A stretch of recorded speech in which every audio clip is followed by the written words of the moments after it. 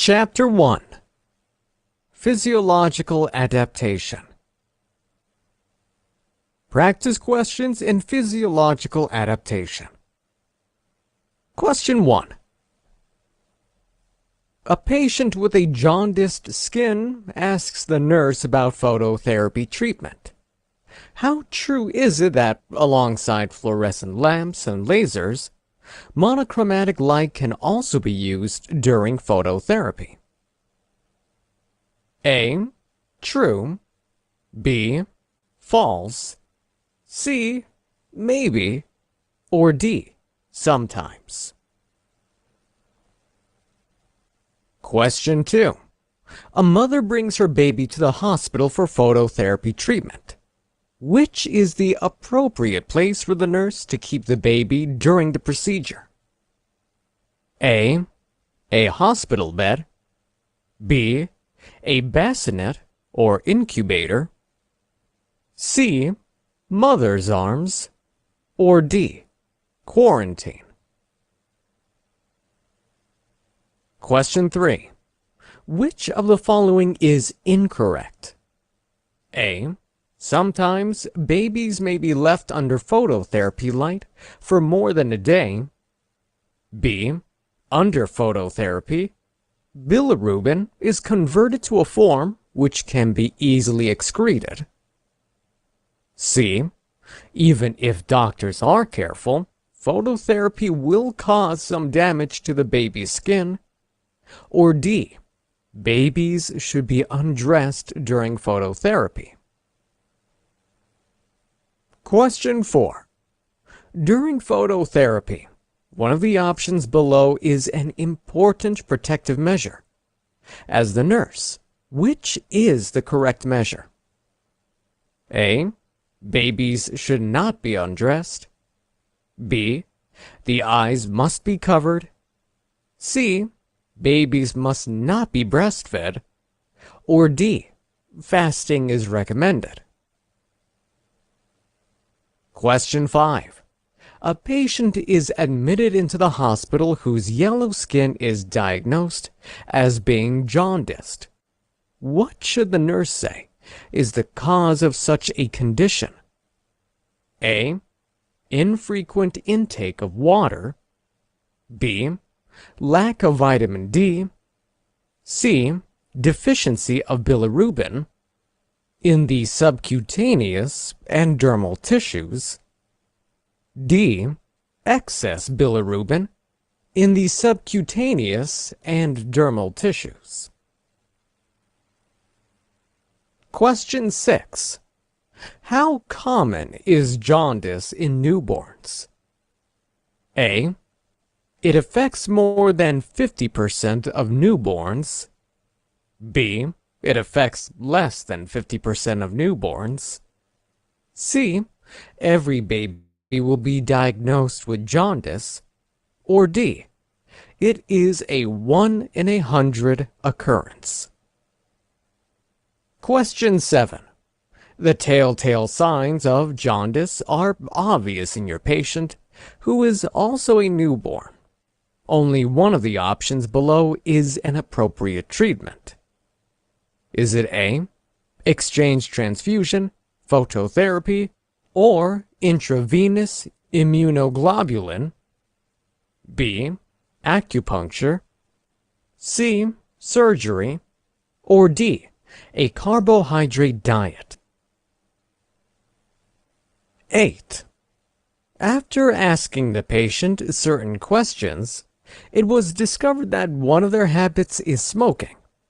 The nurse should advise the patient to quit smoking, because therein lies the cure to psoriasis. Is it A. True? B.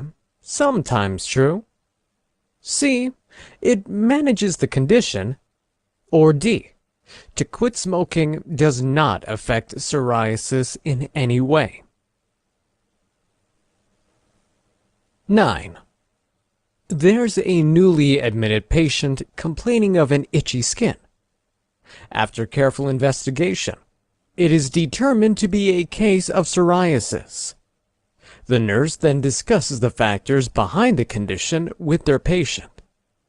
Which of the options below relates to psoriasis the most? A. Rapid buildup of extra skin cells. B. Change of eye color. C. Jaundice. Or D. A chemical imbalance in the body. 10. The nurse is asked by a patient who has been diagnosed with plaque psoriasis if it could spread to every part of their body. Which is the correct answer to give? A. Anywhere except the genitals. B. Only on the upper region of the body. C. Only on the lower region of the body. Or D. Anywhere on the body. 11. On every part of the patient's skin are the rashes and lesions, which are the symptoms of psoriasis. Which one of the options below is the most likely answer? A. Erythrodermic psoriasis. B. Pustular psoriasis. C. Inverse psoriasis. Or D. Guttate psoriasis. Question 12. The patient possesses the obvious lesions on their skin, which is indicative of psoriasis. If they also complain about pain in their joints, this could mean they have A. Joint psoriasis. B. Euntorum psoriasis. C. Inverse psoriasis. Or D. Psoriatic arthritis. 13. In the situation where a baby has cleft lips, the nurse should not instruct the parents of the child to A. Learn the ESSR method of breastfeeding. B. Rest after each swallow by the baby. C. Use pacifiers. Or D. Touch the nipple on the lower lip of the baby to induce suckling. Question 14. A patient complains about how she has had to hide her skin defect caused by psoriasis from everyone she cares about, and feels shame when people stare at her. While she is speaking, the nurse should A. Cut the patient's speech short and tell her about self-confidence. B. Listen patiently. C. Get busy with some other activity. Or D. Hurry the patient as there are more important things to do. 15. The central line dressing of a patient is about to be changed. For safety and precautionary reasons, everyone in the room, including the nurse, should do what? A. Wear a mask. B. Keep the sound of their conversation below certain decibels. C. Say the Lord's Prayer. Or D. Have good hand-eye coordination. 16. The nurse is removing the central line dressing on a patient. The catheter is either sutured or the patient is allergic to tapes.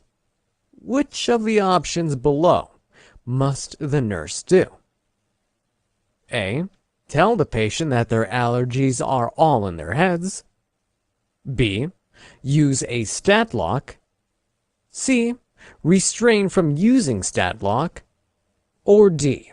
None of the above. 17. There is a material on the stat lock anchor pad which is adhesive. Should it come in contact with acetone or alcohol, the nurse is expected to do one of these. A. Wait for the material to dry out and then use it. B. Use the stat lock immediately after contact with alcohol. C. Replace the stat lock. D. Rinse out the alcohol with water. Question 18. Whether the stat lock is being removed or fixed, care must be taken to prevent the catheter from falling out of place. In such situations, the nurse would A. Hold the catheter in place with their fingers. B. Use a half-steri strip to hold down the catheter. C. Fix or remove the stat lock quickly before it is dislodged. Or D. Be innovative and use some metal instrument to hold the catheter in place. 19. The nurse is about to perform the infusion therapy on a patient. The patient is completely ignorant of the procedure and is likely to become fearful and confused when the nurse begins to perform the procedure. One of the options below is needed to keep the patient calm. A. Put the patient under with anesthesia before they begin asking questions. B. Explain calmly and in some detail the various steps of the procedure to the patient. C. Simply tell the patient they have nothing to worry about. Or D. Embellish your explanation to the patient to keep them from getting worried. Question 20. A half-steri strip is often used to keep the catheter fixed in a certain position, while some other procedure, such as the change of a stat lock, is being performed. Which is the right position for the nurse to place the steri strip? A. Close to the site where the catheter was inserted. B. Far away from the site where the catheter was inserted. C. It can be placed anywhere. Or D. Steri strips are simply a matter of preference. Question 21. The skin prep, though sticky, prepares the skin for any adhesive material during a central line dressing. Before the skin prep is applied, the nurse should disinfect the skin with antiseptic. Which of the options below is the most widely used by nurses? A. Hypochlorite. B. Isopropyl alcohol. C. Chlorhexidine. Or D. Ethanol. Question 22. Chlorhexidine is usually applied to the skin as a germicide. It could also be drawn into a syringe and injected into the patient through the epidural route. A. This is a wrong and unsafe procedure. B. It is sometimes acceptable. C. It is a generally approved procedure. Or D. It should only be injected into the intrathecal space. Question 23. A patient aged 2 years seems to have an arrhythmia. It may be counterproductive to perform telemetry monitoring on such a patient for one of these reasons. Is it A. The child may be confused as to what is going on. B. Children at that age cannot possibly have arrhythmia. C. Telemetry monitoring has never been done on 2-year-old patients. Or D. The electrodes may be too big for the patient, leading to inaccurate results. Question 24. A patient experiencing heart failure symptoms is finally prescribed dobutamine. This inotropic therapy may be what excludes the patient from which of these? A. Normal feeding. B. Telemetry monitoring. C. Home treatment. or D, hospital admission? 25. The surgery was successfully carried out, and it seemed like the patient would make a full recovery. Early the next morning, it was noticed that the patient has full thickness dehiscence. The nurse in this situation will handle the situation by A. Start IV antibiotics and prepare the patient to be taken urgently to the theater. B. Simply wash out the wound and allow it to heal by secondary intention. C. For quick healing, treat the wound with a closure device. Or D. Any one of the above could work. Question 26. A nurse lectures a client with type 1 diabetes on some ways to curb possible complications in the future. Which of these should be included in the lectures? A. Put on shoes made of artificial fibers. B. Wear slippers when moving around or hanging out in the house. C. Avoid wearing insulated boots in cold weather. Or D. Use knee-high nylons instead of pantyhose. Question 27. A patient describes leg pain that lingers while walking and is relieved when rested. He inquires of the nurse the reason for this development. The nurse knows this is A. Arterial insufficiency, B. Venous insufficiency, C. Heart failure, or D. Angina. Question 28. A client who suffers Addison's disease knows that he must eat foods that are high in sodium but are low in blank. Question 29. A client, 18 years of age, is wheeled into the emergency department after a car accident. The client's blood pressure is 105/58 millimeter of mercury, and progressive physical observation shows a ruptured spleen. With this information, the nurse should observe the client for the early signs of decreased arterial pressure, such as A. Wide pulse pressure, B. Increased temperature, C. Disorientation and lethargy, or D. Increased peripheral pulse. Question 30.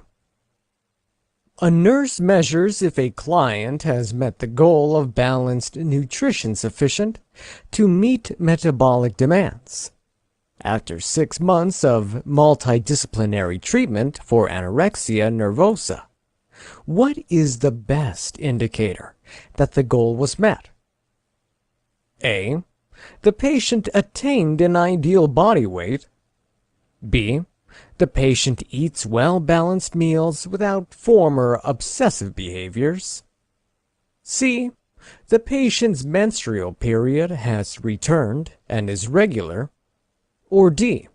The patient no longer sees herself as fat or overweight. Question 31.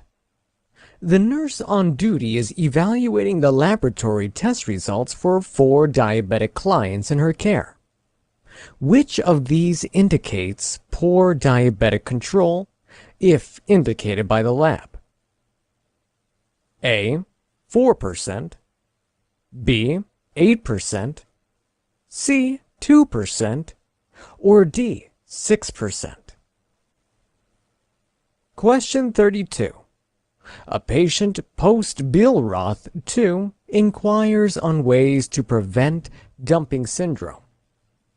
What advice from the nurse would be right? A. Don't lie down after eating or everything will come back up. B. Avoid whole wheat and other heavy foods.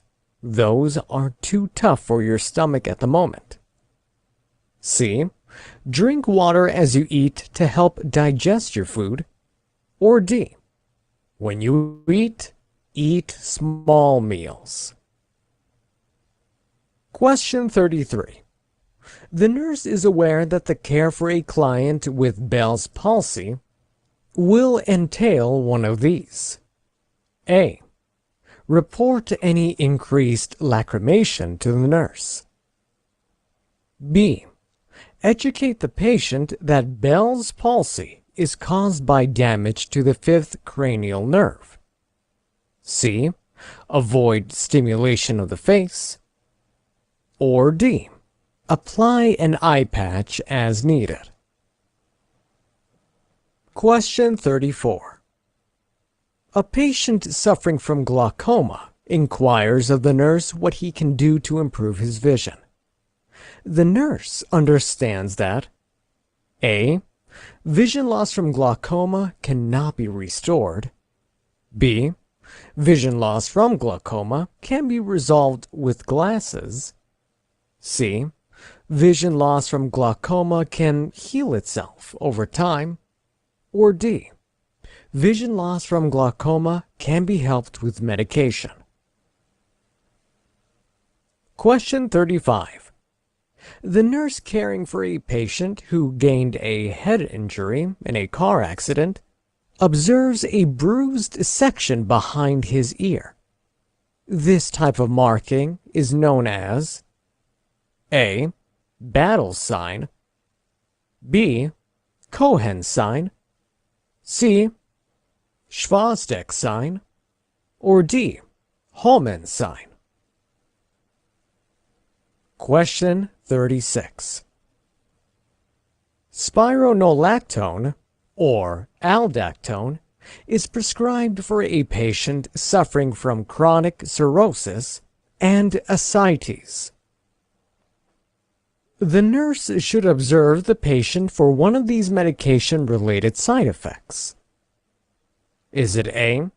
Hyperkalemia, B. Jaundice, C. Constipation, or D. Bradycardia? Question 37. A patient was rushed to the ER by a friend. She states that yesterday evening she felt a tingling and numbness in the toes of both her feet.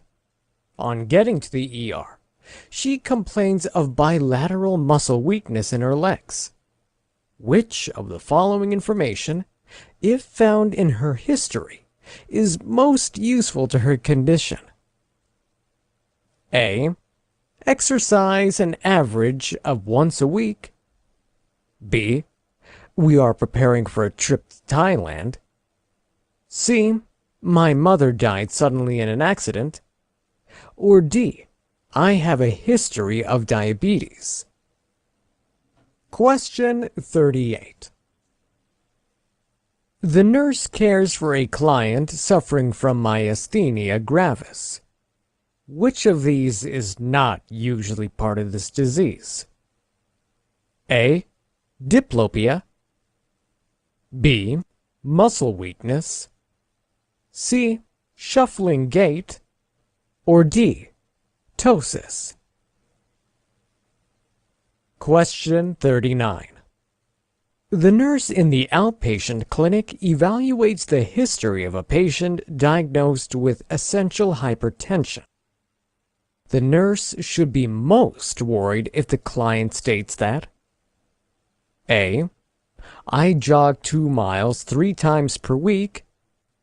B.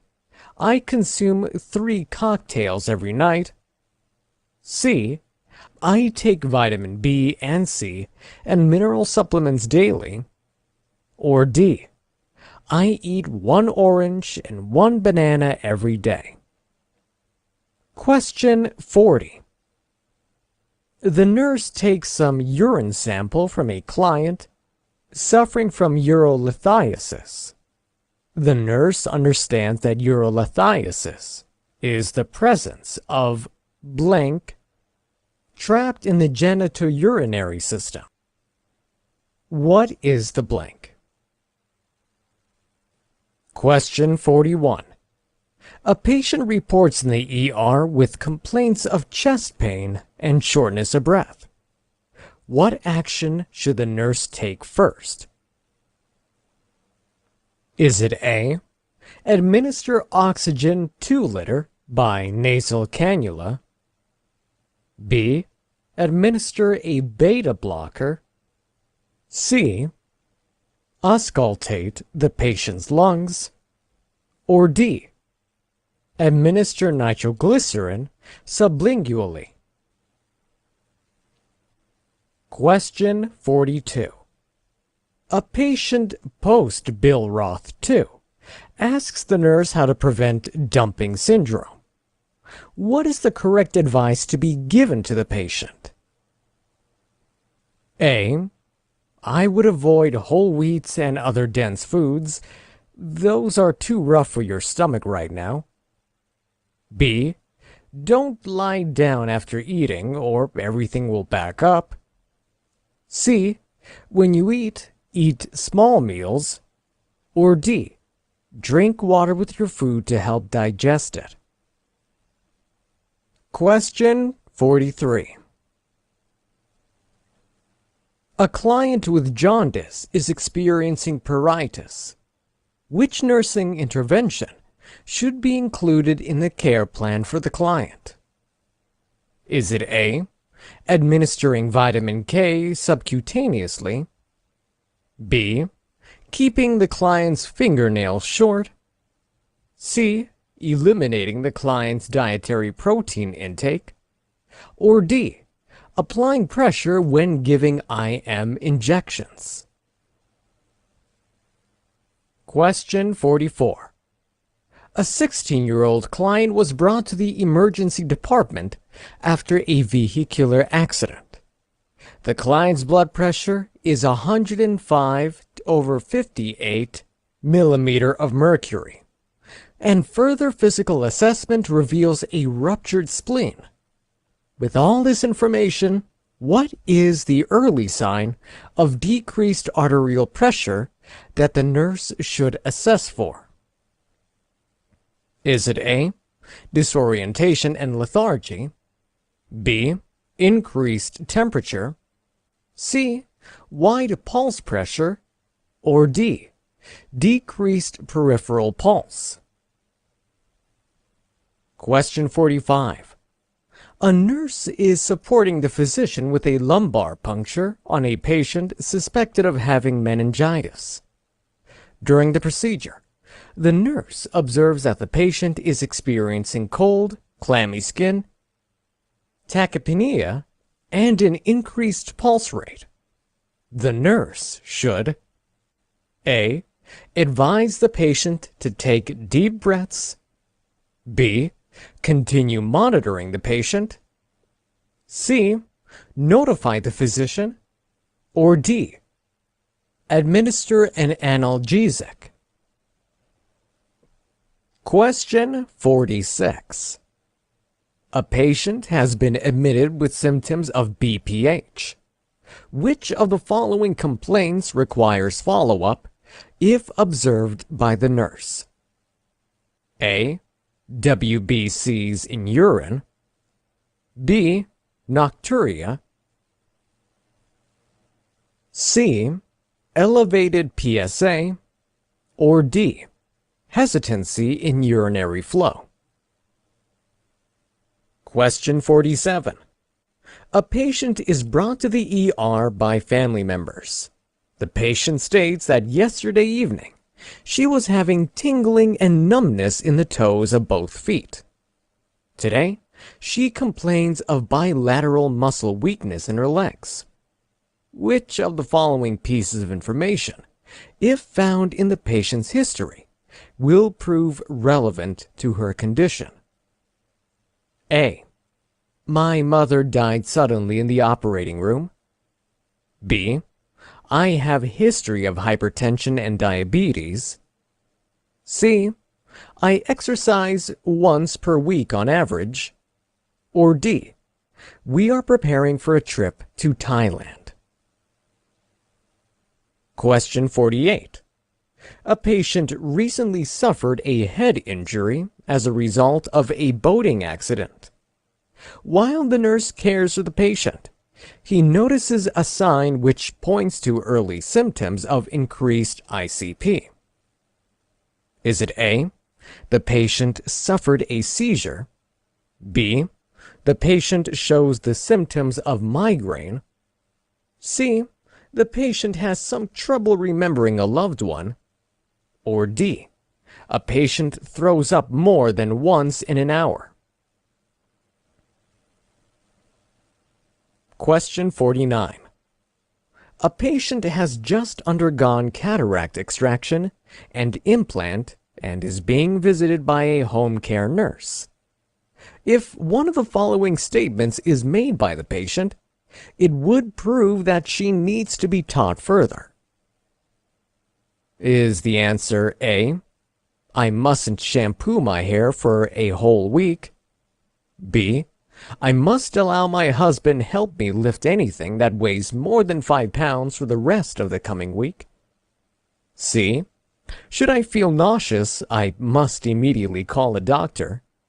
Or D, the itching in my eye probably means it is healing. Question 50. The following lab values belong to a certain male patient: 1.5 phosphate, 15.5 hemoglobin, 2.9 TSH, 8.0 calcium, and 25 arterial HCO3, or bicarbonate. Which of the following values should raise the most alarm and demands the attention of a physician? A, calcium, B, hemoglobin, C, arterial HCO3, or D, phosphate? Answers. Question 1.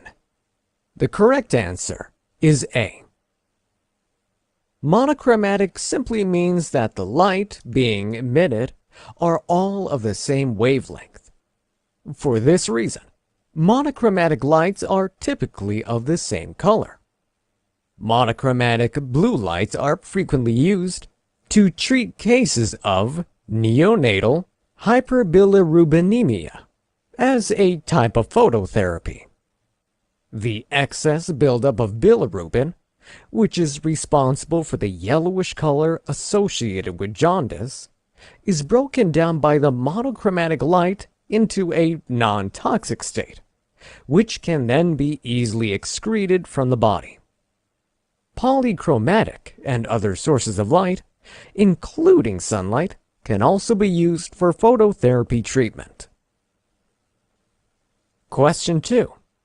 The correct answer was B. Phototherapy may last a few days, and the parents of the baby or hospital personnel may not always be present at every second to keep watch over the child. If placed directly on the hospital bed, babies have a tendency to roll over and fall to the ground.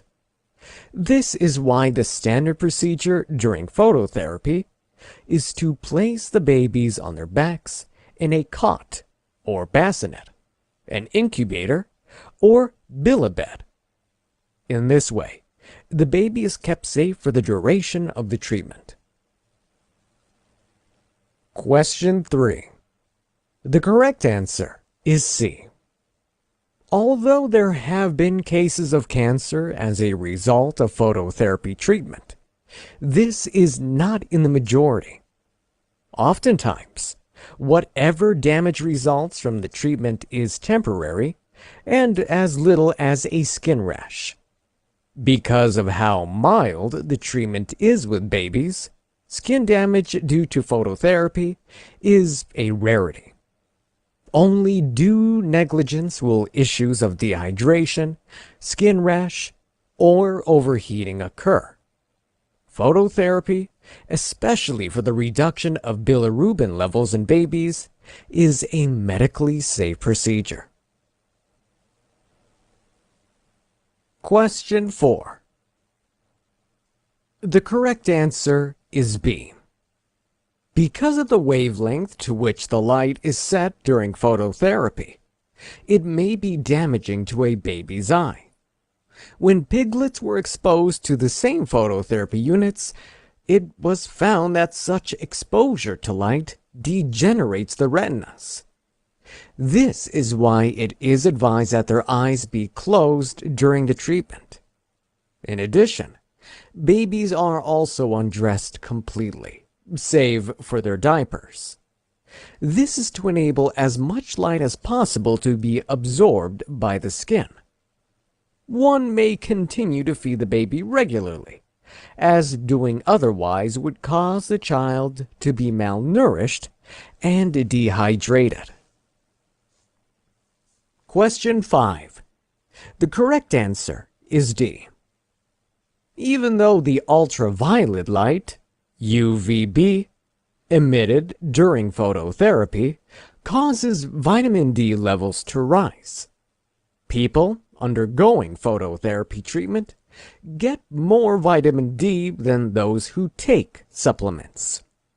It does not account for why the skin and the eyes of a patient diagnosed with jaundice are yellow. It is instead connected to the bilirubin levels in the body. There are several reasons why there could be a buildup of bilirubin. The yellow pigment, which is formed when old red blood cells are broken down in the liver in an adult, one of which is an obstructed bile duct.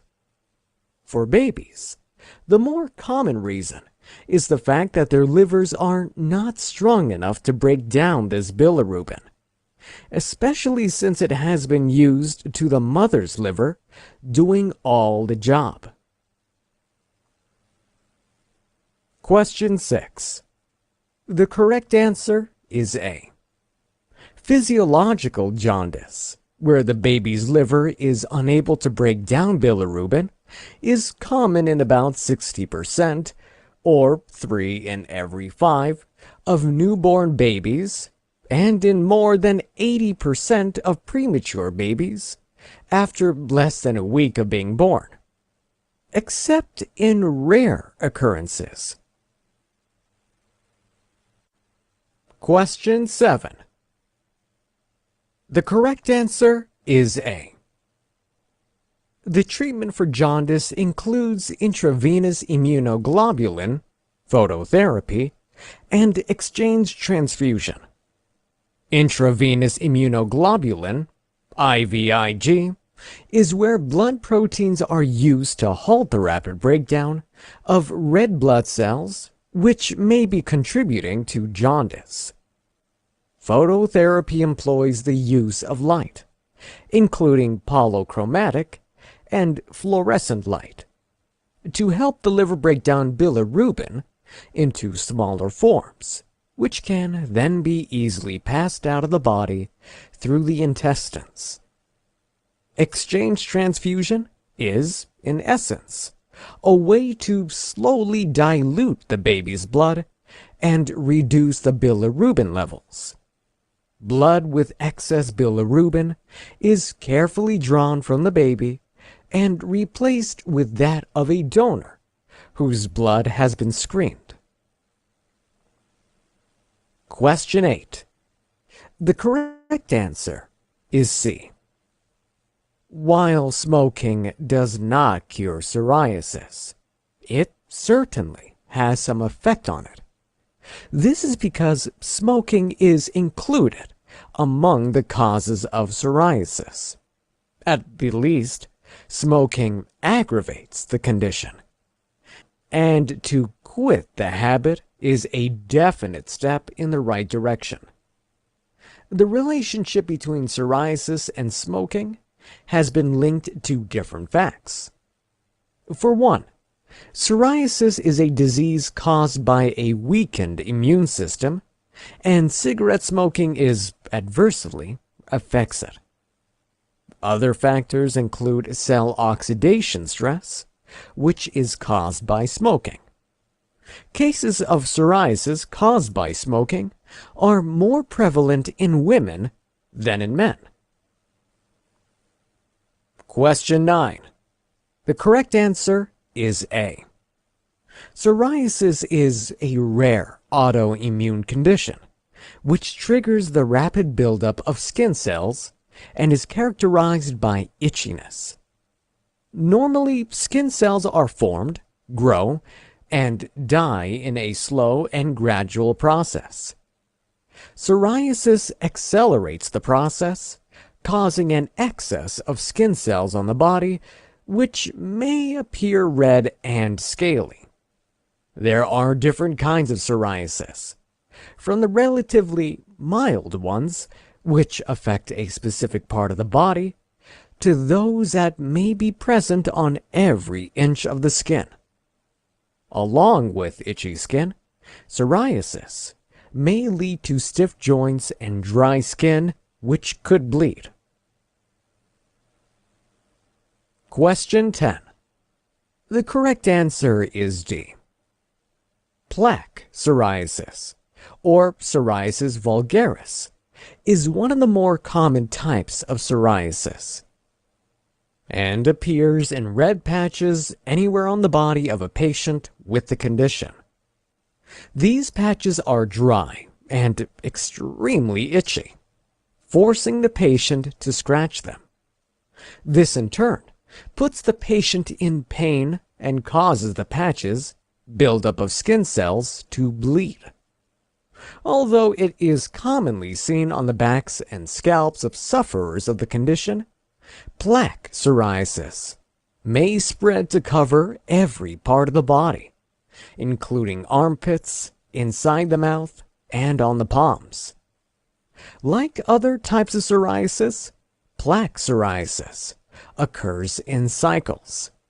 Sometimes it clears up completely, only to return with much higher intensity. Question 11. The correct answer is B. Of all the options, only pustular psoriasis has the tendency to affect every part of the body.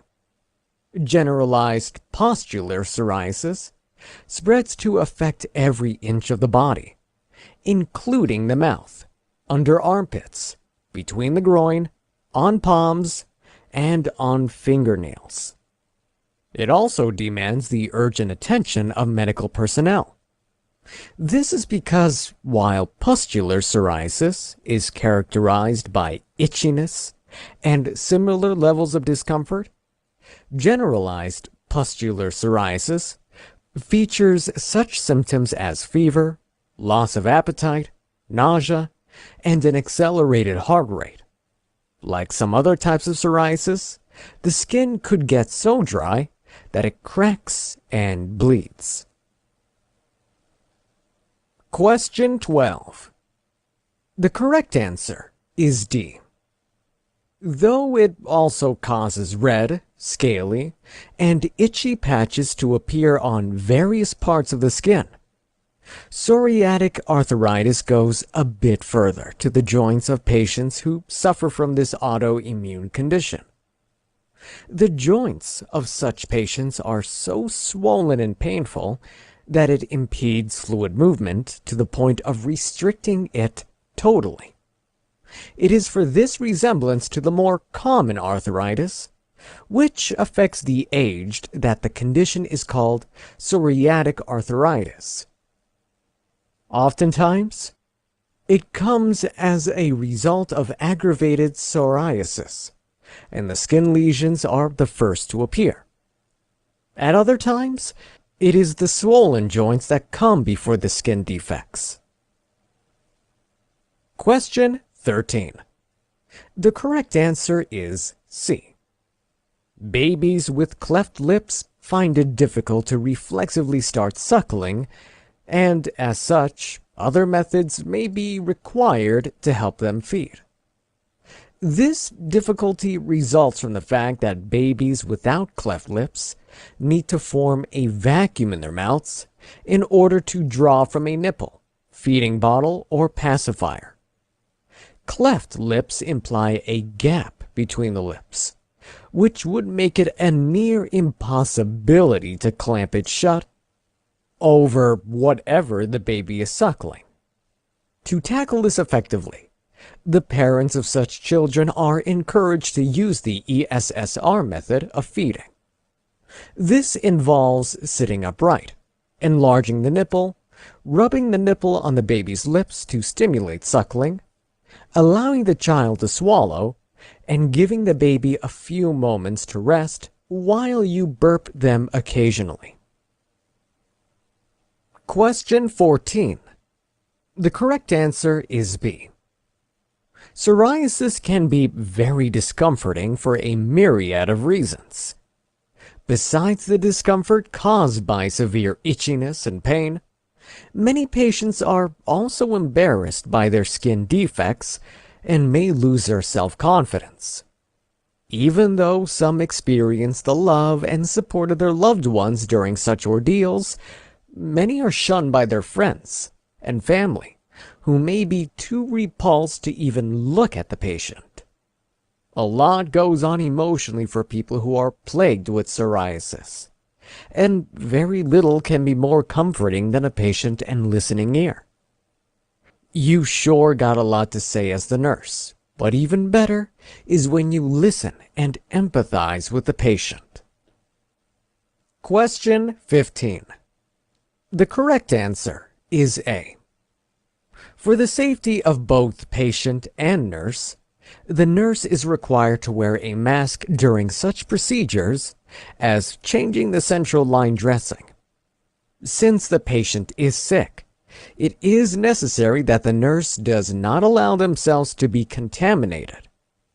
In a like manner, the nurse should not make the patient's condition worse by releasing certain contaminants from their mouths or noses onto the patient.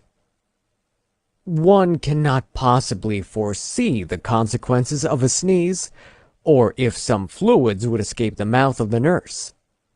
Also, things like spurts of blood, or, if the patient is awake, spittle from their mouth, may also get on the nurse. This is why a mask is worn, to safeguard the health of nurse and patients. Question 16. The correct answer is C. In such a situation, though a stat lock is a much better option than simply using some adhesive to hold down the catheter, the nurse mustn't use one to avoid giving the patient an allergic reaction. In the contraindications, as a part of the instructions for using the device, it is written that known tape or adhesive allergies, known sensitivity to benzoin should be a reason to not use a stat lock. Other reasons may arise which are unique to certain patients, and as such, nurses must be alert to such things. Question 17. The correct answer is C. Replace the stat lock if it comes in contact with either alcohol or acetone. This is because the strength of the bonding material on the stat lock is weakened by alcohol. It would then be unnecessary, as the stabilization device as the stat lock would have lost its ability to adhere to the skin of the patient. This is also why the alcohol used to clean the patient's skin is allowed to dry before a stat lock or any adhesive material is used. Also, trying to clean out the alcohol or allowing the stat lock stabilization pad dry out is of little or no use to the adherence of the device. It should be disposed of. Question 18. The correct answer is B. If the stat lock is about to be removed, this would involve lots of movement, which could cause problems in the insertion point or for the entire catheter to become dislodged. Care must be taken to avoid such issues by efficiently securing the catheter to the patient's body. A half steri strip is often used to achieve this. Steri strips are the porous strips of surgical tapes, which are normally used in place of sutures to close wounds. They can also be used for the purpose of holding catheters down. Question 19. The correct answer is B. While you may have to anesthetize your patient during an infusion therapy, it is necessary that you inform them about what would happen. You should, in fact, do so before the patient is lying on the bed about to be operated on. This is good, both to avoid legal issues and for the peace of mind of the patient. Patients about to undergo any type of surgery have the tendency to become worried about what would happen to them, especially since they might not be conscious during the procedure.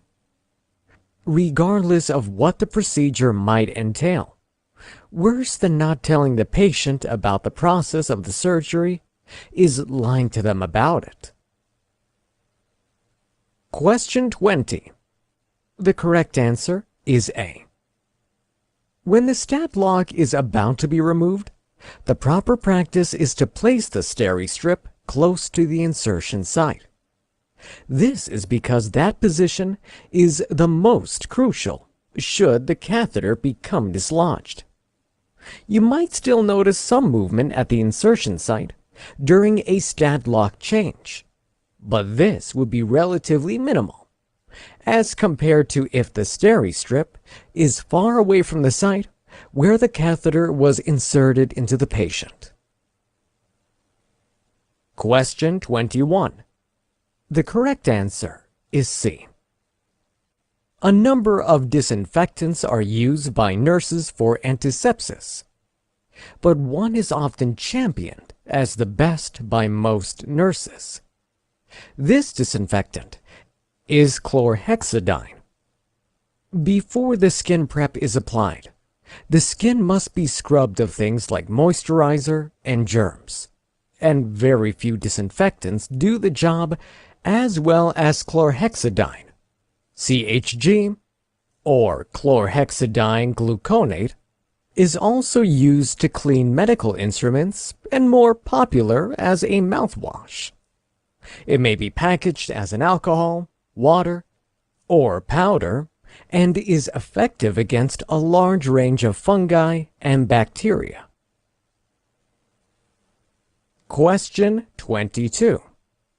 The correct answer is A. Because of the color of chlorhexidine and how easily it can be mistaken for some other fluid substances when the containers are not labeled, many cases of it being injected into patients have often been reported. This can be quite deadly, especially for those instances when it is injected as part of an epidural. Chlorhexidine is meant to only be used topically or as a mouthwash, which should not be swallowed. An epidural may be performed during childbirth to prevent the mother from feeling the usual pains. Medications to this effect are injected between the spinal fluid and vertebrae. It could result in some serious complications if what is injected is an antiseptic fluid. Question 23. The correct answer is D. Although individuals of any age can be diagnosed with arrhythmia, which is an irregular heartbeat, it is of little use to perform telemetry monitoring on children who are below the age of 3. The electrodes placed on the chest and stomach of the child may return incorrect signals about the activity of their heart, which completely defeats the purpose of the procedure. Also, children who are very young tend to be somewhat restless at times and may not stay calm as is needed for proper telemetry monitoring. This procedure is better carried out on adults or older children. Question 24. The correct answer is B. There are a number of reasons why telemetry monitoring may not be suitable for certain patients. One of which is if the person has just undergone inotropic therapy. This therapy is performed on a patient whose heart beats in a slow rhythm, typically less than 60 times in 1 minute. This condition is called bradycardia and can be as a result of extreme fitness level, heredity, some disease, or meditation. Dobutamine may be prescribed to speed up the muscle contractions of such a heart. This inotropic therapy is not suitable for accurate telemetry monitoring. Question 25. The correct answer is A. Full thickness dehiscence is also known as a burst abdomen. From the name, one can tell the potential seriousness of a full thickness dehiscence. It occurs after a surgery on the belly, either because of heavy lifting, inadequate nutrition, or bad surgery technique. The latter is the more common cause of why a patient could have a burst abdomen soon after surgery. Unlike with superficial dehiscence, simply washing out the wound, allowing it to heal by secondary intention, or using a vacuum closer devices would not suffice to cater to the situation. Instead, the patient must be quickly prepared to go to the theater so as to close the wound again. Question 26. The correct answer is B. Slippers protect the feet from cuts, bruises, or getting banged. Due to neuropathy, the patient wouldn't know that he or she has been wounded. For shoes, they should be made of natural fibers, and knee-high nylons should not be worn at all. Question 27. The correct answer is A. Arterial insufficiency is a condition that slows or sometimes stops the flow of blood through the arteries, causing pains and cramps or numbness in the affected area. This pain is known as intermittent claudication. Question 28. The correct answer is potassium. Addison's disease, which is also known as adrenal insufficiency, is a rare anomaly that occurs when the body fails to produce enough of specific hormones. A patient with Addison's disease must be placed on a diet of high protein, high carbohydrate, high sodium, and low potassium. Question 29.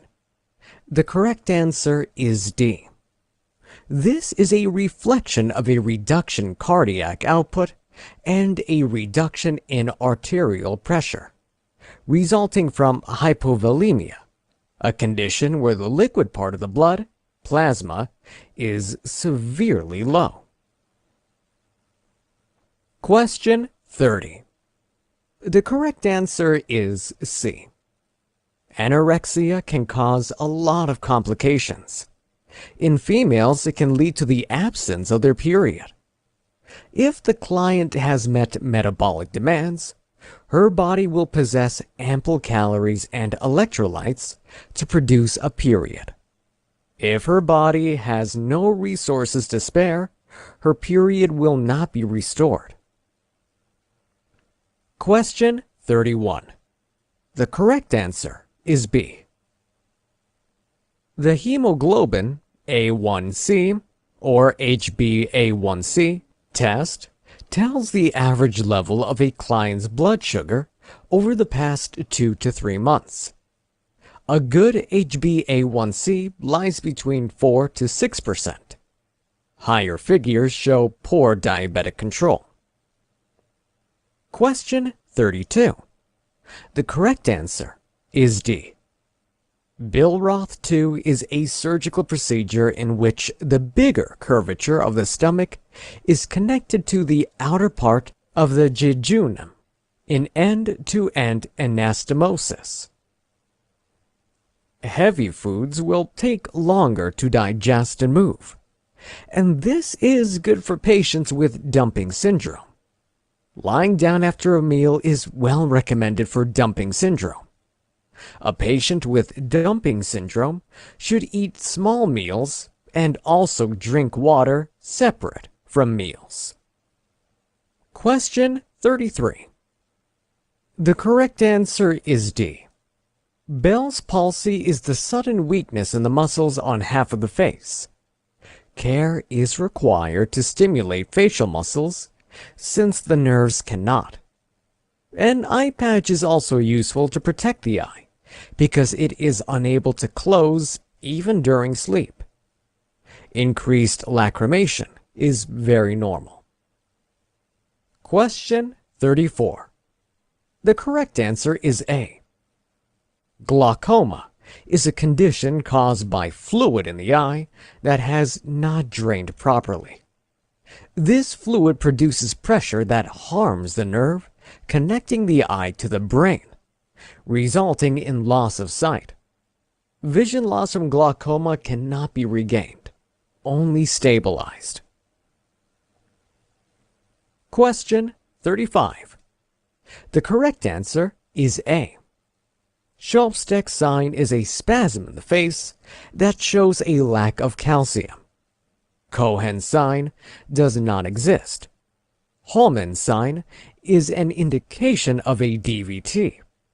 Battle sign is a result of a head injury and possible internal bleeding. Question 36. The correct answer is A. Ascites, a common complication of cirrhosis, and is a notable sign in the history of chronic liver disease. Hyperkalemia occurs because spironolactone is a potassium-sparing diuretic. The patient should be advised to avoid food with high potassium content. Question 37. The correct answer is B. Preparing for a trip to Thailand means that the patient has been receiving immunizations, which could trigger Guillain-Barré, a condition where the immune system attacks the nerves. Guillain-Barré syndrome mostly begins with tingling and weakness starting in the feet and legs. It then spreads to the upper body and arms. Question 38. The correct answer is C. Myasthenia gravis, or MG, is a long-term neuromuscular disease that leads to various forms of skeletal muscle weakness. The normally affected muscles are those of the eyes, face, and throat. It could result to double vision, drooping eyelids, trouble talking, and even trouble walking. Shuffling gait is always typical of Parkinson's disease, not myasthenia gravis. Question 39. The correct answer is B. Alcohol is a major risk factor for a patient suffering from essential hypertension. Question 40. The correct answer is stones. Kidney stone disease is when a solid piece of material, kidney stone, occurs in the urinary tract. Kidney stones usually form in the kidney and leave the body in the urine. Kidney stones occur at any point in the genitourinary system and is known as urolithiasis. Question 41. The correct answer is A. ABCs. Oxygen should be administered first. Question 42. The correct answer is C. Whole wheat and dense foods take a longer time to digest and move. which benefits patients with dumping syndrome. It is also recommended to lie down after eating. Eating small meals and drinking water separate from meals is also recommended for dumping syndrome. Question 43. Pruritus means itching. Therefore, keeping the client's fingernails short will stop from scratching himself and injuring his skin. Question 44. The correct answer is D. This is a reflection of decreased cardiac output and a decreased arterial pressure resulting from hypovolemia. Question 45. The correct answer is C. This is an abnormal reaction. Thus, the physician must be notified. Lumbar punctures expose the patient to an increased risk of complications and adverse reactions. Question 46. The correct answer is A. Hesitancy in urinary flow, nocturia, and elevated PSA are typical signs in a patient who has BPH. WBCs in urine, however, indicate an infection like a UTI. Question 47. The correct answer is D. The condition described, Guillain-Barré, is triggered by immunizations received while preparing for a trip to Thailand. Question 48. The correct answer is C. Altered level of consciousness is always the earliest and usually first sign from a patient. Vomiting, seizures, and severe headaches are late signs. Question 49.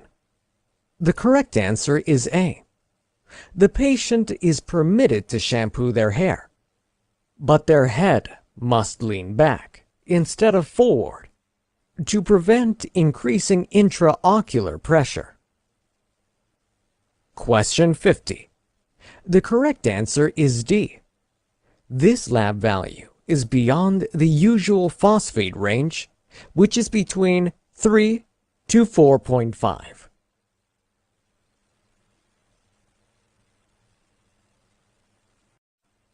Chapter 2. Basic Care and Comfort. Practice questions on basic care and comfort. Question 1.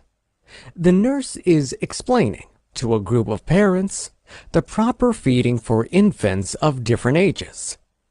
The nurse should not tell them A. The necessity of breastfeeding, B. The importance of vitamin B12 and vitamin D, C. To give the babies iron supplements after 4 months of exclusive breastfeeding, or D. To continue breastfeeding the child without iron supplements after 4 months. Question 2.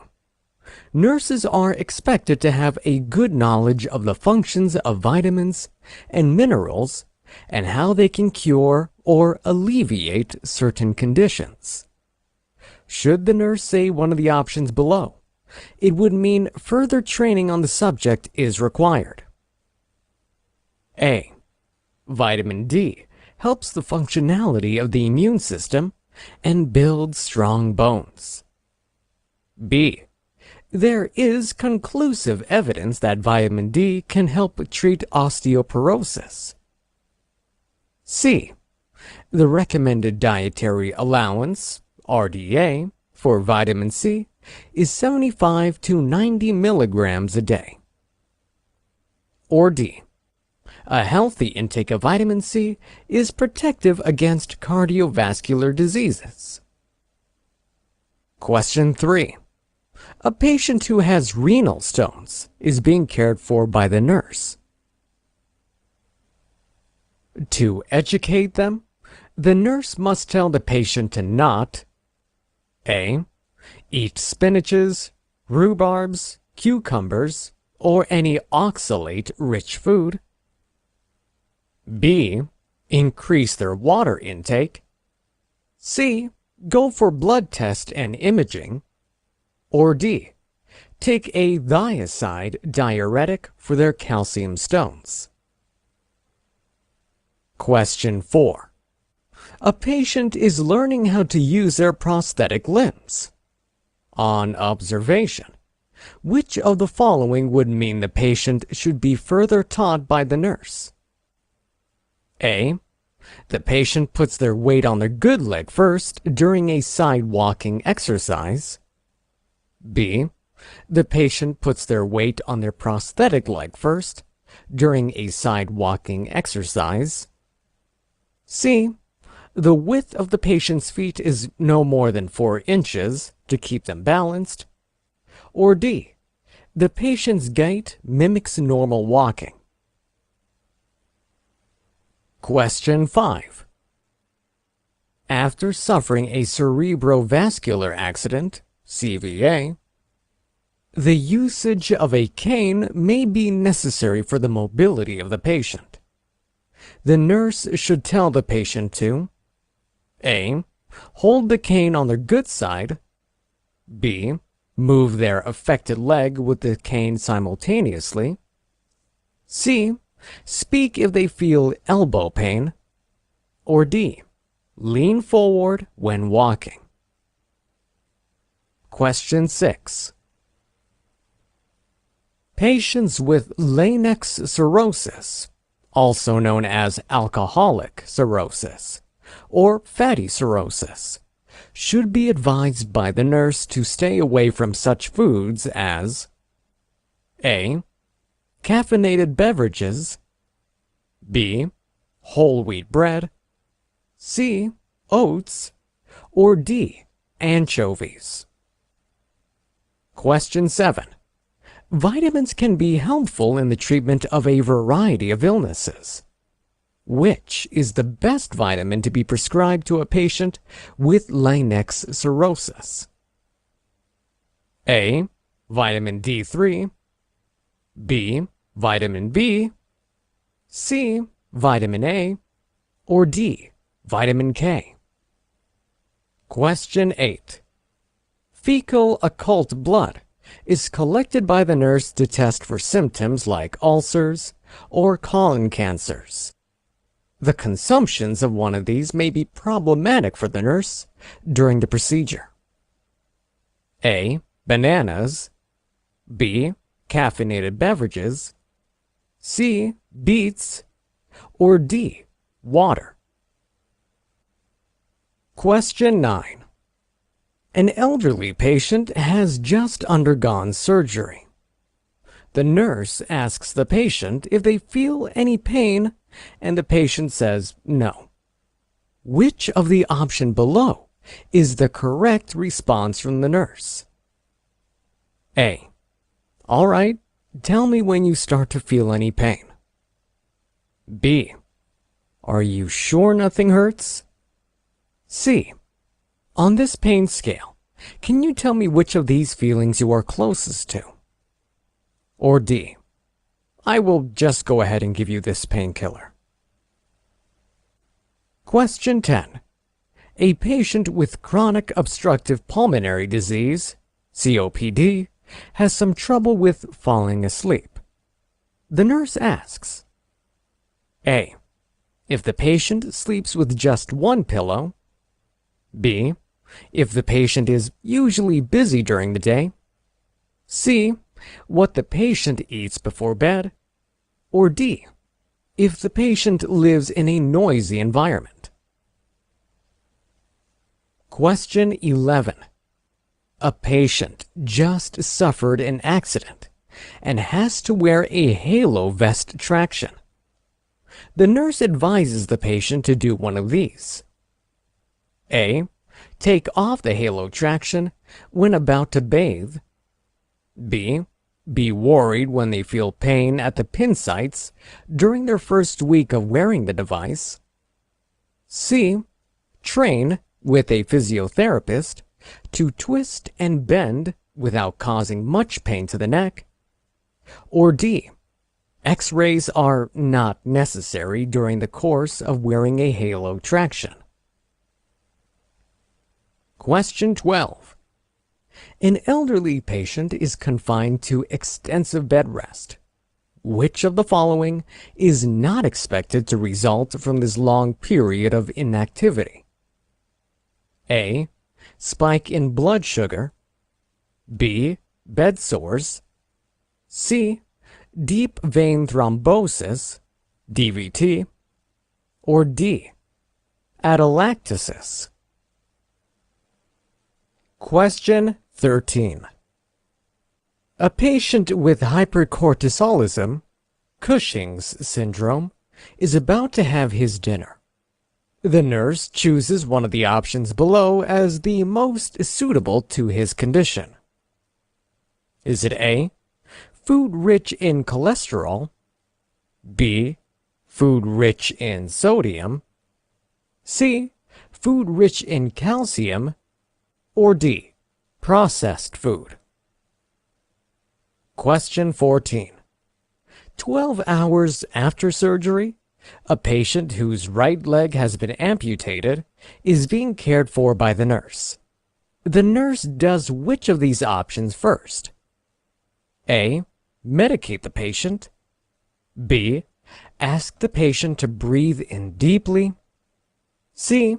Help the patient get out of bed as part of post-surgical ambulation. Or D. Replace the dressing on the site of the surgery. Question 15. The nurse is explaining to a confused patient about the use of traction. One of the following is the best answer to give. Is it A. It helps the patient's leg heal quickly by keeping it still. B. Traction reduces muscle spasms. C. Traction allows blood flow, which helps the leg heal. Or D. Traction helps keep the leg in place, which stops it from healing in a crooked manner. It also helps to avoid muscle spasms. Question 16. The nurse is feeding a patient who is at risk of aspiration and encourages the patient to eat with her chin facing up. Is it A. This sometimes prevents aspiration. B. This always prevents aspiration. C.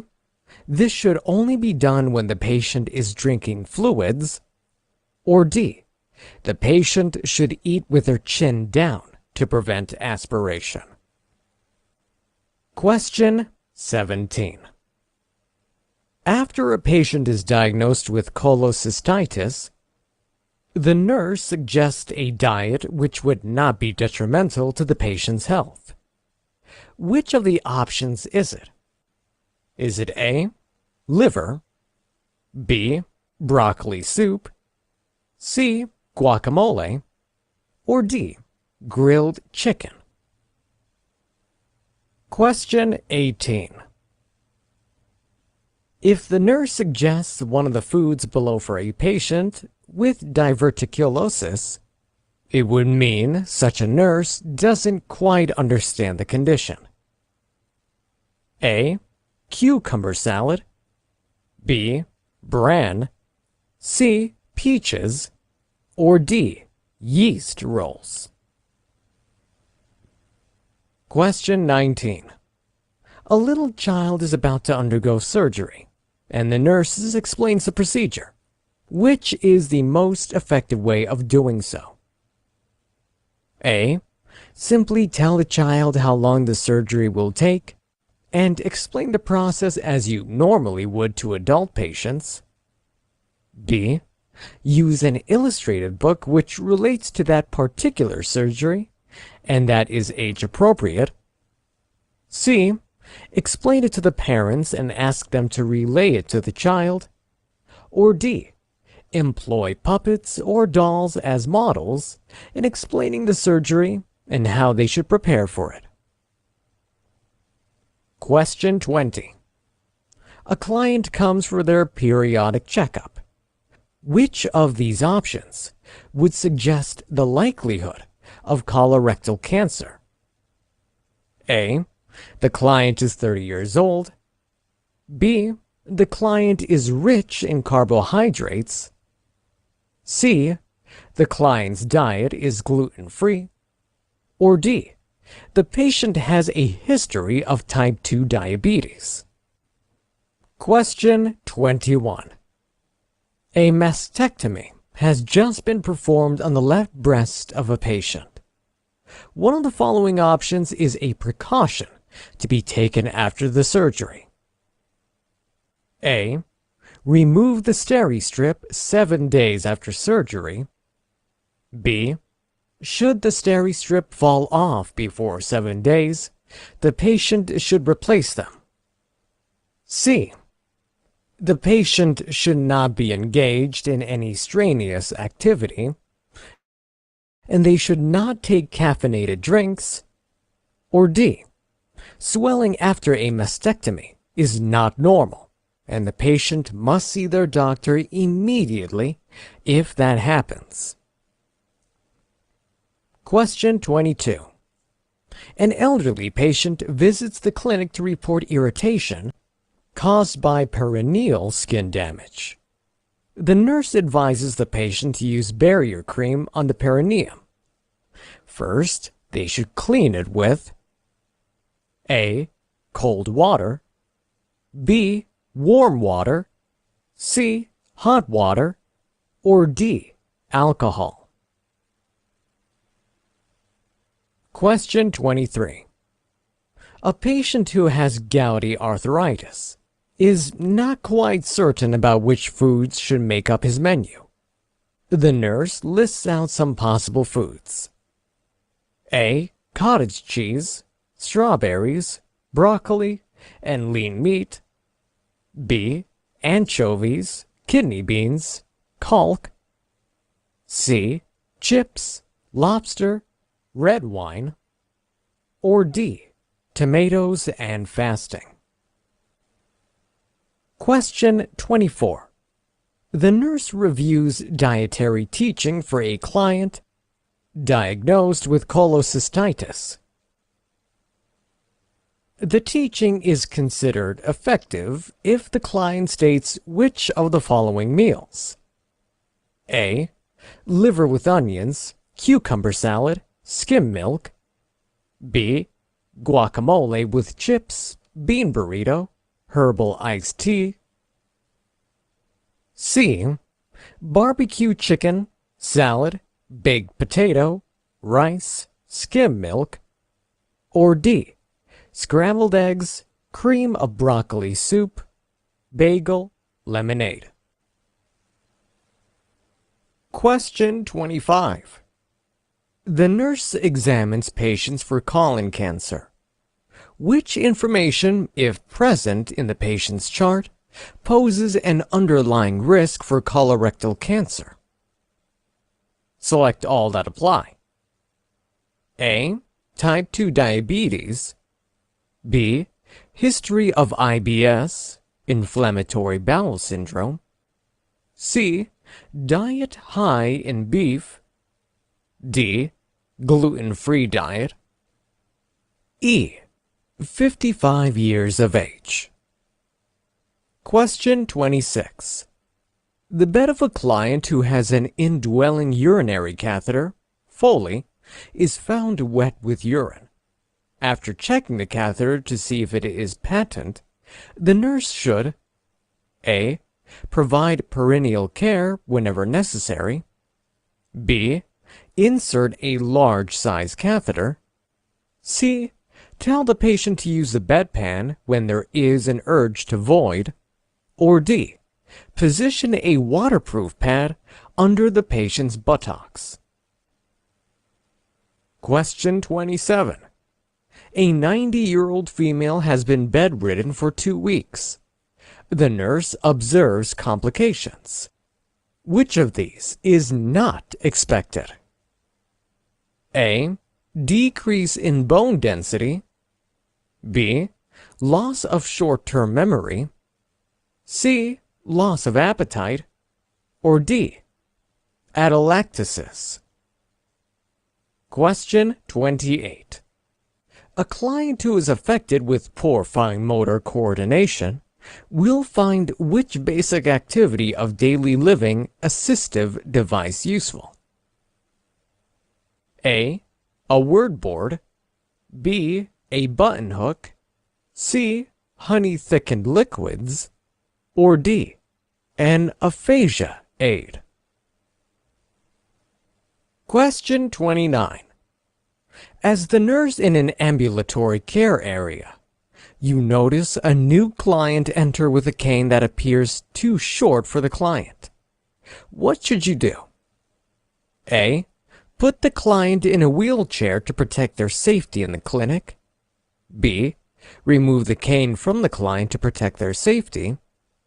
C, teach the client about the proper length of a cane. Or D, have the client use a wheelchair rather than the cane. Question 30. Your client is a post-operative client with complaints of abdominal distension and flatus. Which intervention would you most likely do for this client? A, a return flow enema. B, a retention enema. C, a cleansing enema. Or D, a laxative? Question 31.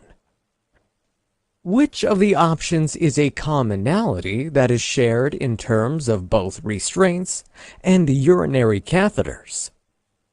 A, both can lead to infection.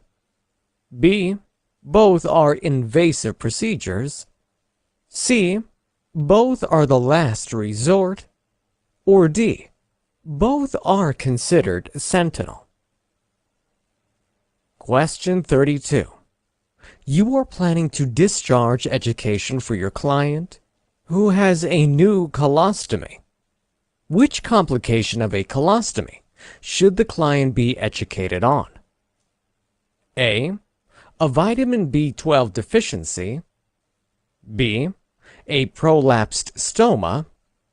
C, nocturnal enuresis.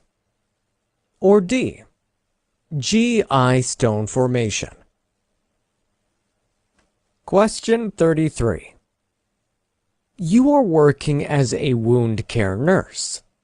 You measure the size of a client's wound, and it is 3 centimeters deep, 2 centimeters long, and 4 centimeters wide. How would you document the dimension of this wound?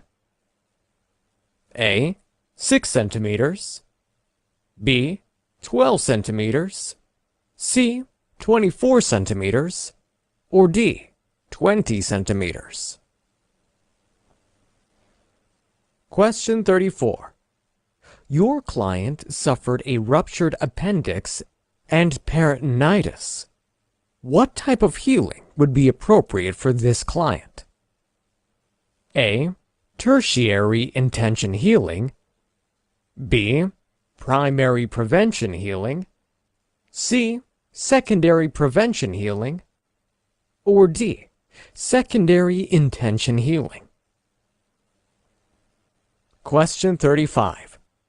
The lower left leg of a patient has just been amputated, and 12 hours after that, a nurse is attending to the patient.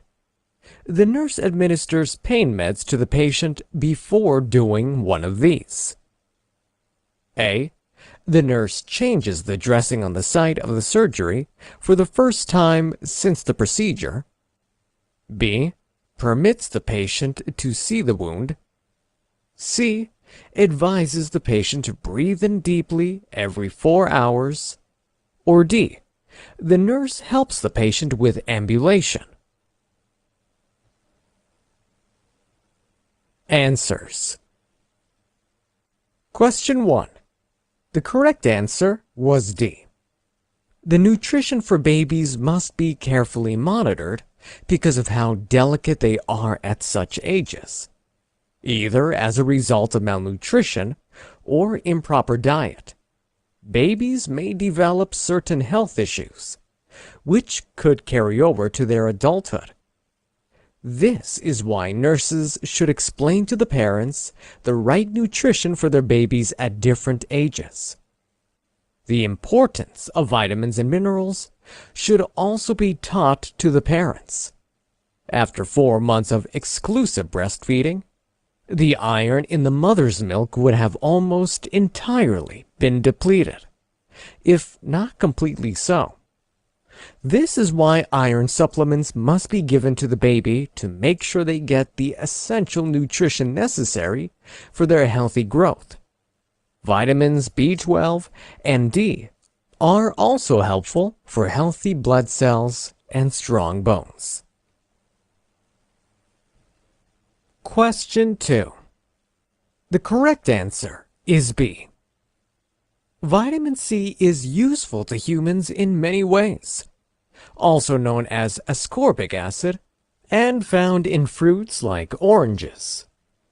It helps in the repair of body tissue. It is an antioxidant and may be preventative against heart diseases and prevents against iron deficiency. Cardiovascular diseases have to do with health issues that are related to the heart. Whether it is the abrupt stopping of the heartbeat, as in a cardiac arrest, high blood pressure, or diseases of the artery, they are all part of cardiovascular diseases. There is no satisfactory and conclusive evidence that the intake of vitamin C can help stop cardiovascular diseases, even though it may help prevent them. Question 3. The correct answer is A. Renal stones, kidney stones, renal lithiasis, or nephrolithiasis is a very common health problem and is popular for being often linked to some of the most painful human experiences. Made of salts and other minerals, these crystallized stones that are often formed as a result of concentrated urine can be quite an ordeal to pass out, as they travel through the urinary tract to be expelled. A patient could simply drink lots of water and take painkillers to pass out the stones. On some other occasions, depending on the size of the stone, it may require surgery.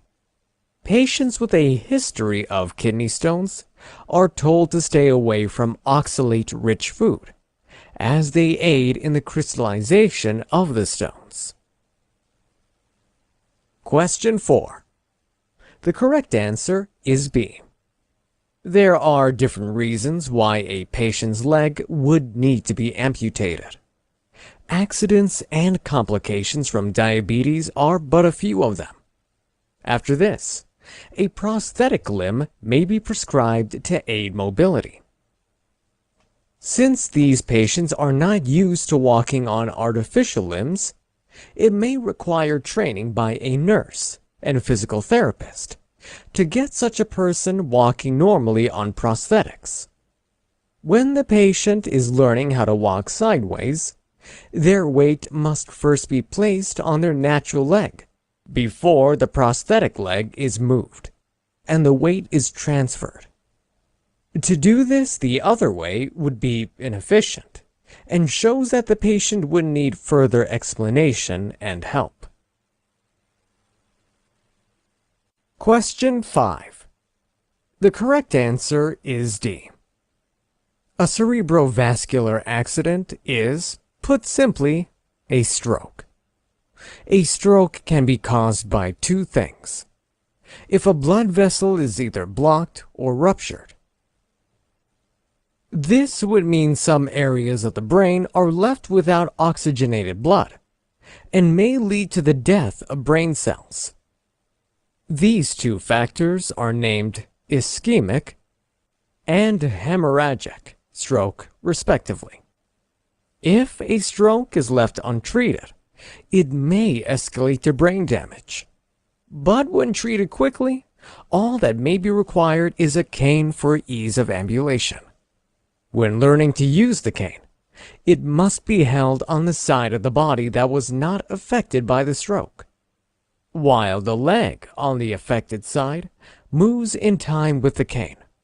For those who are new to using a cane, they might experience some elbow pain at first. The patient should not be embarrassed by or hide the pain. They should also not lean forward while walking with the cane.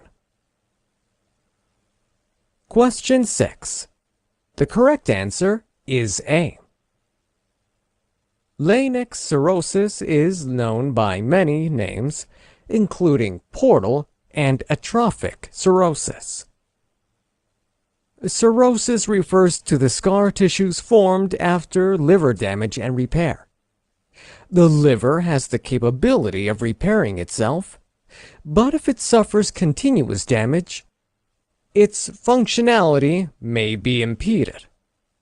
The more scar tissue formed on the liver, the weaker it becomes in not just healing itself, but also carrying out its normal and necessary functions. Cirrhosis is often physically detected only in its late and most deadly stage.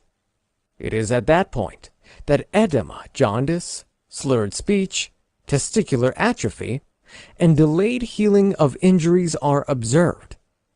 To either prevent cirrhosis or stop further complications, certain foods must be avoided. Some of them are caffeinated beverages and fatty foods.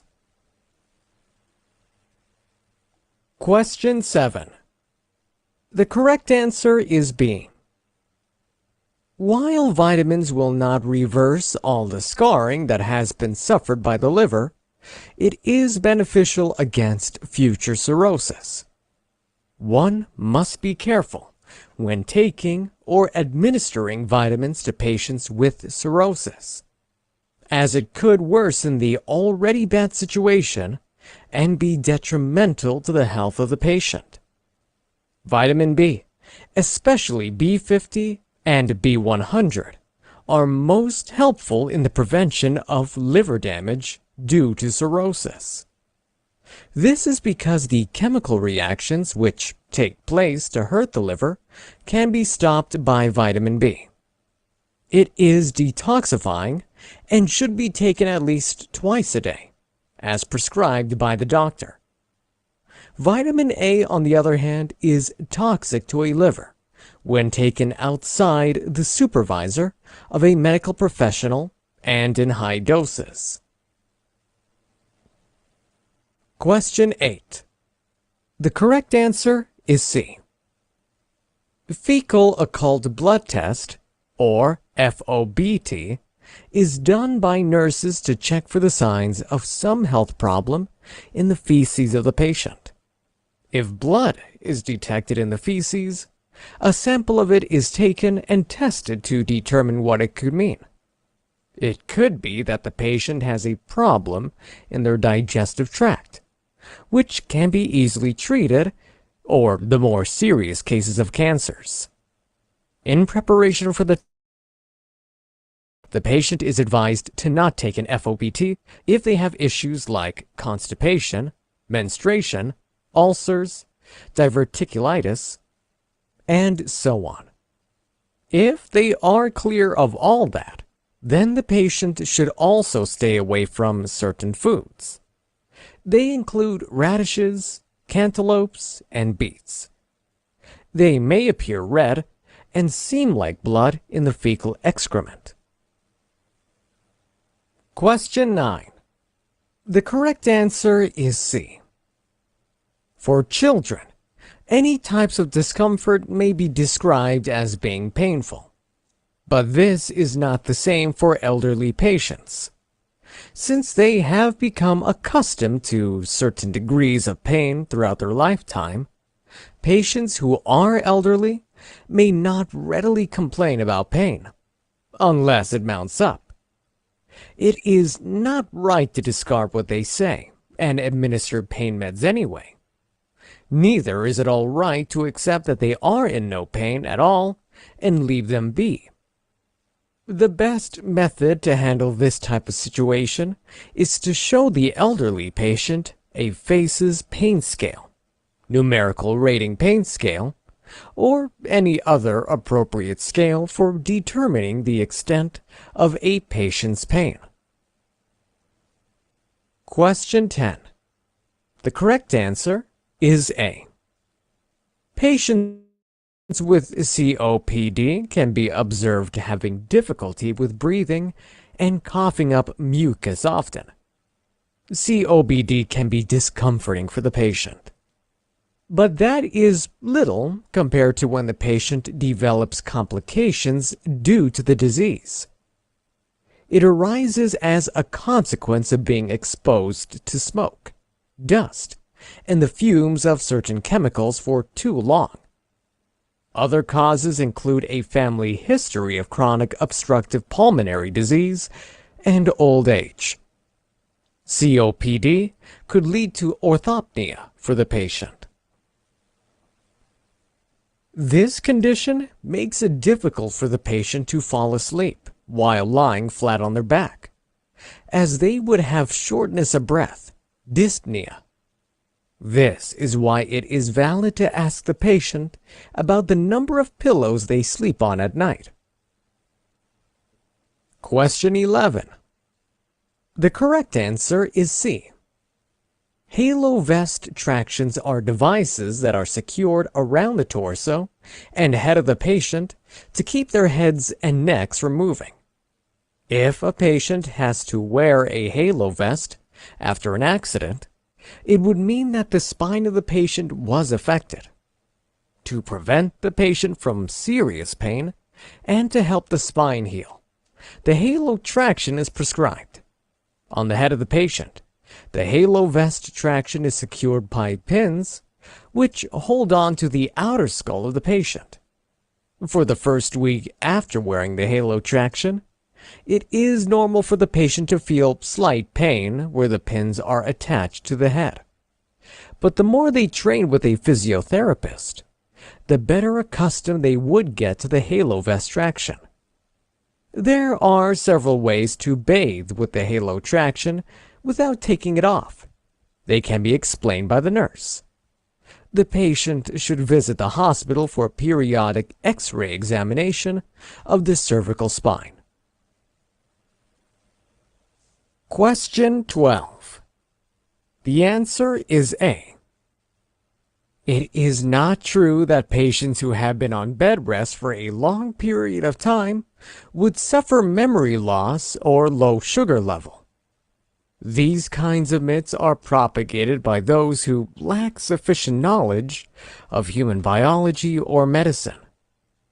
The symptoms which result from extensive periods of being confined to the bed are atelectasis, osteoporosis, bed sores, DVTs, etc.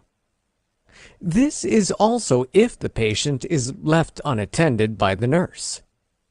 Osteoporosis is when old bones break away, and new ones do not grow quickly to replace them. The porous look of the bone is where the name comes from, and why something as simple as coughing will cause the bones in the wrist, hip, or other affected places to break away. Atelectasis is lung failure due to fibrosis, lung tumors, chest injuries, surgery, and so on. Deep vein thrombosis can be caused by long periods of immobility. It is when blood clots are formed in the deep veins of a person's body. The blood clots can travel from the deep veins to the lungs, and this is called pulmonary embolism. Question 13. The correct answer is C. Cushing syndrome, or hypercortisolism, is the condition whereby the body produces more cortisol than it requires. Also, certain corticosteroids can be abused to increase cortisol level. Cushing syndrome can manifest on the body and affect the patient's health in different ways. Physical signs that can be observed include fatness of the face, or the full body, or a lump on the shoulder. But these are usually overlooked as mere putting on of weight due to a lack of exercise or overeating. Cushing syndrome can affect the integrity of a patient's bones or cause high blood pressure. Salty and fatty foods should be avoided by patients with Cushing syndrome. Instead, they should eat more calcium-enriched foods to strengthen their bones. Question 14. The correct answer is A. 12 hours after surgery is good enough time to start assisting the patient with post-surgical ambulation. The nurse should help the client from their bed to a wheelchair and move them about for a bit. Before this is done, the nurse must have given the patient pain medication. Otherwise, getting the patient out of bed may be somewhat agonizing to the patient. Encourage the patient to engage in deep breathing in order to stay relaxed and relieve pain. Though the dressing must have been changed before all these, this would most likely have taken place before the 12 hours mentioned in the question. Question 15. The correct answer is D.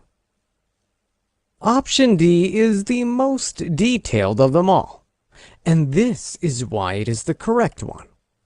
When explaining anything to a patient, the nurse should do so succinctly and in detail. Information from the patient, but do not ramble on until the patient is bored and stops paying attention. Tractions of any kind are used to help fractured and dislocated bones, muscles, and tendons heal in a straight manner.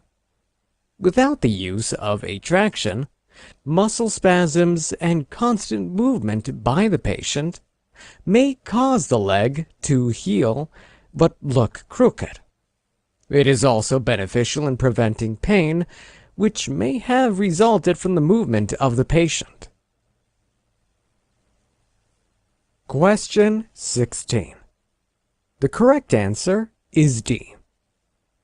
Aspiration is a very common phenomenon. When a person swallows, spit, or tries to talk while drinking water or eating, it is possible for foreign items to get into their airway and may cause coughing. Even though this can happen to anyone, it is more common in infants and older individuals who may have decreased control of their tongue. This is why patients are told to eat nothing before a surgery. While under anesthesia, food could travel from the patient's stomach to their lungs and cause choking. Patients who are at risk of aspiration, probably as a result of throat surgery, are told to eat with their chin down. Question 17. The correct answer is D. Cholecystitis is a condition that occurs when the gallbladder is inflamed. It is in the gallbladder that bile, the acidic fluid responsible for digestion, is produced. Should anything, such as gallstones or a tumor, stop the gallbladder from releasing bile, then the buildup could lead to inflammation. This can escalate to be a life-threatening health issue, and as such must be treated quickly. Some of the factors which increase the risks of having cholecystitis are being overweight and the type of diet the patient has. Avoid a fatty diet, including whole milk, guacamole, liver, and fried foods. Instead, eat grilled chicken, avocados, and the likes. Question 18. The correct answer is A. Diverticulosis, which should not be confused with diverticulitis. is a condition whereby the diverticula that are formed in the digestive tract become inflamed. Factors such as age, above 30, genetics, the pressure exerted during bowel movements, and type of diet may be responsible for diverticulosis. The most common sign that a patient might have diverticulosis is a bloated stomach. Other symptoms include stomach cramps, diarrhea, blood in feces, fistula, abscess, and constipation. To treat diverticulosis, the doctor may suggest that the patient eat nuts, gets on a fiber-rich diet, and drink lots of water. These high-fiber foods include vegetables, fruits, kidney beans, and others. It is safer to not only eat them if the doctor allows it. Question 19. The correct answer is D. When trying to explain any concept to a child, it is most effective to do so in a very visual manner. While pictures are all right, the best way is to use a model to demystify the entire procedure to the child. If the surgery would be done on the eyes, use a doll or a puppet to describe what the surgery would entail. This is not to say you should scare the child, but kids are very imaginative and inquisitive at such tender ages. The model should be used to allay whatever fears they might have concerning the surgery and satisfactorily answer their questions, all the while appealing to their colorful thoughts and imaginative mind. Question 20. The correct answer is D. Colorectal cancer simply refers to the cancer which affects both the colon and rectum. Like the various other types of cancer, one cannot say for certain what causes the disease, but it is deadly nonetheless. More so when it is not detected and treated early. The nurse may observe such symptoms as blackened feces caused by blood, bleeding from the rectum, abdominal lump, or constipation. Even though the actual cause is not known, people with type 2 diabetes are statistically more prone to falling ill with colorectal cancer. The treatments for this disease include chemotherapy, radiation, and surgery. Question 21. The correct answer is C. Unlike a lumpectomy, where just the cancerous cell is removed, a mastectomy involves the removal of the entire breast in order to prevent the cancer from spreading or stopping a recurrence. A mastectomy can also be done as a precaution against breast cancer, especially for those who are likely to get the disease because of factors such as heredity. A mastectomy can be unilateral or bilateral. These refer to the removal of one or both breasts. After a mastectomy, the patient may observe some redness or swelling around the site of the surgery. This is common after a mastectomy, and while the patient should see their doctor, it is not something to cause panic. Patients must be advised to refrain from activities that may cause strain on the sutures, and they should not drink any caffeinated drinks. Question 22. The correct answer is B. The perineum is a small bit of skin that lies between the anus and genitals of both males and females. As a result of the proximity of the perineum to certain nerves and organs, the pain felt in that area can be quite severe. So is any discomfort one might experience in the perineum. as to what may be responsible for any level of discomfort in the perineum includes urinary tract infections, injuries caused by a wide range of activities, pelvic floor dysfunctions, painful bladder syndrome, abscesses, prostatitis, childbearing, and so on. As a treatment method, the perineum may be washed with warm water and a barrier cream applied to it. Question 23. A. Purine, which is found in certain kinds of food, is broken down in the body to produce uric acid. Usually, this uric acid is dispelled from the body as urine. But in some instances, uric acid, which contains high levels of salt, may be oversecreted in the blood and crystallize in the joints. It is this condition that is referred to as gouty arthritis. It can affect anybody, although not everyone will have it. It mostly attacks the joint at the big toe, with a swelling that is often expressed as unbearably painful. Patients with gout are advised to stay away from foods that are high in purine. Question 24. The correct answer is C. A patient with cholecystitis should shun foods with high fat. Cream of broccoli soup, guacamole, and liver have high fat. Question 25. The correct answer is A, B, C, and E. These factors increase the risk of colorectal cancer.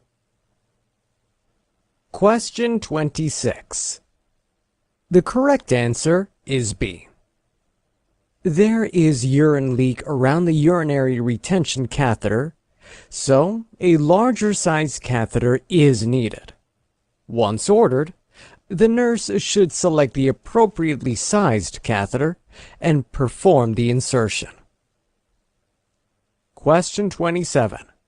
The correct answer is B.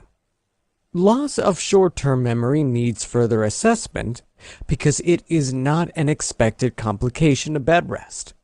Loss of appetite, atelectasis, and decrease in bone density, osteoporosis, are expected due to the inactivity. Question 28. A daily living assistive device that can be useful for a client with poor fine motor coordination is a button hook because it would be used for daily dressing. An aphasia aid and a word board are assistive devices to improve communication in a client affected with a communication deficit, such as aphasia. And lastly, honey-thickened liquids are used for clients with a swallowing disorder, and they are not meant for clients with poor fine motor coordination. Question 29. The correct answer is C. The nurse should teach the client the proper length of a cane. The proper length of the cane is that which permits the client's elbow to be slightly flexed. Some canes, such as wooden canes, are not adjustable to the client's height, and others can be adjusted to balance with the height needs of the client.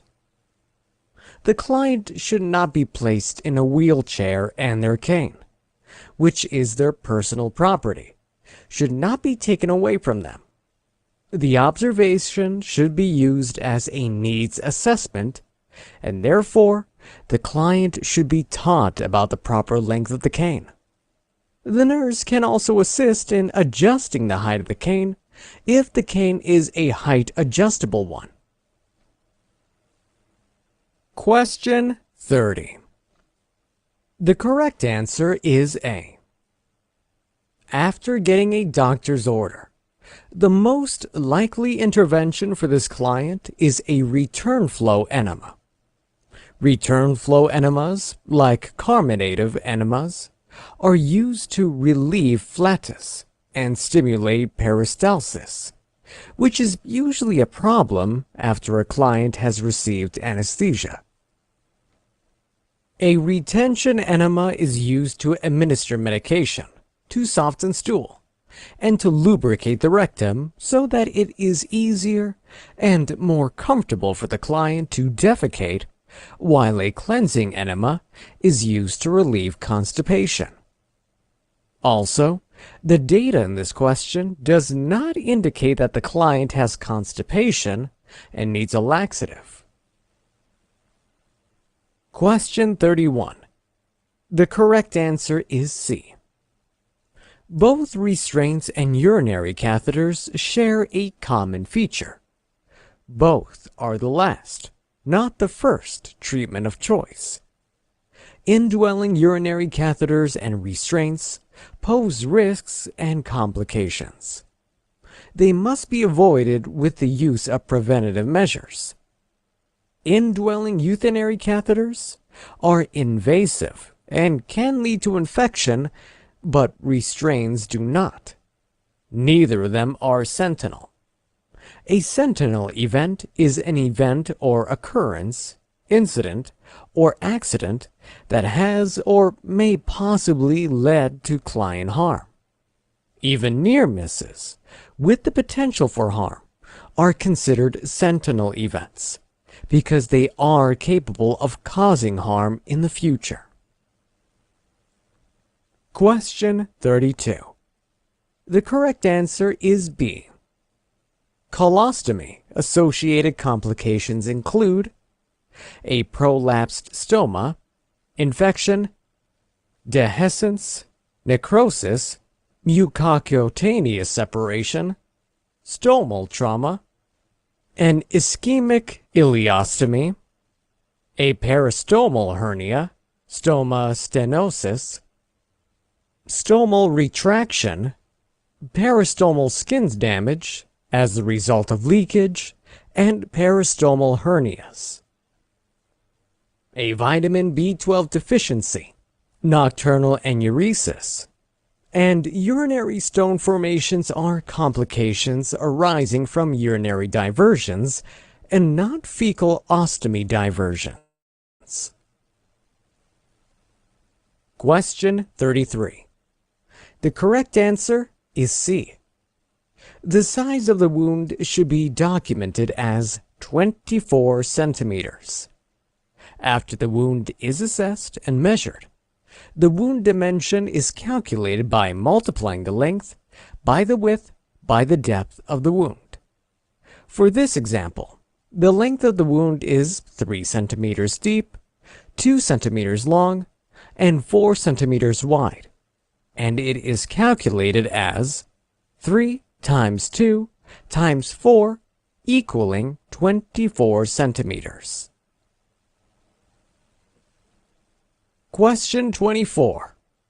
The correct answer is D. Secondary intention healing is the most compelling type of wound healing for this client because of the risks connected to ruptured appendix and the peritonitis. Secondary intention healing, also known as healing by second intention, is done for contaminated wounds so as to prevent infections, to prevent the formation of abscesses, and to promote healing from the bottom up to the outer surface of the skin to prevent any potential infection from being closed in at the bottom of the wound. These open wounds are irrigated with a sterile solution before packing to keep them open, and as time goes by, they will heal on their own. The resulting scar is more prominent than those from the primary intention healing.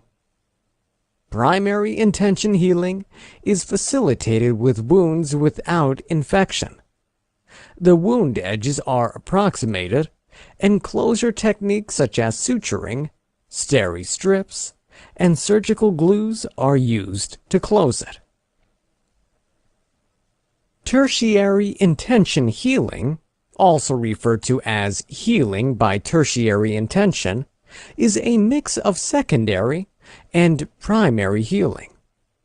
Tertiary intention healing starts with fewer days of open wound irrigations and packing, which is the secondary healing. It is followed by closure of the wound edges with approximation and suturing, which is the primary healing. Some traumatic wounds are healed with tertiary intention. Primary, secondary, and tertiary prevention strategies are prevention, interventions, and restorative or rehabilitation care. They are not methods of wound healing. Question 35. The correct answer is D. Amputees need early ambulation for good post-surgical results. Deep breathing should be encouraged more frequently than every 4 hours. By 12 hours, the dressing should have been changed at least once, and the first dressing, change after surgery, is always done by or directly ordered by the surgeon.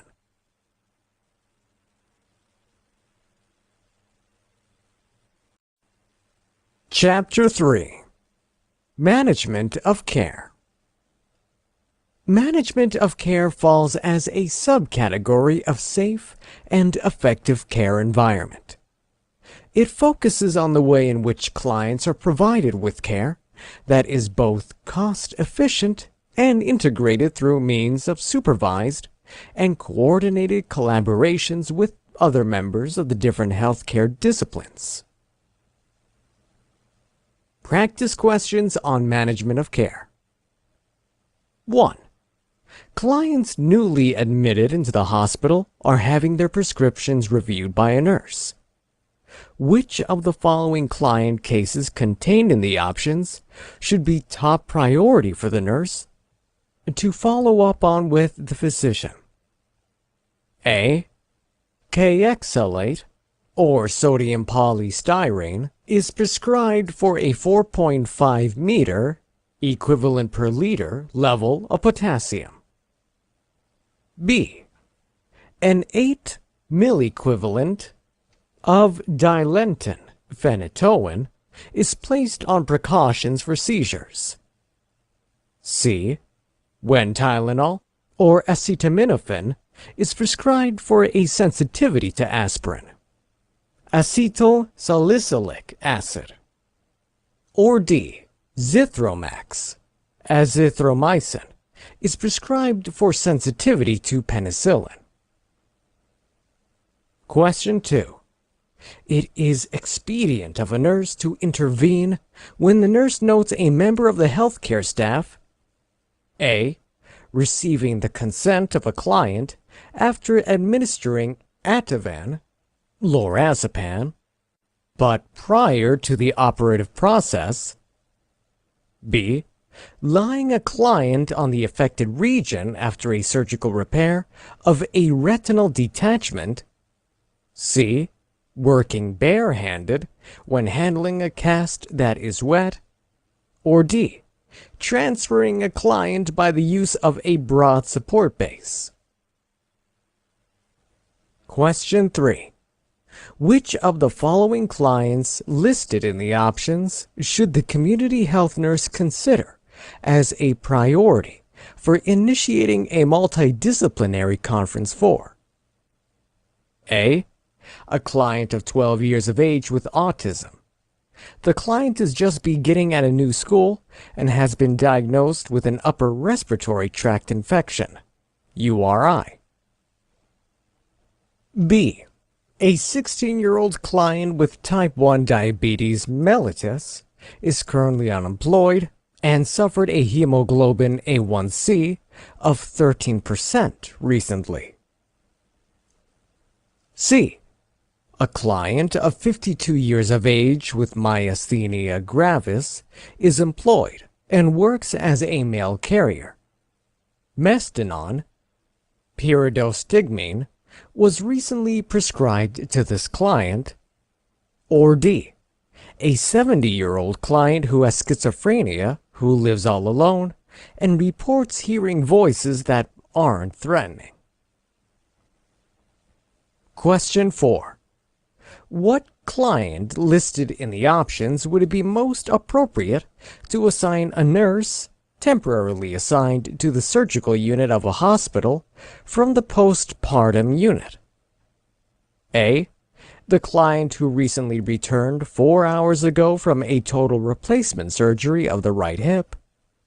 B, the client with intracranial pressure who is being observed for any increases in his or her condition. C, the client who had their appendix removed 2 hours ago in a surgery. Or D, a client who has been postpartum for about 2 weeks, but is being maintained for respiratory failure on a mechanical ventilator. Question 5. In a client of well babies, the attending nurse has assessed a number of children in a day. What child listed in the options should the nurse suggest a follow-up for as a priority? A, the child of 2 months having positive Babinski reflexes. B, the 5-month-old child who doesn't hold his or her own bottle. C, the child of 10 months who cries when around strangers. Or D, the child of 18 months who requires support while he or she ambulates. Question 6. A client declared to be brain dead is being cared for by a nurse while undergoing mechanical ventilation. The client has no advance directive stated on their medical record. Which of the following people would it be appropriate to get consent from about the donation of organs? A, the primary care provider of the client. B, the nurse manager of the client. C, the closest living member of the client's family. Or D, the ethics committee of the hospital. 7. 4 clients have their medical reports sent to the nurse. On the assessment of their records, which of the clients should the nurse first assess? A, the client with COPD, chronic obstructive pulmonary disease, having a 90% reading on their pulse oximetry. B, the client diagnosed with Parkinson's disease who demands to leave the clinic even against medical advice, AMA. C, the client who's already undergoing plasmapheresis therapy, but is suspected to have the Guillain-Barré syndrome. D, the client with a 2+ increase in their pitting edema, who's diagnosed with CHF, congestive heart failure. Question 8. Which of the following tasks listed in the options would be appropriate to assign to the certified nursing assistant, CNA?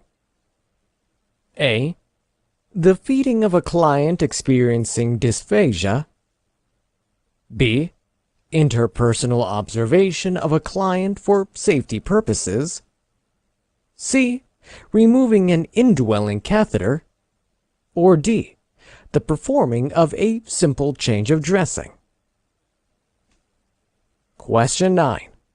A member of staff of the hospital is observed in one of the following scenarios. Which of these cases requires an intervention by the nurse? A, when the staff discusses the diagnosis of a client with their visiting family. B, the staff reviewing a blood transfusion prescription jointly with another nurse. C, the staff interrupting the discussions of other staffs about a client at the cafeteria. Or D, the staff reviewing alongside the nutritionist the lab values of a client. Question 10. When preparing a staff presentation about the legal and ethical issues involved in nursing, which of the following options would be correct for the nurse to include as examples? A. False imprisonment is placing a client in the day room into a geriatric chair directly in front of the lap tray to watch TV. B. An ample example of battery is telling a client that if he or she doesn't eat, you will have to use a feeding tube. C. An example of malpractice involves telling a suicidal client diagnosed with bipolar disorder that refusing to take medications is his or her right. Or D. Assault, in an example, is responding to a client who said, "Don't touch me," by placing your hands on him or her. Question 11. On a temporary assignment to the emergency unit of the hospital is a nurse who used to work in the pediatric unit. Which of the clients listed in the options would it be most appropriate for the nurse to be assigned to? A. A client who reports an epigastric pain, saying, "It feels like indigestion." B. The client with a pulsating abdominal mass and a back pain. C. The client who reported diarrhea and vomiting and is HIV positive. Or D. The client who's 6 weeks pregnant and has a pain in the lower abdomen. Question 12. After invasive diagnostic testing, 4 clients lately returned to a hospital unit. It's appropriate of a nurse to intervene should one of the clients A. Report blood-tinged sputum after a bronchoscopy. B. Has a decreased abdominal girth after paracentesis. C. Reports having a headache after a lumbar puncture. Or D. Is observed 2 hours later to be extending and flexing his or her legs following a cardiac catheterization. Question 13. Which of the following clients listed in the options below should the nurse first assess when made aware of their situation? A. The client who's had a TURP, transurethral prostatectomy, and had their indwelling catheter removed 2 hours earlier now reports urinary dribbling. B. The client with cervical traction who moves their legs by extending and flexing the feet. C. The client with a stage 1 Alzheimer's disease who was found loitering in the hallway and was brought back to the room. Or D. The client who sits in bed smacking their lips and nipping at their clothes and has a medical history riddled with partial seizures. Question 14.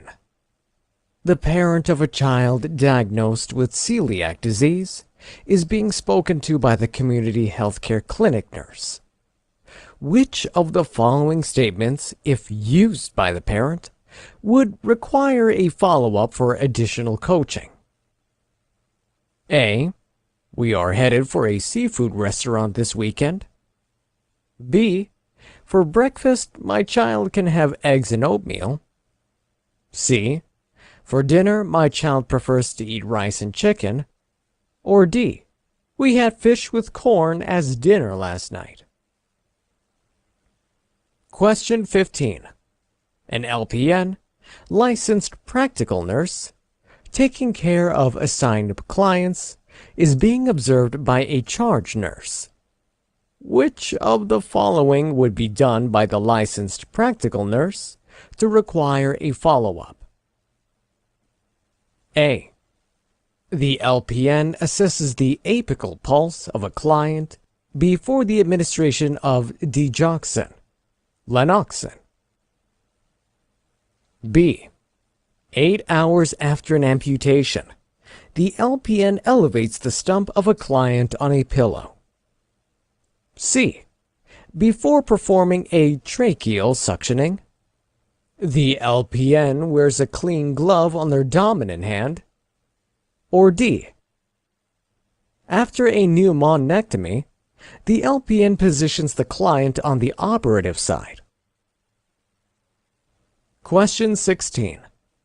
In a pediatric unit, the nurse has been informed following the admission of some clients.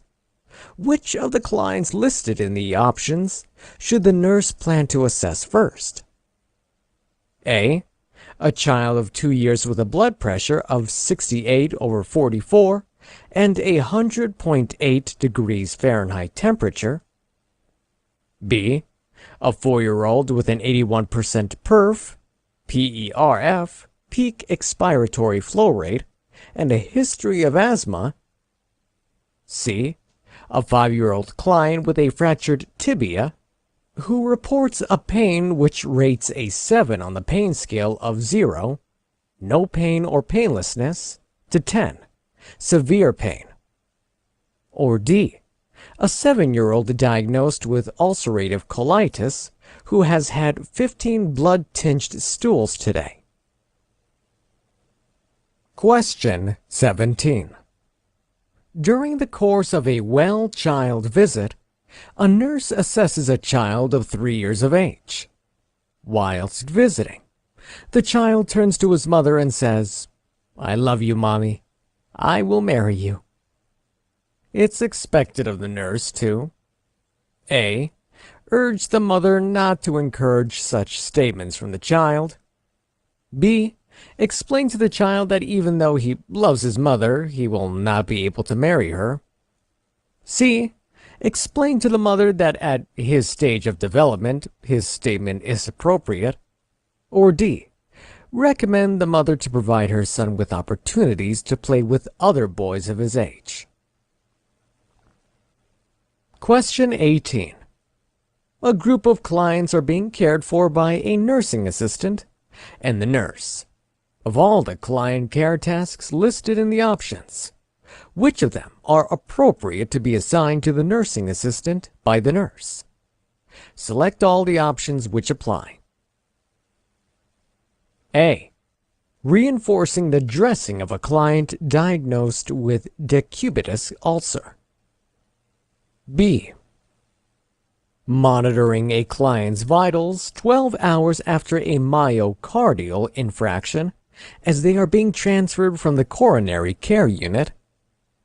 C. Administering fleet enema as prescribed to a client set for a colonoscopy in 2 hours. D. Placing a client who had an amputation above the knee 24 hours ago in a prone position. E. Assisting a client to ambulate 36 hours after they had their colon resected. Or F. Showing a client how to perform perineal care 36 hours after they had a vaginal hysterectomy. Question 19. The following client conditions labeled in the options have been made aware to the nurse. Which of the following clients should the nurse assess first? A. The client who requests a bedpan having 4 hours ago received a unit of packed red blood cells. B. The client who reports pain in their calf and underwent abdominal hysterectomy. C. The client with a history of multiple sclerosis who reports diplopia. Or D. The client who underwent tonsillectomy 3 hours ago, who now reports a sore throat. Question 20. 4 clients who reside 3 miles of each other are assigned to be seen by a home health care nurse.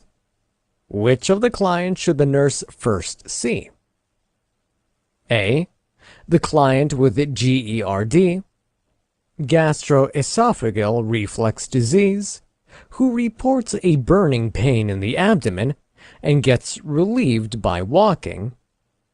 B. The client who gave out a favorite shirt during the last visit and is diagnosed with cancer of the esophagus.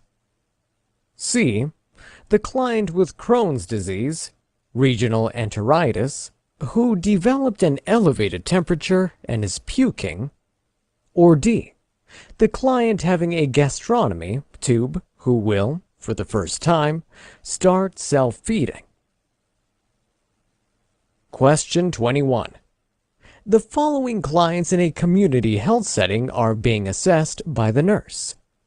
Which of the clients would it be a priority for the nurse to utilize a multidisciplinary approach for? A. The client of 12 years of age who can't attend school owing to chickenpox. B. The pregnant 21-year-old client who has active pulmonary tuberculosis and is unemployed. C. A grade school teacher of 32 years who's recovering from a sickle cell crisis. Or D. A client with mild Alzheimer's disease of about 74 years of age who resides in an assisted living residence. Question 22. The conditions of some clients have been made known to the nurse working at the labor and delivery room. Which of the clients listed in the options should the nurse first assess? A. The client who is in the first stage of labor. The fetal heart rate in this case ranges from 128 to 140 amidst contractions. B. The client also in the first stage of labor. The fetal heart rate in this case has a steady beating of 132 beats per minute. C. The client in third stage of labor. At the acme of the contraction, the fetal heart rate in this case has decreased to its lowest point. Or D. The client in the third stage of labor. In this case, contractions last 60 to 70 seconds. Question 23. A number of postpartum clients who have had vaginal deliveries in the last 8 hours are being cared for by the nurse. Which of the following clients should the nurse first assess? A. The client with a 66 beats per minute count pulse rate. B.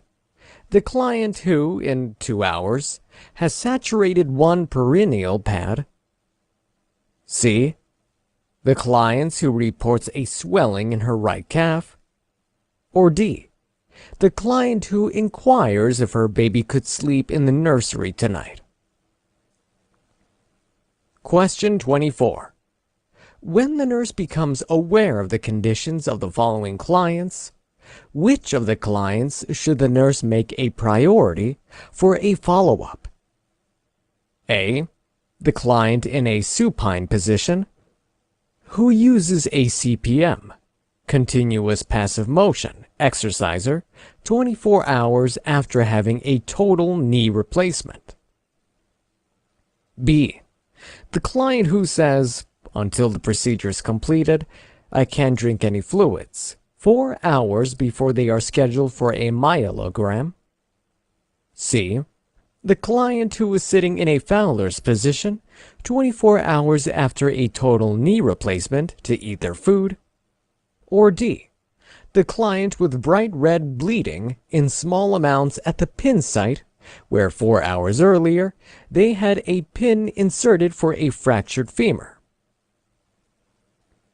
Question 25. In an orthopedic unit of a hospital, the nurse in charge is made aware of the conditions of some clients. Which of the clients listed in the options should the nurse prioritize for a follow-up? A. The client with a closed wound suction device containing 100 milliliter of bloody drainage after having a total hip replacement 8 hours ago. B. The client who requests pain medication and has an external fixation device from the repair of a fractured femur. C. The client who 12 hours earlier had an ORIF, open reduction, and internal fixation of a fractured femur, is experiencing a small rash on the neck and chest. Or D. The client running a temperature of 100.2 degrees Fahrenheit, about 37.8 degrees in Celsius, 3 hours after having a total hip replacement. Question 26. The nurse has been made aware of the conditions of the following clients. The nurse's intervention should be a priority when a client A. is washing their hair, having been scheduled for an EEG. B. has a pulse oximeter attached as they are being transported to have an MRI, magnetic resonance image. C. during a CT, computerized tomography scan, is being taught to hold their breath. Or D. is eating the soup brought by a visitor and is on protective precautions. Question 27. In the maternity unit of a hospital, the nurse has recently become aware of the conditions of a number of clients. Which of the following utterances made by a client would require a prioritized intervention by the nurse? A. If my pulse exceeds 110 beats per minute, I'll not take my terbutaline, breathine. B. Having blue hands and feet is completely normal for my baby of only 10 hours. C. My nipples are sore and cracked, so I can't breastfeed. Or D. Since delivering my baby 12 hours earlier, I've changed my perineal pad every 2 hours. Question 28. The conditions of the following clients have been conveyed to the nurse. On close observation, which of the following conditions prove that further teaching is required by the unlicensed assistive personnel, UAP? A. Until 30 minutes after death of a Jewish client, the UAP avoids washing the body. B. At the bedside of their deceased father, the UAP allows a Buddhist client's family to chant ritual rites. C. A Mormon client's visiting family gets provided with cookies and coffee by the UAP. Or D. A client of the Seventh-day Adventist faith has a cup of tea excluded from their breakfast by the UAP. Question 29. The following situations have been made aware to the nurse. Which of the following cases should be of great concern to the nurse? E.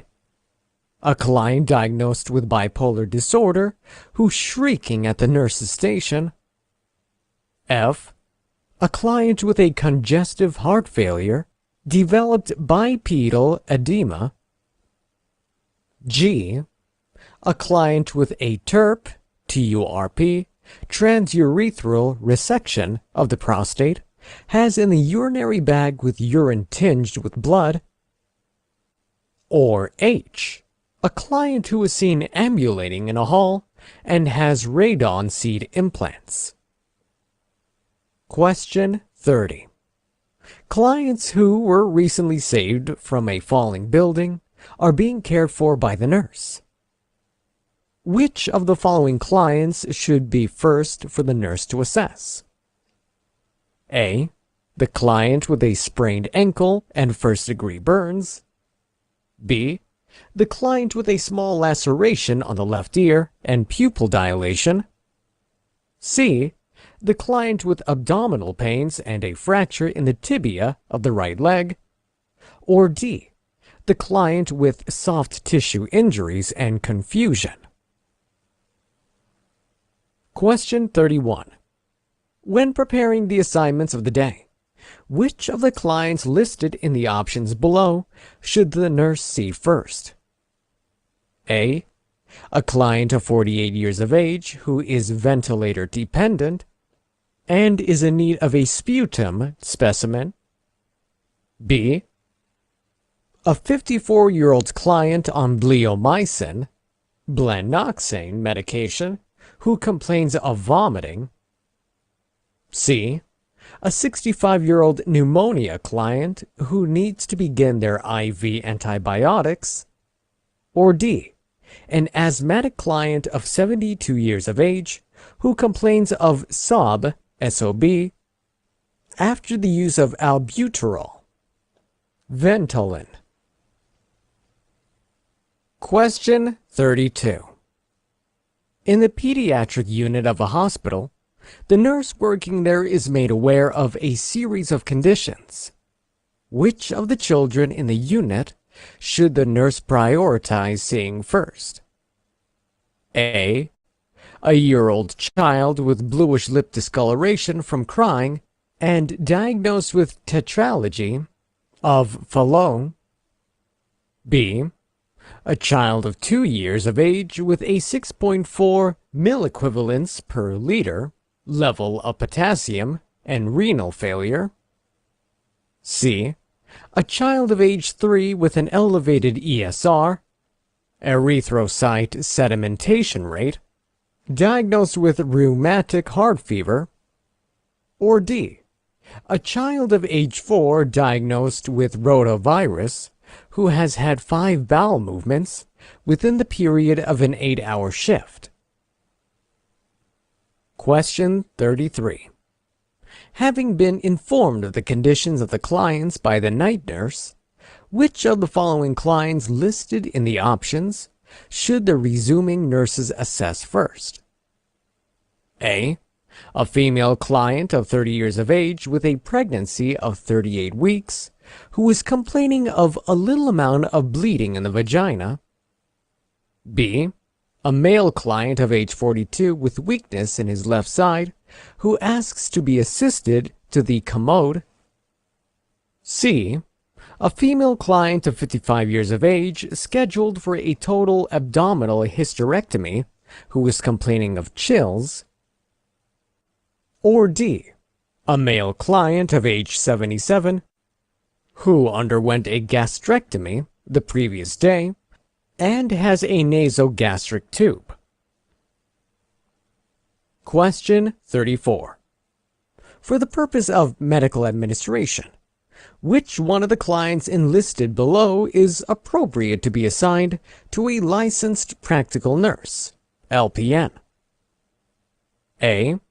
The 25-year-old client diagnosed with sickle cell crisis, who will require an intravenous administration of morphine. B. The post-operative client of 36 years of age who uses a PCA, patient-controlled analgesia pump. Or C. A 50-year-old client with a 240 milligram per deciliter glucose reading who will require regular insulin coverage. Or D. A client of 60 years of age who requires an intravenous dopamine administration for blood pressure management. Question 35. The charge nurse has begun making the assignments for the day. For a registered nurse, RN, assigned to the emergency unit from the pediatric unit, which of the following clients would it be appropriate to be assigned to? A. A 2-year-old client admitted on the suspicion of ingesting chlorine. B. A client aged 5 years old who is being treated for asthma, which isn't responding to bronchodilators. C. A client of age 7 who was brought into the unit after a vehicular accident. Or D. A client of 10 years of age waiting hospital admission after a cast placement. Question 36. The charge nurse has begun making the assignments for the day. The healthcare team is constituted by the registered nurse, RN, licensed practical nurse, LPN or LVN, and the UAP. Which of the following clients listed below is appropriate to be assigned to the UAP? A. The client with a left-sided weakness who needs to be fed and suffered a stroke 4 days earlier. B. The client who will undergo a colonoscopy but requires fleet enema administration prior to it. C. A client who has recently been admitted and needs their vital signs to be taken. Or D. A client who needs a chest physiotherapy every shift. Question 37. The nursing team is constituted by a registered nurse, RN, or licensed practical nurse, LPN, and a UAP. Which of the following clients should the LPN be appropriately assigned to? A. An admitted child patient diagnosed with chickenpox who needs bathing. B. A recently admitted client who needs their vital signs taken. C. A client who needs transporting to the chapel for prayers at noontime. Or D. A client with urinary retention who requires an indwelling catheter insertion. Question 38. For an experienced UAP in the healthcare team, which of the following interventions would be best assigned to them when caring for a client who is being treated for excess fluid volume? Select all the options that apply. A. Monitoring the readings of the electrocardiogram, EKG. B. Obtaining the client's vital signs every half an hour. C. Checking for pedal edema in the client. D. Inserting the IV line. E. Documenting the hourly output of urine. Or F. Measuring weight.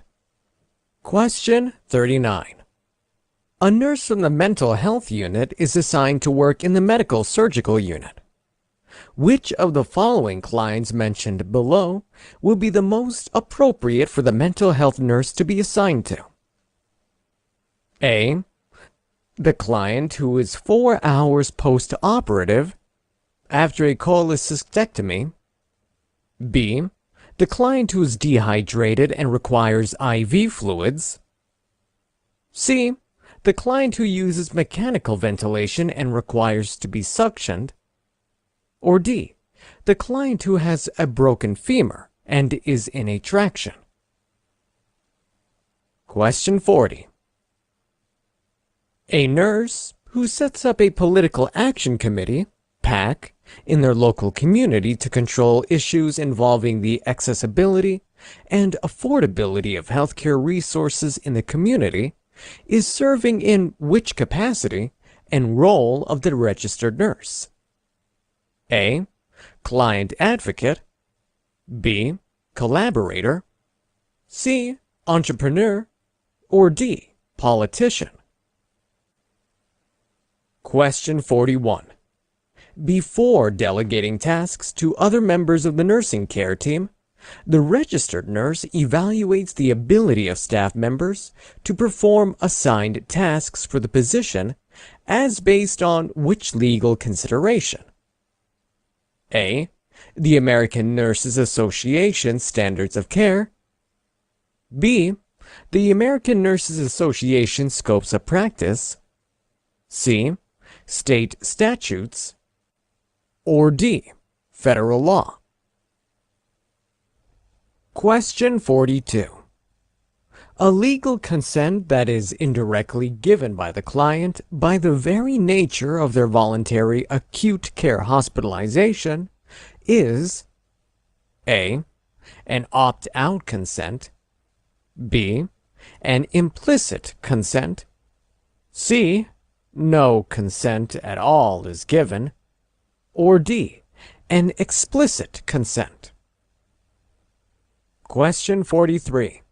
A patient with COPD exacerbation is taken into the ER. This patient also has some difficulty with breathing. Which of the options is a negligent action by the nurse? A. The nurse checks the patient's pulse. B. The nurse puts the bed in semi-Fowler's position. C. The nurse administers 4 liters of oxygen. Or D. The nurse gives the patient some water, about 8 ounces. Question 44. A student nurse is asked to assess the babies in the nursery. One of the following actions by the student nurse would require intervention by a practicing nurse. A. The student nurse makes a note of lanugo in a baby. B. The student nurse places a baby on her stomach to sleep. C. The student nurse observes and documents that a baby who is 2 years old has a negative red light reflex. Or D. The student nurse strokes the corner of a baby's mouth in an attempt to check for the rooting reflex. Question 45. While a licensed nurse is busy catering to patients who are in chronic pain, an unlicensed assistive personnel, UAP, is sent to help the nurse. Sometime later, the UAP inquires of the nurse about a patient who says he's in pain but is engrossed with a television program. One of the following responses by the nurse is the best. A. It is not so strange. I am also able to watch TV when I'm in pain. B. What knowledge do you have about chronic pain management? C. Patients who experience chronic pain may not display the telltale signs, such as wincing or grimacing. Or D. He probably wants the pain meds for the high it gives. Question 46. A patient in his mid-50s is admitted into the ER with a case of anterior epistaxis. The nurses advise the UAP to do one of these. A. Make sure the patient leans forward when they sit. B. Advise the patient to directly apply vertical pressure. C. The patient may apply a heat pack for comfort. Or D. Ask the patient to firmly blow their nose. Question 47. The licensed and practicing nurse may not be permitted to care for which of these? A. A 40-year-old man who has bipolar disorder. B. A 16-year-old girl who has Down syndrome and has just been operated on for appendicitis. C. A 50-year-old man who has congestive heart failure. He has also been fitted with a venous access device. Or D. A 38-year-old who is in the 4th stage of labor. Question 48. The charge nurse, while supervising the activities of other UAPs, LPNs, and RNs on a surgical unit, notices a few things which require prompt intervention. Which of these options is the most likely observation by the charge nurse? A. An RN dons a gown and gloves as she's about to tend to a patient who has localized herpes zoster. B.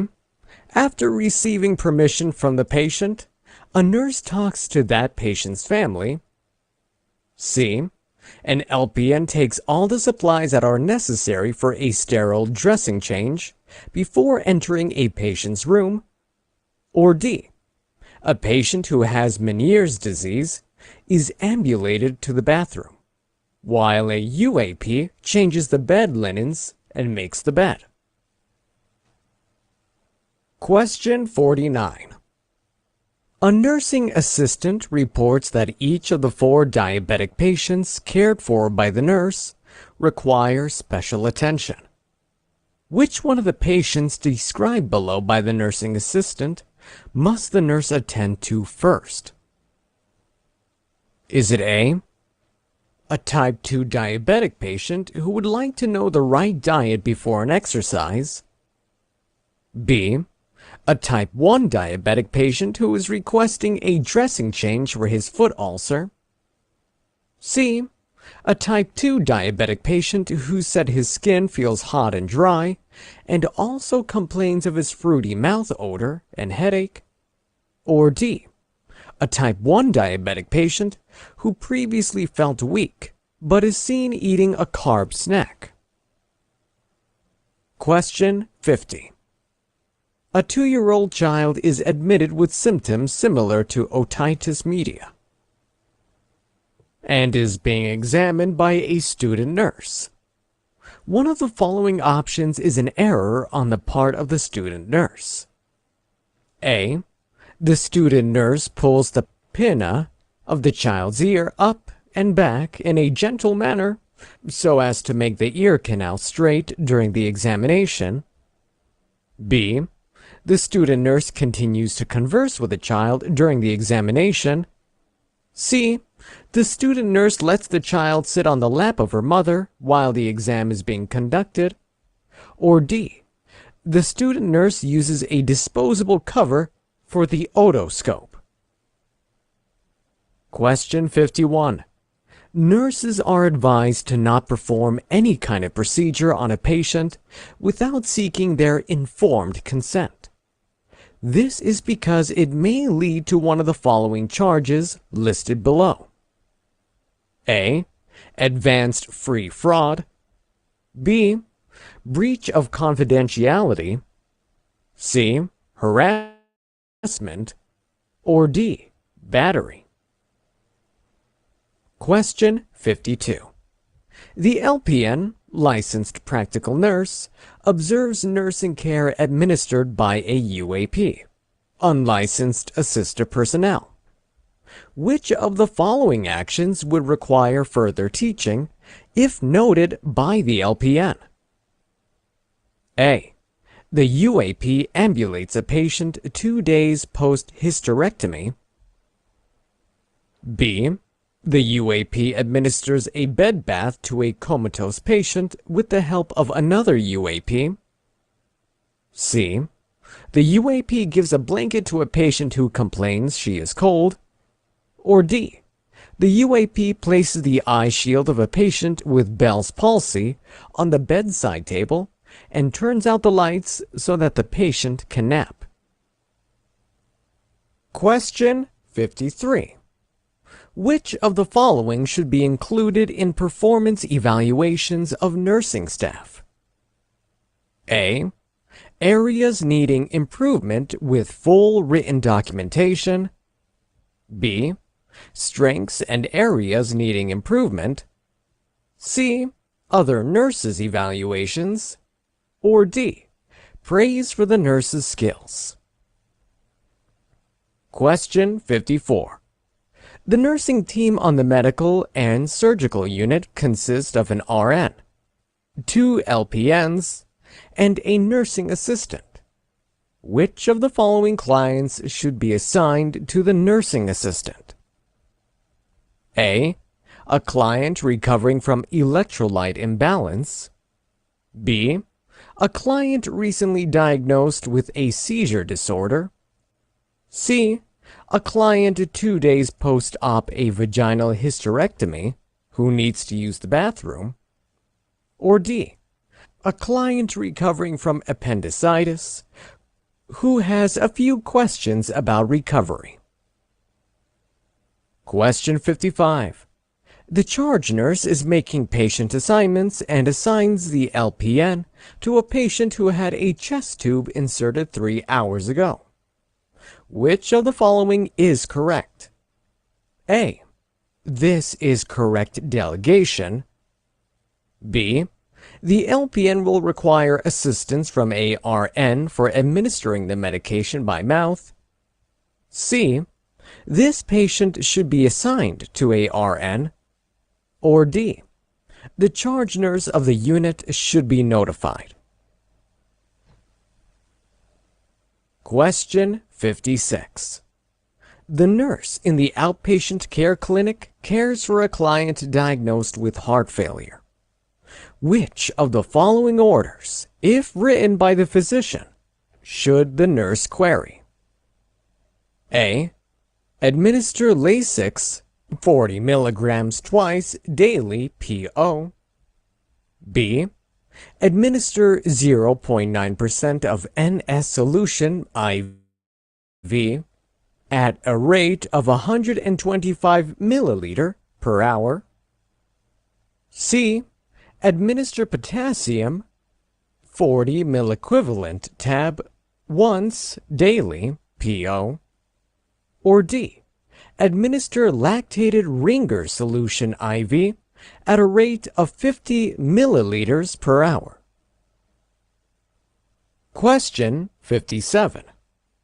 A charge nurse on the cardiac unit observes a new graduate nurse as she suctions the patient with a tracheostomy.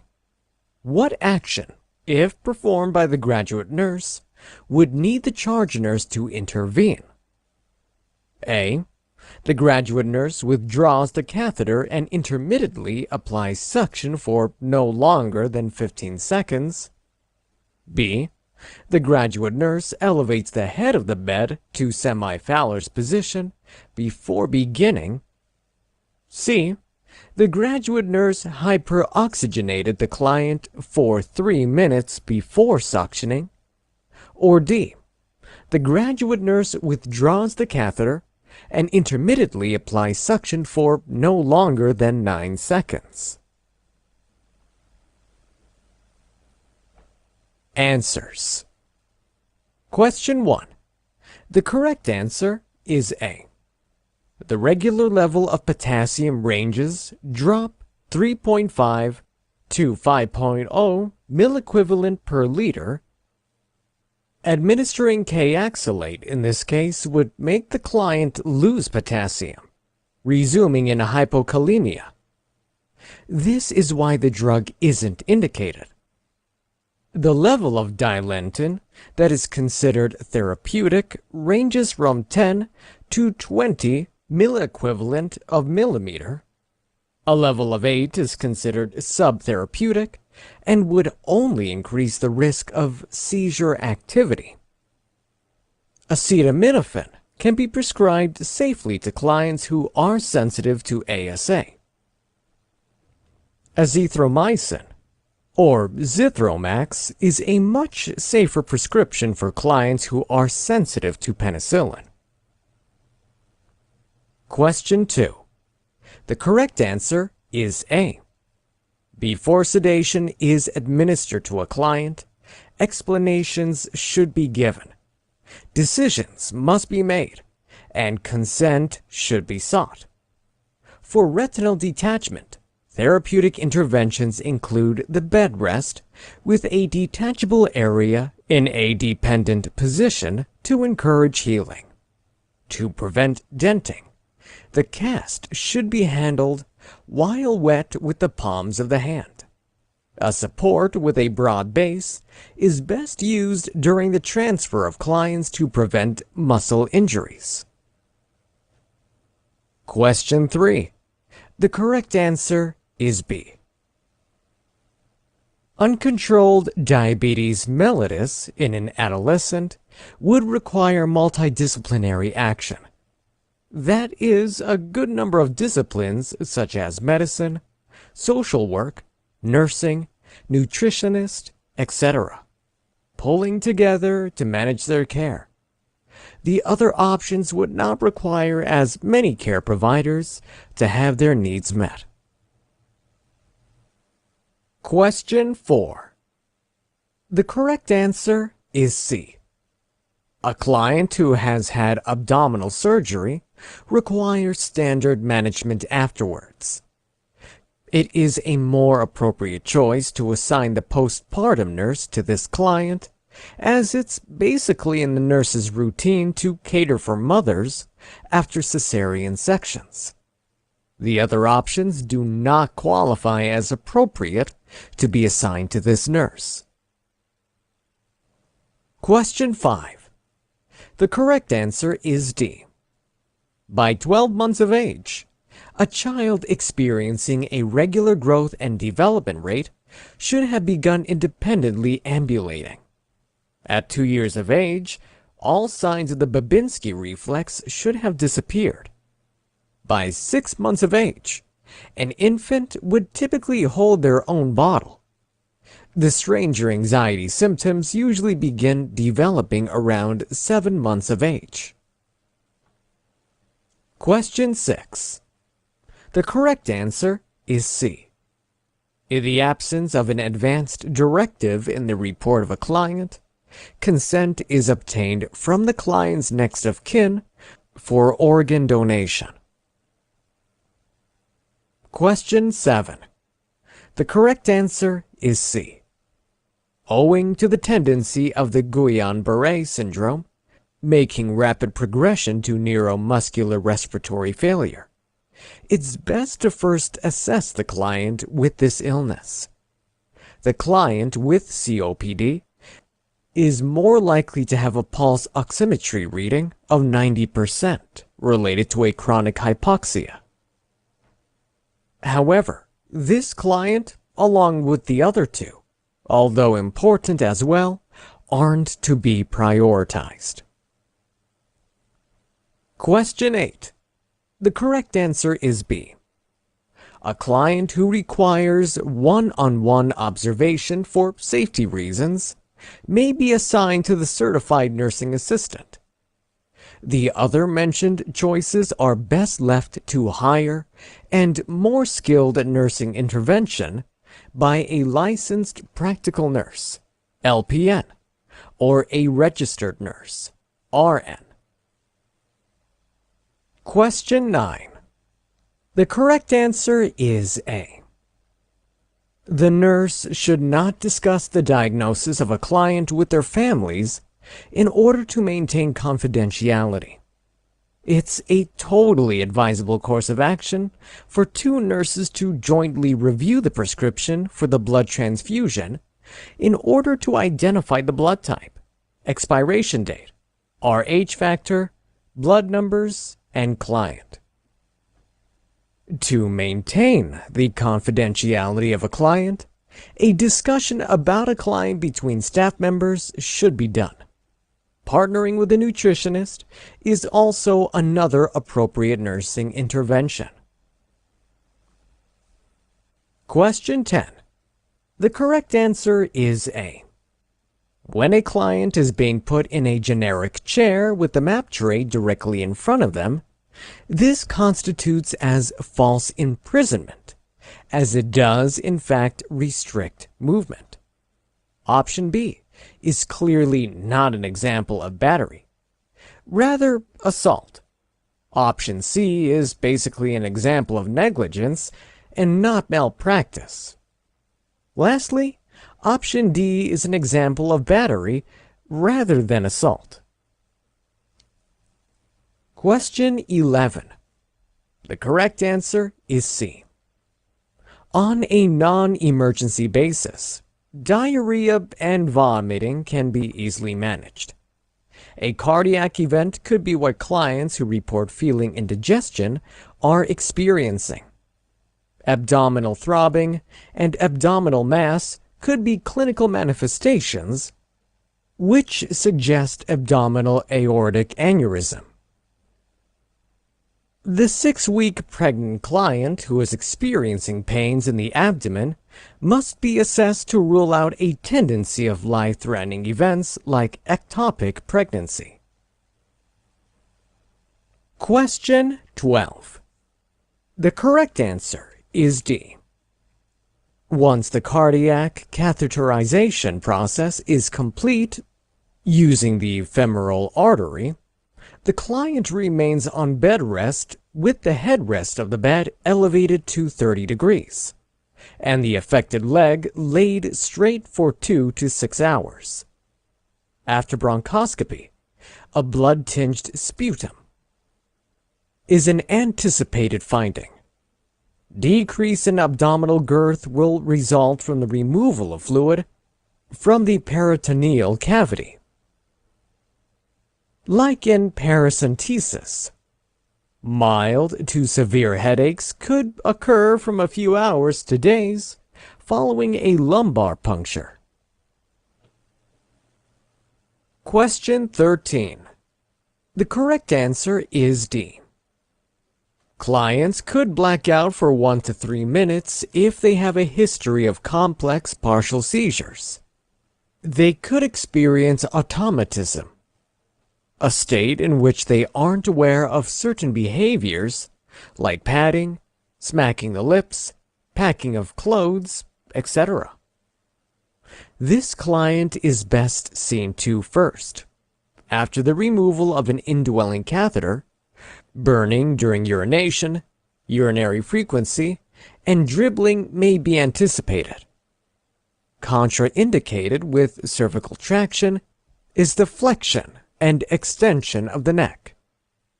It's not a priority to return a confused Alzheimer's disease client to their room. Question 14.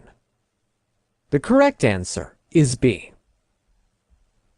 For children diagnosed with celiac disease, oatmeal is contraindicated. Such clients should be put on diets free of gluten.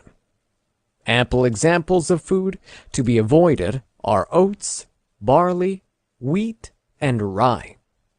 The other options are only permissible as constituents of the dietary plan. Question 15. The correct answer is C. During a tracheal suctioning section, a sterile glove rather than a clean one is best used in order to avoid infection. For 1 complete minute, the apical pulse should be assessed before digoxin, linoxin, is administered to the client. Only after the first 24 hours of amputation is the stump elevated to prevent a flexion contracture in the knee or hip. To promote expansion in the unaffected lung, clients are best positioned on the operative side. Question 16. The correct answer is A. It's best to first see the child who is experiencing a fever and hypertension, as they are at higher risks for decompensation in this condition. 92/56 is a toddler's average blood pressure. At this time, the child having asthma isn't acutely ill. In a bone fracture, pain is expected. However, the management of pain, although important too, isn't an exact priority in this case. About 10 to 20 bloody stools are expected to be produced by ulcerative colitis per day. Hence, for this situation, it isn't a priority either. Question 17. The correct answer is C. The phallic stage takes place between 3 to 6 years of age, according to Sigmund Freud. The child experiences an unconscious level of sexual attraction to the parent of the opposite sex during this period. It is termed the Oedipal complex. As such, the statement by the child clearly reflects this phase of development. Question 18. The correct answer is C, D, and E. All of the mentioned tasks conveniently match a certified nursing assistant job description, and can, hence, be safely assigned to them. Options A, B, and F would need to be nursing interventions, education of patients, and assessments, which are the duties of the nurse. Question 19. The correct answer is B. Post-operatively, the existence of calf pain suggests the development of a deep vein thrombosis, DVT, which holds quite a life-threatening potential for clients who are undergoing gynecologic surgeries. The conditional of other clients cannot be made a priority in this situation, so this client ought to be seen first. Question 20. The correct answer is B. A client may show signs of being suicidal and having made plans to end their life by giving away their belongings. This client has to be prioritized on the basis of safety. This client may require one-on-one observations. Question 21.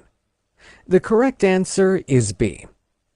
The care of this client requires a multidisciplinary effort from different members of the healthcare team, inclusive but not limited to medicine, nursing, social worker, OB or GYN, nutritionist, etc.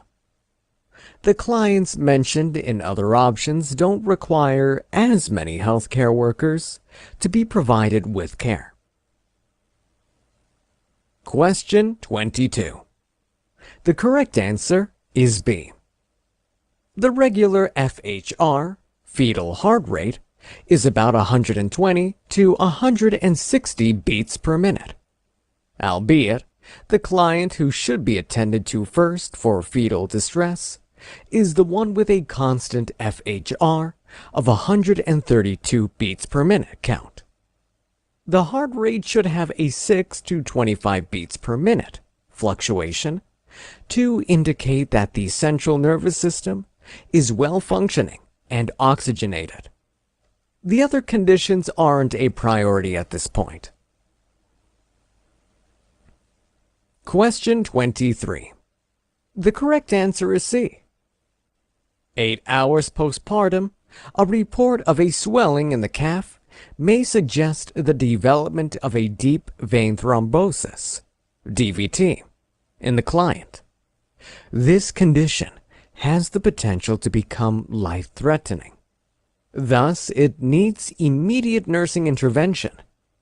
Other symptoms are warmth, pain, diminished peripheral pulses, chills, and extremely shiny white skin. Question 24. The correct answer is B. Before the test, clients should be hydrated for 12 hours at least after undergoing a myelogram. For further teaching, this client is in need of follow-up. Question 25. The correct answer is C. Fat embolism is a serious complication of fractures occurring in long bones manifested by a fine rash, petechia, across the neck, chest, abdomen, or upper arms. Tachypnea, tachycardia, respiratory distress, and fever. It's best to evaluate this client first. Question 26. The correct answer is B.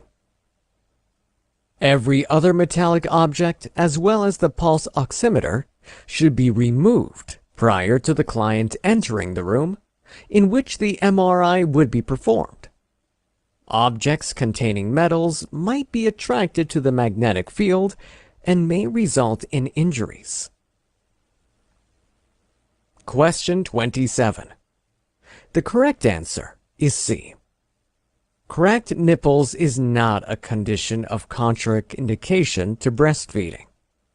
After feeding, it should be instructed the mother to expose the nipples for about 10 to 20 minutes to air.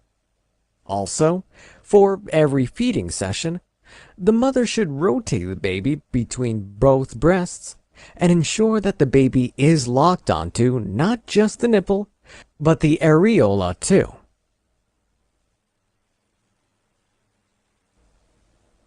Question 28. The correct answer is C. The statement, further teaching, connotes that an incorrect response is being expected. Clients of the Mormon faith don't take tea, coffee, or alcohol. Options A, B, and D are also correct. Question 29. The correct answer is D. To avoid the emission of radioactive materials, A client should be on total bed rest in a private room if they have radon seed implants. Such clients should avoid contact with pregnant women and infants. Other expected findings are found in options A, B, and C. Question 30. The correct answer is D. The first sign of an increase in intracranial pressure is confusion and/or hypoxia. Options A and C are considered to be third-level priorities based on disaster triage choices. Option B is a fourth-level priority, which basically makes it a lower priority. Question 31. The correct answer is D. As a short-acting bronchodilator, albuterol should help increase breathing in the client. This client should be prioritized if there is no notable change in their respiratory efforts. Question 32. The correct answer is B. 3.5 to 5.5 milliequivalent per liter is the regular potassium level. The client is put at the risk of arrhythmias with hyperkalemia. Of all the clients, this infant should be prioritized. Options A, C, and D are simply findings to be expected. Question 33. The correct answer is C. An indication of elevation in temperature is chills.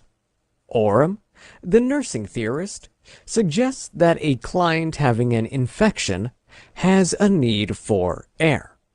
Thus, it's best to see this client first. Question 34. The correct answer is C.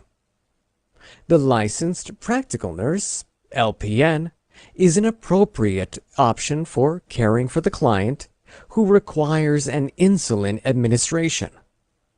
Options A, B, and D are more appropriate to be assigned to a registered nurse, RN, as they could need assessment. Question 35. The correct answer is D. The pediatric nurse is appropriate to be assigned to the management of this client because the client is stable. Options A, B, and C are best cared for by an emergency room nurse because the clients are unstable. Question 36. The correct answer is B. A UAP is the most appropriate staff to be assigned to this option. Options A and D are clients that can be seen by a licensed practical nurse, LPN, owing to their stable conditions. A registered nurse, RN, should assess the initial vital signs. Question 37. The correct answer is D. The UAP would be the appropriate staff to be assigned to options A and C. Option B is better assigned to a registered nurse, RN, because they require assessment. Question 38. The correct answers are B, E, and F. A nurse should see to options A, C, and D. Question 39. The correct answer is B. The outcome of the administration of intravenous fluids to client tends to be predictable. Options A, C, and D would require a more experienced medicine and surgery nurses. Question 40. The correct answer is A. A nurse who sets up a political action committee, PAC, in their local community to treat issues pertaining to the accessibility and affordability of healthcare resources in the community works as the client advocate. The definition of client is not restricted to individual clients and families as a unit. It includes populations such as the members of the local community. Although the nurse, as the organizer of this political action committee, PAC, will need to liaise with members of the community to promote the accessibility and affordability of healthcare resources in the community. This is only a secondary role and different from the primary role.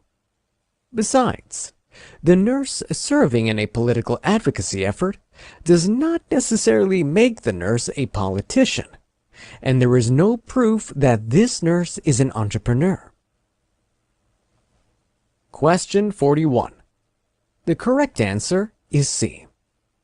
The registered nurse, before delegating tasks to other members of the nursing care team, assesses the staff member's ability to perform assigned tasks for the position as based on state statutes, which differentiate among the several types of nurses and unlicensed assisted personnel that are legally allowed to perform different tasks. The American Nurses Association Standard of Care Guide Nursing Practice. However, these standards are professional rather than legal standards, and the American Nurses Association lacks American Nurses Association scopes of practice which the state's laws or statutes have. Clearly, the scopes of practice are within the legal domain of the states and not the federal government. Question 42. The correct answer is B. An implicit consent is the type of legal consent that is indirectly given by the client due to the nature of their voluntary acute care hospitalization. Explicit consent is the direct and formal consent of the client, and an opt-out consent implies that a patient does not refuse a treatment. This lack of objection by the patient shows that the person has agreed to the treatment or procedure with an opt-out consent. Question 43. The correct answer is C. A patient with COPD should only be administered low-flow oxygen, never above 2 liters. Question 44. The correct answer is C. The condition of most serious concern is the negative red light reflex. The reflex comes from the reflection of light off the inner retina. Its absence indicates a severe neurological deficit, probably caused by increased ICP, and must be assessed immediately. Question 45. The correct answer is B. It is wrong to assume that a patient's perception of pain is wrong. This response, therefore, evaluates what the nurse's aide knows prior to teaching. Question 46. The correct answer is A. An anterior epistaxis is a nosebleed. The patient should be made to lean forward to prevent blood from entering the stomach. Apply direct lateral pressure. Avoid blowing their nose, and use ice or cold packs, not warm. Question 47. The correct answer is B. The duties and responsibilities of the licensed practical nurse is limited in IV therapy. Therefore, all IV therapy provided by the LPN must be supervised by an RN. The supervisor must have completed a formal educational program with theory and clinical components and has demonstrated and maintains competence in IV therapy. Question 48. The correct answer is D. The UAP should walk hand in hand with a Meniere's disease patient. The disorder is characterized by attacks of dizziness, which could cause a fall and injury. It is safest to walk with them. Question 49. The correct answer is C. A diabetes patient that reports hot, dry skin, and fruity odor to breath shows signs of entering ketoacidosis and needs immediate assessment. The diabetes type 1 patient with low blood sugar, cool, clammy skin is already snacking and should be seen second. Question 50. The correct answer is A. In order to straighten the ear canal, the student nurse should pull the child's pinna down and back. Talking with the child while they sit in their mother's lap is also fine, and the application of a disposable cover is a responsible action. Question 51. The correct answer is D. Assault and battery means unlawfully touching another individual without their consent. Fraud is a deliberate act of deception done to acquire an unlawful benefit, like the improper coding of health services and a claim for payment. Breach of confidentiality is the unauthorized release of confidential information. Question 52. The correct answer is D. A Bell's palsy patient must wear an eye shield to sleep to protect the eye against damage.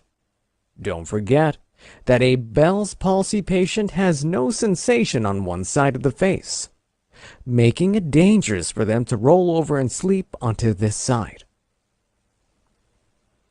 Question 53. The correct answer is B. A performance evaluation should measure strengths and weaknesses. Question 54. The correct answer is C. The RN needs to teach and assess a client diagnosed with a seizure disorder, and at the same time, the RN should answer follow-up questions. The LPN can be assigned to the electrolyte imbalance patient who is recuperating.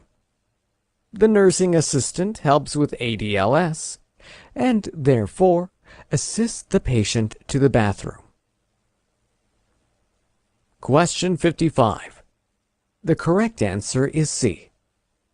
Patients with a chest tube need more monitoring and assessment and should therefore be assigned to a RN.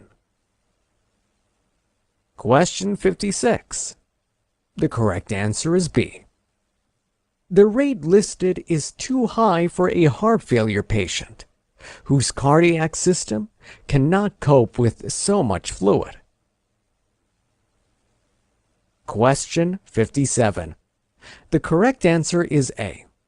The nurse should suction a patient for no more than 10 seconds.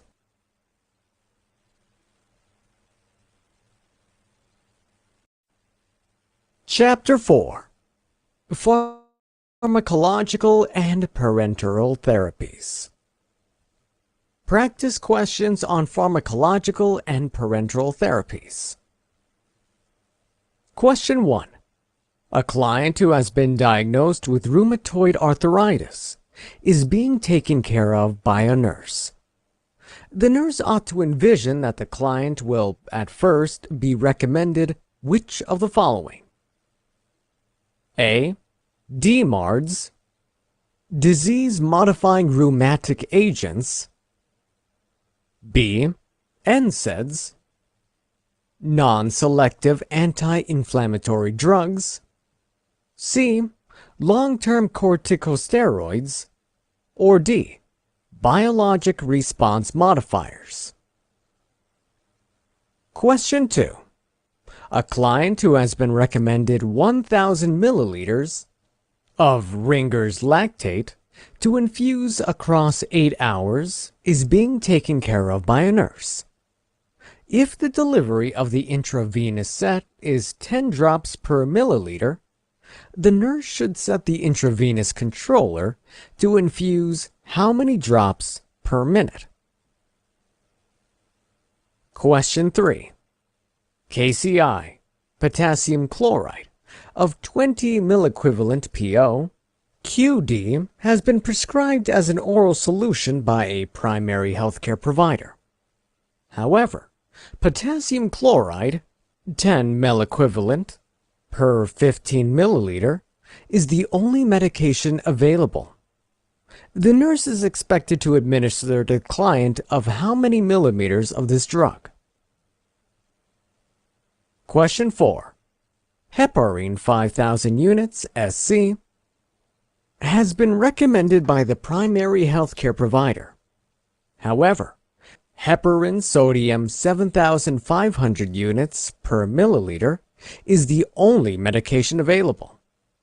Which of the following options can be considered by the nurse for the administration of heparin sodium? Choose all answers that apply. A. Infuse the heparin into the abdomen. B. Administer a volume of 0.5 milliliter of heparin sodium. C. Aspirate after putting in the needle. D. Make use of a 21 gauge needle of 1 inch. E. Keep away from massaging the area after the administration of heparin. F. Keep in mind that the antidote for heparin is protamine sulfate. Question 5. A client who was recommended digoxin, lanoxin, has been given discharge instructions by a nurse. The nurse would have to follow up on the client if they say which of the following. A. Before taking any medications which contains aspirin, I will contact my primary healthcare provider. B. Within the period of 2 hours after taking the digoxin, I will not take any form of antacids. C. I will steer clear of fruits of the likes of cantaloupes, grapefruits, and avocados. Or D. I will ensure to keep in mind that digitalis toxicity could manifest as signs of visual disturbances. Question 6. A client who is recommended bumetanide, or Bumex, is being taken care of by a nurse. Which of the following foods should be suggested to the client by the nurse to include in their diet?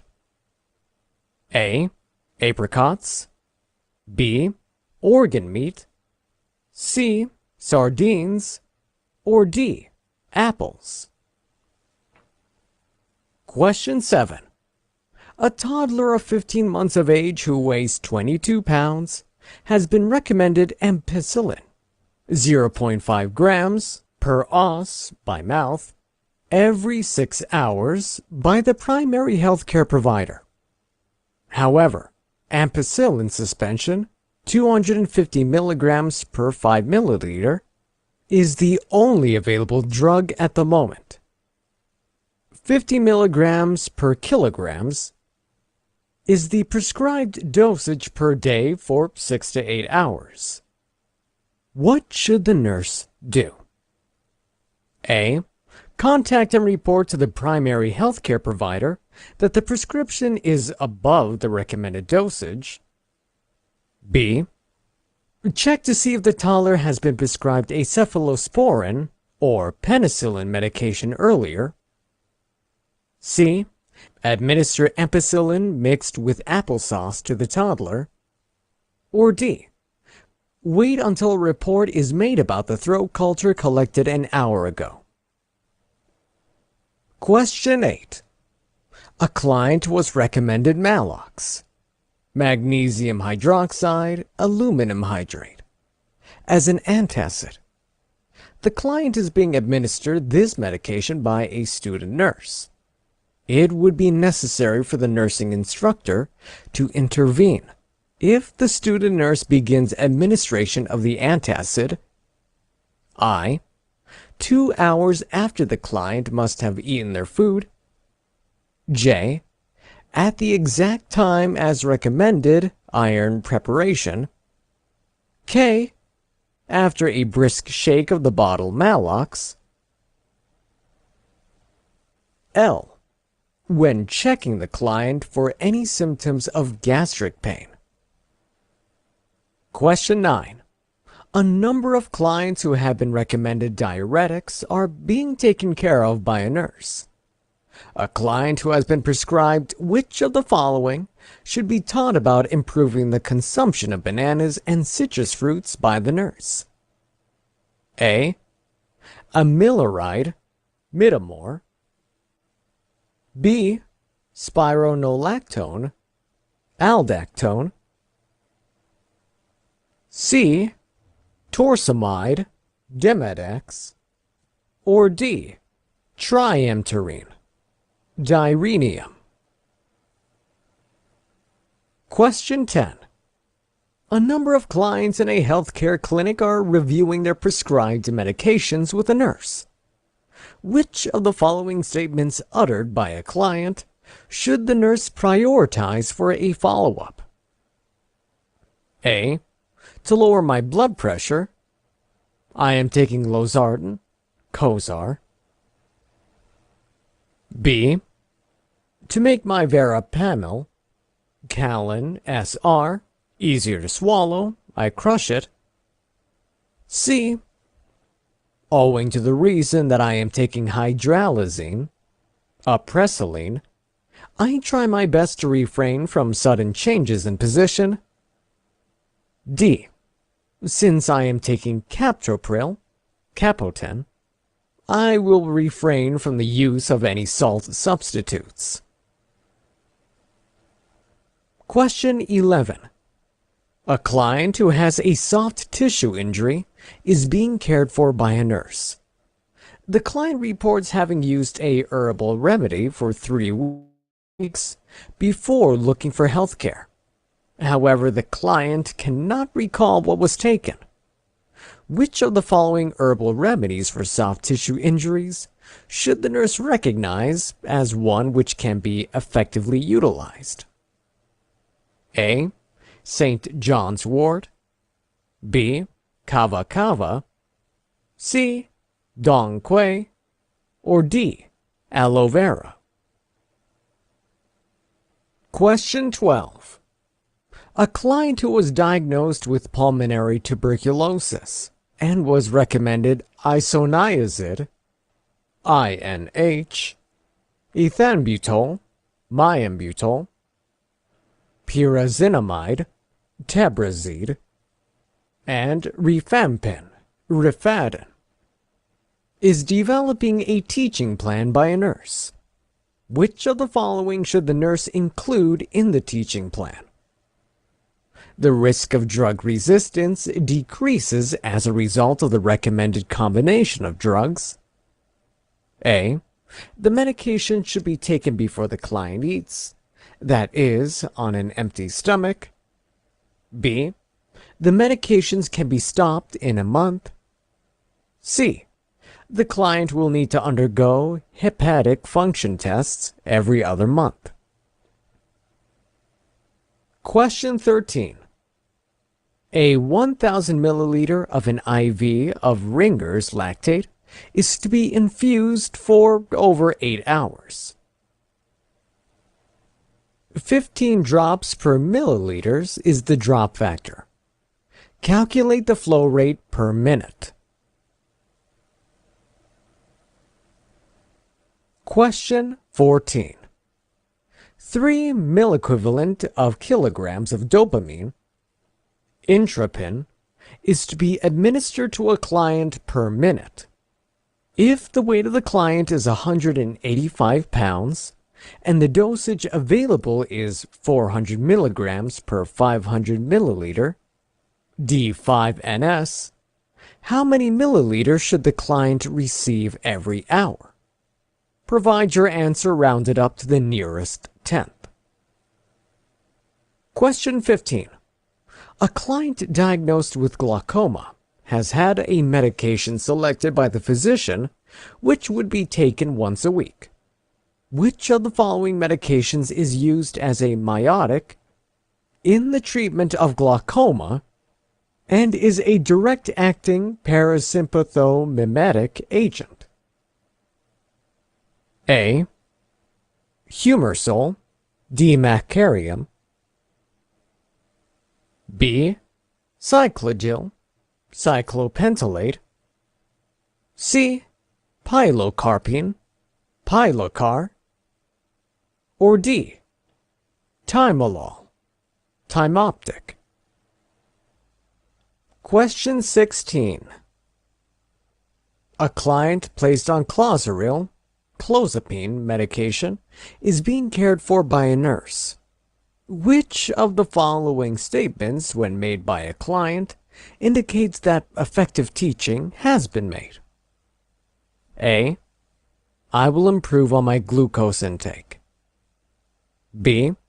I should include in my diets fluids and bulk. C.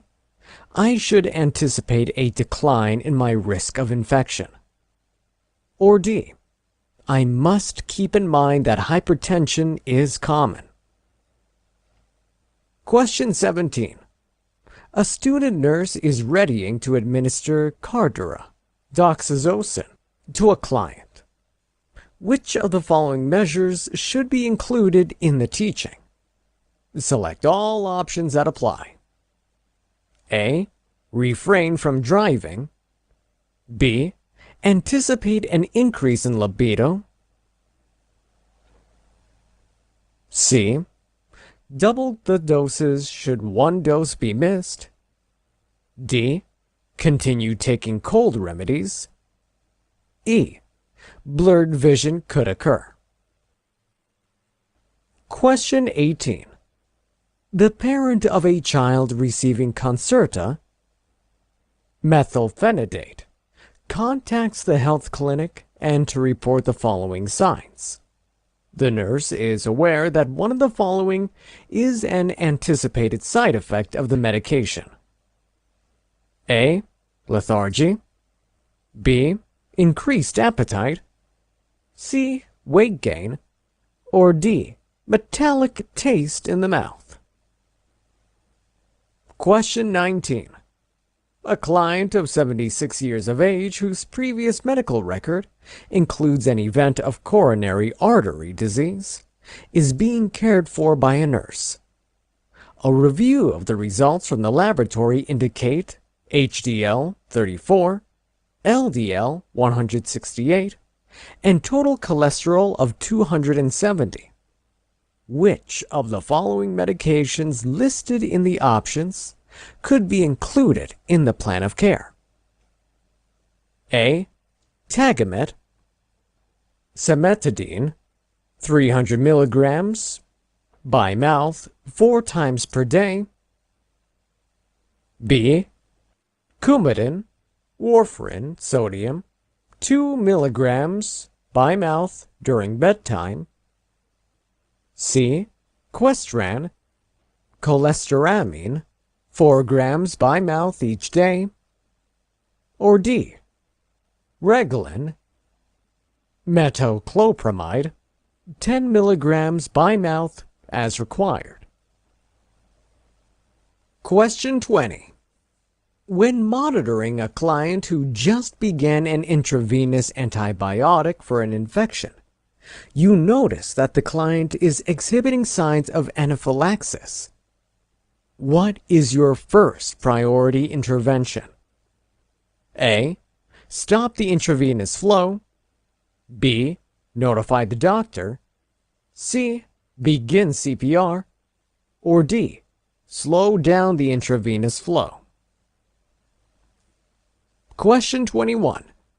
The best way to know if a medication is compatible or not with a particular intravenous fluid is to A.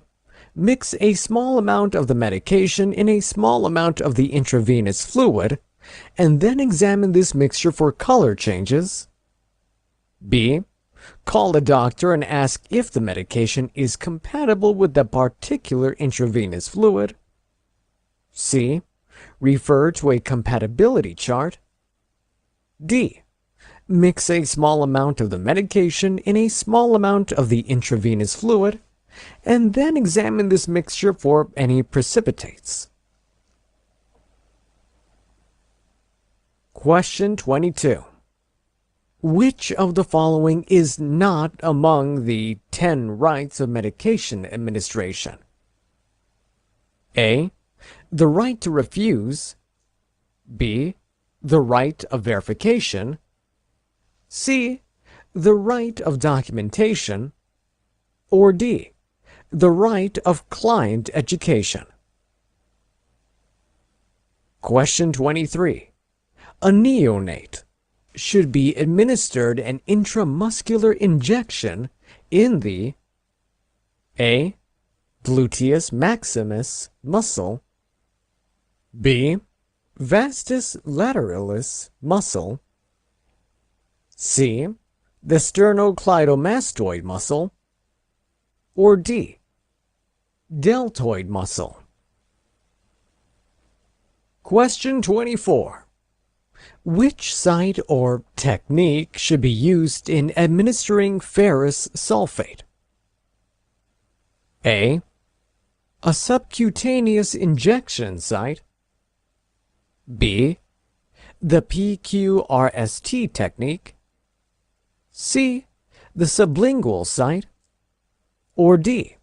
The Z-track technique. Question 25. In the last 2 months, a patient has been on a heavy aspirin regimen. What side effects are directly related to overdose of aspirin, if noted by the patient?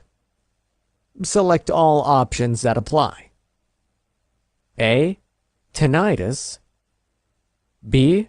Confusion. C. Edema. D. INR. E. Blood in stools. Question 26. A client on Zyprexa, olanzapine, medication is most likely to have another prescription of which of the following medications? A. Anticholinergic. B. Antihypertensives. C. Anti-Parkinsonian drugs. Or D. Anti-anxiety. Question 27. A patient is ordered to take a 40 milligram by mouth daily dose of omeprazole, Prilosec.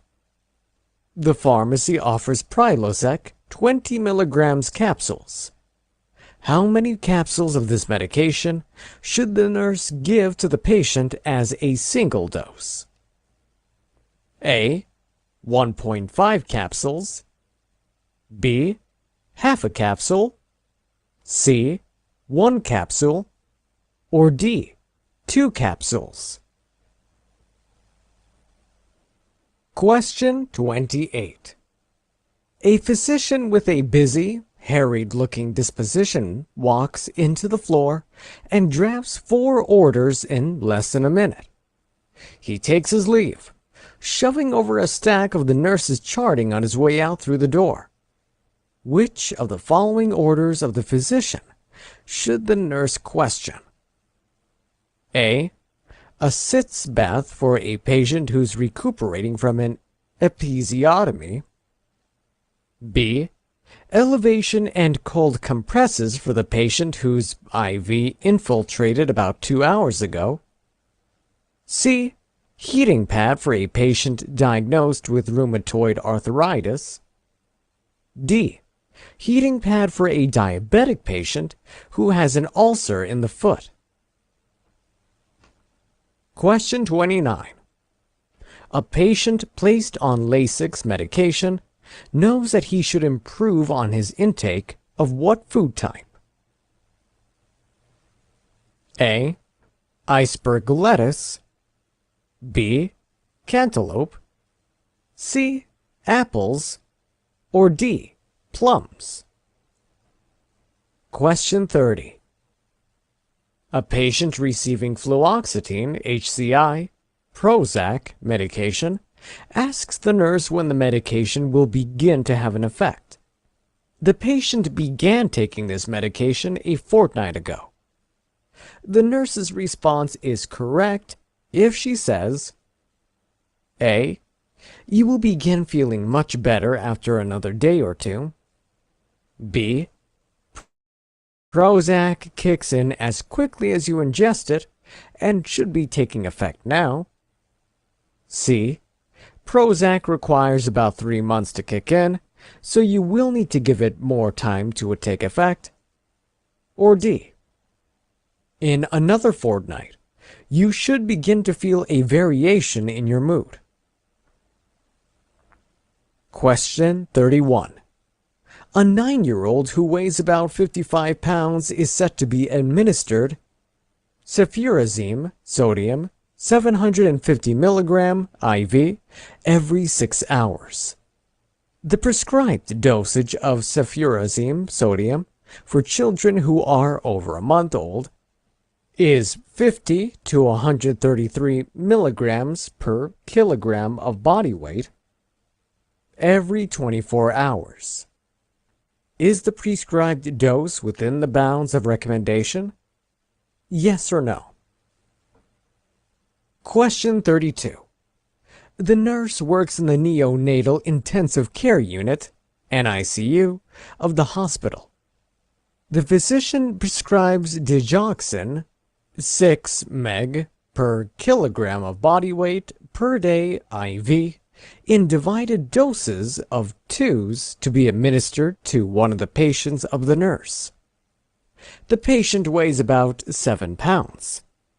Calculate the amount of medication, in mg, the nurse will give in a dose. Question 33. A nurse is giving discharge lectures to a patient returning home on doxycycline medication. Which of the following statements, if said to the nurse by the patient, indicates that further teaching is required? Pick all options that apply. A. I'll stop the medication immediately once I notice my tongue is coated in white. B. When I plan on spending some time out in the open, I will ensure to use sunscreen. C.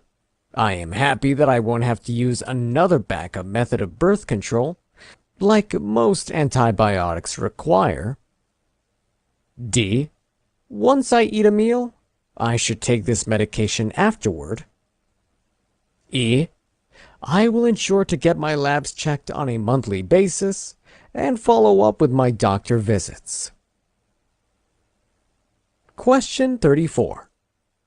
A client of 40 years of age who is receiving an MAOI is returning home on a weekend pass. Owing to the nature of the medication, the nurse plans on instructing the client to steer clear of which of the following? Pick all options that apply. A. Peanut butter. B. Banana peel. C. Beer. D. Ice cream and milk. E. Cheddar cheese. F. Chocolates. Question 34. The physician prescribes alprazolam, Xanax, 0.25 milligrams by mouth, TID, or 3 times a day, for a client with anxiety and physical symptoms related to work pressures. Which is the most common adverse effect of this drug to be observed by the nurse? A. Drowsiness. B. Agranulocytosis. C. Bradycardia. Or D. tardive dyskinesia. Question 36. A patient taking Zyprexa, olanzapine, will most likely have another prescription of which medication? A. Anti-anxiety. B. Antihypertensives. C. Anticholinergic. Or D. Anti-Parkinsonian drugs. Question 37. A patient prepares to go home with nitroglycerin to be taken as needed for angina. Which of the following statements by the patient to the nurse would require further teaching? Select all that apply. A. I will keep the nitroglycerin sublingual tablet under my tongue without swallowing it. B. If I become pale and lightheaded, this is a normal side effect. C. I sometimes take Viagra to enjoy spending time with my wife. D. I will place this drug in the sunlight before I take it to make it easier to digest. E. I will take my blood pressure pill at the usual time, even if I have taken nitroglycerin in the past hour. Question 38. The nurse cares for a patient on the medical/surgical unit. The patient rings the call bell exclaiming, "My urine has been orange today. What medication is doing this to me?" Which of the following medications, if noted in the patient's chart, is responsible for this side effect? Select all that apply. A. Pantoprazole. B. Pyridium. C. Rifampin. D. Bleomycin. E. INH. Isoniazid. Question 39. The PPD is correctly administered to a client if the nurse A. Injected intramuscularly. B. Injected subcutaneously. C. Injected intradermally. Or D. Injects through a piggyback. Question 40. The nurse is giving an unpleasant-tasting liquid medication to a 2-year-old child. Which intervention should the nurse use? A. Use a dropper to place the medication between the gum and cheek. B. Tell the child the medication will not taste bad. C. Prepare the medication in the child's favorite food. Or D. Put the medication in 4 ounces of apple juice. Question 41. A patient is prescribed omeprazole, Prilosec, 40 milligrams by mouth daily. The pharmacy dispenses Prilosec, 20 milligram capsules. How many capsules should the nurse give to this patient for a single dose? A. 1 capsule. B. 2 capsules. C. Half a capsule. Or D. 1.5 capsules. Answers. Question 1. The correct answer is B. The primary aim of the treatment for rheumatoid arthritis is to relieve pain. Typically, the first type of agents used are nonsteroidal anti-inflammatory drugs, NSAIDs. Other agents mentioned in the options are used thereafter in the management process. Question 2. The correct answer is 21 drops per minute. To calculate the drop per minute volume, the volume, 1000 milliliter, is multiplied by the drip factor, 10 drops per milliliter. The product of both variables is then divided by the time taken, 8 hours in minutes. Thus, volume times drip factor divided by time, 1000 times 10 divided by 8 hours times 60 minutes, equaling 20.8, rounding it off, equaling 21 drops per minute. Question 3. The correct answer is 30 milliliter. To calculate the volume in mils of potassium chloride, 10 milliequivalent of 15 milliliter, the nurse should administer. We multiply the desired amount, 20 milliequivalent, by the quantity, 15 milliliter. The product is then divided by the amount in hand, 10 milliequivalent. Thus, desired amount times quantity divided by amount in hand. 20 times 15 divided by 10 equals 300 divided by 10 equals 30 milliliter. Question 4. The correct answer is A, E, and F. As a medication, it is best to absorb heparin from the abdomen. Massaging and aspiration of an area after an injection is a contraindication. A needle with a 26 to 27 gauge and 5/8 to ½ inches is used. Protamine sulfate is the appropriate antidote for heparin. For administration, the correct dosage is 0.66 milliliter. It is calculated as follows. The desired amount, 5,000 units, multiplied by the total quantity, 1 milliliter. The product is then divided by the amount in hand, 7,500 units. 5,000 times 1 divided by 7,500 equals 5,000 divided by 750 equals 0.66 milliliter. Question 5. The correct answer is C. The mentioned fruits have high potassium content. They should be a priority inclusion in the diet if hypokalemia is to be prevented. Hypercalcemia, hypomagnesemia, and hypokalemia would make the client predisposed to digoxin, lanoxin toxicity.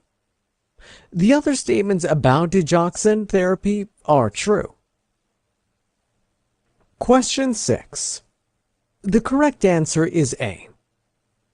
Bumex acts as a diuretic which depletes potassium. A source of potassium is apricots, sardines, and organ meats are not sources of potassium. Potassium is also contained in apples, although not in very high quantities. Question 7. The correct answer is B. Assessing the child to find out if the medications were taken in previous times or not will help to ascertain the tendency of an allergic reaction occurring before. 50 milligrams per kilogram every 24 hours, 50 milligrams per kilograms per day is the recommended pediatric dosage for ampicillin, Omnipen. Mixing the medication with applesauce will only help make it more palatable for the child to ingest. Waiting for the result of the throat culture is not exactly a necessary condition.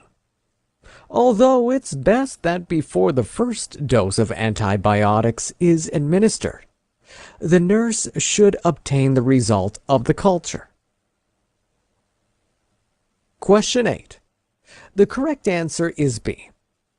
It's best not to administer iron preparations at the same time with antacids, as absorption is hindered. To improve the effect of the antacid, aluminum hydroxide / magnesium hydroxide, Malox, is administered about 1 to 3 hours before bedtime and after meals. The procedures of checking for signs of gastric pain and shaking the medication bottle is also applicable. Question 9. The correct answer is C. D-Madex, torsemide, can be used as a potassium-depleting diuretic. When carrying out client education, it should include food substances with high amounts of potassium to prevent hypokalemia. Aldactone, spironolactone, dirinium, triamterene, and midamor, amiloride, are categorized as potassium-sparing diuretics. The nurse would be able to limit foods containing potassium by using these medications. Question 10.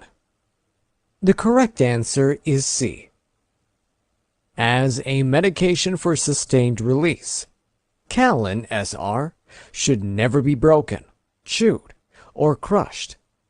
Cozar, losartan, is a recommended medication for keeping hypertension under control. Clients under antihypertensives medications should avoid changing positions suddenly so as to avoid orthostatic hypotension. Clients who use captopril, Capoten meds, are required to refrain from the use of salt substitutes following the risk of getting hyperkalemia. Question 11. The correct answer is D.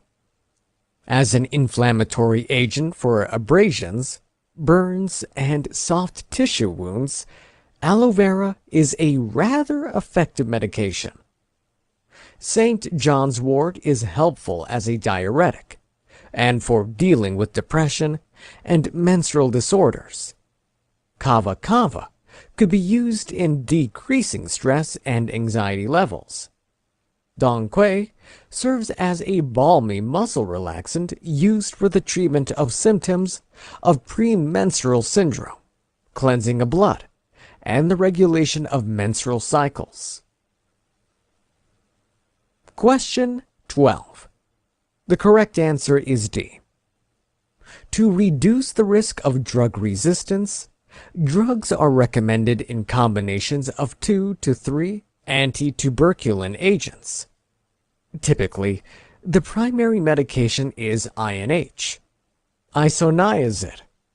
Such medications as these could be administered with food to decrease GI upset.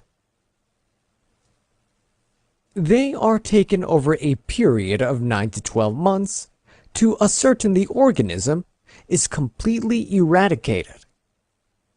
The client should be educated on having their blood drawn to every 2 to 4 weeks during therapy to assess hepatic function, owing to the risk of hepatotoxicity while receiving these drugs. Question 13. The correct answer is 31 goutte per minute, 1,000 milliliter times 15 gata per milliliter, divided by 8 hours times 60 minutes, equals 15,000 divided by 480, equals 31.25 gutta, or drops, per minute. Question 14. The correct answer is 19 milliliter per hour. The formula: desire multiplied by volume multiplied by weight multiplied by time divided by available volume, where desire 3 micrograms, the volume 500 milliliter, weight 185 pounds, time equals 60 minutes, and available volume 400 milligrams. First, convert the value of weight its standard value in kilograms. If 2.2 pounds equals 1 kilogram, 185 pounds equals that amount of kilograms.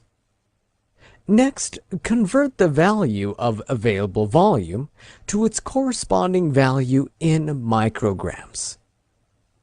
400 milligrams times 10 to the third micrograms equals 400,000 micrograms. Thus, 185 times 1 divided by 2.2 equals 84.9 kilograms. Then, substitute all values into the formula. 3 micrograms times 500 milliliter times 84.9 kilograms times 60 minutes divided by 400,000 milligrams equals 7,568,100 divided by 400,000 equals 75,681 divided by 400 equals 18.92. Rounding it off would lead to 18.9 milliliter. Therefore, the volume to be administered in milliliters rounded up to the nearest tenth is 19 milliliter per hour. Question 15. The correct answer is C. When miotics are not effective enough, Humersal is the cholinergic that is used. Cyclagil is basically a mydriatic. Timolol is used for ocular hypertension as it is a beta blocker. Question 16. The correct answer is B. A typical side effect of Clozaril is constipation. Options A, C, and D are all wrong. Hypotension and hyperglycemia, a state of elevation in the white blood cell counts, are common. Question 17. The correct answer is A, E, and F. Libido may decrease as a result of Cardera. Option C and D are both wrong. Question 18. The correct answer is D. Anorexia, loss of weight, and hyperactivity are some of the common adverse responses. Question 19. The correct answer is C. Questran functions as an agent for lowering lipid levels. Question 20. The correct answer is A.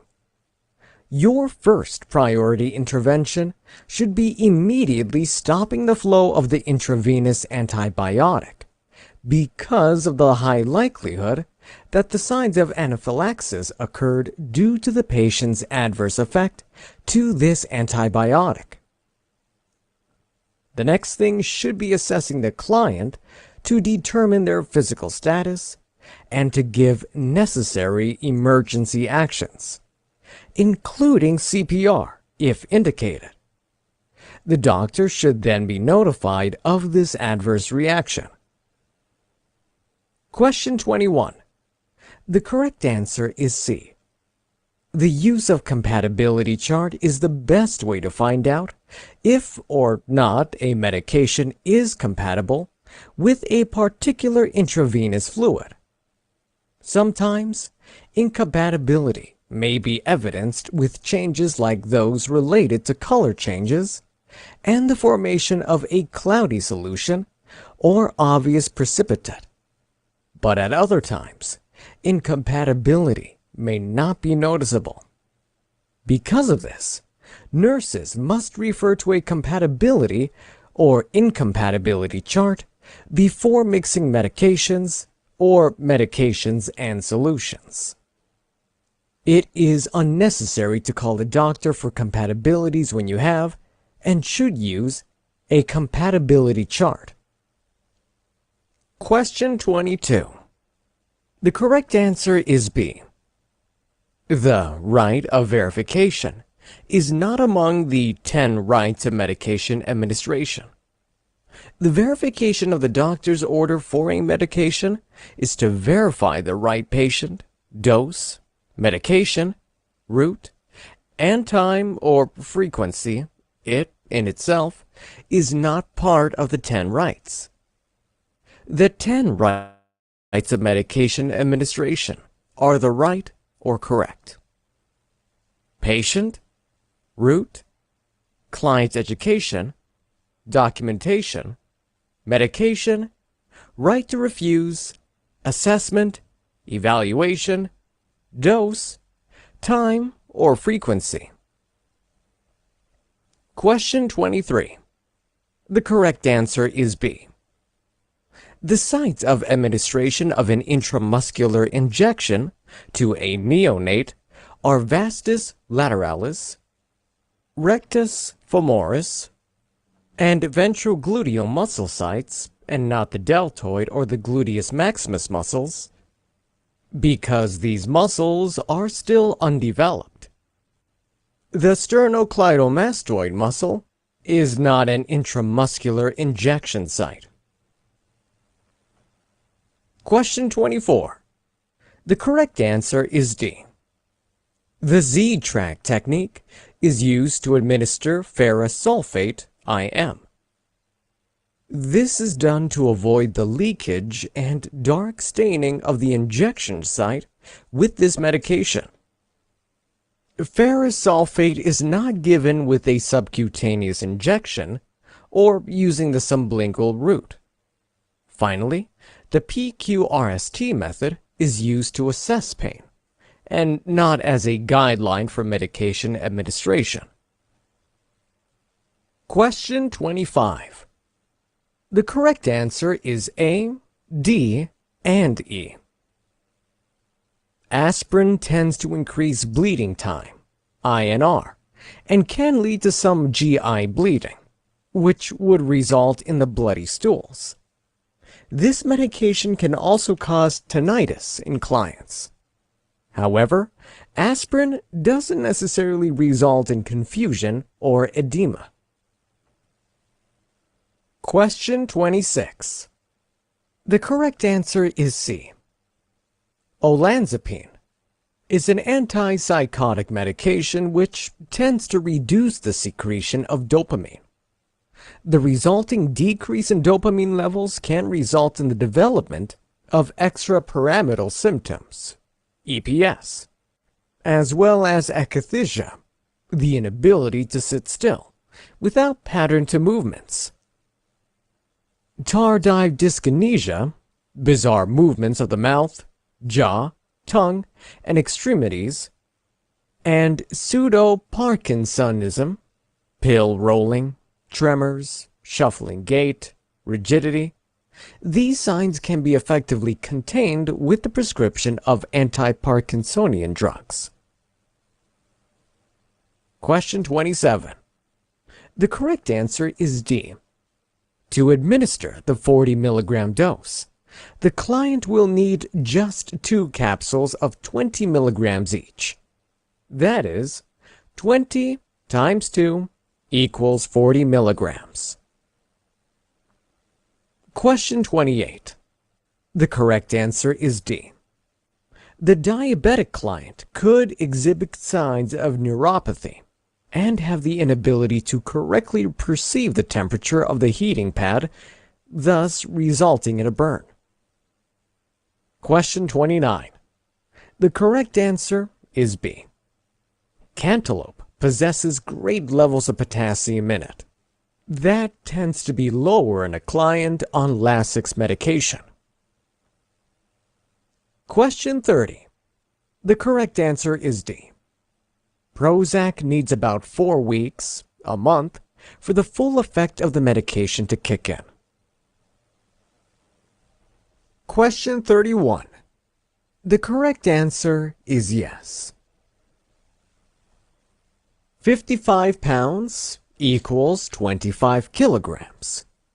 The recommended 24-hour dose range equals lower dose range 50 times 25 to higher dose 133 times 25, equaling 1,250 milligrams to 3,325 milligrams. Medication order: 750 milligrams times 4 times a day equals 3,000 milligrams a day. Yes, the dosage is within recommended limits. Question 32. The correct answer is 9.54 meg per dose. First, convert the weight of the infant from pounds into kilograms. There are a few formulas for this conversion. You can either divide the weight in pounds by 2.2 or multiply the weight in pounds by 0.454. 7 pounds divided by 2.2 equals 3.18 kilograms.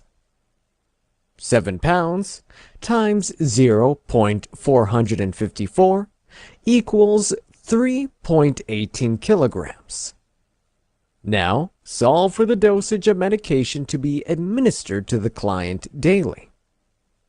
6 meg times 3.18 kilograms equals 19.08 megs per day. To get the volume per dosage, divide the answer above by 2.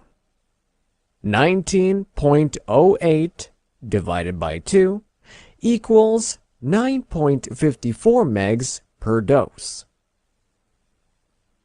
Question 33.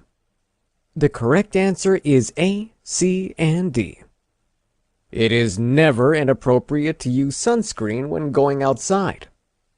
In this case, the patient will have to employ a backup method of birth control and be administered the medication on an empty stomach. The white coating on the tongue is glossitis, which is a normal side effect of the medication. The patient should not quit taking the medication. This patient needs a follow-up and should have their renal function assessed. Question 34. The correct answer is B, C, E, and F. The correct foods possess high volumes of tyramine, which, in the availability of an MAOI inhibitor, such as Marplan, can lead to an excessive epinephrine-type reaction, which can cause a hypertensive crisis. Question 35. The correct answer is A.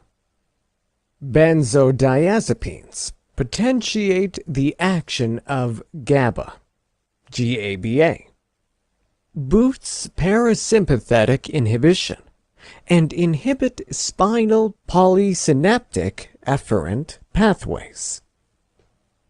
Drowsiness, dizziness, and blurred vision are very common adverse effects.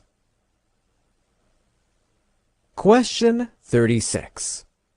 The correct answer is D. Olanzapine is an antipsychotic drug that reduces dopamine secretion. This decrease in dopamine can cause extrapyramidal symptoms, EPS, including akathisia, inability to sit still, no pattern to movements, tardive dyskinesia, bizarre movements of jaw, mouth, tongue, extremities, and pseudo-Parkinsonism, rigidity, tremors, pill rolling, shuffling gait. These symptoms can be regulated with the administration of anti-Parkinsonian drugs. Question 37. The correct answer is B, C, D, and E. Viagra is a vasodilator. In combination with nitroglycerin, a patient may have a hypotensive crisis, where he becomes pale and lightheaded, not a normal side effect. This drug should be protected from light and kept under the tongue without swallowing. Taking a blood pressure pill within an hour of the nitroglycerin is not advisable, as it might cause a patient to bottom out. Question 38. The correct answer is B and C. These two medications can change urine color to orange. Bleomycin can turn urine blue or green. INH and pantoprazole do not affect urine color. Question 39. The correct answer is C. PPD, or purified protein derivative, is administered to a client through intradermal injection. This drug tests the client for possible exposure to tuberculosis. Question 40.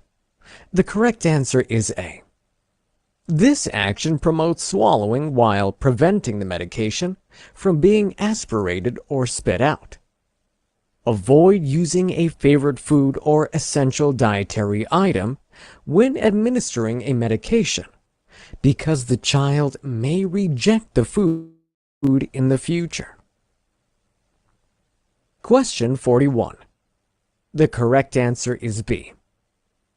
To administer the 40 milligram dose, the nurse will give 2 capsules of 20 milligram each. 20 times 2 equals 40.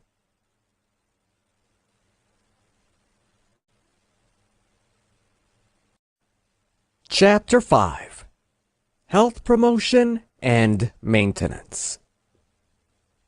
Practice questions on health promotion and maintenance. Question 1.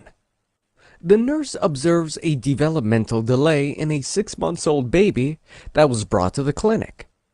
Which of the following options did the nurse see? A. The child's speech is incoherent. B. The child can sit only with the aid of some support. C. At 6 months, the baby's weight has only doubled. Or D. The nurse observes head lag when the child is lifted. Question 2. A young guy recently read a journal about testicular cancer and is now concerned about the lump he observes on his testicles. Although the lump does not increase in size and is not painful, the nurse should reply by saying, A. Is there a history of cancer in your family? B. Finding out about that must have been scary. Do you feel scared? C. It's probably not that serious. Or D. Let's run some tests to find out what the lump is. Question 3. While assessing a baby who is a little short of 5 days old, the nurse records the circumference of the child's head to be 34 centimeters. Without checking, what would the nurse guess the circumference of the baby's chest to be? A. The chest circumference is 32 centimeters. B. The chest circumference is 33 centimeters. C. The chest circumference is 34 centimeters. Or D. The chest circumference is 35 centimeters. Question 4. A patient with HIV is being enlightened by the nurse about antiretroviral therapy, or ART, A-R-T. The patient makes a statement about ART, but is quickly corrected by the nurse. Which of the following did the patient say? A. I know I will have to begin the therapy once my CD4 is greater than 1,000 cells per cubic millimeter. B.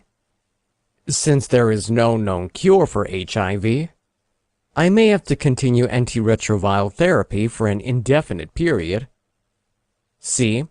Even with hepatitis, it does not stop me from undergoing ART. Or D. It's a weight off my chest to know that ART can prevent me from infecting my partner with HIV. Question 5. To prevent getting Group B strep, a female patient asks the nurse what steps she must take. The nurse replies by saying, A. It only happens to women who have sex frequently. B. There is no way to prevent it, although it can be treated. C. You should try out the vaccine for Group B strep. Or D. Do not have sex immediately after your period. Question 6. A patient is being educated by the nurse on how to perform a self-breast exam. One of the following is untrue about the exam. A. In a circular motion, and with your ring and index fingers, check the breast. B. The arms should be placed at the sides during a self-breast exam, SBE. C. The breast may feel enlarged sometimes. This is no cause for worry. Or D. The best time for this exam is 2 weeks after a menstrual period. Question 7. The nurse is educating a group of young people about suicide and its prevention. One of these options is an indicator that a person might kill themselves. A. Trying to give out one's possessions which hold sentimental values, or saying such statement as, I may not be here soon. B. A low GPA. C. The student does not sleep for long periods at night. Or D. The student suddenly develops an interest in poetry. Question 8. A patient tries to find out from the doctor about the best and most guaranteed method of preventing pregnancy. The nurse replies by explaining that A. Condoms are 100% guaranteed for pregnancy prevention. B. Abstinence is 100% guaranteed for pregnancy prevention. C. Coitus interruptus is 100% guaranteed for pregnancy prevention. Or D. Birth control pills are 100% guaranteed for pregnancy prevention. Question 9. A mother calls the outpatient health clinic and asks the nurse some questions about how to care for her newborn. Which of the following statements are correct, if made by the patient to the nurse? Select all that apply. A. It's normal to feel stressed and overwhelmed in this new phase of my life. B. Breast milk is adequate for the first 6 months of my child's life.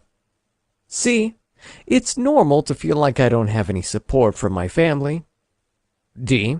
I can expect my infant to produce 6 to 8 wet diapers per day.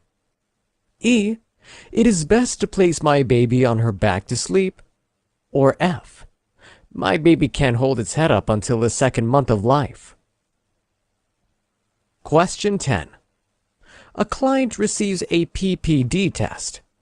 He returns to the clinic 24 hours later and presents the inoculated arm, with no induration or redness. Which of the following statements, if made by the nurse, is a correct interpretation of the results? A. This is a negative result. We will follow up with a chest X-ray to be sure. B. This is a positive reaction. I will refer you for further evaluation. C. You will need to return in another day for me to correctly assess the site. Or D. This is a negative result. I will mark it in your chart. Question 11. A student nurse interns at an outpatient health center. Some of the following responsibilities of the student nurse are considered tertiary prevention strategies. Select all that applies. A. The student nurse administers a PPD test for employment. B. The student nurse administers a flu vaccine. C. The student nurse prepares a sterile field before cleaning the inner cannula of a tracheostomy. D. The student nurse gives back trim to a patient with a UTI. E. The student nurse administers a cyclovir to a patient diagnosed with hepatitis C. F. The student nurse gives a presentation of diet and exercise. Question 12. The nurse presents a talk on suicide prevention in high school populations. Which of the following risk factors listed below is accurate in regard to suicide? A. Low grade point average. B. Vague statements such as I may not be around anymore. C. A student tries to give his friend his most prized possession. D. Fewer than 6 hours of sleep per night on average. Or E. Access to a gun in the home. Question 13. The nurse evaluates the following risk factors for coronary artery disease, CAD, in a patient. Which of the factors are classified as genetic and physiological? Select all that apply. A. Sedentary lifestyle. B. History of HTN. C. Eats a diet high in salt. D. Father died from CAD. Coronary artery disease at the age of 50. Or E. Age 44. Answers. Question 1. The correct answer is D. At various stages of a baby's life, different things are expected which points to proper growth. Should any of them be lacking, the doctors, nurses, and parents of the child may be worried and need to act promptly. One of such developmental progress is that the child's head does not fall when he or she is held up. If at 5 months the baby cannot seem to hold his or her head up, and it just falls on their chest, this may signal autism. At 6 months, the baby should be able to sit with the aid of support, speak, albeit incoherently, and have doubled in weight from birth. Question 2. The correct answer is D.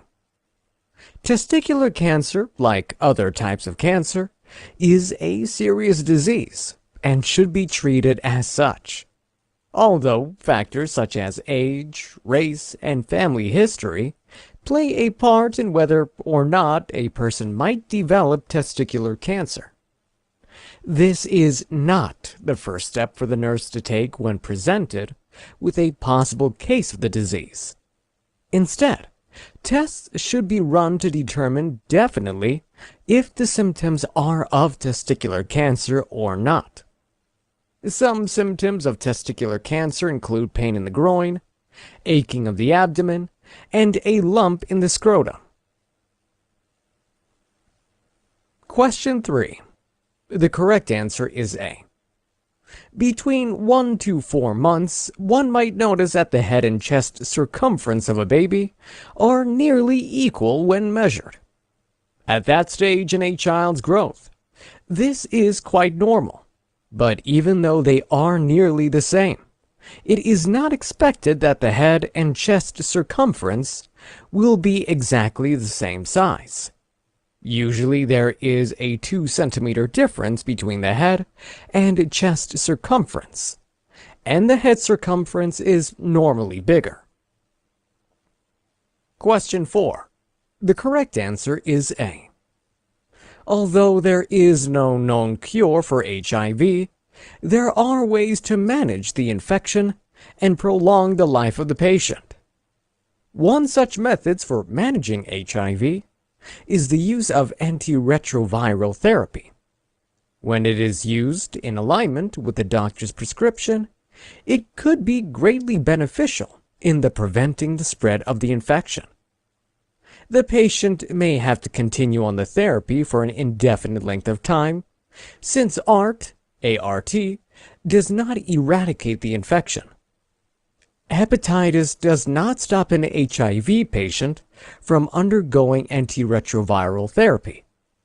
If the patient's CD4 is above 300 cells per cubic millimeter, then they should be advised to undergo ART. Question 5. The correct answer is B. Group B streptococcus is a bacteria often carried in the intestine or genital tract of many females. It bears no serious consequence for adults, and there is no way to prevent it, although some measures can be taken during pregnancy to protect the baby from getting the bacteria, as it can be harmful to them. Barely a week before or after birth, the baby might display symptoms such as fever, lethargy, or difficulty breathing, which are all pointers to Group B strep disease. Pregnant women are advised to get tested so as to avoid passing the bacteria to their babies. Question 6. The correct answer is D. Self-breast exams are done to determine if there are any changes to the breast, which may be symptomatic of certain health conditions. Although much of the information gotten from self-breast exams may not be anything to worry about, some of the results carry a real threat, which should be treated with seriousness. The correct way to perform a self-breast exam is with the ring and index fingers and in a circular motion. Question 7. The correct answer is A. In the U.S. alone, suicide is reported to be the 10th leading cause of death, which says little about the scale of suicides worldwide. About 1.4 of deaths around the world are suicidal. Around 10 in every 100,000 of the world's population died by suicide in 2010, and this has been a trend for a while now. For this reason, even the suspicion that an individual may be prone to suicide should not be treated flippantly. Still, one should not conclude in haste that the slightest challenge would cause a person to want to end their lives. For students, a low grade point average can be especially disheartening, but many go through that experience without the thought of suicide ever crossing their minds. Also, staying up late into the night or being an insomniac may not inspire suicidal thoughts. If someone is constantly writing dark poetry, especially about suicide, they should be monitored. But poetry oftentimes is a creative outlet for mere fiction. If someone is often heard talking about how they might not be around and are trying to give out their cherished possessions, this is an almost definite sign of some internal struggles. The help of loved ones and a psychiatrist may be called for. Question 8. The correct answer is B. Condoms are worn over the penis or over the vulva to prevent STDs, and unwanted pregnancies. Although some experts may rate condoms are 98% preventative, no one can say that sex is 100% safe with condoms. Whether it's condoms of the plastic, latex, or lambskin kind, none can guarantee total protection.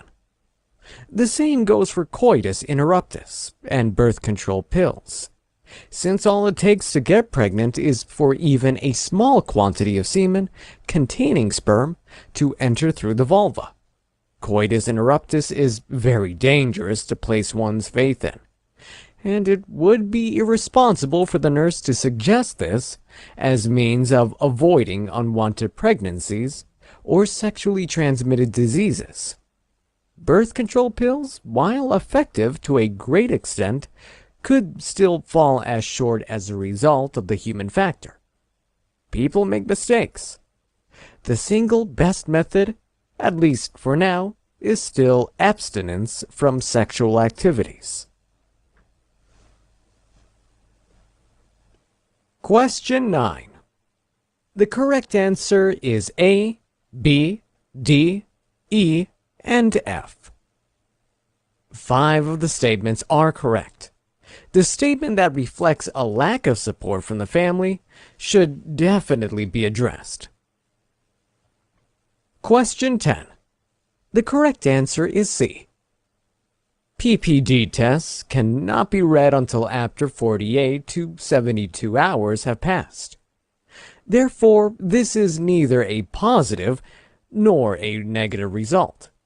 The chest X-ray is not needed unless the PPD test is positive. Question 11. The correct answer is D and E. Primary prevention includes the flu vaccine, the sterile field, and the presentation on diet or exercise. The PPD test is secondary prevention. Giving Bactrim and acyclovir are categorized under tertiary prevention. Question 12. The correct answer is B, C, and E. The 3 factors which Nclex recognizes as indicating a high risk of suicidal thoughts, low grade point average, and little sleep do not necessarily lead to suicide.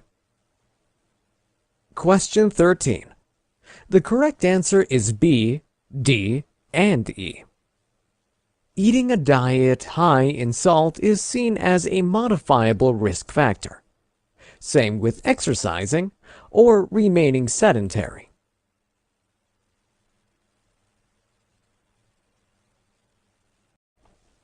Chapter 6. Psychosocial Integrity. Psychosocial integrity accounts for about 6 to 12% of model Nclex practice tests and exams alike. The questions that fall under this classification of client needs is aimed at testing nurses' knowledge, abilities, and skills for supporting and promoting the well-being and abilities of the clients, patient, the client's families, parents, siblings, guardians, significant others, etc., to help them manage and adjust to any turn of events that may seem overwhelming. The National Council of State Boards of Nursing, NCSBN, points out that this classification of client needs is meant to assess the social, intellectual, and emotional statuses of clients, significant others, or family members. It also assesses the skill sets, abilities, and knowledge necessary to cater to clients with chronic or acute mental illnesses. Practice questions on psychosocial integrity. Question 1. A client is diagnosed with a disease of the coronary artery. This client chooses guided imagery as a means of coping with psychological stress. Which of the options lettered A to D best conveys the understanding of the client regarding this method of stress reduction? A. This will only be helpful if I play music to go with it. B. This method is the best because I can use it where and when I like. C. This method will only work for me when I am all by myself in a quiet place. Or D. I only need to use it when I lie down, before I get sleepy and snooze off. Question 2. A nurse in the Department of Ambulatory Care converses about the procedures to be taken before surgery with a client of Japanese and American descent who's going to be operated upon in the succeeding week. While the conversation is ongoing, the client's only response is a continual nodding of the head and smiles. What would the nurse decipher this nonverbal cue to mean? A.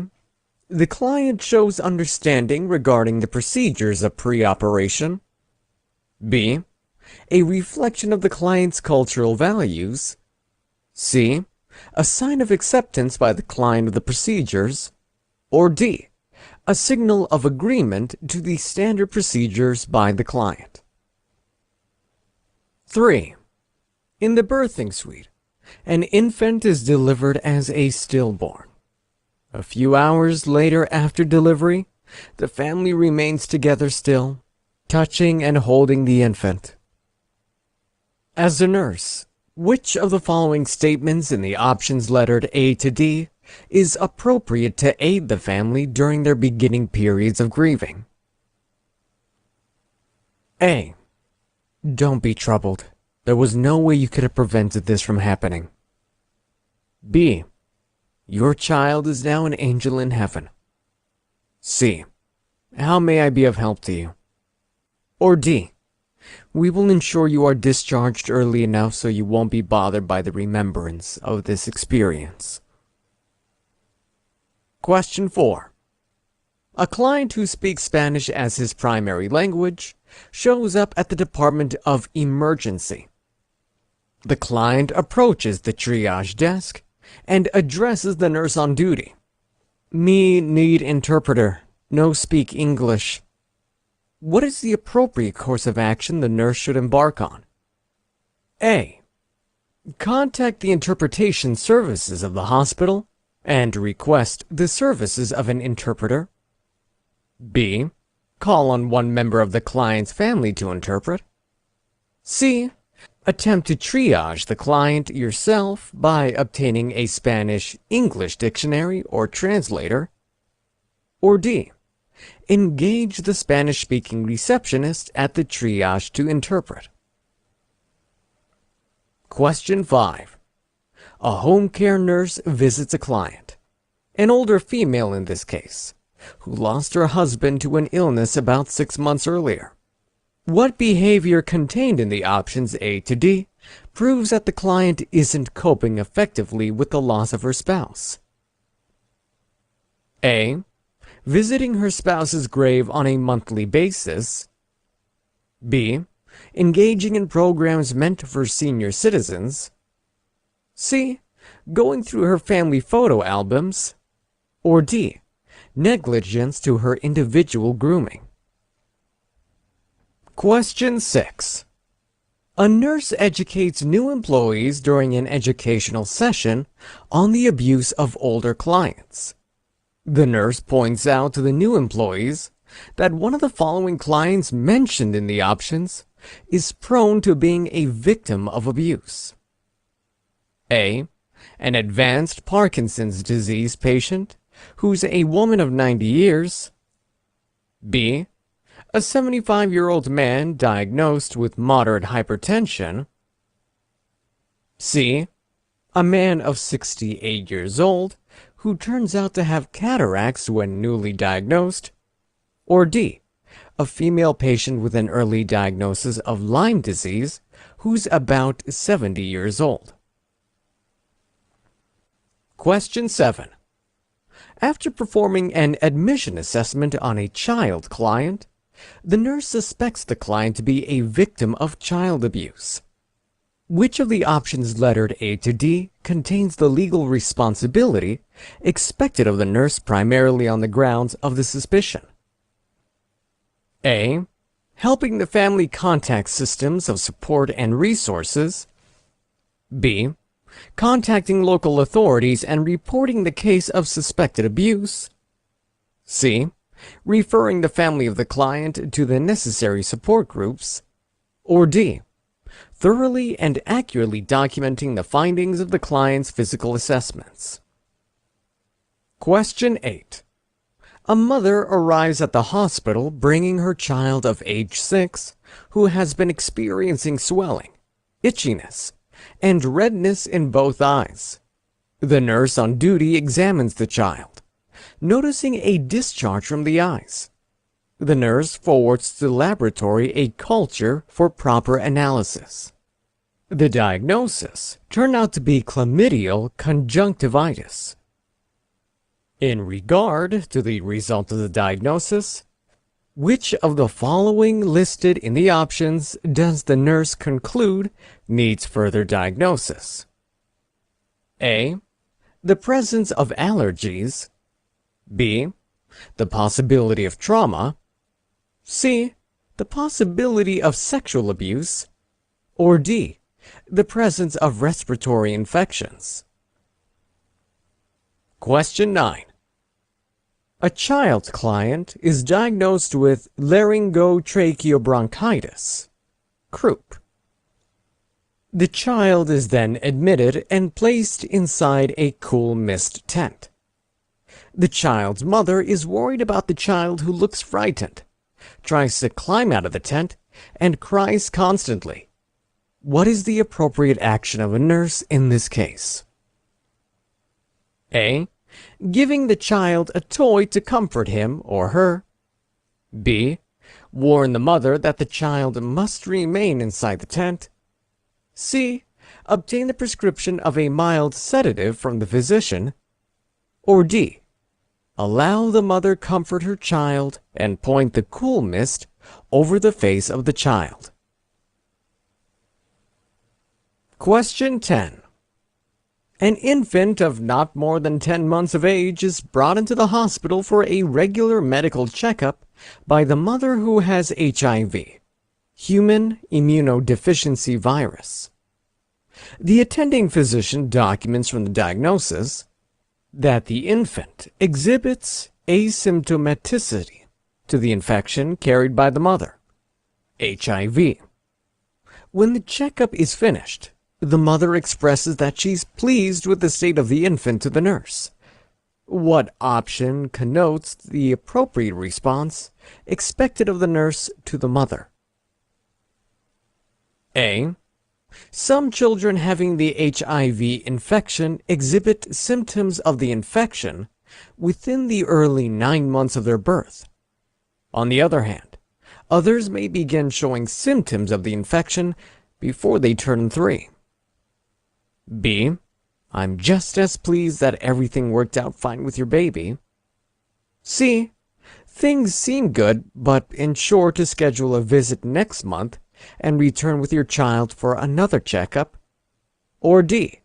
As your infant shows signs of asymptomaticity, it's highly likely that he or she will not get the infection. Question 11. When admitted for the first time for the treatment of hyperglycemia, a client diagnosed with diabetes mellitus shows signs of acute anxiety. To reduce the level of anxiety exhibited by the client, their appropriate response from the nurse is to A. Pay no heed to the anxiety symptoms exhibited by the client, as they would subside eventually. B. Express respect, trust, and empathy to the client's condition. C. School the client on the medical terminologies involved so they understand what is going on. Or D. Place the client under a sedative. Question 12. Which of the following methods contained in the options lettered A to D will aid communication between the nurse and a client with impaired hearing? A. Speaking occasionally. B. Speaking directly into the ear that's impaired. C. Speaking at a regular volume and speed. Or D. Speak very loudly. Question 13. A client diagnosed to have the Guillain-Barré syndrome develops ascending paralysis. The client is placed on intubation and is receiving ventilation mechanically. Which of the techniques enlisted in the options lettered A to D should the nurse include in the care plan targeted to aid the client in coping with the illness? A. Providing the client with positive feedback and supporting motion on an active range. B. Involving the client with care decisions and visitor restrictions. C. Making available sedatives that can be administered intravenously to the client, limiting social contacts, and decreasing distractions. Or D. Making available to the client positive feedback and general information while supporting relaxation. Question 14. A client who is diagnosed to have major depression and has contemplated and attempted suicide reaches out to a nurse saying, "I have always been a failure. Nothing ever works out for me. I should have died." In this case, what therapeutic response is expected of the nurse to the client? A. Have you been feeling like a failure for some time? B. This type of feeling is common when you're ill. C. You don't look like a failure, and I don't see you as one. Or D. You can't die now. You could live for everything. Question 15.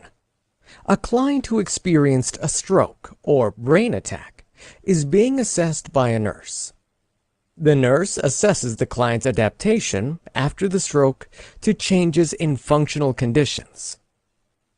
The nurse certifies that the adaptation status of the client is successful when A. The client experiences periods of irritability and depression. B. The client constantly makes use of adaptive equipment when dressing. C. The client experiences difficulty when making use of feeding utensils that have been modified. Or D. The client gets angry with his or her family if they interrupt an activity. Question 16. In the mental health unit of a hospital, a client is admitted to undergo treatment for expressing psychotic behavior. The client approaches the door of exit, screaming out loud, "I'm fine. Nothing's wrong with me. Let me out of here. I don't belong in this place." The nurse in charge can analyze his behavior of the client to mean A. Projection. B. Rationalism. C. Regression. Or D. Denial. Question 17. The type of therapy technique in which every member of the treatment team is considered to be equally important in aiding clients to reach their target goals of treatment is A. The rational emotive therapy. B. The interpersonal therapy. C. The milieu therapy. Or D. The behavior modification therapy. Question 18. A client makes the first attempt to attend a meeting of Gamblers Anonymous. The group uses the 12-step program prototype, which was developed and promoted by Alcoholics Anonymous. As a way of tipping the client on what to expect, the nurse explains what the primary step of the 12-step program is. Which of the following options lettered A to D? A. Accepting that they have a gambling problem. B. Declaring that gambling is bad and should be stopped. C. Cutting off ties with friends or relatives who gamble. Or D. Substituting the urge to gamble with other worthwhile activities. Question 19. A client is homebound, owing to an unwillingness to leave the house. The client nurses the fear that he or she would do a crazy thing in public. In this vein, the client only leaves the house for outside when accompanied by their significant other. According to these data garnered about the client, the nurse is able to decipher that the client experiences A. A social phobia, B. Agoraphobia, C. Hypochondriasis, or D. Claustrophobia. Question 20. A male client who's diagnosed with catatonic stupor is being cared for by a nurse. The client lies on the bed and has his body pulled into a fetal posture. Which of the options contain an appropriate intervention expected of the nurse? A. Leave the client to himself and check on him occasionally. B. Ask him direct questions to facilitate communication. C. Sitting next to him silently and starting questions which are open-ended occasionally. Or D. Enlist the help of other clients in watching him by taking him to the day room. Question 21. The attending nurse has been in attendance at a development conference for hospital staffs. At the conference, emphasis is made on the need to consider the cultural values of clients under hospice care. Which of the following statements contained in the options lettered A to D requires a good follow-up when made by the nurse? A. A Buddhist client's family could request the services of a priest to be by the client at the period of his or her death. B. A client of Jewish faith may have their family request that mirrors be covered up when the client dies. C. A client who has an Islamic worshiper could have his family request of the nurse that the client's body be positioned to face due east during the period of the client's passing. Or D. A client of the Hindu religion could have his or her family request a bathing of the client's body when the client dies. Question 22. The client who is currently undergoing the manic stage of a bipolar disorder is having the nurse develop a plan of nursing care. Which intervention contained in the options is important for the nurse to incorporate into the nursing care plan? A. Providing finger foods for the client. B. Engaging in competitive games with the client. C. Supporting the client in avoiding foods which have tyramine in them. Or D. Placing the client on a direct observation for suicide. Question 23. A client of about 45 years of age was lately diagnosed with terminal cancer, approaches the nurse, saying, "If only God could allow me enough time to see my daughter through college, I would not mind this illness I have to deal with." The nurse in charge of caring for the patient interprets this utterance as a connotation of what phase of grieving? A. Denial. B.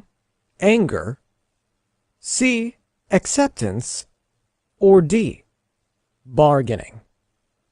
Question 24. In the psychiatric unit of a hospital, the nurse on duty sees to the caring of a client diagnosed with paranoid schizophrenia. The client has shed about 15 pounds of weight in the last 3 weeks. The client then accuses the nurse of attempting to poison the varying clients in his or her unit. Which nursing intervention contained in the options lettered A to D should be top priority for the nurse to incorporate into the plan of care for the client? A. Figuring out the favorite foods of the client. B. Offering at regular intervals to the client food in smaller quantities. C. Sitting by the client's side when he or she eats. Or D. Providing already packaged foods that the client likes to him or her. Question 25. A client of about 20 years of age is diagnosed to have anorexia nervosa. It's expedient that the nurse admitting this client assesses the latter for A. Stained enamel of the client's teeth. B. Certain types of lanugo hair on the client's body. C. A constant ringing in the client's ears. Or D. Patches of white on the client's tongue. Question 26. A patient diagnosed with major depression is being admitted by the nurse. As a priority, the nurse should try to A. Find out if the client was admitted of his or her own volition. B. Inquire from the client if they ever contemplated suicide. C. Check for sharps in the client's possessions. Or D. Begin administering the client with the appropriate prescribed antidepressants. Question 27. At the psychiatric unit of a hospital, an inpatient client is of the opinion that she is the target of a staff member who's trying to get her poisoned. It's expected of the nurse to A. Explain to the client that the staff can be trusted. B. Show the client to other clients who eat the food the staff member serves. C. Provide the client with beverages and foods with a factory seal. Or D. Prove to the client that the food is edible and free of poison by tasting it in her presence. Question 28. The nurse is in charge of taking care of a client taking thorazine, chlorpromazine medication. Which statement contained in the options lettered A to D shows the client's comprehension of the instructions about this medication? The client says, A. For every time I hear voices, I'll take my drugs. B. To avoid a dry mouth, I'll take some extra fluids. C. At the beach, I'll put on a hat with a wide brim. Or D. When I feel better, I'll quit taking my medication. Question 29. The nurse in the emergency unit of a hospital is in charge of a patient suspected of using phenobarbital. Which of the following conditions contained in the options will occur on the account that the client is addicted to barbiturate? A.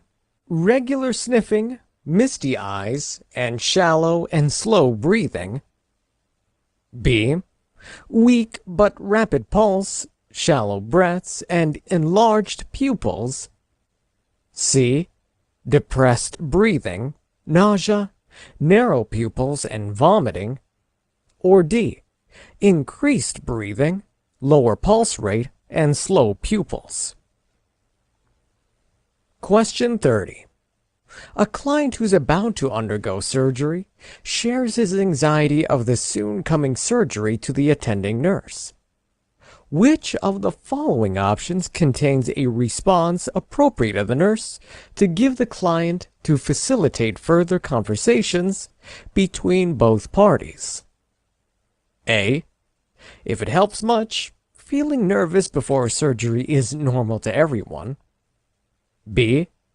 I'll only be too glad to explain to you the entire procedure of the surgery. C. Do you mind telling me what has been told to you about your surgery? Or D.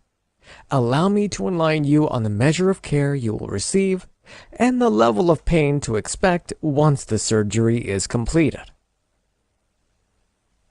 Question 31. The nurse cares for a patient who delivered a baby with unexpected spina bifida. Which is the most therapeutic statement to say to the parents? A. Spina bifida is not a big deal. It's completely curable, so you shouldn't be upset. B. Let's talk about the different ways you can help your baby to lead a great life. C. Although spina bifida can't be fixed, you should know that you're not alone. Or D. I know it is shocking to see a child this way, but you will get used to it. Question 32.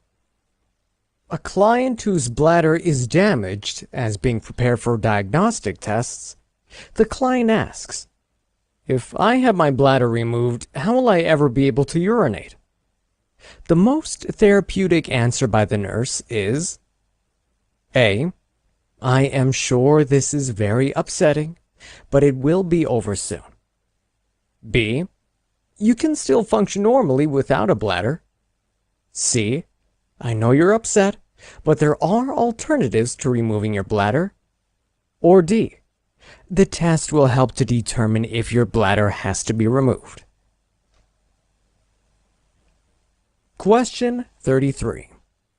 The mother of a 2-year-old and a 4-year-old becomes frustrated and asks the nurse to suggest how to handle timeout situations for her children. Which of the following suggestions by the nurse is correct? A. The 2-year-old should get a timeout for 4 minutes, and the 4-year-old should get a timeout for 2 minutes. B. Both children should be given spankings instead of timeout. It's more effective. C. The 2-year-old should get a spank on the bottom, and the 4-year-old should get a timeout of 5 minutes. Or D. The 2-year-old should get a timeout for 2 minutes, and the 4-year-old should get a timeout of 4 minutes. Question 34. A physician just disclosed to a patient that she has stage 3 uterine cancer. The patient says to the nurse, I don't know what to do. How do I tell my husband? And begins to cry. Which is the most therapeutic response the nurse can give? A. How do you think would be best to tell your husband? B. Why do you think this is happening to you? C. It seems to me that this is a lot to handle. I'll stay here with you. Or D. I think this will all be easier to deal with than you think. Question 35. An older patient is scheduled for hip replacement surgery in 12 hours. While reviewing his health history, the nurse notes that the patient has a history of alcoholism. What action should be taken to best care for this patient? A. Care for the patient here and now despite his history. B. Alert the physician that further assessment is required. C. Ask the patient for a urinary blood alcohol test prior to surgery. Or D. Ask the patient when he had his last drink. Answers. Question 1. The correct answer is B. This question appeals to the psychosocial integrity classification of the client needs with a coping method or mechanism, guided imagery, as the major content address. Guided imagery includes the ability of clients to create images in their minds. When they concentrate on these images, they slowly lose awareness of any other stimulus that seems to bother them. This mechanism is versatile, meaning it can be carried out without the limitations of place or time. Clients could use it as a technique for relaxation, or add musical effects to suit their tastes. Question 2. The correct answer is B. The nonverbal behavior of smiling and nodding by a client of Japanese and American descent reflects his or her cultural value, which can be interpreted to mean a form of harmony between the nurse and client. However, this behavioral pattern should not be mistaken to mean the client agrees with the nurse, accepts the procedures of treatment, or understands the procedures involved before the surgery. The nonverbal response is merely a behavioral characteristic common to those of Asian American descent. Question 3. The correct answer is C. In cases of losses or deaths, it is the duty of the attending nurse or nurses to make sure the parents, the head medical personnel, or other healthcare team members involved are well aware of the turn of events. It is imperative for a nurse to stay by the parents during this period, so as to offer them some sort of solace via techniques of therapeutic communication. The nurse should also have enough knowledge of their religious and cultural beliefs and practices.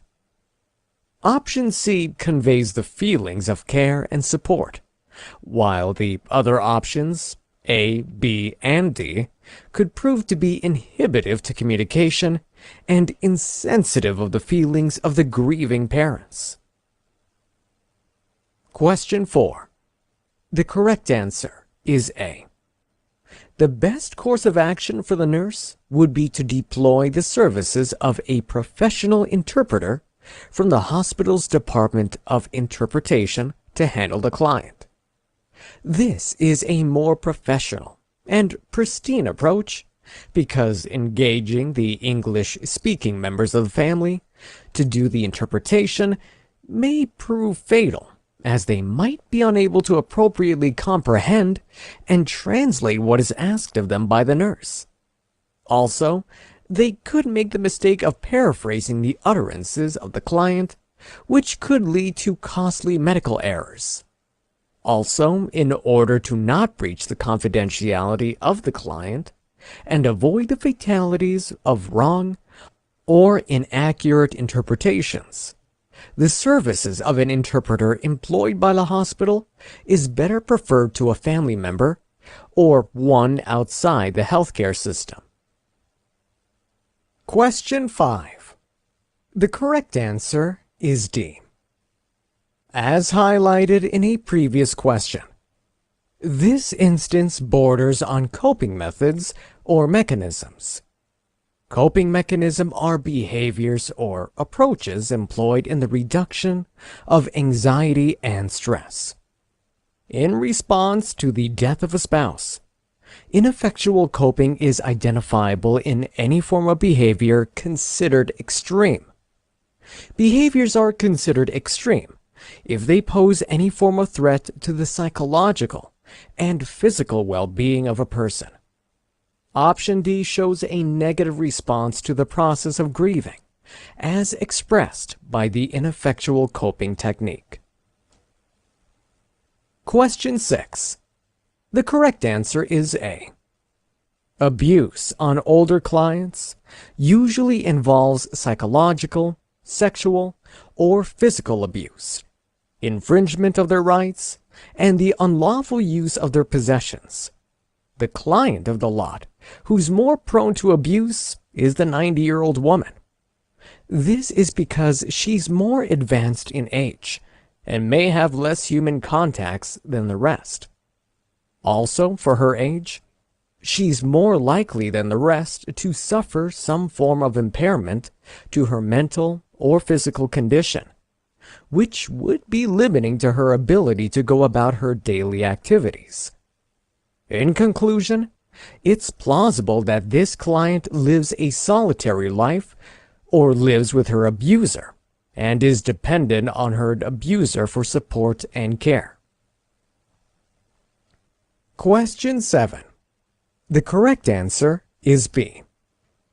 Unlike errors or accidents, Abuse involves the purposeful infliction of physical injury or the purposeful negligence of care for a child by a person or parent responsible for the welfare of the child. Abuse spans from physical to emotional forms. It involves negligence, as well as emotional, sexual, and physical mistreatment.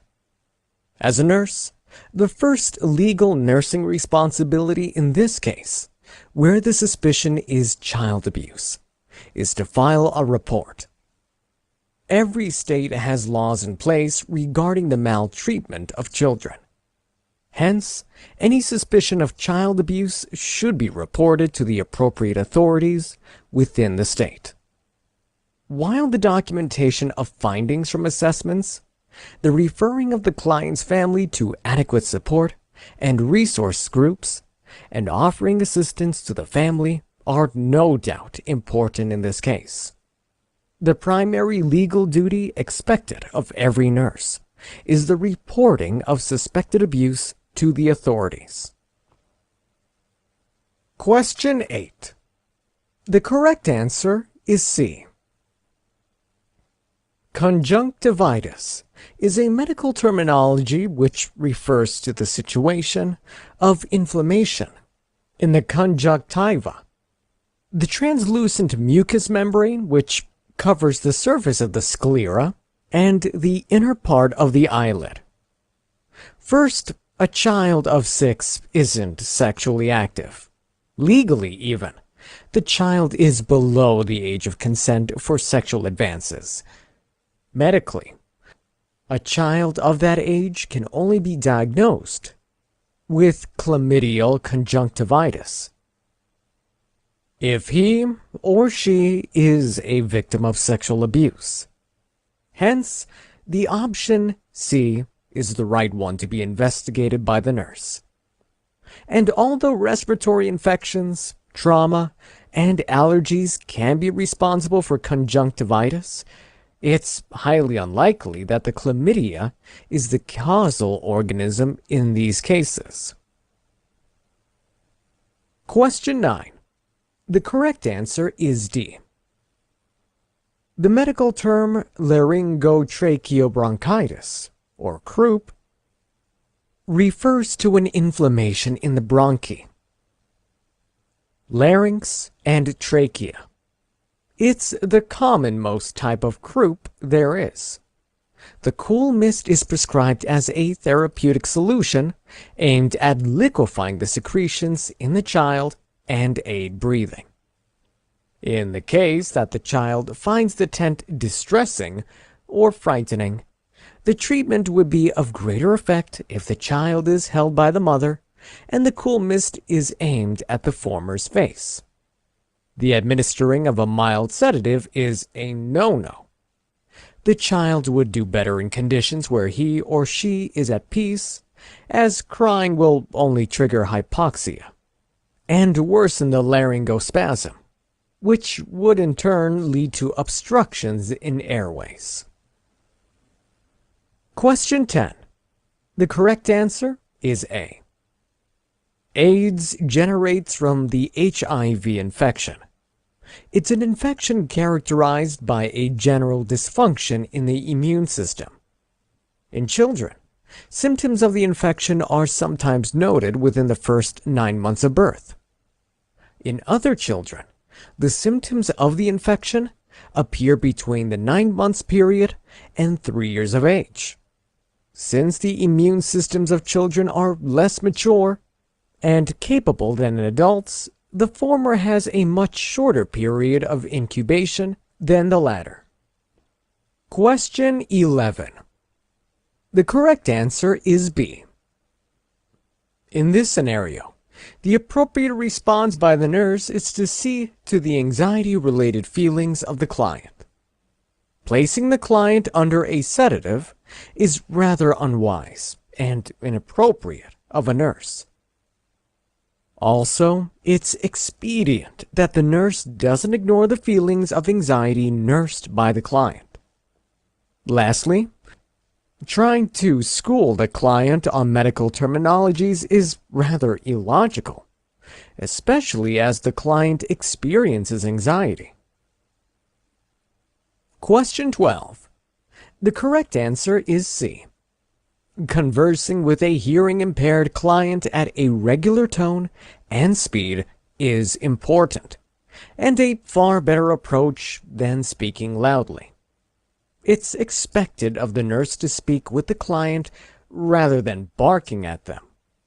Hence, the nurse should face the client while talking and speak in a clear, unhurried tone. And should the client not understand what is being said, the nurse should endeavor to express her utterances differently, but clearly still. Drawing nearer to the client's better ear and maintaining a certain level of proximity could also aid the process of communication. However, the nurse should totally avoid speaking into the ear impaired of hearing directly. Question 13. The correct answer is D.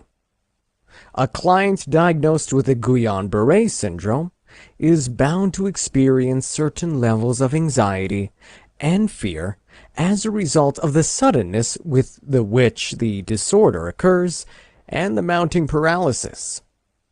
The nurse can help the client alleviate these fears and anxieties by providing the latter with appropriate information about their condition, as well as offering positive feedback, catering appropriately to the client, and supporting the client to be relaxed and indulge in distractions.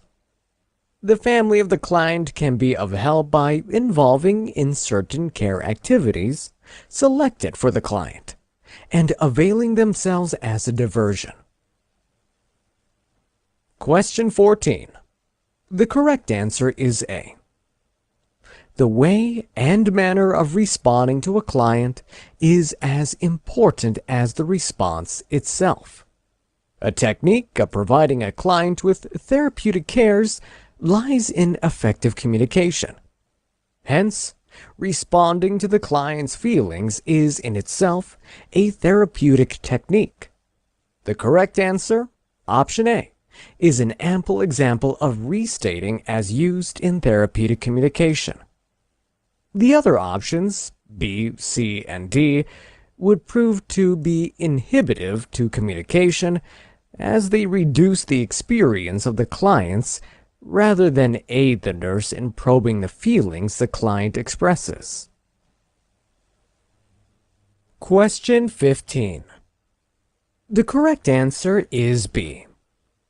A client can be evaluated as undergoing a successful adjustment to changes in lifestyle after a stroke or brain attack when they incorporate appropriate changes in lifestyle, employ the help of others, and interact appropriately in social situations. Options A, C, and D aren't signs of adaptive behaviors. Question 16. The correct answer is D. The term denial refers to an act of refusal to admit the existence of an otherwise painful reality. During projection, a person is highly likely to subconsciously turn down features he or she considers unacceptable emotionally, and in lieu, attribute them to other people, things, or events. On the other hand, when in regression, the client transitions back to a prior and more comfortable, however less mature manner of behavior. Rationale simply refers to the process of justifying feelings, actions, or ideas which are considered unreasonable and irrational by means of explanations which seem acceptable enough to satisfy the listening audience and the teller. Question 17. The correct answer is C. In the milieu therapy technique, all members of a treatment team are considered to be equally significant and invaluable to the successful outcome of a client's treatments. The behavior modification technique revolves around the pattern of punishment and reward. Rational emotive therapy focuses on the processes of correcting distorted thinking in clients. Interpersonal therapy, as the name connotes, involves a system of direct contact, especially on a one-on-one basis, or in other cases, a group approach. In this technique, the relationship between the therapist and clients forms the basis of everything, as it is used as a means of helping the client examine the relationships in his or her life. Question 18. The correct answer is A. The primary or first step of the 12-step program is for one to agree to the fact that a problem does exist: gambling. Although option D could indeed be a helpful technique in conquering the habit of gambling, it's not the primary step of the program. Options C and B are rather unrealistic for a first step in the process of breaking an addiction and seeking recovery. Question 19. The correct answer is B. Agoraphobia is a somewhat common phobia characterized by a dread for wide open spaces, unmanaged social interactions, or crowds. It also includes a fear of being trapped in situations lacking escape routes or a way out. Agoraphobia is experienced as an overwhelming sense of impotence or embarrassment in the event of an attack. Trying to avoid such situation results in the client being involved in decreasing professional and social interactions. Social phobia involves particular situations in social contexts, such as speaking, performing, or eating in public, amongst others. Claustrophobia is basically characterized by an overwhelming dread for enclosed spaces. Clients who suffer from hypochondriacal systems are persons who are overly preoccupied with the state of their health and are anxious of physical complaints. Question 20. The correct answer is C. It's common for withdrawn clients to be mute and immobile, which means they require constant and repeated approaches. When attempting to communicate with a withdrawn client, it's expected of the nurse to employ patience. Interventions, in this case, are better done interpersonally. The nurse should begin by sitting silently next to the client, asking questions with open ends, and taking breaks to allow the client to respond. Question 21. The correct answer is D. According to the laws of the religion of Hinduism, only the members of a client's family are allowed to touch the client's body once he or she dies. Follow-up in this case isn't really necessary. The statements contained in other options are true. Question 22. The correct answer is A. A client who's undergoing the manic stage of a bipolar disorder may find it difficult to meet their target nutritional meals owing to their inability to sit still. It's best to keep such a client from games that may seem relatively competitive because of the hyperactivity, distractibility, and impulsivity the client may be experiencing. For this, more structured tasks are a better alternative and more suited for the client. And in the event that the client is prescribed MAO inhibitors, foods with tyramine content should be best avoided. Lastly, putting the client on a suicide watch list would be indicated along the stage of depression, not mania. Question 23. The correct answer is D. The client will make attempts to negotiate the prolonging of his or her life in the bargaining phase. According to Kubler-Ross theory regarding the stages of dying and death, there are relatively 5 stages, namely, the denial or disbelief phase, the bargaining phase, the anger or hostility phase, the acceptance phase, where the client comes around to accepting his or her death, and the depression or sadness phase. Question 24. The correct answer is D.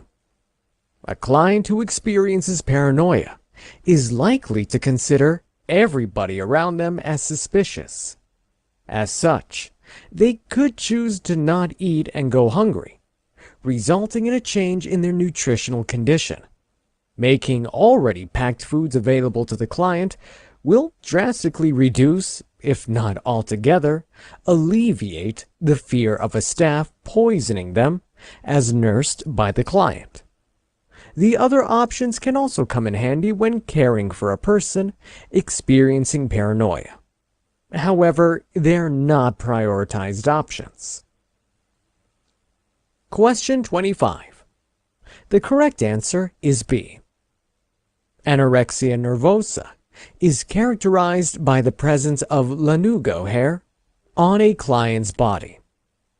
The option of stained enamel on the teeth condition isn't associated with anorexia nervosa, but bulimia nervosa, which is characterized by throwing up regularly. The other 2 options containing a case of ringing ears and patches of white on the client's tongue are in no way relative to symptoms associated with anorexia nervosa. Question 26. The correct answer is B. Inquiring about plans or thoughts of suicide from a client is a prioritized nursing intervention, especially when the client involved is experiencing depression. In the case that he or she isn't asked about it, the client would not go the extra mile of volunteering such information. In the case that the client responds in the affirmative to suicidal plans and thoughts, the nurse is required to carry out further assessments on the client and initiate preventative measures to avoid an actual suicide. Question 27. The correct answer is C. Making foods and beverages with factory seals available for the client will reduce and/or alleviate the paranoia and anxiety expressed by the client about her food being poisoned by a staff of the unit. Question 28. The correct answer is C. It's best if clients who are placed under a thorazine medication are kept out of the sun owing to the risk of being photosensitive. Question 29. The correct answer is B. Option B is correct, as pupil dilation, weak breathing, and a rapid pulse are symptoms associated to an addiction to barbiturates. Options A, D, and C aren't symptoms associated with such addictions. Question 30. The correct answer is C. When trying to explain to the client in this case, the nurse should start with the information the client is familiar with. Thus, when the client is provided with a personalized explanation of the processes and cares involved in the surgical process, he or she is more liable to be helped by the nurse and cares involved in the surgical process. He or she is more liable to be helped by the nurse into a successful management of their fears and anxieties. In turn, this will further facilitate a hitch-free client experience before surgery. All of these boil down to the reason that emotionally collected and calm clients constitute to the success of the surgical process, as they are better able to withstand being anesthetized and would experience little to no complications after the surgery. The options A, D, and C would only serve to make the client more anxious, thus proving inhibitive to the surgical process. Question 31. The correct answer is B. The parents will feel pain at the loss of their perfect child and need to be told what actions to take so as not to feel helpless. The damage to the spinal cord caused by spina bifida cannot be fixed. Question 32. The correct answer is C. This response provides the best combination of emotional support and factual information. Question 33. The correct answer is D. It is not appropriate for the nurse to recommend spankings. The best rule of thumb for timeouts is a minute for each year of the child's age. Question 43. The correct answer is C. Reflection involves observing how the patient feels and what they say.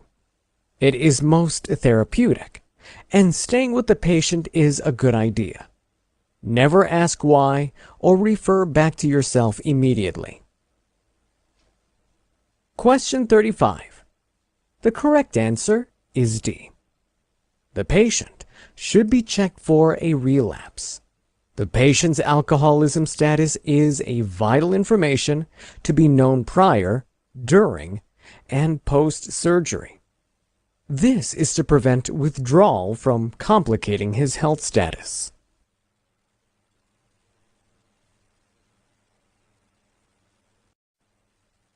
Chapter 7. Safety and Infection Control. As indicated by the NCSBN, National Council of State Boards of Nursing, safety and infection control, which constitutes about 8 to 14% of questions in Nclex exams, assesses the skills, knowledge, and ability of a nurse, which is required to protect clients, significant others, families, visitors, and healthcare staff from environmental and health hazards. Practice questions on safety and infection control. Question 1. At a health promotion fair, car seat and seatbelt safety are being taught to a number of parents by the nurse. A parent could show a correct comprehension of the information passed by uttering which of the following statements listed below. A. In the middle of the rear seat, I will put my newborn infant in a car seat that faces the rear. B. Since my pregnancy is at 8 months, I will put on a lap seat belt high on my stomach. C. Once the weight of my baby reaches 15 pounds, I can begin using a car seat that faces forward. Or D. I can allow my child of 6 years of age in the front passenger seat and use a seat belt. Question 2. A client who is being treated for VRE, vancomycin-resistant enterococcus, is being cared for by a nurse. Which of the following should the client be placed on by the nurse? A. Contact precaution. B. Droplet precaution. C. Protective precaution. Or D. Airborne precaution. Question 3. A client diagnosed with a VRE, vancomycin-resistant enterococcus, wound infection is being cared for by a nurse. It would be considered appropriate for which of the following actions, contained in the options, to be taken by the nurse? A. Providing care for the wound when wearing a particulate respirator mask. B. Instructing visitors not to come into the client's room with flowers. C. Putting the client into a private room which has negative air pressure. Or D. Changing the client's dressing while wearing a disposable gown. Question 4. A client who has which of the following conditions requires immediate protective precautions to be initiated by the nurse? A. An RBC, red blood cell count, of 3,900 per cubic millimeter. B.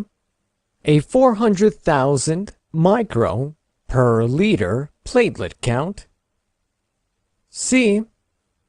An HGB hemoglobin of 9.0 grams per deciliter. Or D. A WC white blood cell count of 2,500 per cubic millimeter. Question 5. Clients who have been recently diagnosed with the HIV, human immunodeficiency virus, infection, have been provided a health-promoting education by the nurse. Which of the following statements would indicate the need for further teaching if uttered by one of the clients? A. I'm glad that I can still get to clean out the cage of my parakeet. B. This weekend I will not go to the parade. C. I will increase the rate of protein in my diet. Or D. I'll definitely miss being able to work in the garden. Question 6. Following a rescue from a burning vehicle, some clients were admitted into the hospital and are being cared for by the nurse in the emergency unit. Which client should first be seen by the nurse? A. The client who is in severe pain and has the tibia protruding through the skin. B. The client who is crying and has third-degree burns on their left foot. C. The client who has pupil dilation, no pulse, and is unconscious. Or D. The client who is coughing and has soot on their nose and face. Question 7. The nurse who was newly hired and is providing care to the clients assigned to them is being observed by another nurse. The nurse should start a follow-up when the newly hired nurse is observed doing which of the following? M. Taking the blood pressure of a client diagnosed with disseminated varicella zoster when wearing gloves. N. Cleansing the wound of a client whose wound is infected with a multi-drug resistant organism from the outer surface to the inner surface. O. Providing care for a client placed on protective precautions after washing their hands with the fingertips facing downwards. Or P. Leaving the room of a client who is placed on contact precautions and taking off the gloves before the gown. Question 8. A client receiving a prescribed continuous nasogastric feeding is being taken care of by a newly hired nurse who is being directed by another nurse. The nurse is required to immediately intervene when the newly hired nurse does what? A. Instills into the feeding tube 30 cc of normal saline while auscultating for bowel sounds over the stomach. B. Checks the pH level of gastric aspirate of volume 60 milliliters taken out of the feeding tube. C. Maintains the client with the headrest of the bed by elevating it to 45 degrees. Or D. Hangs in an open system a prescribed feeding formula worth 4 hours. Question 9. A member of staff caring for certain clients is being observed by the nurse. Which of the following would the staff member do to require immediate intervention from the nurse? Q. Putting into a prone position a client who had an AKA, above the knee, amputation, 24 hours ago. R. Keeping the head of the bed elevated for the client who had a supratentorial craniotomy 12 hours ago. S. Offering orange juice to the client who was prescribed a clear liquid diet. Or T. Removing every liquid from a tray before offering the tray to a client diagnosed with dumping syndrome. Question 10. The medical caretaker in the emergency unit is surveying a baby who has gulped some bleach. The little child is crying. It would be a need for the medical caretaker to begin a follow-up if the parent says which of the following? A. I carried the compartment of bleach with me. B. I couldn't motivate my little child to upchuck. C. I gave my little child a tablespoon of ipecac syrup. Or D. I endeavored to do mouth-to-mouth to keep my little child from becoming lethargic. Question 11. The following conditions of clients have been made aware to the nurse. In which of the following cases should the nurse make intervention a priority? A. The client who is placed on bed rest and had a cervical radium implant inserted 16 hours earlier. B. The client who was drinking fluids via a straw and had a transsphenoidal hypophysectomy 12 hours ago. C. The client observed to be eating a pickle offered by a family member and has been, for the past 3 days, administered prescribed lithium. Or D. The post-operative client lying on their operative side and had a retinal detachment impaired 4 hours earlier using a gas bubble. Question 12. The nurse in charge of infection control makes their rounds in the medical surgical unit of a hospital. The infection control nurse is expected to intervene immediately if a nurse is observed to be A.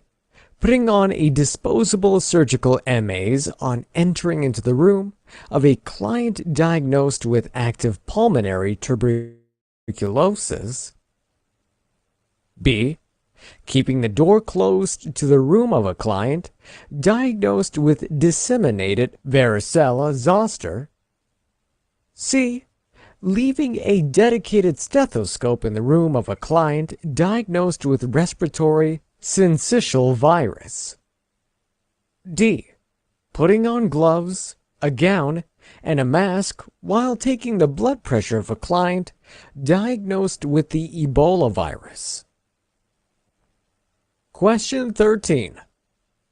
In the medical surgical unit of a hospital, a nurse with a faint smell of alcohol in the breath, slurred speech, and an unsteady gait is noticed by the charge nurse after the lunch break. Which of the following actions is priority for the charge nurse to take? A. Alerting the nursing supervisor. B. Inquiring about recent alcohol consumption from the nurse. C. Completing an incident report. Or D. Relieving assigned clients of the nurse. Question 14. During a fire outbreak in the waiting area of a clinic, clients of an outpatient clinic have been assisted to safety successfully by the members of staff. What action is the nurse expected to take next? A. Shut all doors that are open. B. Call for extra help. C. Attempt to put out the fire. Or D. Assess the vital signs of the clients. Question 15. Bruises of different phases of healing have been noticed on the covered parts of a 3-year-old client's body by the nurse carrying out an assessment. What line of action is appropriate for the nurse to take next? A. Document into the client's medical record the locations of the bruises. B. Alert the primary healthcare provider. C. Contact the local reporting agency about suspected child abuse. Or D. Request explanations of the injuries from the parent. Question 16. A client who has hallucinations and is reporting insects crawling on their skin is admitted into the emergency department by a nurse. The client has a respiratory rate of 10 and a pulse rate of 124. In the client's lower extremities, the nurse notes twitching in the muscles. Which of the following would be considered a priority for the nurse to find out? A. If the client possesses a record of attention deficit disorder. B. If the client has recently ingested cocaine. C. If the client has taken disulfiram, antabuse, within the last 24 hours. Or D. If the client has an allergy for anticholinergics. Question 17. The following clients are being cared for by a nurse. Which of the clients should be prioritized when assigning a private room?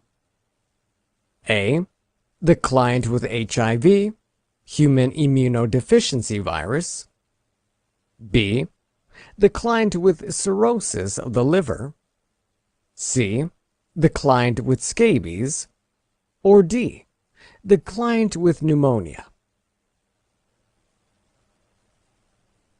Question 18. The following clients are being cared for by a nurse. Which of the clients should be prioritized when assigning a private room? A. The client with rubeola. B. The client with rubella. C. The client with Klebsiella pneumonia. Or D. The client with pediculosis. Question 19. Different clients who require isolation are being cared for by a nurse. However, only one private room is available on that unit of the clinic. Which of the following clients should be prioritized the most by the nurse when assigning to the private room? A. The client with diarrhea and a fever after taking antibiotics for 2 days. B. The client who is HIV positive and has a temperature of 101 degrees. C. The client with night sweats and a low-grade fever. Or D. The client with a temperature of 100 degrees who has leukemia. Question 20. The nurse in charge of infection control makes their rounds in the medical surgical unit of a hospital. The infection control nurse is expected to intervene immediately if they observe which of the following? A. A UAP is noted to be wearing gloves when emptying a urine drainage bag. B. A registered nurse, RN, is observed donning a surgical face mask when caring for a client diagnosed with TB, tuberculosis, in a negative pressure room. C. A licensed practical nurse, LPN, is observed wearing gloves and a gown when caring for a client who is mentally ill with Clostridium difficile toxin. Or D. A registered nurse, RN, is observed wearing gloves, shoe covers, and a gown when caring for a client diagnosed with the Ebola virus. Question 21. After a tornado, the need for multiple admissions was notified to the charge nurse. Which of the clients listed in the options below would be appropriately recommended for discharge by the charge nurse? A. The client who is reporting headache and has a T3 injury. B. The client having a chest tube which has constant bubbling in the water-sealed chamber. C. The client who has a bipolar disorder and a lithium level of 1.8 milliequivalent per liter. Or D. The client with a chronic obstructive pulmonary disease, COPD, who has an ABG reading of pH 7.34, PaO2 89, PaCO2 55, HCO3 23. Question 22. A nurse is caring for a client who has a hospital-acquired infection resulting from MRSA, methicillin-resistant Staphylococcus aureus, and is placed on contact precautions. The client has a tracheostomy affixed to a mechanical ventilator, which needs regular suctioning, and a wound in the abdomen, which needs irrigation. Which of the following protective items listed below does the nurse need to assemble before stepping into the client's room? A. A gown and gloves. B. Goggles, mask, and gloves. C. A gown, mask, goggles, and gloves. Or D. A gown, shoe protectors, and gloves. Question 23. A client who was diagnosed with multiple myeloma and was ordered to get a chest X-ray and a bone scan is in need of assistance. What is the primary duty of the radiology staff and the nurse when assisting this client? A. Allow in-between rest periods for the client during the procedures. B. Explaining to the client the whole procedure, as well as the reasons why it should be done. C. Have the client checked for episodes of difficulty in breathing. Or D. Ensure the client is handled with supportive movements. Question 24. Which of the following actions contained in the options are examples of primary prevention if carried out by a student nurse? Choose all options that apply. A. A flu vaccine is administered by the student nurse. B. For the purpose of employment, a PPD test is administered by the student nurse. C. A client diagnosed with hepatitis C is administered a cyclovir by the student nurse. D. Before proceeding to clean out the inner cannula of the tracheotomy, a sterile field is prepared by the student nurse. E. A patient who has UTI is given Bactrim by the student nurse. F. A presentation of exercise and diet is given by the student nurse. Question 25. The nurse at the child care center watches kids playing in the play area. The nurse is most concerned if which of the following is noticed? A. A child of age 2 is crying pulling at his ear, and embracing a stuffed animal. B. Two kids are fighting about a ball. C. A child of 3 years old is inclining forward with the mouth open, tongue projected and drooling. Or D. One kid endeavors to pull another off the swing. Question 26. A patient comes into the ER with the report of an inability to void. The nurse performs a bladder scan and get a result of 2,000 milliliter. The nurse gets ready to catheterize the patient and realizes that the most vital part of the method depends on A. Clamping the tubing after every 500 milliliter is used, up and holding up for 5 minutes. B. Educating the patient on how to self-catheterize themselves at home. C. Allowing the patient try to avoid once 500 milliliter has been drained already. Or D. Enlightening the patient about the possible results of the inability to void. Question 27. A patient diagnosed with pneumonia is being cared for by a nurse via the use some regions of blank precautions. What is the blank?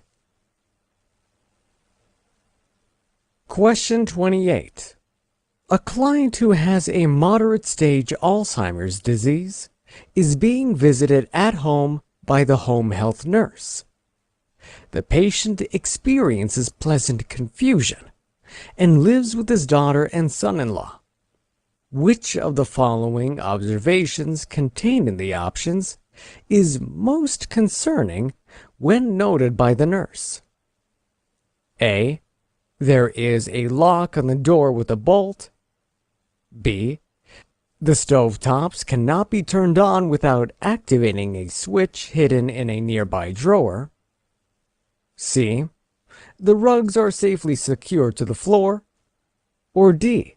Extension cords are behind the furniture on the floor. Question 29. The physician ordered a patient diagnosed with SIADH to be administered 3% of NaCl, sodium chloride, 500 milliliter, at the rate of 60 milliliter per hour. Which of the following actions is highly important in regard to patient safety when taken by the nurse? A. Before administering the client with the solution, check for their date of birth and name. B. Verify the order by calling the physician. C. Before administering the solution to the patient, ask another nurse to assess and co-sign the order. Or D. Question the order by inviting the nursing supervisor. Question 30. This afternoon, a client is scheduled for a cardiac catheterization. Which of the following options is a contraindication to the test if the nurse identifies it in the patient's medical chart? A. The patient finds it difficult to lie on her right side for over 15 minutes. B. The patient has a medical record of asthma. C. The patient exhibits allergic reaction to eggs. Or D. The patient possesses an allergy to clams. Question 31.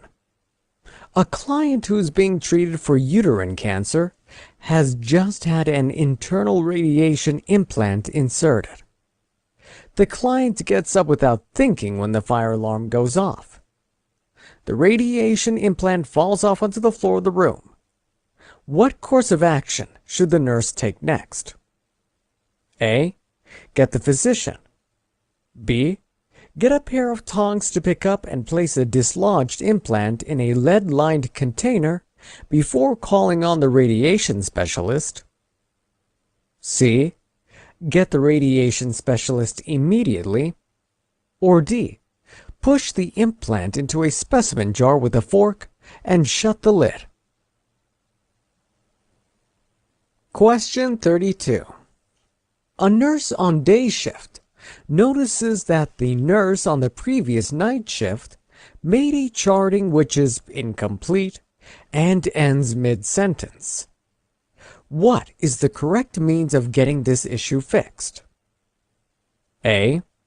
Pardon the night nurse because it was probably on account of fatigue that she forgot. B.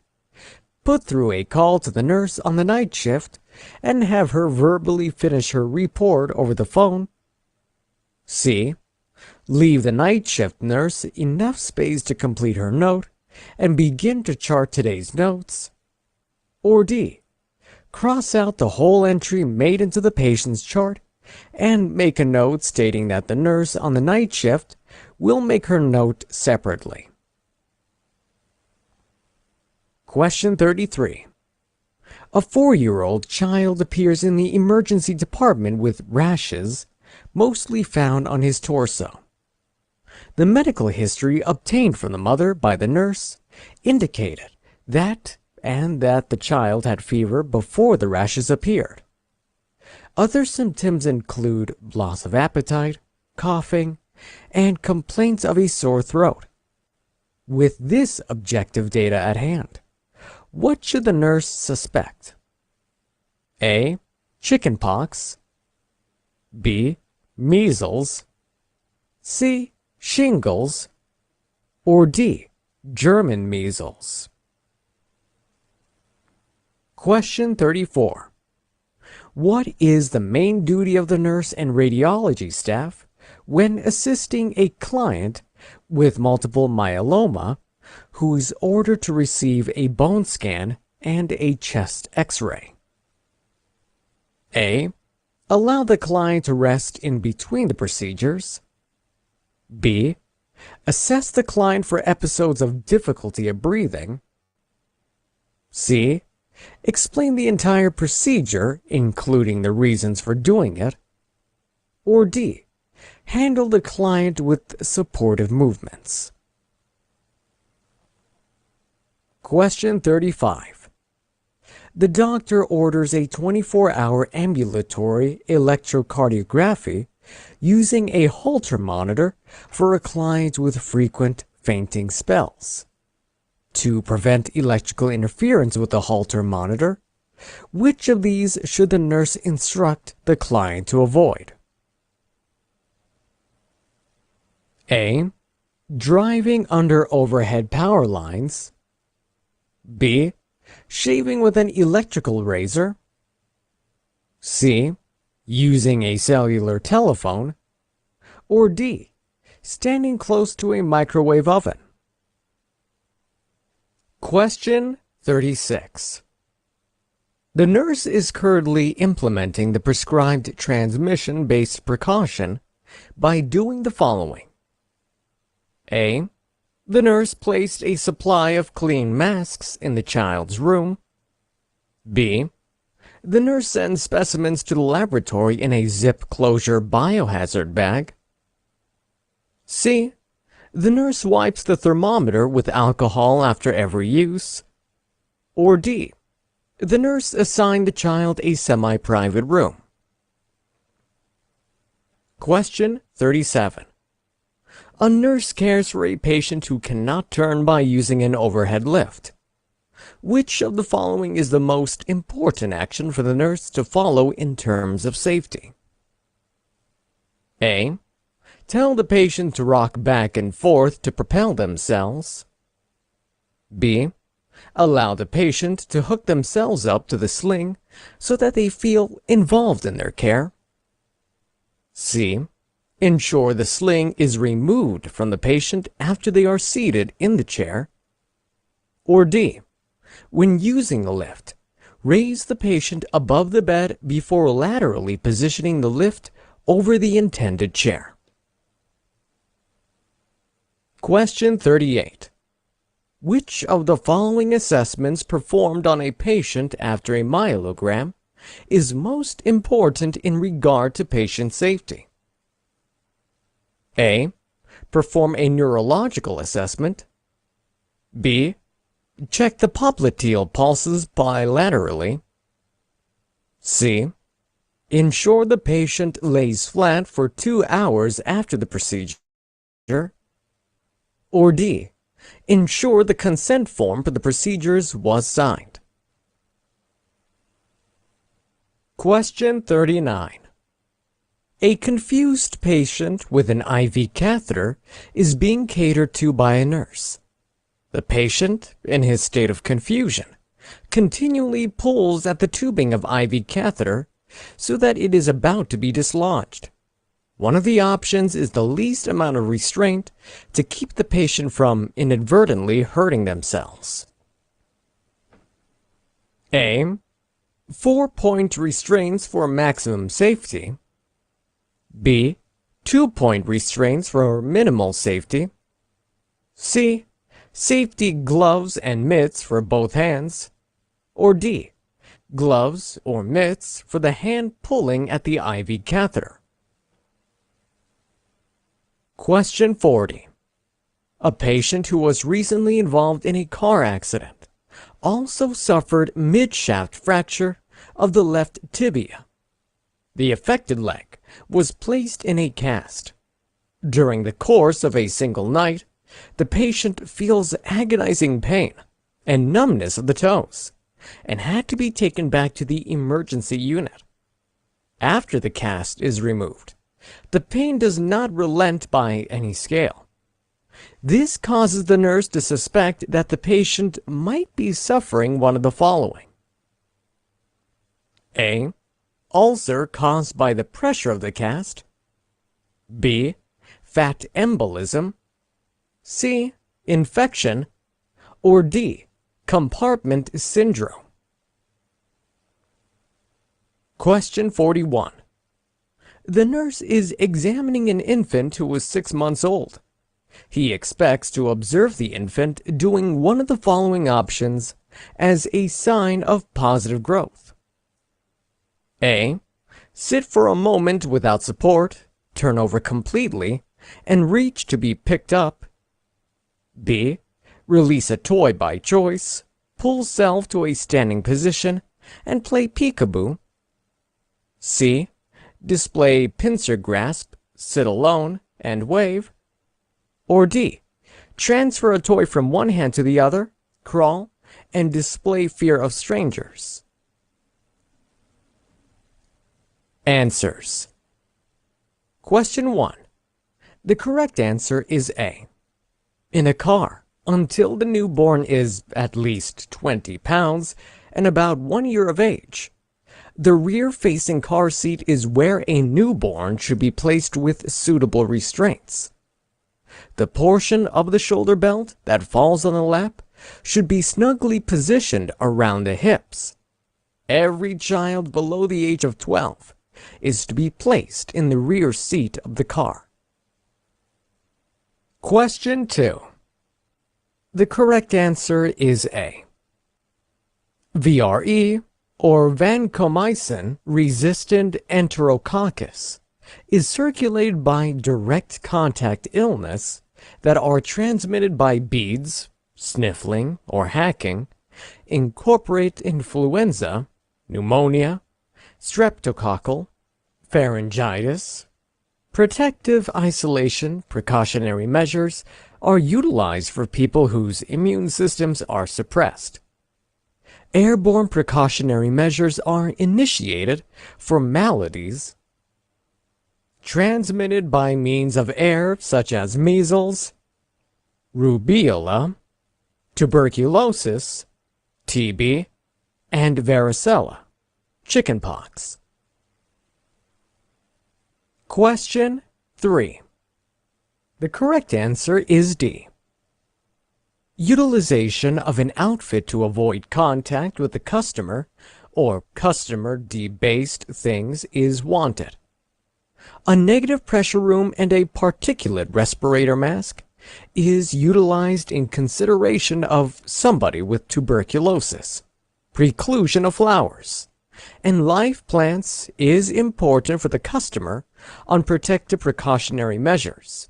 Protective precautions to avoid disease. Question 4. The correct answer is D. A white blood cell tally of 2,500 per cubic millimeter is low, and in this way, the customer is in danger for disease. Defensive precautionary measures ought to be put in place. The regular white blood cell tally, or WBC, is 5,000 to 10,000 per cubic millimeter. The typical red blood cell check, RBC, is 4 to 5 million per cubic millimeter, and a deficit of red platelets is characteristic of anemia. The ordinary platelet check is 150,000 to 400,000 micros per liter. A low platelet check inclines the client to bleeding. The ordinary hemoglobin value is 12 to 16 grams per deciliter for females and 13.5 to 18 grams per deciliter for males. A low hemoglobin is suggestive of conceivable dynamic dying, bleeding, and anemia. Question 5. The correct answer is A. Education to HIV-positive clients ought to incorporate evasion of feathered creature droppings and soil to avoid toxoplasmosis and cryptococcosis. Staying away from groups, not working in the garden, and expanding protein in their eating regimen are vital for the support of well-being. These customers do not necessarily require further educating. Question 6. The correct answer is D. After clients of a catastrophe are found, they are arranged by need. Those with life-undermining wounds who are probably going to survive are seen first. Class 1, Priority 1.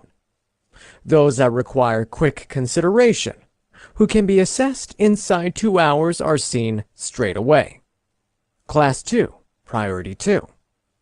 Next are clients who could hold up hours to days before treatment.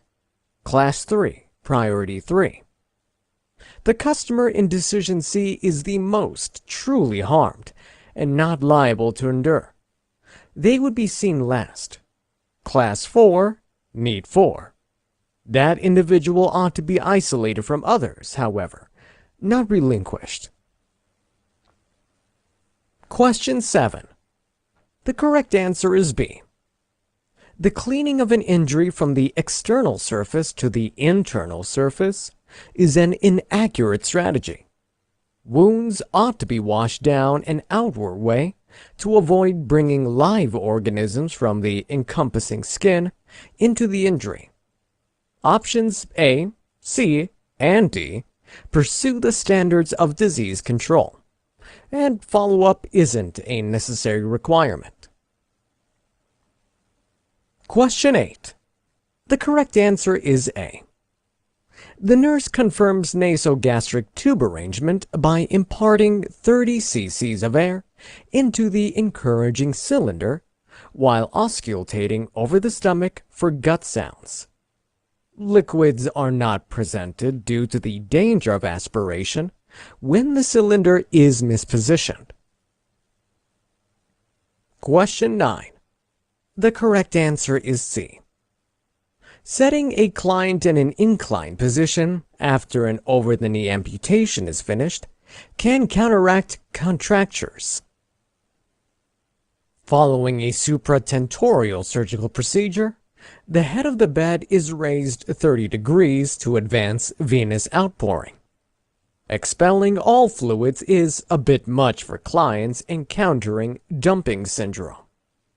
The customer ought to be educated to abstain from drinking with foods. Question 10. The correct answer is C. Syrup of ipecac isn't appropriate in this circumstance as it will instigate puking, which could further prompt harm of the gastric mucosa by the bleach. Question 11. The correct answer is B.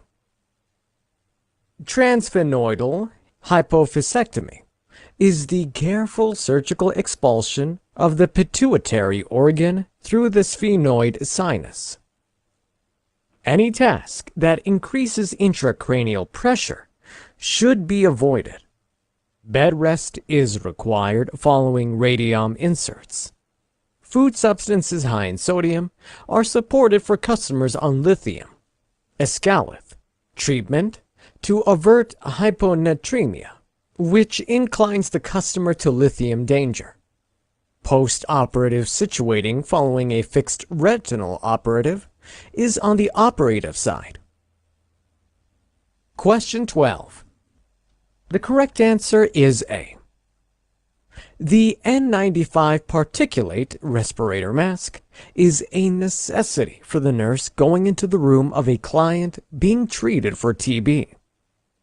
Although a surgical mask doesn't secure the nurse against transmission of the infection, when transporting out of the room, the surgical mask ought to be put on the customer anyway. Varicella zoster is in need of droplet precautions, which incorporates shutting the entryway. RSV, respiratory syncytial infection, is spread by direct contact with a tainted objects or sullied client. Supplies are left in the client space for their utilization alone. Ebola infection is present in all body liquids. Thus, wearing an outfit, gloves, and mask are important to avoid spread and exposure. Question 13. The correct answer is D. The need in this circumstance is the client's well-being. The nurse ought to be alleviated of the clients assigned to them, since these practices propose that the nurse might have an impairment. The charge attendant ought not to defy the other attendant. Rather, a clear, accurate portrayal of the circumstance ought to be archived, then revealed to the nursing supervisor. Question 14. The correct answer is B. When reacting to a fire outbreak, there are 4 consecutive needs that must be pursued. They are rescuing the clients, which was done in this circumstance. Next, sound the alert or alarm, call for extra help. Thirdly, confine the flames. Lastly, put out the flame. Question 15. The correct answer is C. Revealing any suspicion of child abuse and maltreatment is ordered by most states. The objective is to shield the youngster from any further maltreatment. Documentation ought to be clear and goal-oriented, as the record might be subpoenaed in court. Question 16. The correct answer is B. The use of cocaine is frequently connected with the nearness of mind flights, hallucinations, tachycardia, and respiratory misery. When left untreated, this customer is probably going to kick the bucket. Hence, they are to be prioritized in this circumstance. A lack of ability to concentrate consistently, attention deficit disorder, utilization of antabuse, disulfiram, or anticholinergic medications don't deliver hallucinations. Question 17. The correct answer is D. Bacterial pneumonia needs droplet safety measures, while viral pneumonia needs the regular. The sort of pneumonia isn't specified. Therefore, this customer ought to be detached from others.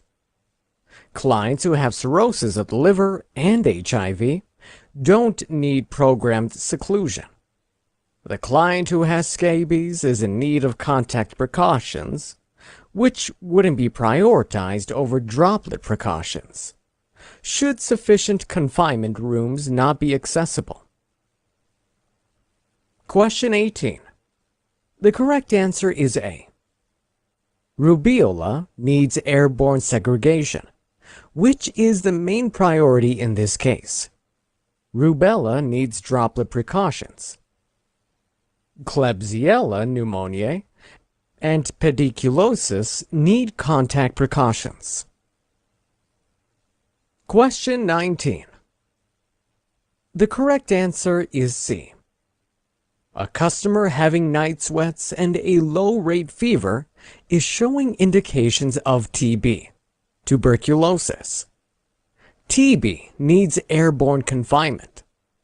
Options A and B don't necessarily need private confinements. A customer with leukemia may need a secluded space in the event that they become immunosuppressed. Be that as it may, the customer with tuberculosis should be given priority. Question 20. The correct answer is B. CDC rules command the utilization of a N95 respirator mask preceding passage into a room with a client placed under airborne precautions. The surgical mask is suitable when coming in proximity with the individual, about 3 feet, on droplet precautions. Question 21. The correct answer is D. Despite the fact that the pH is somewhat low and the PaCO2 is raised, this arterial blood gas, ABG, is typical for a client who has COPD as they can't breathe out. This client is the steadiest and can be released.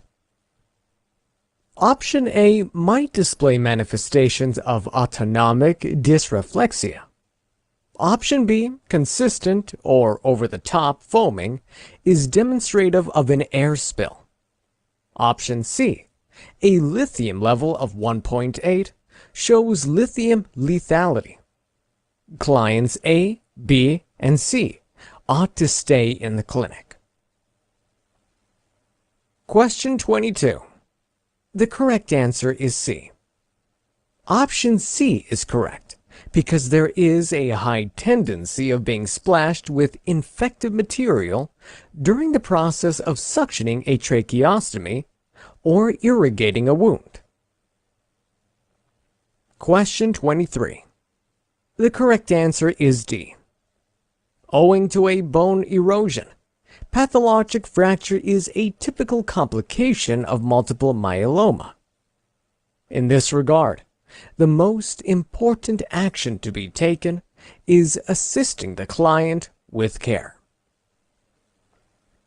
Question 24. The correct answer is A, D, and F. The sterile field, as well as the flu vaccine and presentation on exercise and diet, are ample examples of primary prevention. The PPD test is basically a secondary prevention. Acyclovir and Bactrim are both examples of tertiary prevention. Question 25. The correct answer is C. It's a regular example of child play and development for children to fight over balls or try to pull off others off swings. The child crying and tugging at his ear could be identified as symptoms of an ear infection or ache. The child inclined forward with their mouth hanging open and the tongue protruding with drooling is an immediate threat to safety because it depicts symptoms of epiglottis, where the child is at risk of losing their airway. Question 26. The correct answer is A. The tube is usually clamped after each 500 milliliter to prevent the bladder from spasms. which are painful and potentially dangerous to the bladder. Question 27. The correct answer is droplet precautions. Pneumonia needs droplet precautions. Question 28. To prevent the client from wandering about confused at night, the doors have to have locks in unusual locations, such as the top of doors, etc. Question 29. The correct answer is C. 2 nurses are required to co-sign the administration of hypertonic saline because it can be lethal when given to the wrong client. Second, in importance to co-signing the administration is checking for the client's date of birth and name. Question 30. The correct answer is D. Dyes are a necessity for cardiac catheterizations. The main constituent in dye is iodine. The cross allergy for iodine is shellfish. Question 31. The correct answer is B. Before contacting a radiation specialist, it is the responsibility of the nurse to attempt containing the radioactive implant. Question 32. The correct answer is B. Just like verbal orders done over the phone, the nurse on night shift can finish her notes over the phone. Question 33. The correct answer is A. Chickenpox is indicated by the rash. Some signs and symptoms which could appear 1 or 2 days before the rash are fever, loss of appetite, headache, cough, and sore throat. Characteristics of chickenpox rash: raised pink or red bumps, papules, which erupts after several days, fluid-filled blisters, vesicles, forming from the papules over about 1 day before bursting and leaking. Question 34. The correct answer is D. Pathologic fracture is a common complication of multiple myeloma due to bone erosion. Therefore, the most important action is to assist the client with care. Question 35. The correct answer is B. The use of electrical devices such as electric razors and toothbrushes may disrupt the data recorded with a Holter monitor.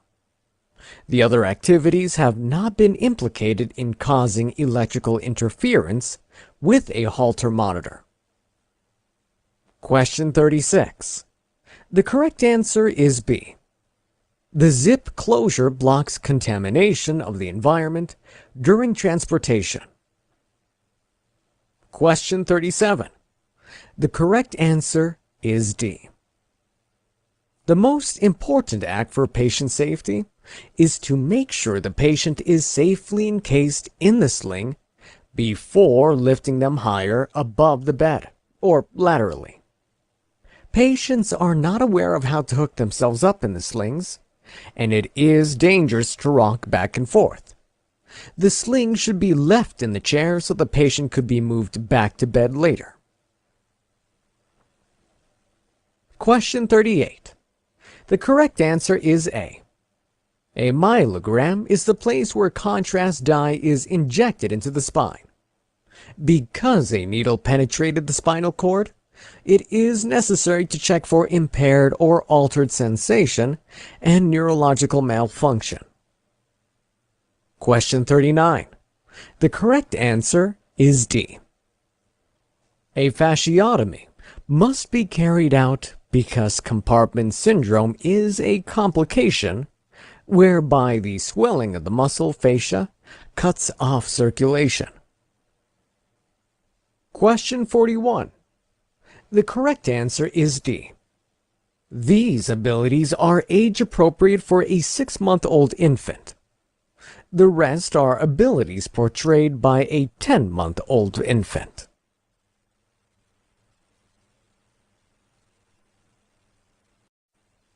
Chapter 8. Reduction of Risk Potential. The following questions are focused on reducing the chances of clients developing health challenges relating to healthcare procedures, treatments, and other standing conditions. Practice questions on reduction of risk potential. 1. A sputum culture and sensitivity test for a client with a suspected diagnosis of pulmonary tuberculosis was requested by the physician. The nurse in charge must direct the client to do one of the following options in order to procure the sample for this test. A. Accumulate sputum for 2 days in a covered container. B. Upon waking up, cough deeply and expectorate into the given container. C. Cough after a deep breath. Or D. Spit into a container after respiratory treatment. Question 2. A patient who has just undergone an endoscopy complains of a sore throat. The nurse should know that A. This is a normal side effect of the procedure. B. This is an unusual side effect and should be evaluated carefully for possible complications. C. This side effect is normal but needs to be followed up. Or D. This is an irrelevant complaint from a grumpy patient. Question 3. A nurse has a home call duty to a patient performing peritoneal dialysis at home and observes the procedure. One of the outlined actions by the patient would be considered correct. A. The patient rocks back and forth to enable free outflow. B. The patient bears no worries when the outflow has a slight shade of red. C. The patient bears no worries when the outflow has a slight shade of green. Or D. The patient is equipped with a mask when connecting and disconnecting the catheter. Question 4. When a nurse evaluates a patient on a medical/surgical unit, what finding would lead to an instant investigation? A. Bowel sounds of greater than 60 per minute. B. High-pitched bowel sounds of 6 per minute. C. Bowel sounds of 14 per minute. Or D. Low-pitched bowel sounds of 32 per minute. Question 5. The nurse would expect to see a green stick fracture in which of the following patients? A. A 60-year-old male who fell off a height. B. A 30-year-old male who fell off his bike in a cycling contest. C. A 70-year-old female who fell in her bathtub. Or D. A 6-year-old male who fell off a swing. Question 6. A nurse works at a medical/surgical unit caring for a patient using a feeding tube. What would warrant the nurse to consider that the placement of the tube is wrong? A. The aspirate has a pH of 7. B. The patient coughs often. C. The patient comes down with a fever. Or D. The aspirate has a pH of 3. Question 7. A patient is discharged from the hospital after a lupus erythematosus diagnosis. With what is the patient advised to follow up and monitor his condition? A. Biannual CBC. B. Monthly urine specimens. C. Daily blood pressure checks. Or D. HbA1c. Question 8. A 38-year-old female client is scheduled for a mastectomy the next morning. What is the major responsibility of the nurse? A. Taking the vital signs. B. Explaining the methods, intricacies, and possible results. C. Inspecting for absent lab works. Or D. Gaining consent for surgery. Question 9. Forgetting she has a chest tube in her chest, a patient gets up in the middle of the night. The chest tube pulls out of her body and falls into the floor. The nurse shows up and performs what intervention? A. Call the physician. B. Put a sterile piece of gauze on the wound and tape all 4 sides. C. Ask the nursing assistant to place the patient safely back in bed. Or D. Put an occlusive dressing on the wound and tape 3 sides to her skin. Question 10. The care plan for a patient with pheochromocytoma will include one of the following. A. The patient will receive a moderate amount of daily exercise. B. The patient will receive social stimulation with at least 4 hours spent in the day room daily. C. The patient will avoid ingesting any caffeine. Or D. The patient will observe a limited calorie meal plan to maintain weight. Question 11. A client needs to be watched for signs of thyroid storm. Which of these are regarded as signs of thyroid storm? Select all that apply. A. Enlarged thyroid gland. B. Vomiting. C. Increased urine output. D. Fever. E. Hypertension. F. Hyperkinesis. Question 12. Which of these will a nurse find in a client with a pleural effusion? Select all that apply. A.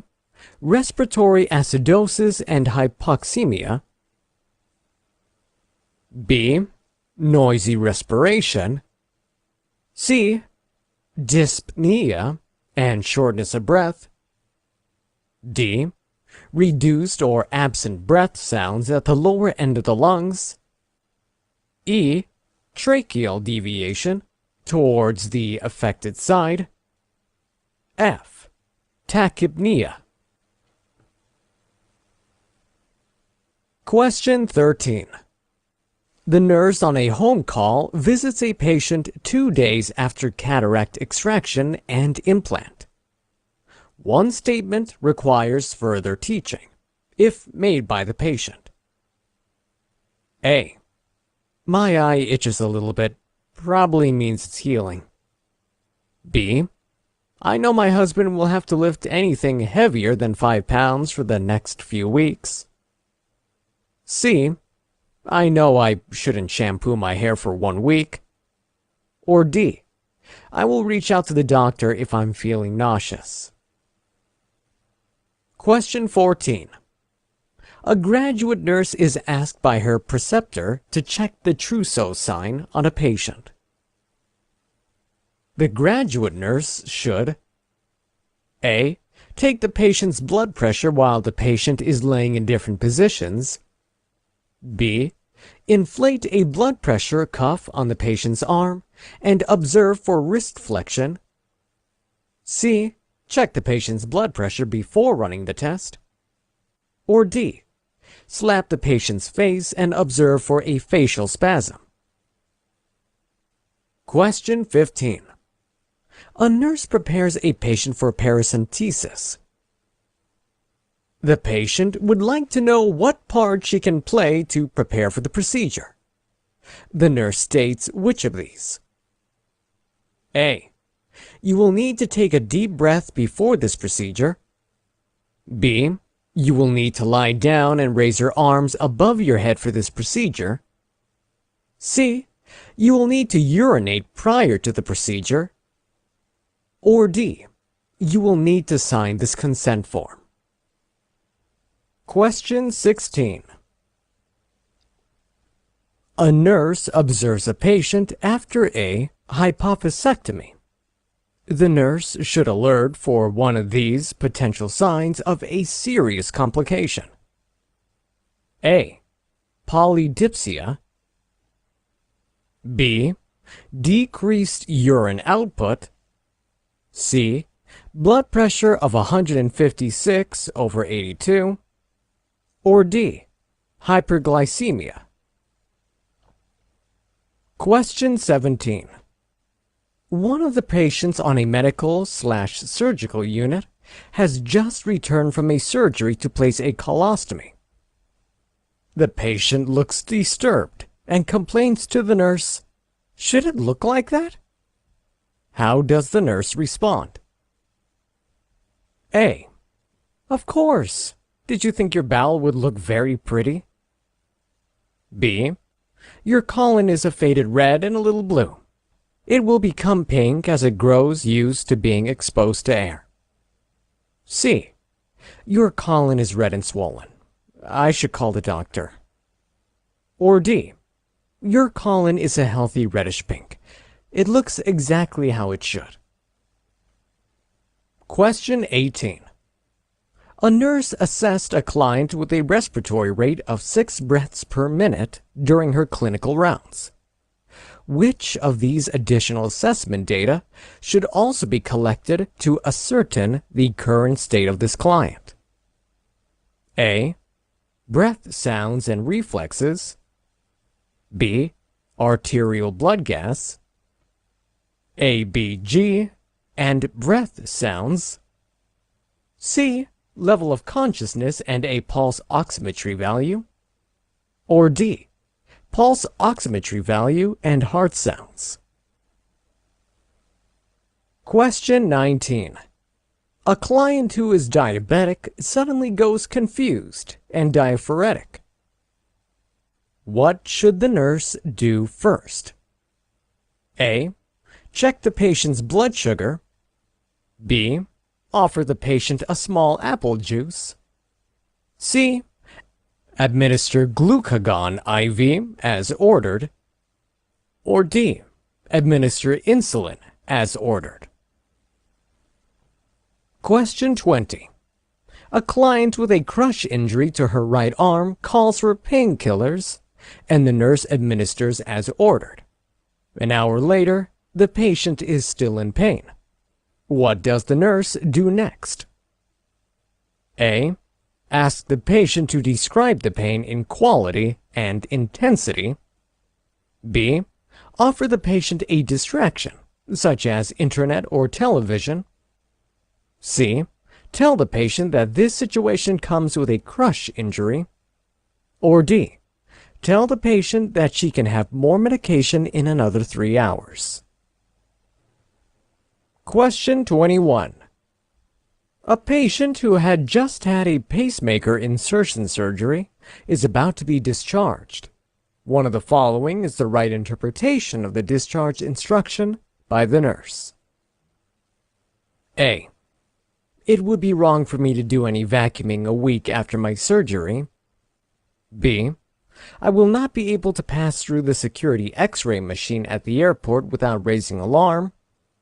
C. If a microwave machine is on, I mustn't stand in front of it for more than 3 seconds.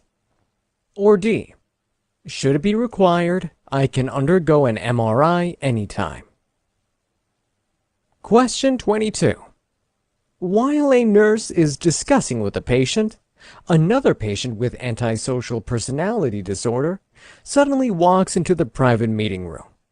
One of the options below is perfect for handling the situation. A. Please excuse us. I will see you when I am done here. B. I would appreciate you excusing us for a moment. C. If you can remain quiet, then you may have a seat. Or D. Pardon me, but would you mind excusing us? HIPAA does not agree with you being here. Question 23. A patient was recently diagnosed as having lupus erythematosus, but is now being discharged. Which of these options is the patient advised to follow up with in order to monitor themselves? A. CBC every 2 years. B. Checking of blood pressure every month. C. HbA1c. Or D. Urine specimen every month. Question 24. After a patient is informed of their scheduled IV pyelogram, he inquires of the nurse about what to expect. One of the following is the correct statement by the nurse. A. After the test, you will be required to lay down on your back for about 4 hours. B. You may feel a burning sensation after the dye is injected. You must alert the technician about the feeling immediately. C. You will be given bowel prep prior to the IV pyelogram. Or D. The test will only be successful if your bladder is full. Drink lots of water and do not urinate. Question 25. A patient who had an injury to his spinal cord complains about nasal congestion and headaches. The patient also requests Advil for the pain and nasal spray for the congestion. The nurse knows to A. Help the patient sit up straight. B. Help the patient lay down flat in bed. C. Give the patient some doses of Advil. Or D. Give the patient antihypertensive meds. Question 26. An AIDS patient meets up with a nurse at a clinic and talks about how he thinks he might have been exposed to tuberculosis 3 weeks back. The nurse proceeds to conduct a PPD and divulges that the result is positive because induration was measured at A. 2.0 millimeter, B. 3.0 millimeter, C. 5.0 millimeter, or D. 1.0 millimeter. Question 27. Which of the following is a finding that the nurse will have to assess in a client with a pleural effusion? Select all that apply. A. Dyspnea and shortness of breath. B. Reduced or absent breath sounds at the base of the lungs. C. Tracheal deviation towards the affected side. D. Respiratory acidosis and hypoxemia. E. Noisy respiration. F. Tachypnea. Question 28. A diabetic patient suddenly becomes confused and diaphoretic. The nurse should take which of the following actions first? U. Administer glucagon IV as ordered. V. Offer the patient a small apple juice. W. Check the patient's blood sugar. Or X. Administer insulin as ordered. Answers. The correct answer for number 1 is B. The sample of sputum must be obtained early in the morning before the client has eaten or drank anything. Sputum of the early hours of the morning is best for mycobacteriological test for tuberculosis. The reflex of cough is suppressed at night. Therefore, the first expectoration in the morning stands for the overnight secretions amassed in the chest. Direct the client to rinse mouth carefully with water. Take a deep breath and then cough deeply to produce a sample of sputum. The client should not use any mouthwash before collecting the sputum sample. These cleaning agents contain antibacterial effects that could affect results. Question 2. The correct answer is A. Sore throat is very normal after an endoscopy. Endoscopy is the insertion of a long, thin tube into the body to view an internal organ in detail. There may be some soreness, bloating, and a sore throat after the procedure, but these normally resolve quickly. Question 3. The correct answer is C. The shade of green is an indication of the presence of an infection. A red shade could be usual for a patient who is on her period. Rocking back and forth is a valid practice to enable outflow. Having a mask on when connecting or disconnecting the catheter is necessary to maintain a sterile technique. Question 4. The correct answer is B. The presence of a blockage could be indicated by a high-pitched bowel sounds of less than 10 per minute. These sounds are a sign that the intestine is attempting to resolve the blockage. Question 5. The correct answer is D. Green stick fractures are found at the epiphyseal plate within bones that are yet to stop growing. A green stick fracture happens when a bone bends and cracks, instead of completely breaking into separate pieces, similar to what happens when you try to break a green branch on a tree. These fractures occur in children younger than 10 years of age because their bones are softer and more flexible than the bones of adults. Question 6. The correct answer is A. A pH of 7 shows that the aspirate drawn came from the lungs, not the stomach.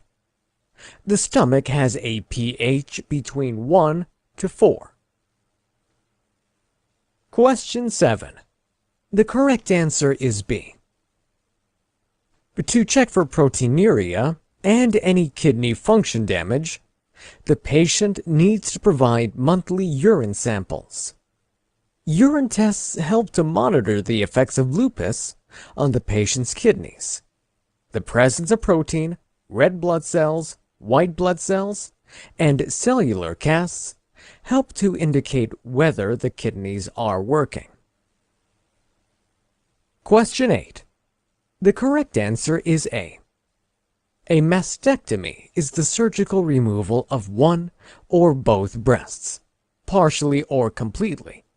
The nurse's major concern is to collect the vital signs of the patient, and all the other options are the responsibilities of the surgeon. Question 9. The correct answer is D.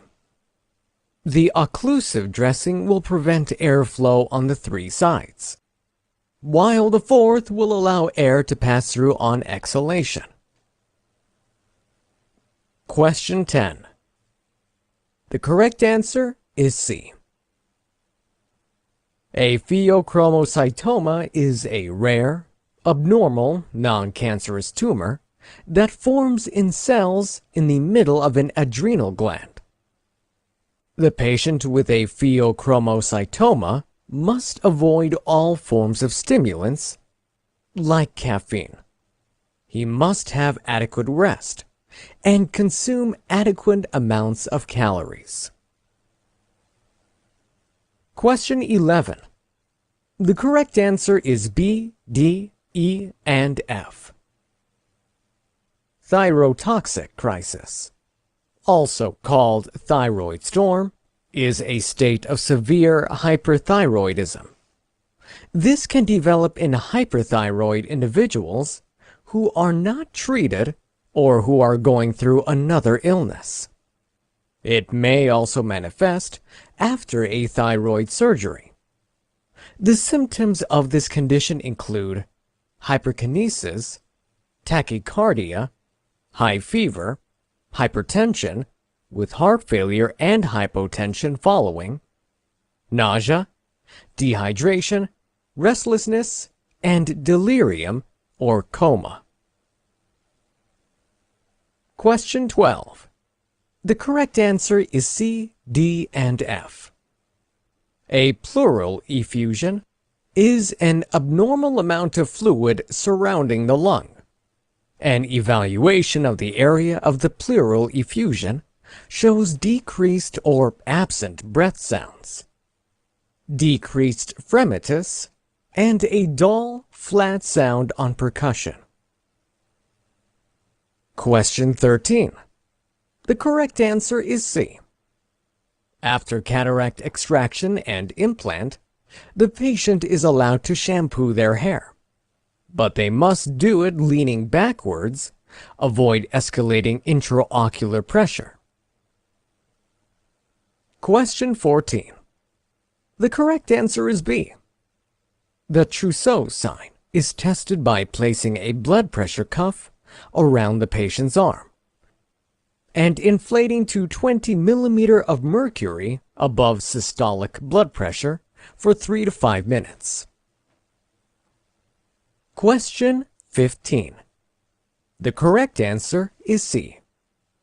Paracentesis is a blood fluid sampling procedure, usually referring to peritoneal centesis, in which the peritoneal cavity is punctured with a needle to test peritoneal fluid. The patient must urinate to empty the bladder, so that the bladder is not in the way of the procedure. Question 16. The correct answer is A. Hypophysectomy is the surgical removal of the hypophysis. It is usually performed to treat tumors, especially craniopharyngioma tumors. A patient who has undergone this procedure suffers a risk of experiencing diabetes insipidus, which initially manifests with extreme thirst. Question 17. The correct answer is D. A colostomy is the surgical procedure that creates an opening in the large intestine. The colon is healthy reddish pink. It should never be blue. It could also be red and swollen after surgery. Question 18. The correct answer is C. The nurse must first try to provoke the client because this would raise the client's respiratory rate. Where obtainable, a spot pulse oximetry check should be carried out and breath sounds observed. The doctor must be notified immediately of the findings. Question 19. The correct answer is B. Diabetics who become confused and diaphoretic are suspected to have hypoglycemia. To check this development, induce quick-acting carbs and follow that up with a longer-acting protein. Question 20. The correct answer is A. A crush injury happens in a situation where force or pressure is mounted on a part of the body. Most often it happens when the body part is squeezed between two heavy objects. Constant unrelieved pain is a sign of complications. Crush injuries are prone to compartment syndrome. Therefore, the pain must be further analyzed with a precise description. Question 21. The correct answer is A. The microwave poses no threat. Vacuuming should be avoided because of the extra ATM movements involved. Airport security X-ray machines are fine, and there should be no MRIs for people with pacemakers. Question 22. The correct answer is A. Patients with personality disorders require firmness in a polite way. Do not say it as a question or ask, "Do you mind?" Question 23. The correct answer is D. Monthly urine specimens should be collected from the patient to check for proteinuria and any kidney function damage. Question 24. The correct answer is C. A full bladder is unnecessary for an IV pyelogram.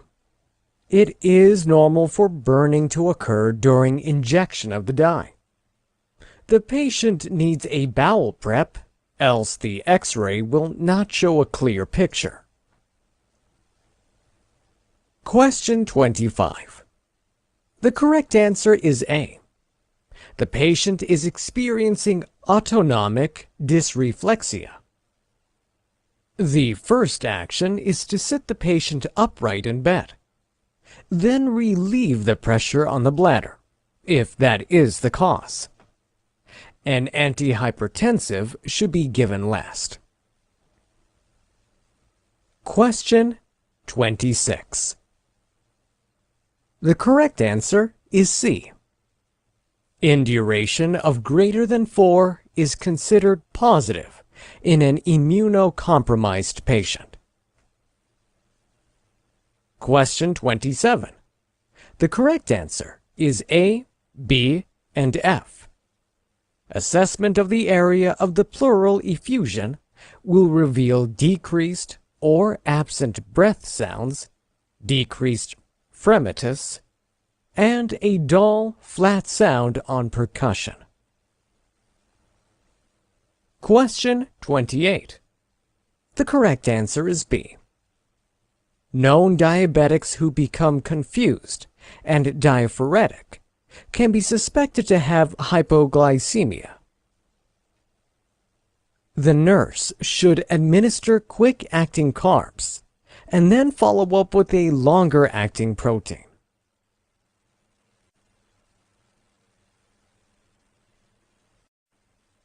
Conclusion.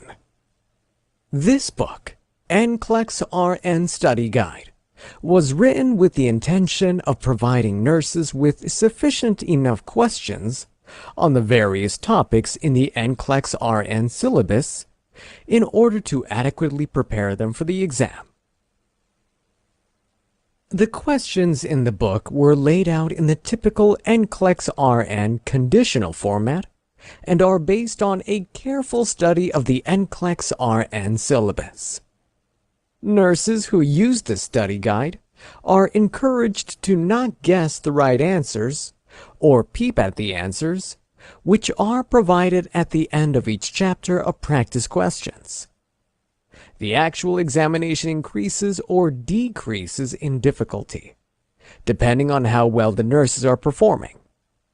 In this way, guesswork is to a large extent futile. Hopefully, the reader of this study guide is now well equipped to tackle the Nclex RN examination successfully.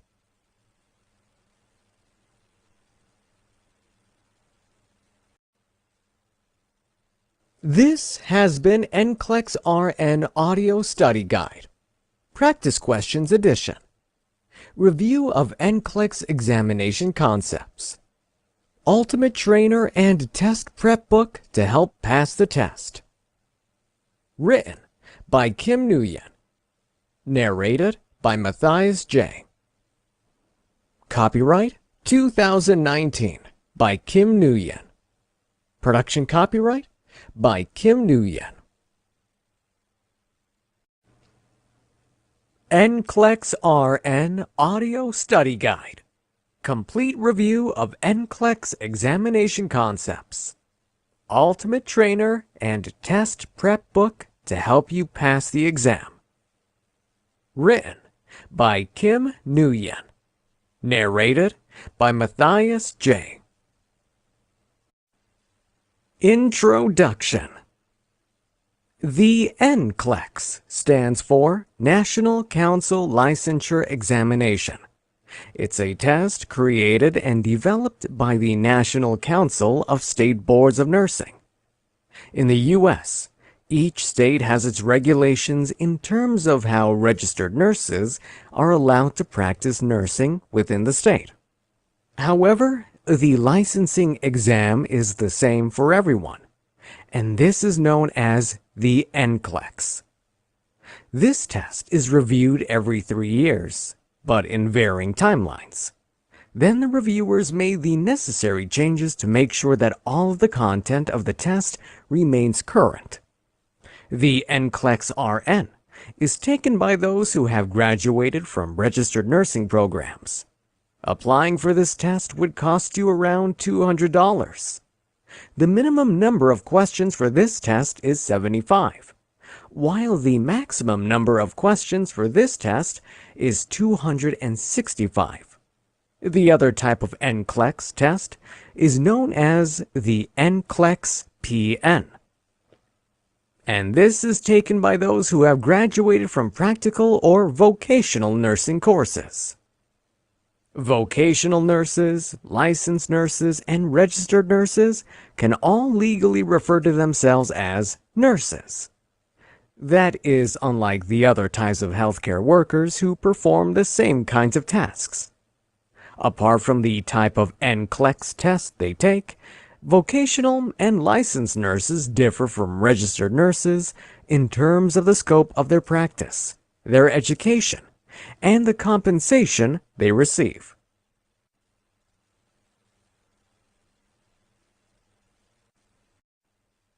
What is the Nclex RN? The Nclex RN has one main purpose, which is to determine whether it's safe for the nurses who take the exam to start their practice as entry-level nurses. This test significantly differs from any other type of test nurses take while they're still studying in nursing school. All exams taken in nursing school are based on the knowledge they learn while they're studying.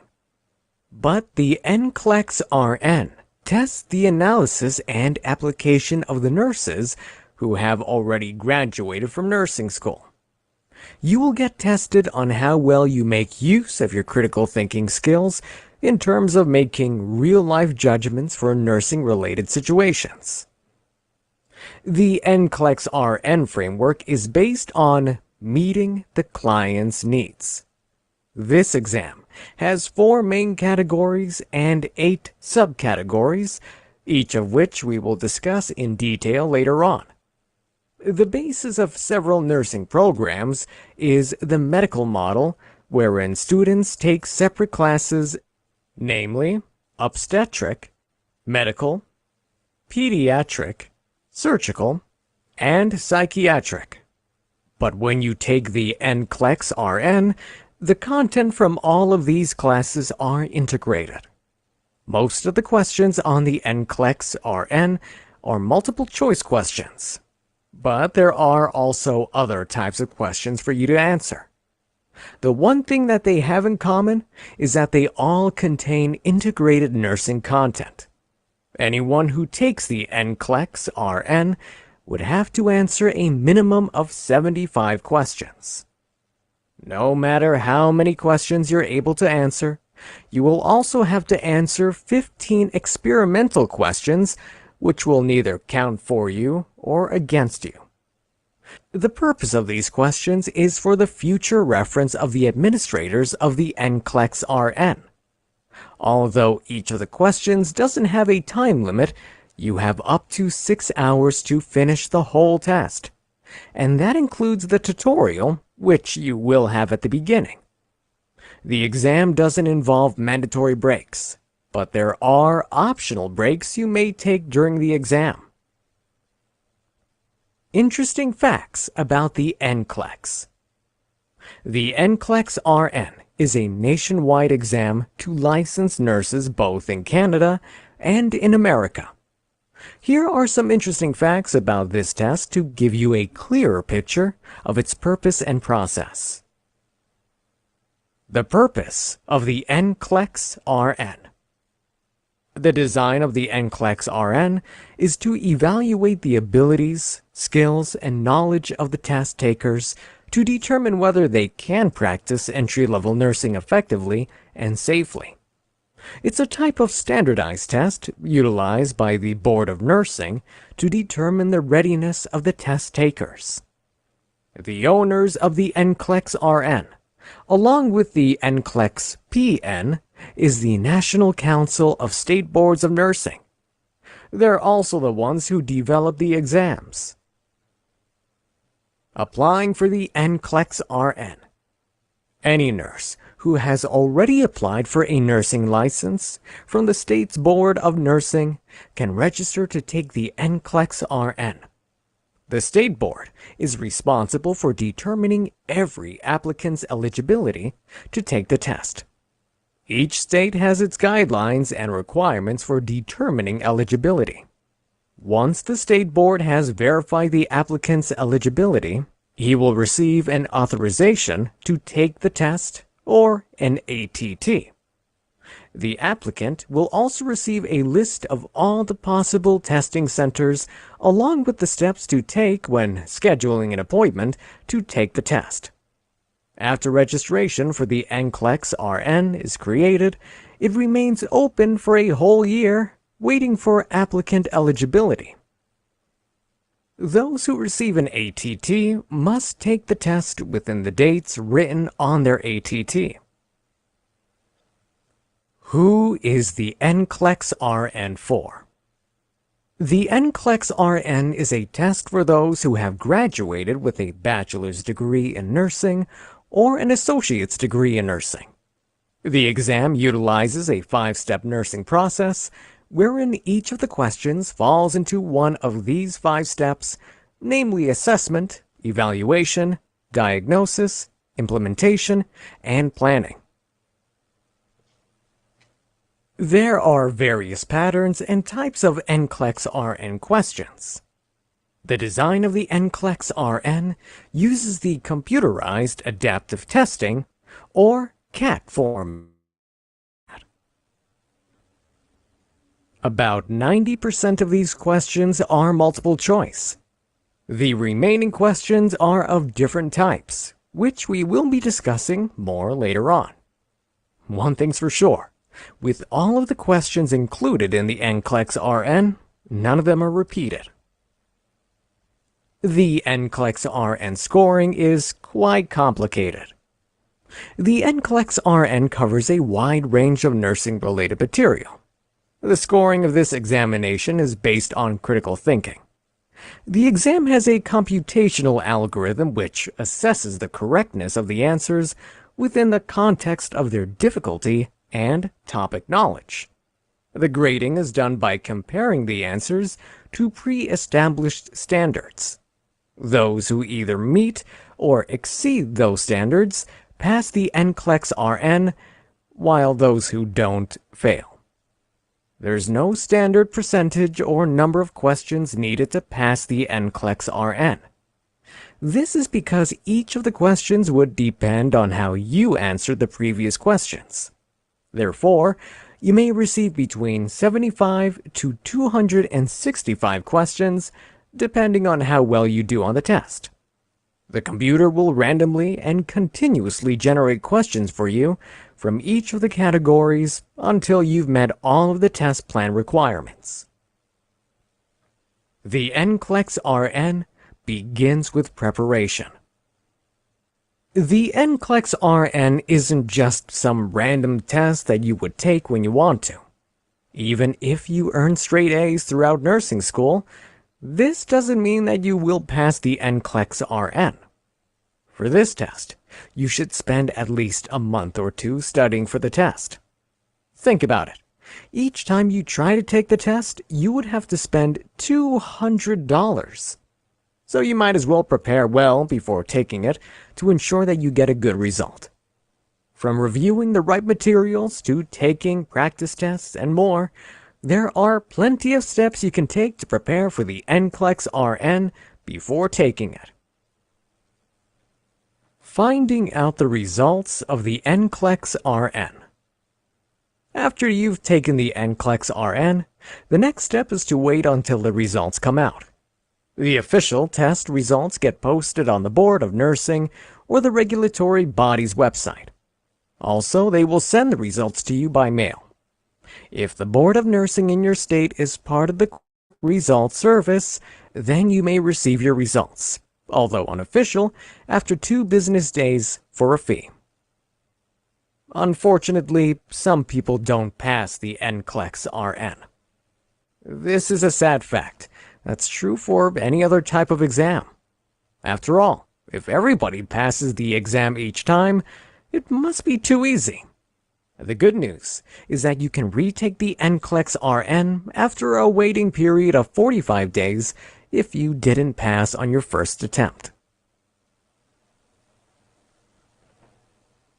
Frequently asked questions about the Nclex RN. For nursing students, to get a nursing license, they must first pass the Nclex RN. In other words, this test stands between all of the nursing graduates and their ability to become a licensed nurse to practice their craft. Even if you don't pass on your first attempt, you can retake the exam. Of course, any nurse would prefer to pass the exam on the first try. Let's answer some of the most common questions about the Nclex RN to help you understand it better. 1. What is tested on the Nclex RN? The National Council Licensure Examination, or the Nclex RN, is a test which determines your readiness to start practicing as an entry-level nurse.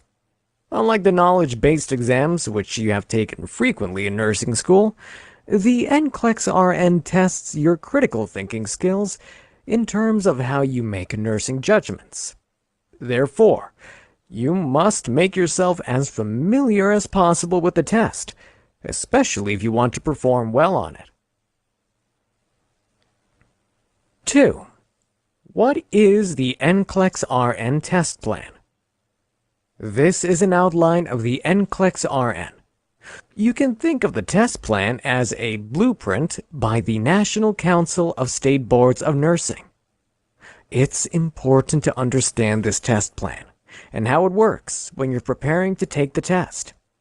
All of the information about test plans and the Nclex RN for both educators and candidates through the National Council of State Boards of Nursing. 3. How can you prepare for the Nclex RN? There are several ways for you to prepare for the Nclex RN. You can find reliable review materials to help you. Also, you can either obtain a test plan or build one for yourself and use it along with your review materials. Another way to prepare for the test is to take practice tests or download some test questions and practice answering those. Such efforts will go a long way in terms of your preparedness for when you need to take the Nclex RN.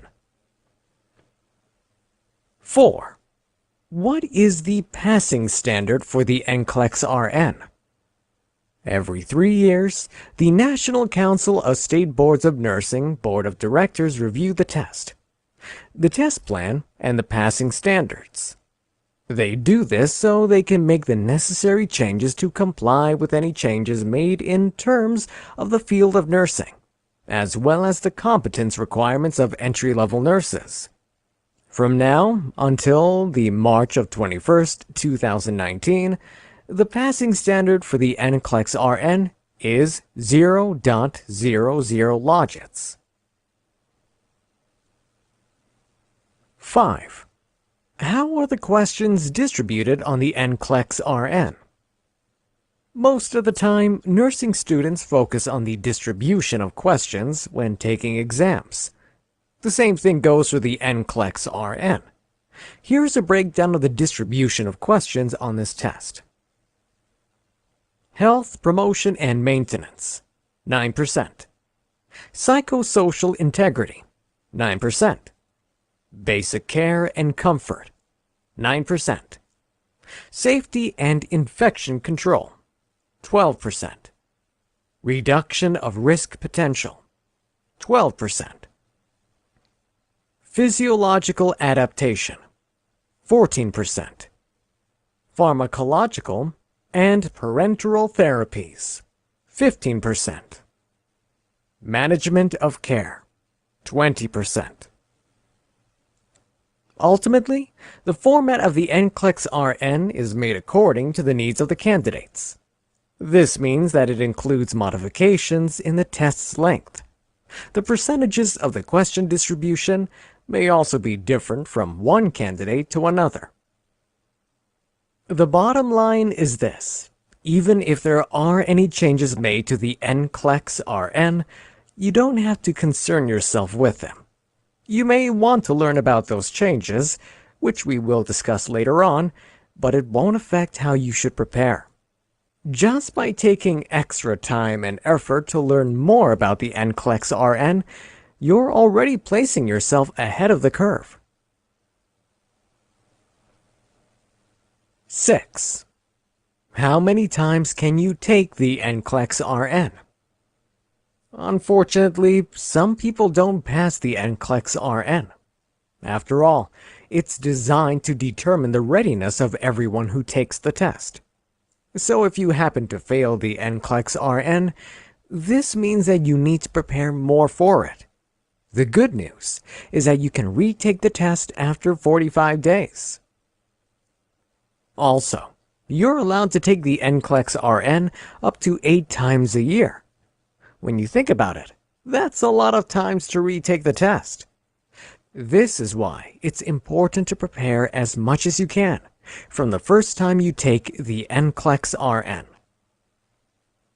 7. What score should you aim to pass the Nclex RN? There's no specific number of questions you must answer correctly to pass this test. The algorithm of the Nclex RN considers the question's difficulty and the variety of topics which they cover. The test will end when you've run into one of these scenarios. When the adaptive testing determines that you've sufficiently passed each of the subject areas of the exam. When you've reached the maximum number of hours allowed for the test. Or when you've answered the maximum number of questions.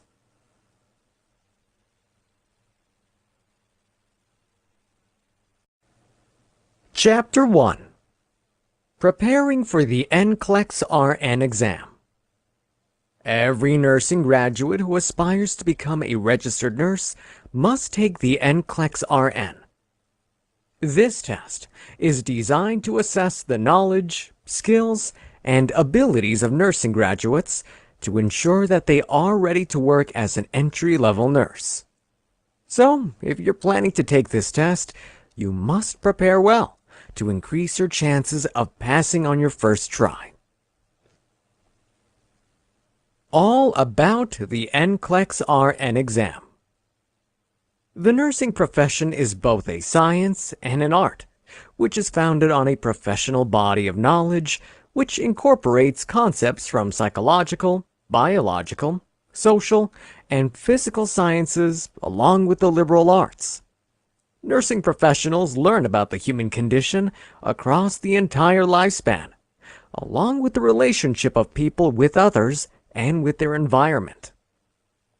Nursing is a very dynamic discipline, which continues to evolve and which requires critical thinking to use skills, technologies, and knowledge which are becoming increasingly complex. The goal of this profession is to prevent any potential complications and illnesses, to promote, protect, facilitate, and restore comfort, encourage health, and provide dignity in dying. The Nclex RN is a computerized adaptive test with a variable length.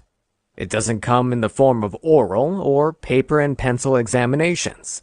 You will be given up to 6 hours to complete the test, including all of the following: an instructional tutorial about the Nclex RN, 2 optional breaks which have been pre-programmed, which you may or may not take. You will be alerted by the computer when it's time to take these breaks. Other breaks which you want to take: the Nclex RN itself.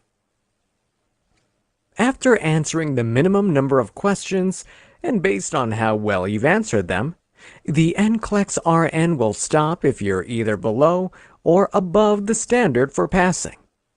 Putting it simply, the Nclex RN stops once you've passed or when it's certain that you failed. Also, the test stops after you've answered the maximum number of questions or when you've reached the 6-hour time limit. During the test, the computer screen will only show you one question at a time. You can take as long as you want to answer the question on the screen, but you can't move on to the next question until you've answered it. This means that even if you're uncertain, you must answer the given question if you want to proceed to the next ones. Rather than guessing the answer, try to think about the question and give the best answer you can think of. Keep a steady pace so you won't be rushing when you realize that the time limit is fast approaching. Types of exam questions. Part of preparing for the Nclex RN is to know the types of questions to expect. Knowing the types of questions gives you more confidence in taking the test. And if you reviewed all of the concepts well, you might be able to breeze through the entire Nclex RN and pass it on your first try. After all, thinking positive never hurts. To help you out, here are the types of exam questions to expect on the Nclex RN. Exhibit or chart. For these types of questions, you would have to evaluate an exhibit or chart, then answer the questions which will be presented. If you've had tests where you used pie charts or bar graphs to select the correct answer, then you would be familiar with how to answer these types of questions. Fill in the blanks. These types of questions don't mean that you have to provide essays or short answers. In the Nclex RN, fill in the blanks questions are for performing calculations. You would have to calculate the drip rate for administering an IV fluid or the dosage of the medication to administer to a patient. Then, you would record your answer on the blank. You will be given specific instructions on rounding so that you can give your best answer. Graphic or audio. For graphic questions, you would be presented with a question or scenario, and you must choose the correct answer by selecting the correct graphic. For audio questions, you would listen to a short recording, then choose the correct answer based on the question or scenario you've heard. Hotspot. These types of questions would require you to identify the areas on graphics or pictures. For instance, you may be asked to highlight the parts of the chest where you would assess the sounds of the heart. You will be tasked to identify the hotspot based on the question that is asked. Multiple response or multiple choice. These types of questions are very common in different types of exams in different subjects. You may have been answering multiple choice questions since you were in kindergarten. For this type, you will be given a scenario or a question and a list of possible answers. Then all you have to do is select the correct or the best answer from the list. Order response. These types of questions would ask you to place selections in the correct order. You may be given different types of patient situations wherein you would have to demonstrate the correct management of care. Or you may have a scenario wherein a patient comes in, and you would have to arrange the steps according to what you would do first, second, third, and so on. Apart from knowing the types of questions you will answer on the Nclex, it's also helpful to know all about the questions themselves. To do this, let's break down the structure of the questions. Each question has an item, which is the whole question and the answer, a stem, which is the actual question, or what you are being asked. For the stem, this has a couple of characteristics for you to think about, namely, complete sentence, incomplete sentence, which becomes complete when you supply the correct answer, Negative, which asks a question about what is false. Positive, which asks a question about what is true.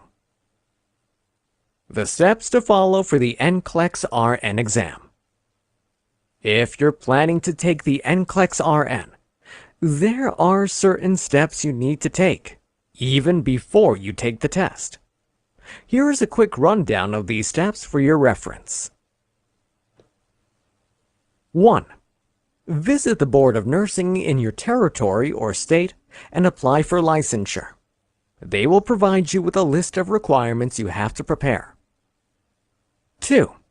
Register for the Nclex RN online, by telephone or by mail. Make sure to use your complete legal name upon registration, which matches the name on the ID you will present at the testing center. If you register for the Nclex RN through email, all registrations for the Nclex RN will stay open for a specific period, 365 days. During this time, the Board of Nursing will determine whether you're eligible to take the test or not. After paying the $200 registration fee for the Nclex RN, you won't be able to refund it, no matter what your reason is. 3. Receive the confirmation of your registration. 4. Receive eligibility from the Board of Nursing in your territory or state. 5. Receive the authorization to test or AT. If you have not received this after 2 weeks from the date you received your confirmation, you may contact the Board of Nursing. The AT contains validity dates, and you should take the Nclex RN within those dates. The name on your ID must match with the name on your AT exactly.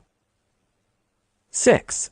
Schedule your Nclex RN appointment either online or by telephone. 7. Show up early on your test date and time, then take the test. Practical tips for taking the Nclex RN exam for the first time.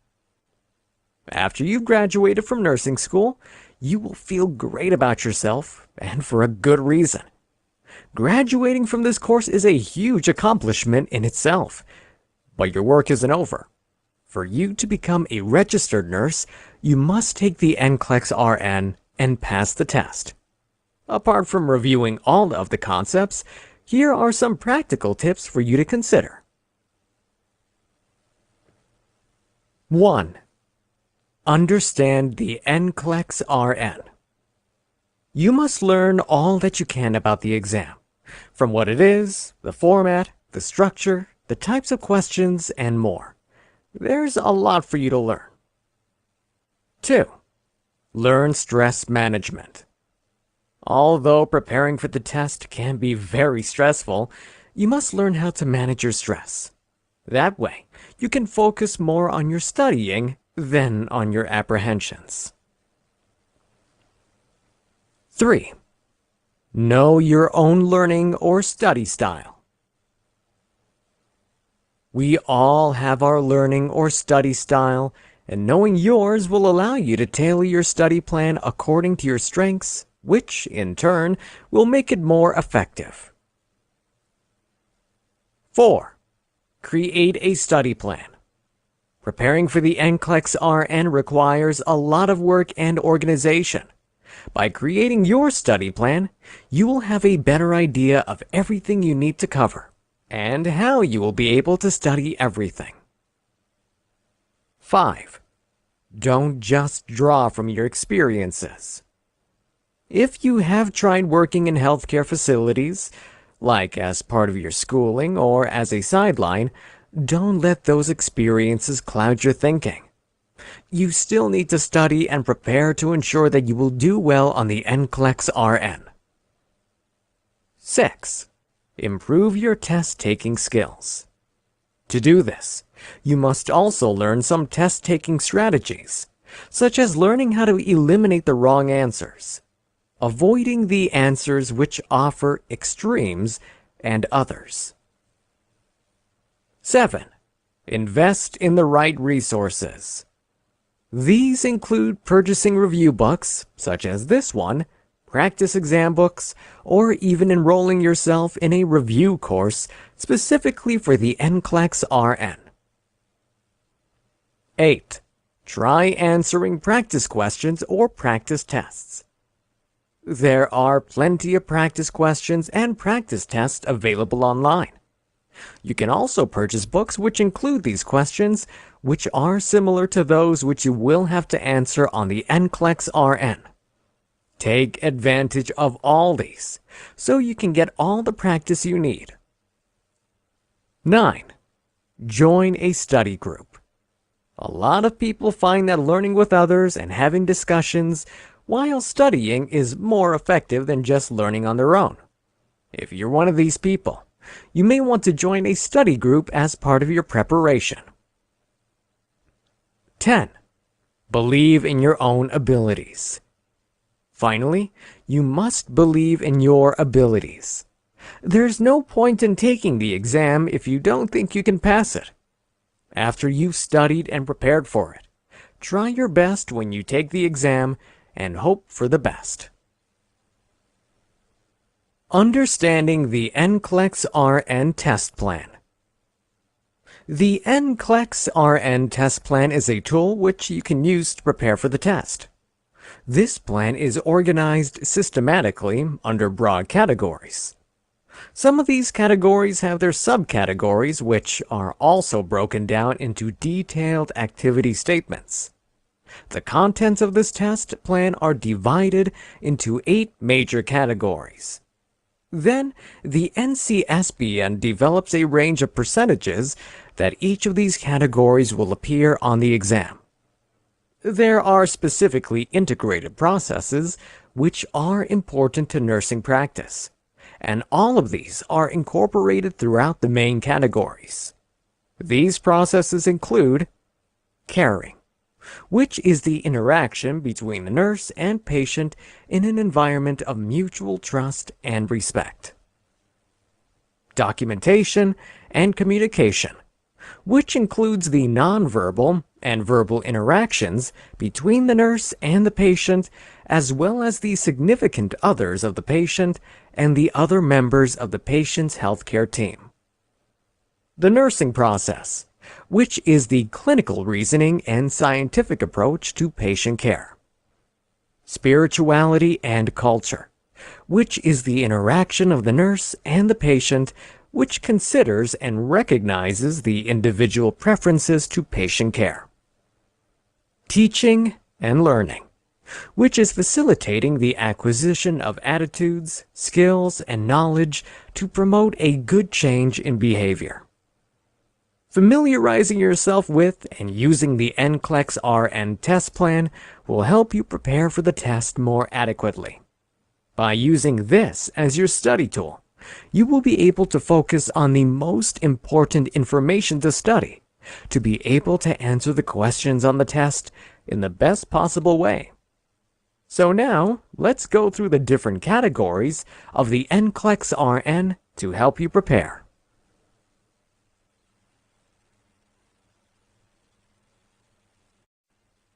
Chapter 2. Category Review Guide for Basic Care and Comfort. To maintain a patient's physiological integrity, the first thing you must do is to take a basic evaluation of all the patients. This step involves collecting information which will help you determine what kind of care the patients need. This is where basic care and comfort comes in. Patients who are either semi-ambulatory or non-ambulatory might need some help in terms of positioning to prevent the formation of ulcers. Of course, non-ambulatory patients need more time and effort from you, especially in terms of helping them with their personal hygiene. It's important to maintain the cleanliness of such patients, especially those who are incontinent. As a nurse, your job is to respect all of the wishes of your patients. For instance, if they prefer alternative therapy, You may have to assist them in terms of working through their pain according to their individual preferences and needs. Because of this, it's important to make yourself aware of the alternative methods to pain management, otherwise known as non-pharmacological comfort interventions. For instance, instead of taking pharmaceuticals, some patients might prefer deep breathing techniques, meditation, herbal remedies, and the like. Keep in mind that being sick is extremely draining, and the difficult part is that a lot of patients don't understand why they don't feel better right away after just taking a single dose of antibiotics. Rest, sleep, and proper education will help your patients understand the process of recovery, which is not an instantaneous thing. For this category, it's important to learn everything you can to be able to take care of your patients in the best possible way. The basic concepts covered in basic care and comfort. This category contains all of the information you may need to provide basic care and comfort to your patients. This means that you need to assist your patients to perform their daily activities. In the Nclex RN, this category accounts for about 9% of the questions. Assistive devices.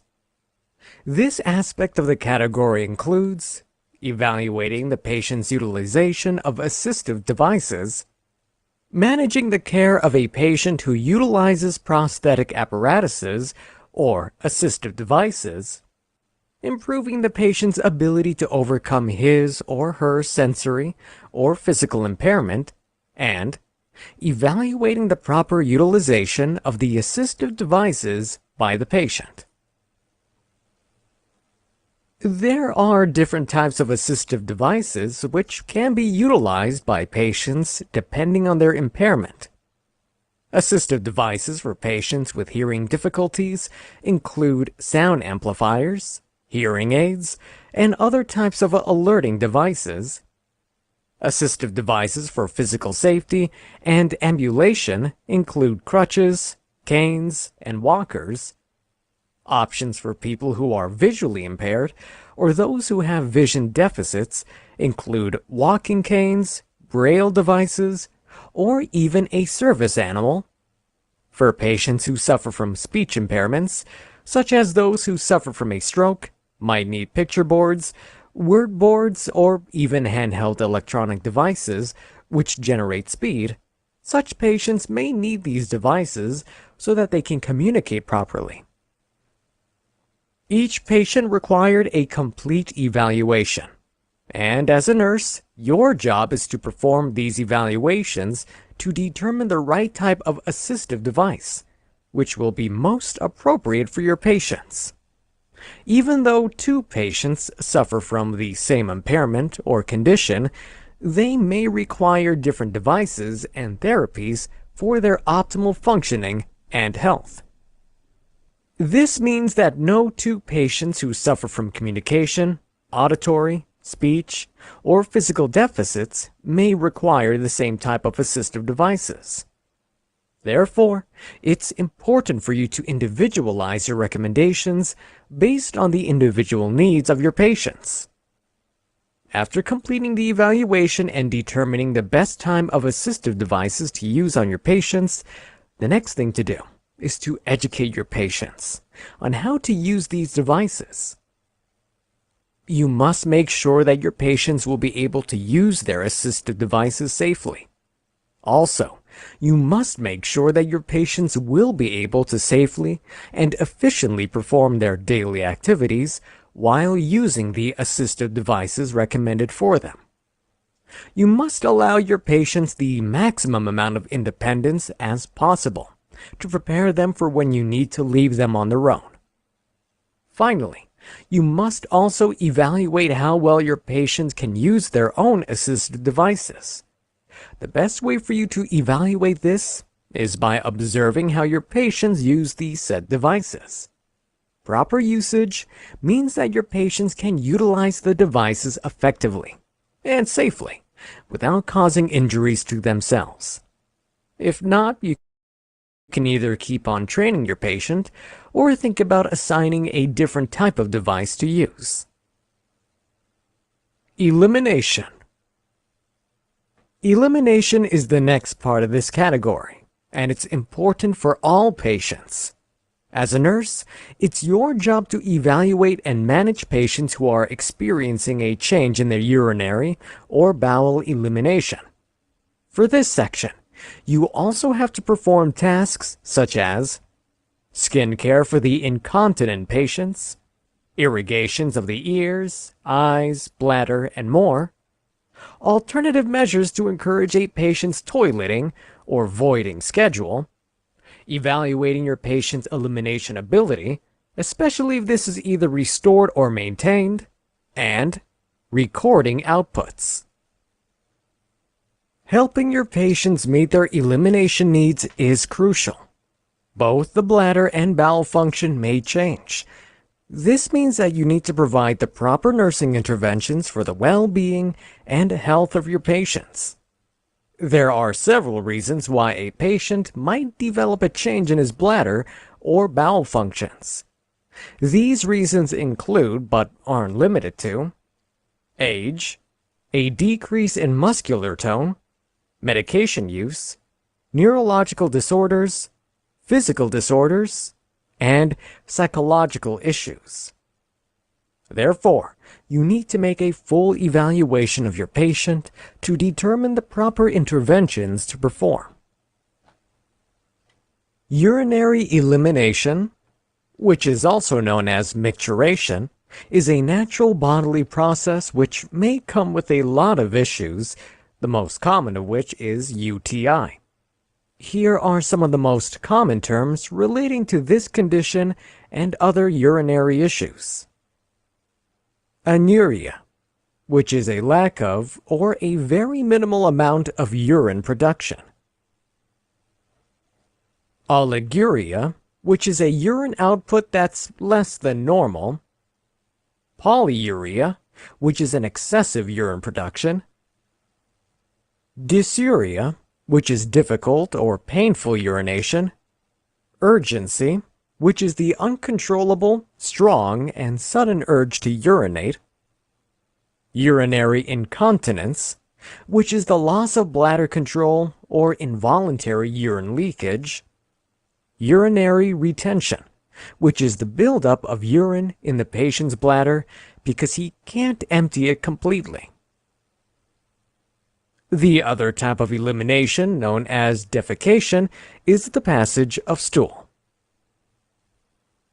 To identify the problems your patient suffers from in terms of defecation, you need to perform an evaluation based on your patient's health and age.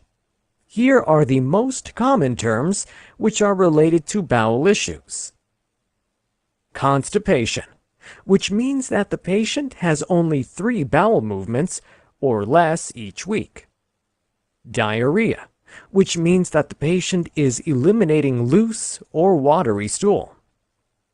Fecal impaction, which means that your patient isn't able to pass stool because it has already accumulated inside his rectum and has become rock hard. Flatulence, which is the frequent explosion of GI gas. There are times when you will have to perform irrigations of your patient's bodily orifices. This is essential as a type of therapeutic intervention to maintain the proper functioning of your patient's organs. The irrigations to perform may include ear, eye, bladder, colostomy, which is fecal diversion, and urostomy, urinary diversion. For colostomy, you must use the clean technique. For all other types, you must use the sterile technique. For any incontinent patient, you must provide careful and constant skin care. You must always wash and dry any skin that's exposed to feces and urine. Also using specific types of barrier products such as skin sealants, moisture barrier ointments, or pastes, and solid skin barriers help prevent skin complications and breakdown. Non-ambulatory patients, or those who aren't able to urinate, may require a urinary catheter. You must use the sterile technique during catheter insertion, because this procedure has a high risk of infection.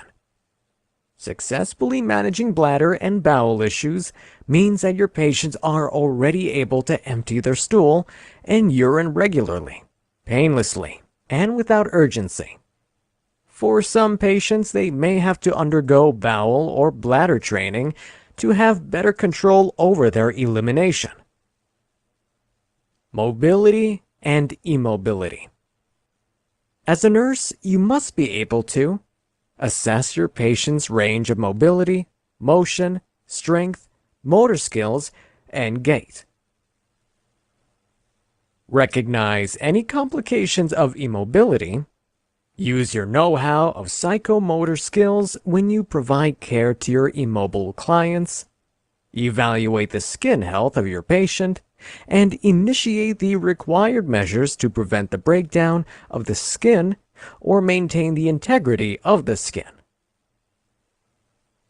Assess the patient's response to the interventions meant to minimize the complications of immobility, and execute the required interventions to improve circulation. The mobility of patients is crucial to their psychological and physical health.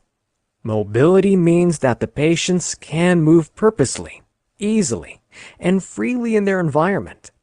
This is essential for their daily lives, overall health, and recovery. Therefore, you must evaluate any mobility deficiencies which may be corrected with the proper interventions which you will implement into your client's care plans. The best way to assess the mobility or immobility of your patient is through direct visualization. You may also use standardized tests during your assessment.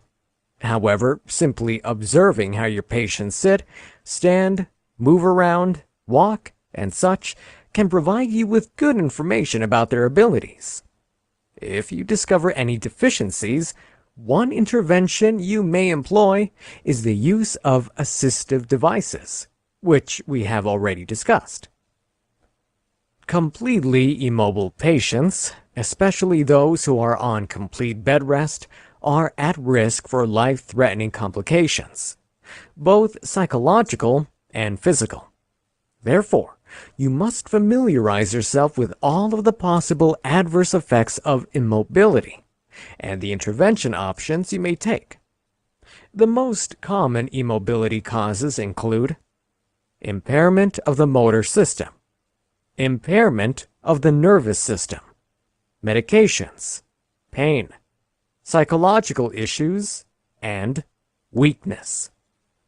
The adverse effects of immobility may affect a patient's musculoskeletal system.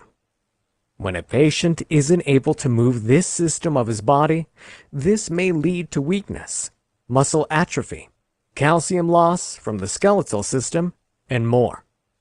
To avoid these complications, you must implement exercises which improve your patient's range of motion, along with muscular exercises which the patient can do in bed. You can even make use of a tilt table to stimulate weight-bearing exercises in some patients. Respiratory system. To maintain the health of the patient's respiratory system and prevent complications, you need to implement inspiratory exercises such as incentive spirometry, deep breathing, and more. Also, some patients may need postural percussion, vibration, and drainage to mobilize their secretions. Skin. Completely immobile patients have a high risk of skin breakdown. To prevent this, frequent repositioning is essential. Also remember that the nutritional and fluid needs of patients are crucial to the health of their skin. Other interventions may include the use of assistive and supportive devices to prevent the breakdown of skin and the formation of ulcerations. Venous circulatory system. Here, the muscular contractions increase the venous blood flow coming from the lower extremities to the heart and lungs, which may cause some complications. To encourage proper circulation, you may use anti-embolic devices.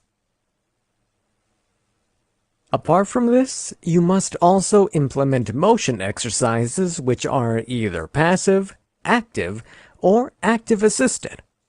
Also, implement frequent repositioning and positioning along with mobilization and routine exercises, rehabilitative exercises, and occupational or physical therapy.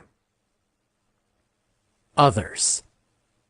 The other types of physiologic changes a patient might experience because of immobility are weight gain, bowel alterations, urinary complications, psychological issues, and electrolyte imbalances.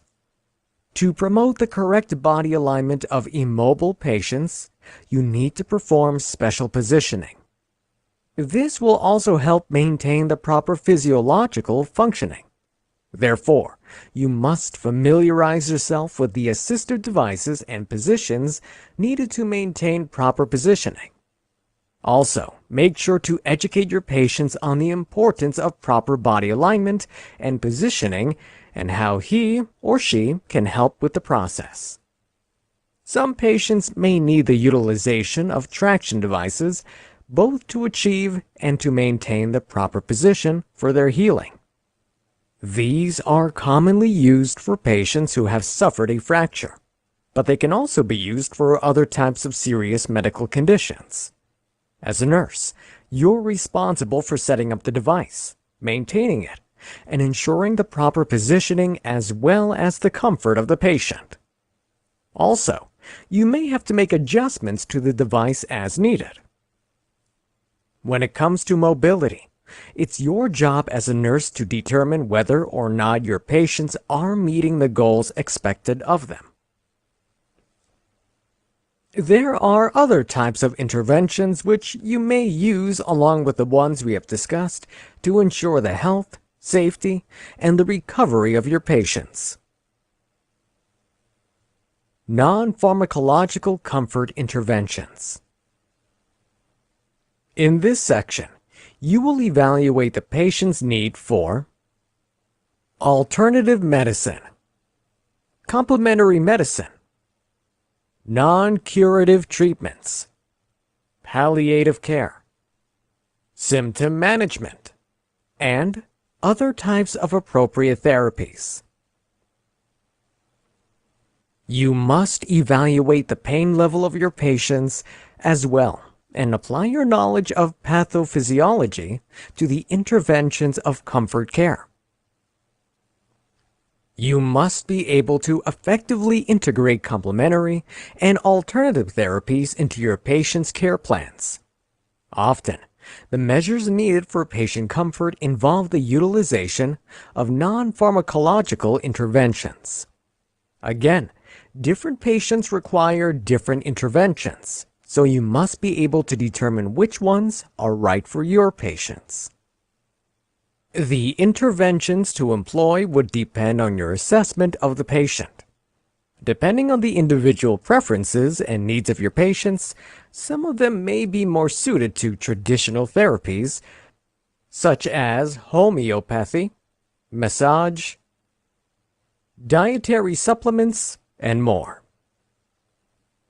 Pain is an important part of this section, and this sensation is highly subjective, individualized, and complex. You must familiarize yourself with the theories about the phenomenon of pain, along with the phases and types of pain. The proper management of pain starts with the evaluation of your patient's care plan. Asking your patient to give a subjective description of the pain is the most dependable indicator. For adults, you can use facial or numeric pain scales, but for children below 3 years of age, you may use standardized or behavioral scales for pain assessments. There are several alternative therapies which may have a positive effect on the overall mood of your patient. These include relaxation sounds, low lighting, warm blankets, and more. Simple as these measures are, they can increase your patient's overall sense of well-being and security. You must also know the contraindications to these alternative therapies. Depending on your patient's medication regimen, condition, or diagnosis, some therapies might not be safe or appropriate. When it comes to palliative care, nurses play a huge role, and most of the time, you would serve as the coordinator for this type of care. The most important parts of palliative care are family support, pain control, and symptom management. Also, you must have frequent conversations about the goals of your patient in terms of end-of-life support, along with executing the required intervention. Your main focus here is the patient's spiritual, emotional, physical, and psychosocial needs.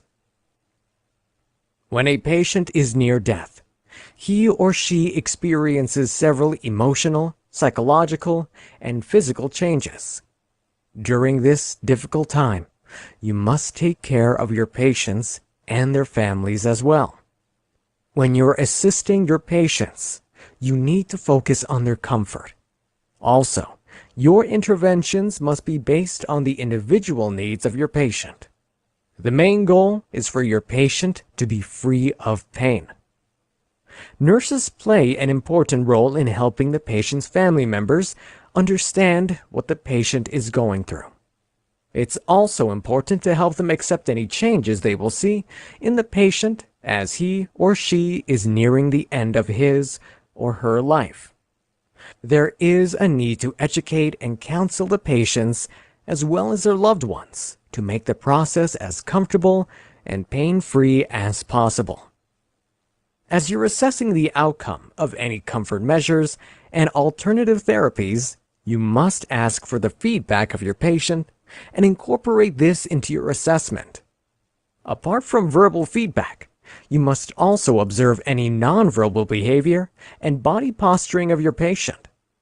Also, consider the stated goals of your patients to ensure that you're meeting all of their emotional, spiritual, and physical needs.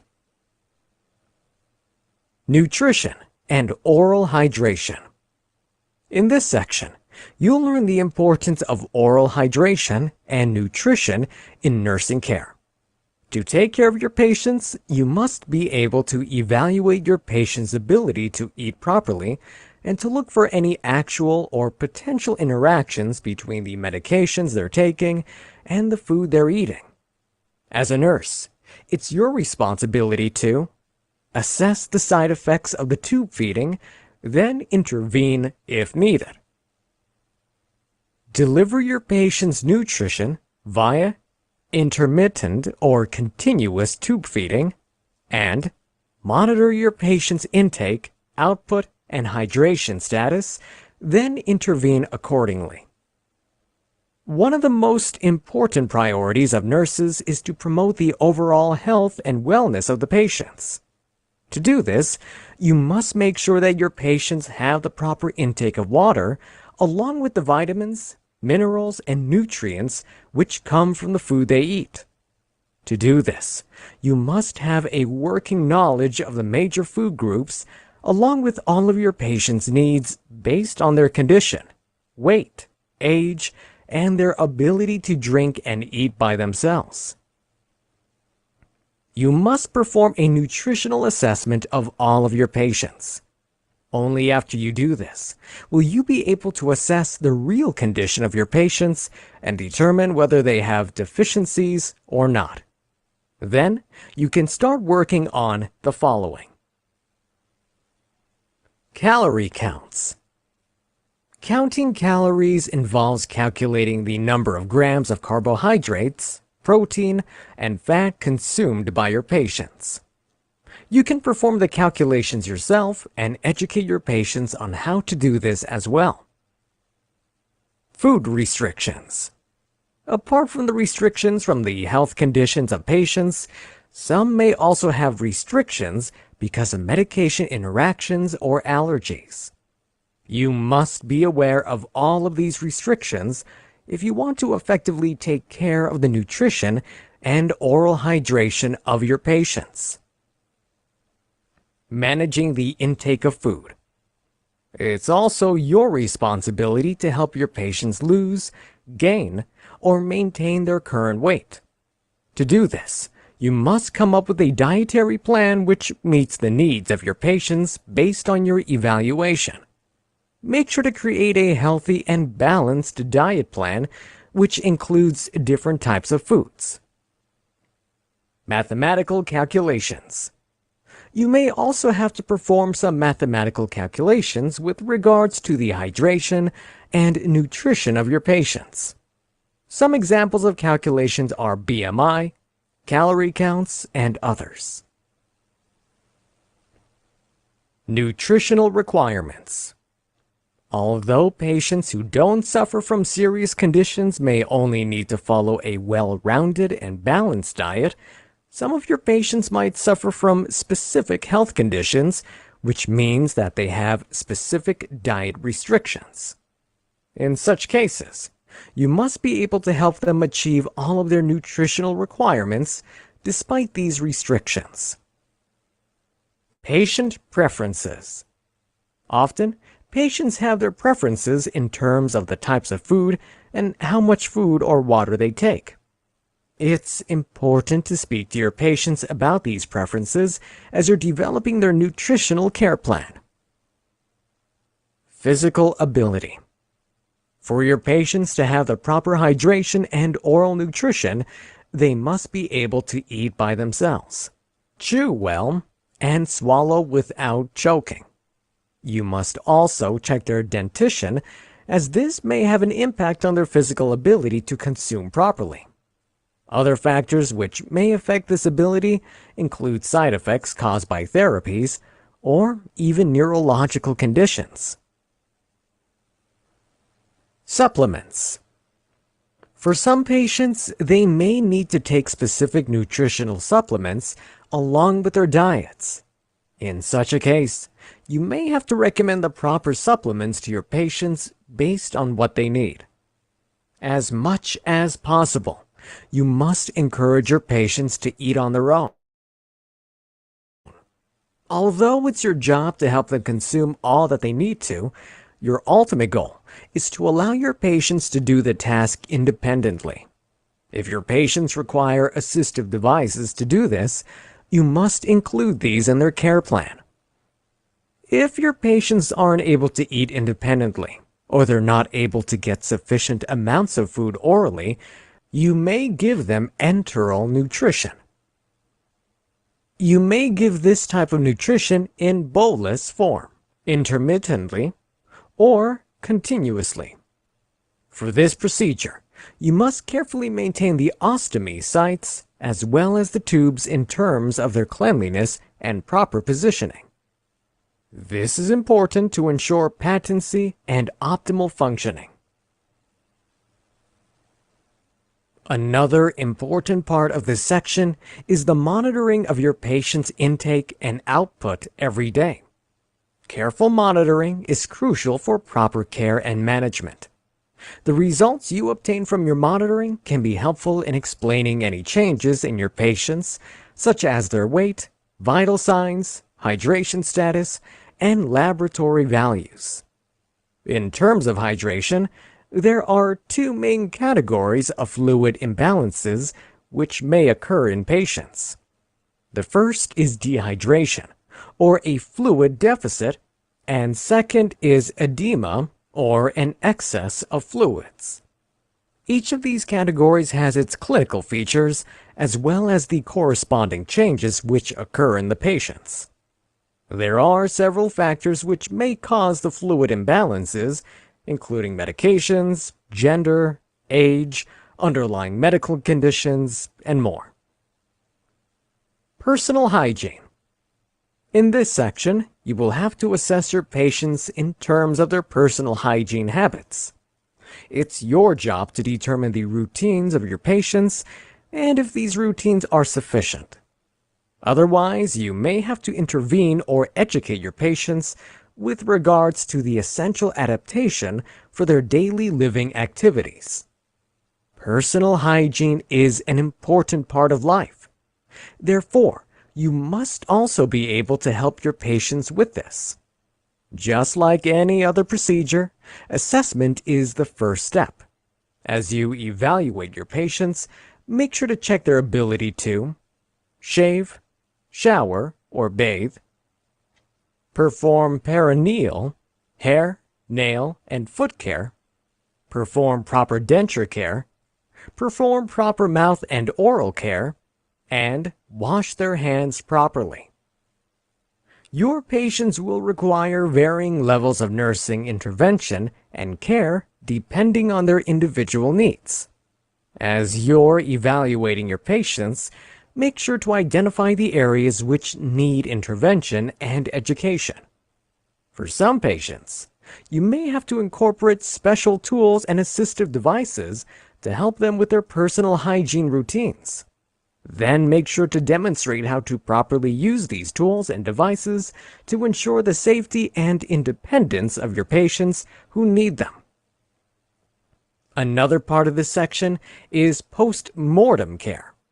Here, you will prepare the body of the deceased before the viewing of the family.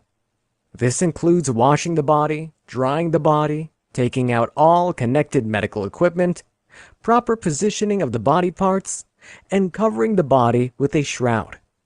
You must also place an identification tag on the toe of the deceased before the body is transported to the morgue. Rest and sleep. For this final section in the category, it's all about your role in promoting your patient's rest and sleep. You must evaluate the sleeping needs of your patients and intervene accordingly. To do this, apply your knowledge of your patients to promote the proper interventions for rest and sleep. You may also have to schedule patient care activities which promote sufficient rest for the patients and minimize the factors in your patient's environments which may be disturbing their rest. Adequate rest and sleep are vital to the overall recovery and health of patients suffering from any medical disease or condition. Without enough rest and sleep, this will hurt the psychological and physical well-being of the patient. The rest and sleep needed by patients would vary depending on their activity levels, wellness levels, developmental stages, and ages. However, you must also remember that the rest and sleeping needs of patients who suffer from illnesses or diseases will increase. If during your assessment you discover that your patient suffers from a sleep disorder, you may employ the proper interventions which will specifically address that disorder. To help you with this, you may ask your patient to keep a sleep log. Other helpful tools include a subjective sleep history, polysomnography, and a complete physical examination. Depending on the sleep disorder of your patient, you may utilize your pathophysiology knowledge to help your patient get enough rest and sleep. For this, you may employ many interventions such as pharmacologic measures, non-pharmacological measures, and even assistive devices. You must also help your patient establish a good routine of sleep hygiene. This will help them rest better while you're taking care of them. Then provide your patients with a template to guide them when it's time for them to go home.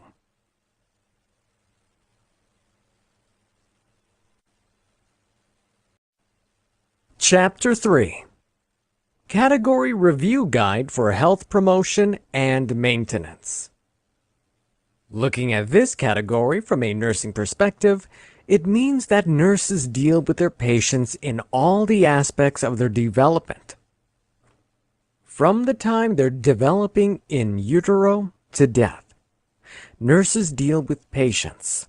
Therefore, your role as a nurse is to identify the norms in the patient's development, promote healthy behaviors, detect diseases early, and to intervene as needed.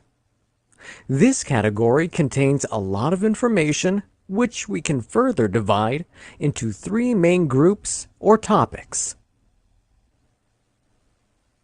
The first topic is to focus on is human development. Here, you need to learn about normal patterns in the development of human beings. From newborn babies to senior adults, it's important for you to know the common changes the body undergoes as it ages. This is vital, so you can detect any medical conditions early and initiate interventions as soon as possible. You should be able to distinguish what's normal from what's not in terms of development. Apart from the physical development, it's also important to know about the emotional, cognitive, and social development of patients across their lifespan. The next main topic under this category is the physical assessment. You must have a good understanding of the proper way to perform assessments of the physical systems of your patients. After your assessment, you must also know whether your findings are normal or abnormal. As a nurse, it's important for you to select the appropriate techniques for the physical assessments of your patients and translate your findings into the required nursing interventions. The final topic to think about is self-care and optimal states of health. As a nurse, you must encourage your patients to learn self-care, to promote their optimal states of health. For this topic, you need to learn more about the identification of high-risk behaviors, the important actions which are related to chronic medical conditions, the lifestyle factors which affect health, and the proper health screenings to perform on patients for the varying stages of life. Keep listening to learn more about this category. The basic concepts covered in health promotion and maintenance. This is another important category for you to review before taking the Nclex RN. Here, the topics focus on the principles of growth and development, learning how to detect health problems early, preventing illnesses, and educating your patients on how they can achieve optimal health. This category accounts for about 9% of the Nclex RN questions. The aging process. The process of aging starts from when we are born, and it slowly progresses to when we reach our senior years. As a nurse, it's important to understand the various aging stages so that you can apply your knowledge to care for and educate your patients appropriately. For each stage of development, the aging process differs. Each of these stages has its developmental milestones, warning signs which may indicate abnormalities, and special needs you must consider when you're planning for the care of your patients and communicating with them. Here are the different stages. Infancy, from birth to 12 months. Pre-adolescence, 2 stages. Preschool, 1 year to 4 years, and school age, 5 years to 12 years. Adolescence, 13 to 18 years. This is where puberty starts. Adulthood, 3 stages. Working years, 19 years to 64 years. Retirement years, 65 years to 85 years. And senior to elderly years, 86 years and above. Birth process. Nowadays, it's important to monitor pregnancies from when the mother first learns that she is with the child until a couple of weeks after the child is born. This ensures that you will be able to provide the best possible health outcomes for both the infant and the mother. Let's discuss the topics under this section. Antepartum care. This may also be referred to as prenatal care. It involves you collecting relevant information about the mother's medical history, her current health state, her health information, and any counseling which may affect the outcome of the mother's pregnancy. This type of care occurs before the child is born. Calculation of delivery date. One of the first questions asked by expecting women is the due date of her baby. You can calculate the estimated due date of delivery via Nagel's rule. Base the calculation on the first day of the mother's last menstrual period. Of course, this calculation only gives an estimate of the baby's due date. Only 4% of infants are born on this estimated date. A pregnancy is considered full term if the baby was born between 37 to 42 weeks. If the baby is born before this, he or she is considered premature. And if the pregnancy lasts for more than 42 weeks, this is considered overdue. Cultural considerations. You must also find out the cultural and religious practices and backgrounds of your patients. This is because varying cultures have different views and beliefs about pregnancy and the process of giving birth.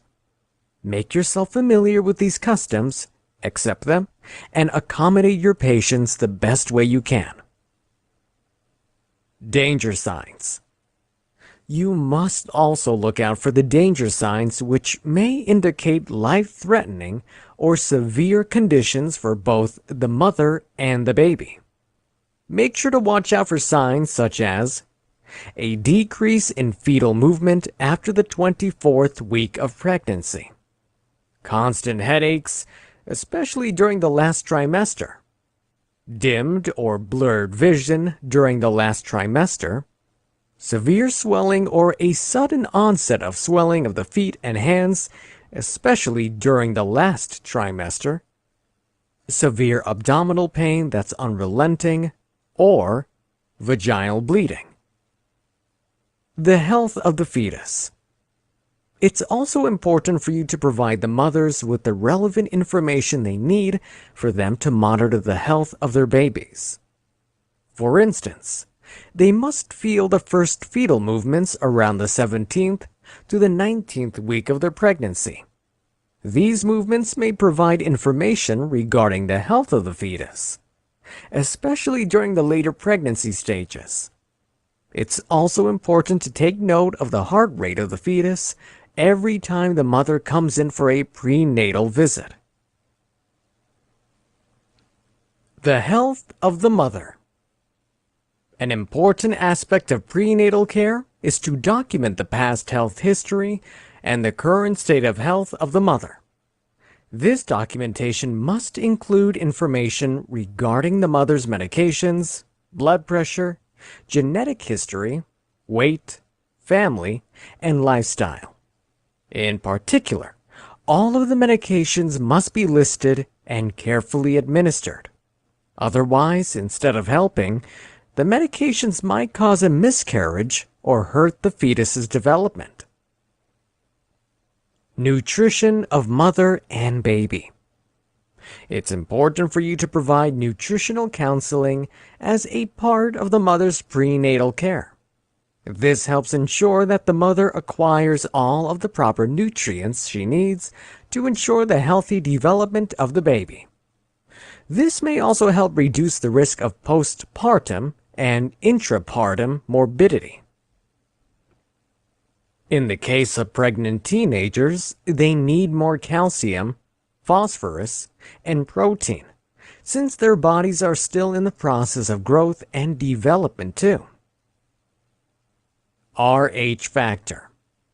Testing for the Rh factor is another important aspect of prenatal care.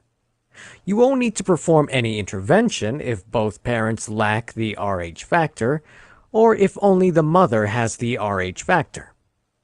But if the mother lacks the Rh factor, while the father has this factor, or if the Rh status of the father is unknown, then you may have to administer a dose of RhoGAM, RHO immune globulin, to the mother in her 28th week. This helps prevent any immune-mediated complications at birth or in the later stages of the pregnancy. Routine tests. Throughout the prenatal period, several routine tests may be done on the mother. One of the most important types of non-invasive tests is ultrasound.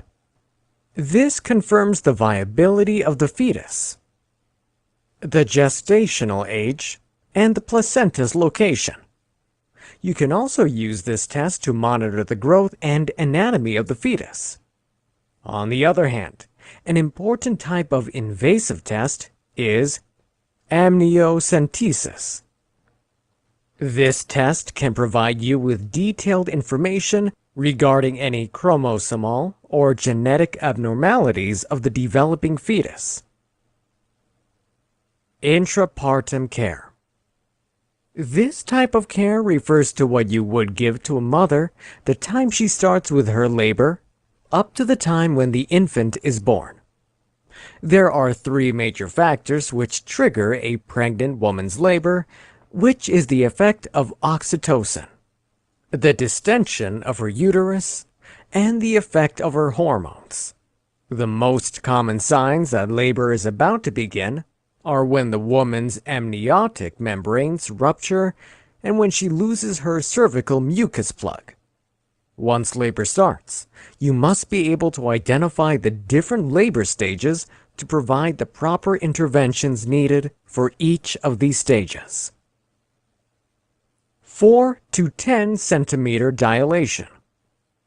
During this stage, the woman's cervix continues to efface and dilate.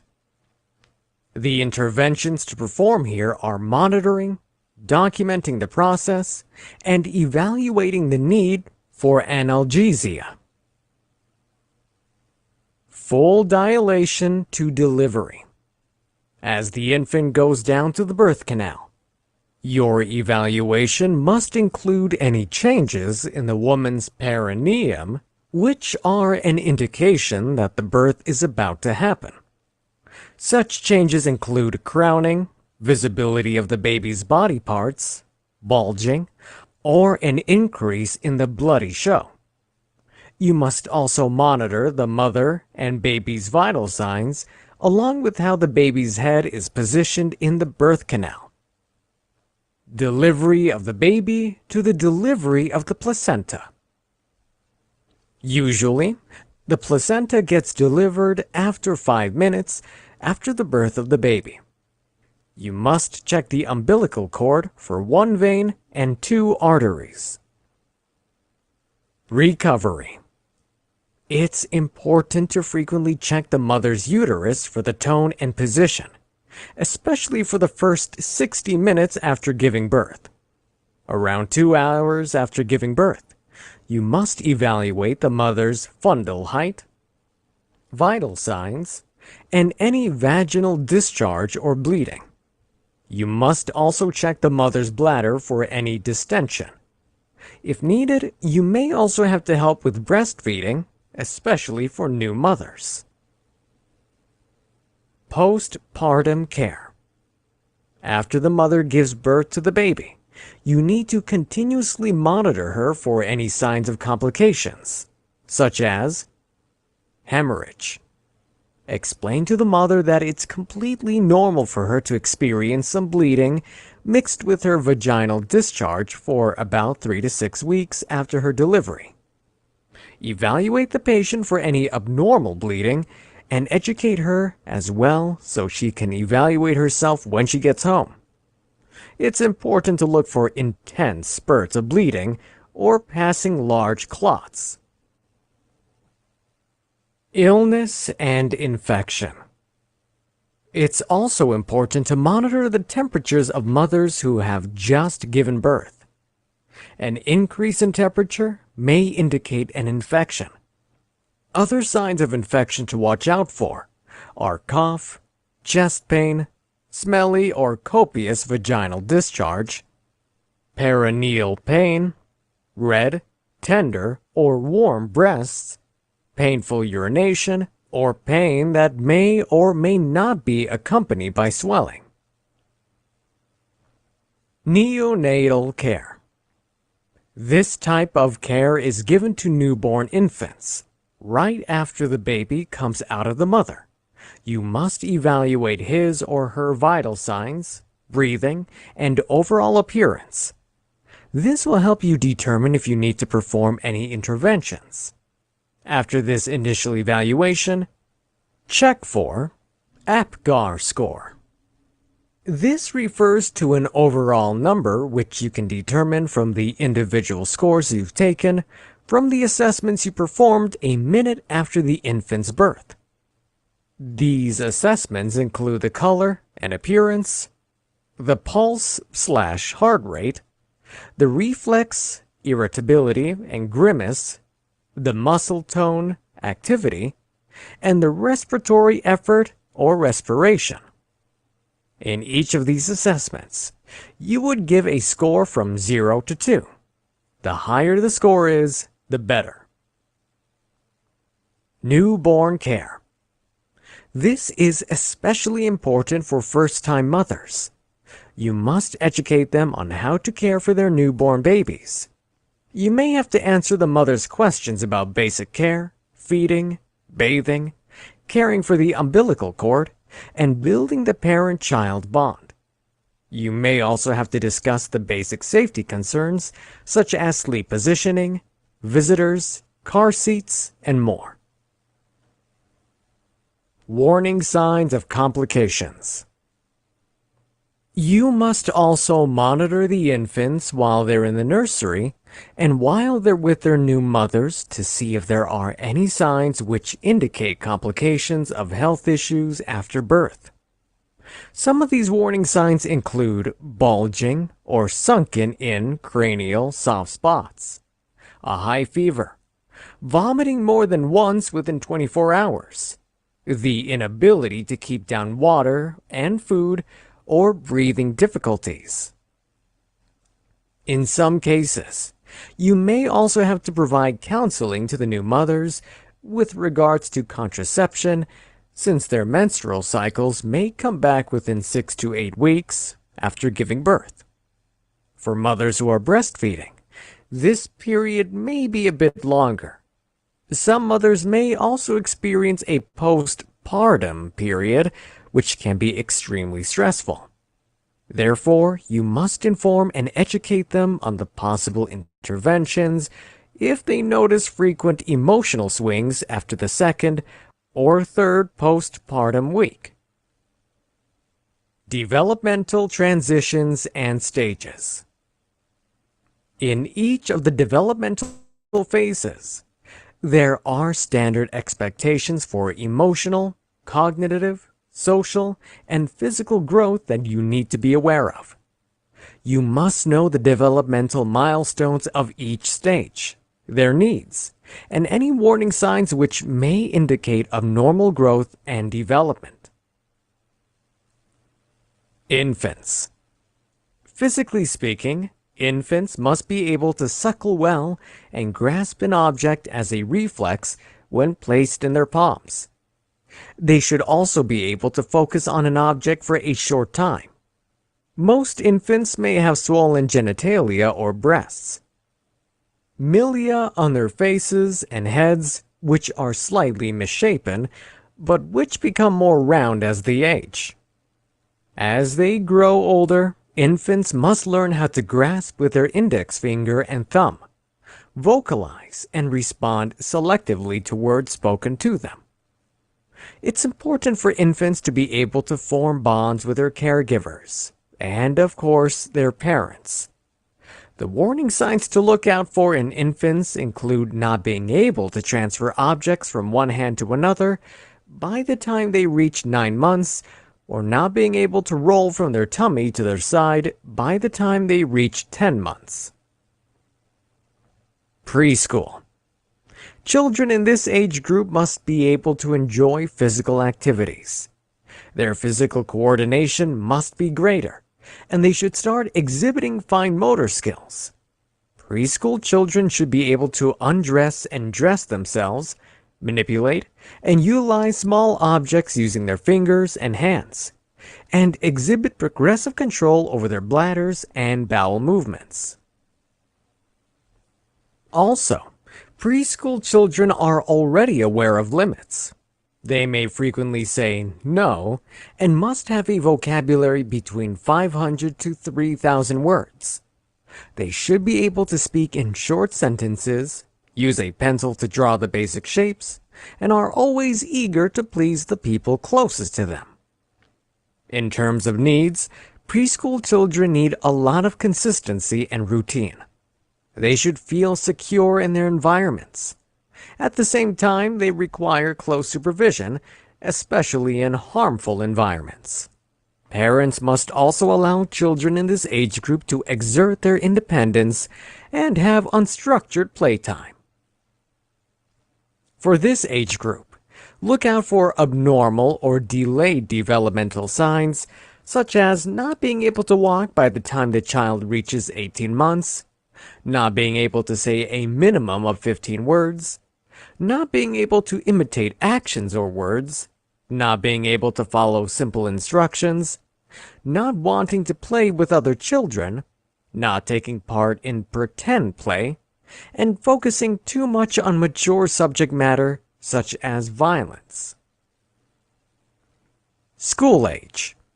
For children in this age group, they have a more advanced level of physical coordination, which means that they should already be able to perform various activities with a combination of movements. They should also be able to follow more complex commands with more than just one step. School-age children must be able to retain more information and remember more details about themselves, such as their full name, age, and even their address. In terms of needs, you may have to perform an early intervention for school-age children who have hearing or vision problems. Such issues manifest as soon as they start school. Also, conditions such as a lateral curvature of the spine or scoliosis may start developing at this age. It's important to catch this condition early to provide the appropriate intervention. For children in this age group, look out for warning signs such as continued bedwetting or being unable to express or verbalize the anxiety they feel at home or in school. Adolescence. Children in this age group are commonly struggling to find their sense of identity. They tend to form strong bonds with their peers, and it's normal for them to perform risky behaviors. Physically speaking, they undergo several changes, such as the development of their secondary sexual characteristics, an increase in their hormone production, along with a concern with and a growing interest in physical attractiveness. Because of the many physical changes experienced by children in this age group, they may feel distressed or overwhelmed. Therefore, you need to prepare them for these changes and talk to them about what they are to expect at this time. In some cases, adolescents may even experience changes in their personality and mood swings because of these changes. When looking for warning signs, take note of persistent misbehavior or excessive aggressiveness, especially when these behaviors are displayed at the school. Working adults. People in this age group are trying to find the purpose or meaning in their lives through their relationships, families, and work. According to the psychosocial development theory of Erikson, states that this stage is to resolve the conflict of intimacy versus isolation. Working adults either focus on finding the right partner and starting their own family, or deciding to remain single.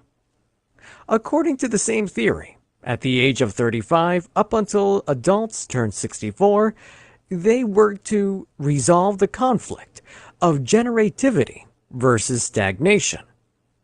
Adults can find more meaning in the career they've chosen, and they're looking for ways to leave a lasting legacy behind. In terms of their physique, adults in this age group are considered to be in the prime of their lives, from 25 to 35 years of age.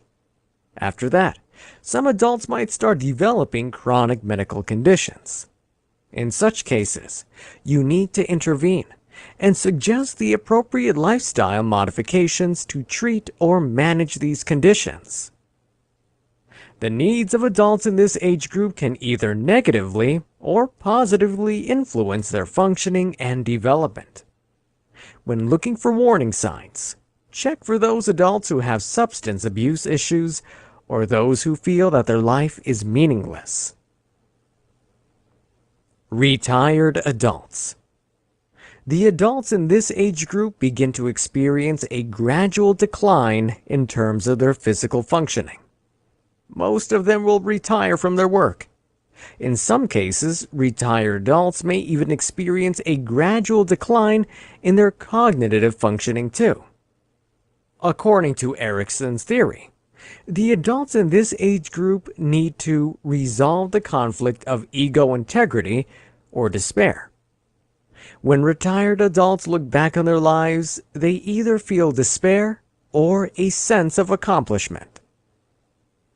Also, the adults in this group may start experiencing changes in terms of their interpersonal relationships.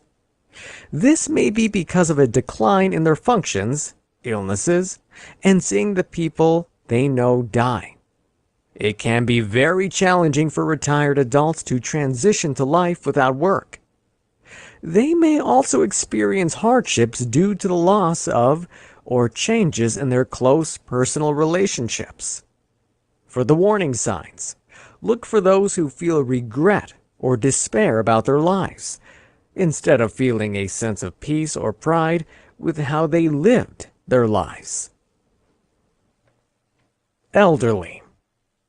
People in this age group are likely to show a progressive decline both in their cognitive and physical functioning.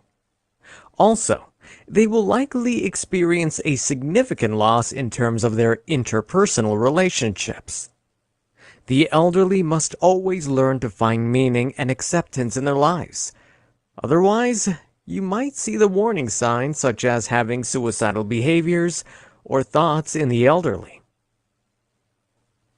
Health, promotion, and disease prevention. By definition, health is the absence of illness and disease. But in reality, there are a lot of people who enjoy a healthy life, even though they're dealing with health challenges. So perhaps it's more appropriate to use the term health and wellness when representing a state of emotional, social, and physical well-being. Nurses play an important role in empowering and educating patients so that they can take control of their health. As a nurse, you can help your patients find all of the health resources needed based on their disabilities or specific medical conditions. Therefore, you must be aware of the programs which are part of health promotion and disease prevention. Cessation of smoking. There are many reasons why people keep on smoking, even though they know all of the bad effects of this habit. And once a person starts this habit, it can be very difficult for them to quit. To promote the successful cessation of smoking, you may have to employ more than just one strategy for your patients. Exercise. This is another important aspect of the health and wellness of your patients. No matter what age groups your patients are in or what activity level they have, exercising is essential. Exercise can improve the functions of the respiratory and cardiovascular functions, assist in the maintenance of a healthy weight, stimulate the metabolism, improve the quality of sleep, strengthen the bones, and enhance the overall flexibility, balance, endurance, and strength of your patients. The health of the breasts. It's important to educate your female patients on how to perform a breast self-examination as soon as they reach puberty. They must do this at least once a month to stay safe. The health of the testicles. One of the most curable types of solid tumors is testicular cancer, and this is very common in men aged 15 to 35. It's important to educate your male patients on how to perform a testicular self-examination. If they happen to find any abnormalities in their testicles, they must consult with their doctor right away. Hormone replacement therapy, or HRT. Women who are either perimenopausal or menopausal are potential candidates for this type of therapy. This is important to help manage any negative symptoms of these conditions, such as vaginal dryness, sweating, and hot flashes. However, before recommending HRT, discuss all of the benefits as well as the risks with your patients. Immunizations. Immunizations are an important aspect of health throughout the lifetime of patients. Most immunizations are given when people are either in the preschool or school age. However, there are also some types of immunizations which are given to adults, such as pneumococcal pneumonia, meningococcal, and more. Mental health. Often, nurses are the ones who deal with patients more intimately compared to other members of the healthcare team. In some cases, you might be the first one to notice any mental health issues in patients or those who may be at risk for developing anxiety, depression, and more. In such cases, you may provide your patients with tips on how to manage their stress effectively. You may also help them arrange care, especially for those who need intervention to maintain their mental health. Nutrition. Nutrition is crucial for the health and wellness of your patients, although sensible eating is always recommended. Keep in mind that some of your patients may need to follow special types of diets. For instance, patients suffering from hypertension must avoid eating foods which are high in sodium, such as processed or canned foods. Also, patients who have osteoporosis must consume more foods which are high in calcium. And those who have diabetes need to restrict their carbohydrate intake, and more. Therefore, you must make yourself aware of the conditions of your patients to recommend the proper diet and nutrition for them. Oral health. It's important to emphasize the importance of oral health as it is linked to other physical diseases. For one, periodontal disease or gum disease is linked to heart disease, diabetes, and other types of chronic inflammatory conditions. Other types of therapies. In some cases, your patients may want to incorporate other types of therapies along with Western medicine. Such therapies include hypnosis, massage, acupuncture, and more. Some patients may also take their supplements, homeopathic therapies, essential oils, and more to enhance the effects of their treatments. Also, some patients may even seek consultation from other types of medical practitioners, such as chiropractors and shamans. Prevention of stroke and heart disease.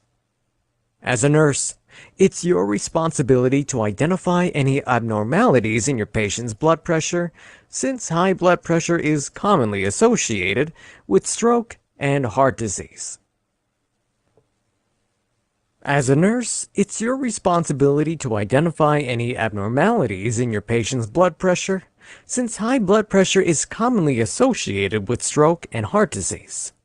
For those who have a high risk, you may encourage them to monitor their blood pressure even at home, You can also make your patients aware of the symptoms, as well as the normal parameters for diastolic and systolic blood pressures. Skin health.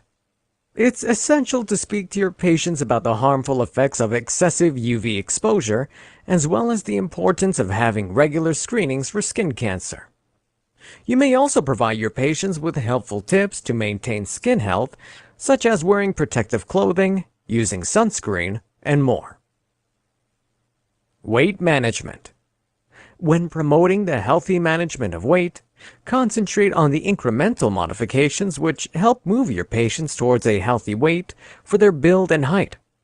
Even a modest amount of weight loss can have a significant impact on your patients, especially those who suffer from chronic illnesses. Health screening. Knowing all about health screening allows you to serve your patients better. This topic requires you to have a combined knowledge of pathophysiology, along with the known risk factors for certain age or ethnic groups. The main health screening tests you would have to learn about or perform include blood sugar. You can check the blood sugar levels of fasting or non-fasting patients. If your patient has been fasting for over 8 hours, and you get a level higher than 125 milligrams per deciliter, you may need to perform further tests. On the other hand, a patient who hasn't been fasting must have a level below 199 milligrams per deciliter.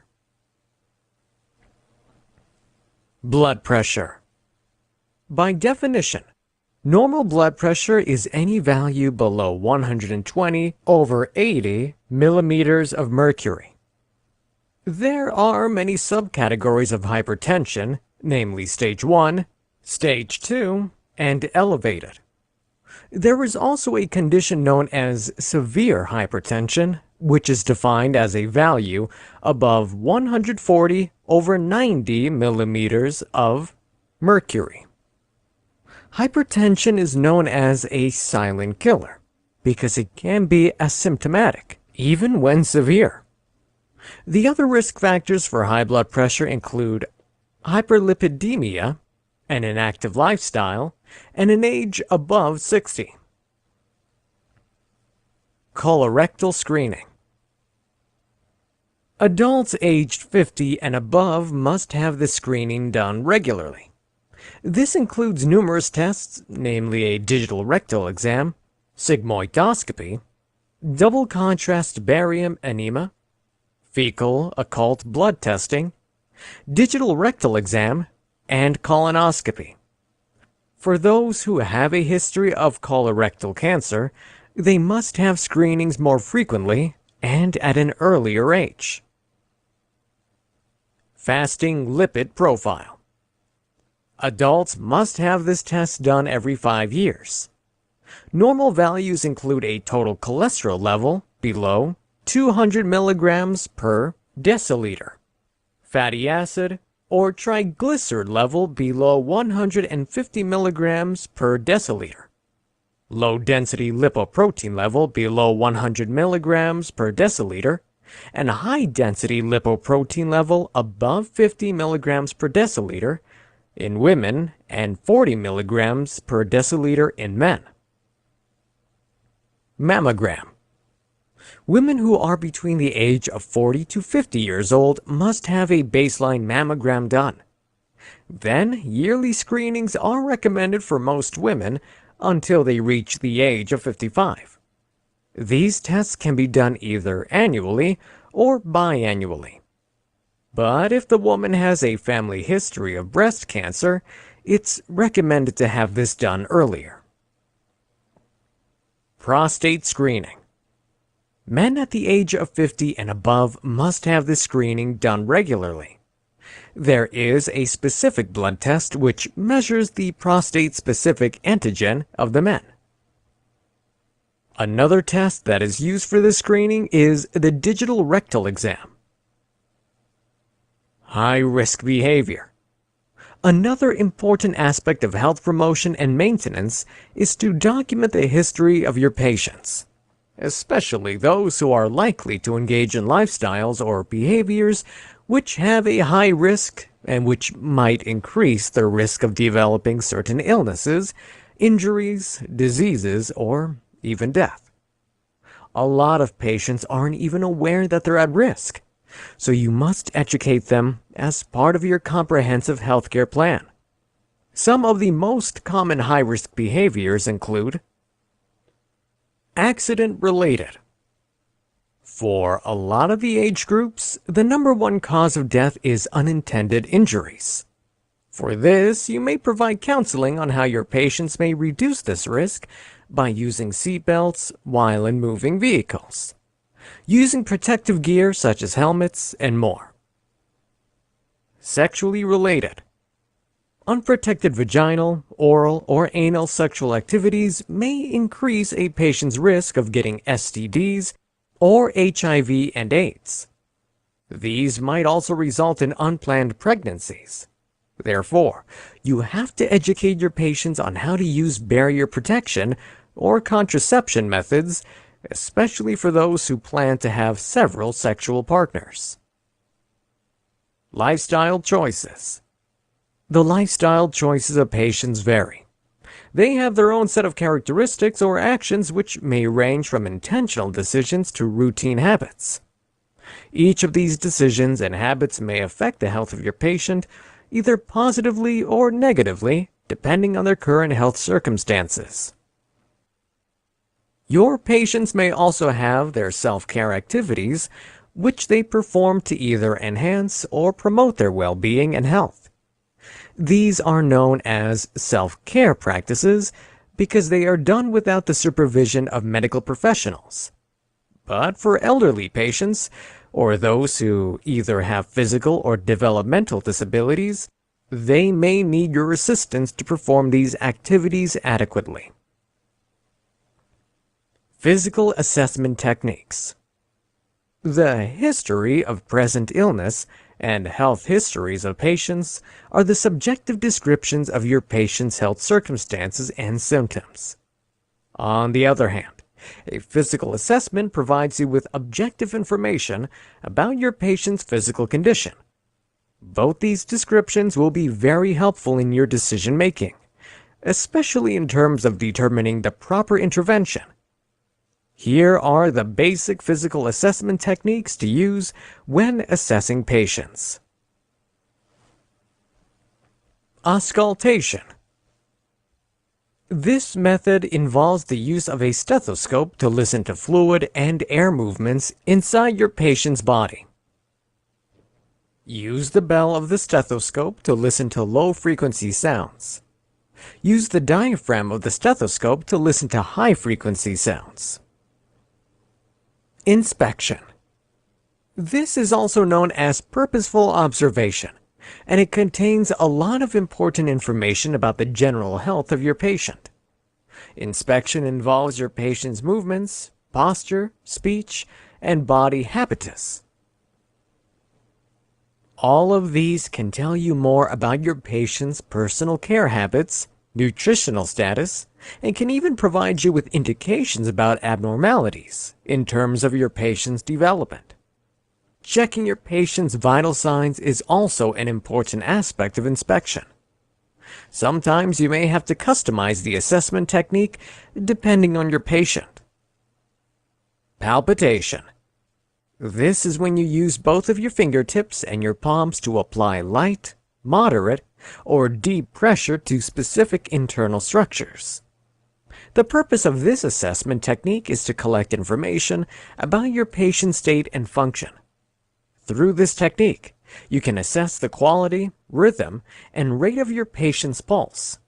You can also use palpitation to detect a cardiac thrill, or even displaced, swollen, or tender internal organs or bones. Finally, this assessment can also provide you with information about the fluid status or hydration of your patient by checking for signs of edema or skin turgor. Percussion. This technique provides you with information about your patient's levels of fluid and air within his or her body cavity or organs. To do this, press your middle finger over a specific structure while using the middle and index finger of your other hand to tap lightly on your pressed middle finger. The sound that comes back to you can either be loud or hollow if air is present, or soft and dull is exudate or fluid is present. This technique is often used to assess conditions involving the abdomen or chest cavity.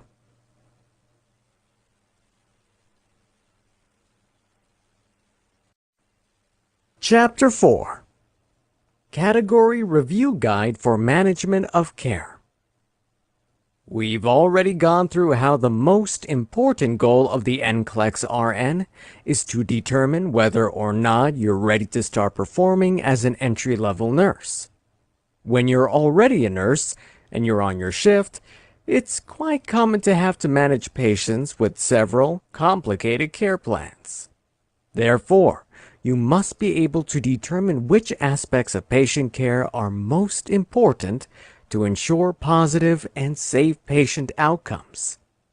It's also important for you to understand your responsibilities and legal rights in different types of care environments to protect yourself and your patients. For this category, most of the Nclex RN questions are focused on the needs of patients. These are meant to evaluate your knowledge of the different topics included in this category, along with your ability to analyze and to apply your knowledge to different types of situations. Of course, there are also some questions which aren't directly related to patient care. You may also have to answer questions about what you must do if you see any unsafe behaviors and practices in the workplace. Such questions will show how well you understand the whole scope of ethical and legal responsibilities in the nursing practice. Basic concepts covered in management of care. This category makes up most of the questions on the test, as it contains about 20% of the total items in the Nclex RN. This percentage shows how relevant the topic is. It focuses on directing and providing nursing care while protecting yourself, your patients, and the other members of the healthcare team. Advance Directives. Advance directives refer to a legal document which contains the wishes of your patients with regards to their care in cases where they aren't able to communicate independently. Some examples of these directives are healthcare proxies, organ donation plans, living wills, and others. Let's take a look at more detailed examples of advance directives. Self-determination. Back in the year 1990, Congress has passed the Patient Self-Determination Act. In this bill, health institutions such as hospitals, home health agencies, nursing homes, and others must advise their patients of their right to either refuse or accept care. These patients must also be advised on their advance directive options. If your patient already created an advance directive, you may help by documenting this fact in his chart. If not, you may have to educate your patients on what these are and talk about your patient's future healthcare goals. Life planning. One of the main purposes of having advance directives is to ensure that you or other members of the healthcare team will carry out all of the wishes of the patient. It's your responsibility to incorporate your patient's advance directives into the healthcare plan. You must also ask for a copy of your patient's advance directives so you can attach it to your patient's chart. Advocacy. Your advocacy is at the very heart of your nursing profession. This refers to promoting the interest of your patients or acting on behalf of them. Nurses are advocates for patients. You have diverse duties which may include having to explain medical procedures to your patients and the members of their family, making sure that your patient's care plan is safely executed and in a timely manner, and serving as a comprehensive source of information and a means of communication between the other members of the healthcare team. In some cases, you may have to ask for advice or seek the opinions of other people involved in the care of your patients, such as his or her dietitian or social worker. Assignment, delegation, and supervision. These are essential skills any nurse must have, no matter how efficient or amazing you are. There will always be times when you need to ask for help in order to accomplish all of the required tasks for the care of your patient every day. To be able to delegate tasks successfully, you must find the right person to delegate the tasks to. Then it's your job to explain the task clearly. Finally, it's also your responsibility to provide supervision and support to get the best possible outcome. When it comes to delegation, there are certain tasks which you should never assign to non-professionals. Such tasks include nursing examinations and assessments, diagnosis of conditions, progress plans or care goals, or interventions which require advanced skills, training, or knowledge. Before you begin delegating or assigning tasks, think about these 5 questions. Is it proper for this task to be delegated? Is the person you're planning to delegate the task to qualified? Is your patient stable enough, and can you predict the outcome of the task you're planning to delegate? Have you explained the task clearly, and have you given the proper instructions? Will you be able to supervise the task until it's an accomplishment? The most acceptable types of tasks to delegate to other people are those who are routine, or which don't have changing protocols. Some examples are dressing, bathing, feeding, transferring, and more. Also, you must only delegate tasks for stable patients. It's never a good idea to delegate tasks involving unpredictable or unstable patients. Neither is it a good idea to delegate tasks which require complex knowledge or complex skills. In the workplace, nurses are also considered as leaders. This means that you must learn how to unite your team so everyone works together to reach one goal, and that is to provide the best care to all of your patients. Apart from delegation and assignment, you may also have to supervise different types of nursing staff, such as licensed vocational nurses, other registered nurses, nursing active personnel, and licensed practical nurses. You might even have the responsibility of coordinating the tasks of your entire nursing team. To supervise efficiently, you must be able to coordinate clearly, follow up regularly, listen actively, have good problem-solving and conflict resolution skills, and have adequate technical knowledge of everything you're supervising. You may also have to evaluate the abilities and skills of those you've supervised and provided constructive criticism if necessary. Case management.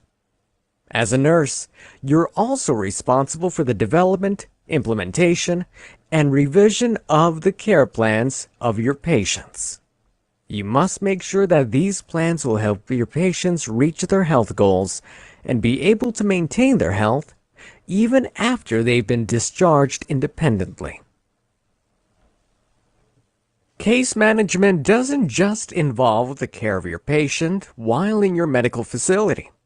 Part of this is helping your patients find and make use of all the available post-care resources.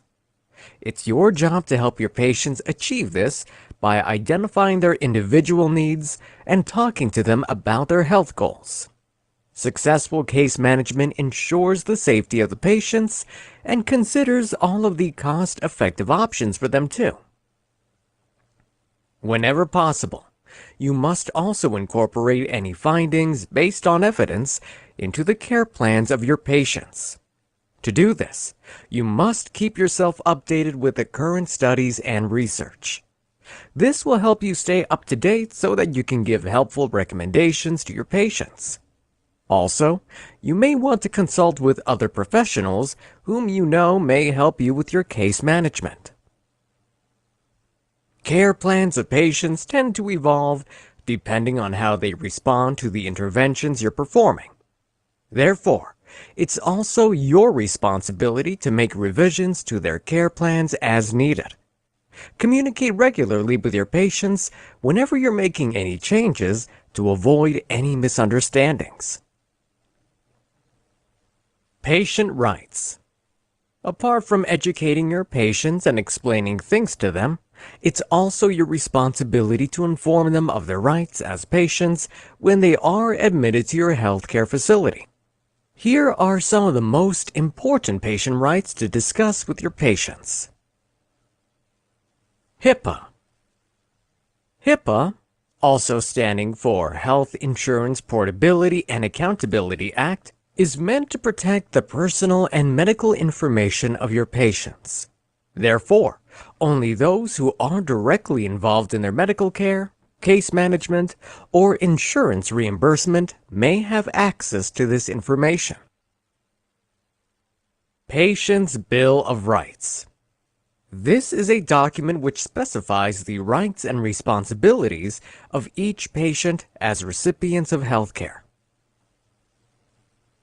Access to emergency services refers to the right to obtain evaluation as well as stabilization from emergency services wherever and whenever needed.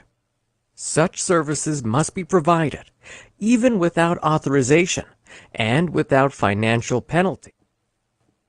Choice of plans and providers refers to the right of the patient to select healthcare providers who give high-quality care as needed. Complaints and appeals refer to the right to a fair, objective, and fast review of any complaints against a patient's healthcare provider, healthcare plan, healthcare facility, or healthcare personnel. Confidentiality of health information refers to the right of the patient to speak with healthcare providers in private and keep all of his healthcare information private too. Consumer responsibilities specify that patients must share all relevant information about their past illnesses and medications to their healthcare providers. Information disclosure refers to the right to easily and accurately understand information about the patient's health plans, the healthcare facilities, and the healthcare providers. Participation in treatment decisions refers to the right of the patient to be informed of all possible treatment options so that they can make decisions about their care. This right also applies to the other healthcare proxies of the patient if he isn't able to decide for himself. As a nurse, it's your responsibility to make sure that your patients understand all of these rights and responsibilities. You also have to evaluate the knowledge and understanding of the other members of the healthcare team in case the patient wants to ask them questions about these rights and responsibilities. Collaboration. In terms of management of care, collaboration refers to the interdisciplinary action between the different aspects of healthcare. As a nurse, you will be working with social workers, physicians, pharmacists, dietitians, and several other healthcare professionals to give your patient the best possible care. Collaboration involves teamwork, cohesiveness, and integration. In most cases, you will have the most intimate contact with patients. Therefore, You must prepare yourself to start with these interdisciplinary communications based on the information given by your patients and your observations. In other words, you act as the central contact point of the whole collaborative healthcare team. Management. Often, you would also be acting as the manager of your patient's healthcare team. Therefore, you must be aware of all the roles, duties, and responsibilities of each of the team members. You will act as the liaison between your patient and his healthcare team. You're the first person who will encounter problems, so you need to know how to solve them. You may also have to use conflict resolution skills to settle any issues between your patient, the team, and the individual members of the team. It would be helpful for you to create an overall strategy, which you will use whenever you need to handle problems. Confidentiality and information security. Your role as a nurse also includes maintaining the confidentiality of your patients and taking the necessary steps to ensure that their privacy is always maintained. To do this effectively, you must have a comprehensive understanding of the HIPAA. Make sure that only those who are authorized have access to the personal, medical, and sensitive information of your patients. If you discover any breach from other members of your healthcare team, you must take the necessary intervention right away. Continuity of care. This refers to the proper and adequate communication of relevant information between the various agencies and departments. This ensures that everybody involved with the patient understands and agrees with the healthcare goals of that patient. You must have a good knowledge of the proper procedures and guidelines for admitting, transferring, and discharging patients to and from your healthcare facility. You must also be familiar with all of the required forms and referral paperwork, which are part of your patient's medical record. If your patient has any unresolved health issues, it's also your responsibility to follow up or forward all of the information to the different departments or agencies which need it. At times, you might also have to prepare reports for the reference of the patient's new healthcare team. Priorities. Each day, nurses must learn how to prioritize. You need to establish the healthcare priorities of all your patients individually and all your patients collectively. There are plenty of guidelines and frameworks to use when you're trying to develop or establish priorities. These include ABCs, which refer to the airway, breathing, and circulatory or cardiovascular system. Agency policies, which refers to the protocols dictated by your healthcare facility regulations. Maslow's hierarchy, which refers to the patient's physiologic needs, then his security and safety, then his sense of belonging and love, then his self-actualization and self-esteem. Medication indicators, which refer to managing your patient's care according to the medications your patients need to take and when they need to take those medications. Patient activity, which refers to your reports, which, in turn, are essential tools when you're planning your daily priorities. Also, you may have to make modifications in your priorities depending on the activities and needs of your patients. This will help you accomplish all that you need to do efficiently. Patient and family, which refers to you taking some time to understand all of your patients and their family members. This will help you in your assessment of your patient's needs and be able to prioritize your daily care duties well. Time, which refers to your efficiency in time management and being able to delegate tasks as needed. Your ability to assess your patients and prioritize their needs based on these assessments will allow you to think of the required interventions. These will also allow you to provide care to your patients who require immediate attention or those who remain unstable. This is especially important if you have several patients under your care. When thinking about priorities, those who have the following conditions must be at the top of your list.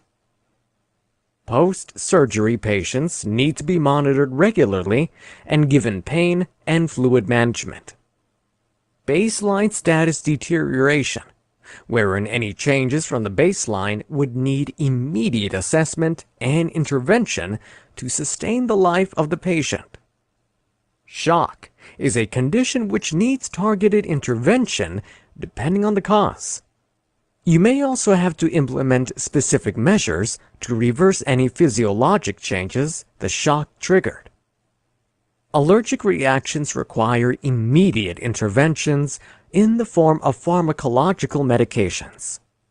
Chest pain requires immediate monitoring of the patient's cardiac activity or cardiovascular deterioration, and the appropriate pharmacologic intervention.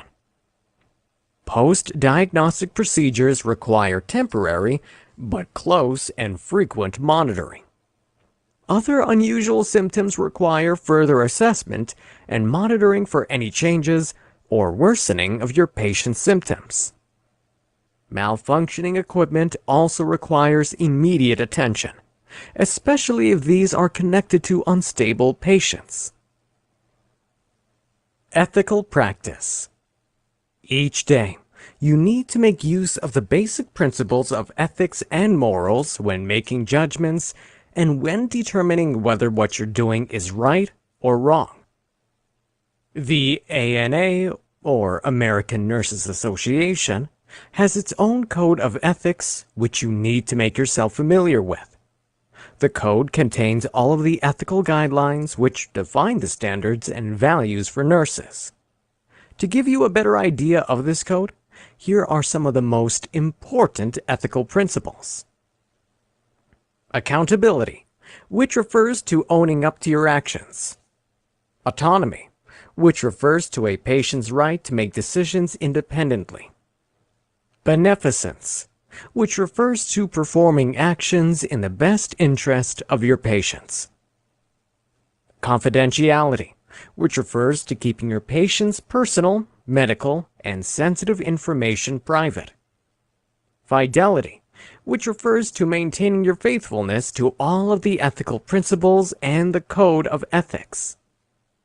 Justice, which refers to providing all of your patients with fair, impartial, and equal treatment.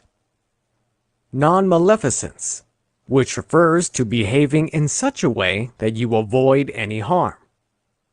Virtues, which refer to the nursing standards, namely compassion, honesty, trustworthiness, and integrity. Informed consent. This means that you have discussed all of the benefits and risks of a specific treatment plan or procedure with your patients before they agree to it.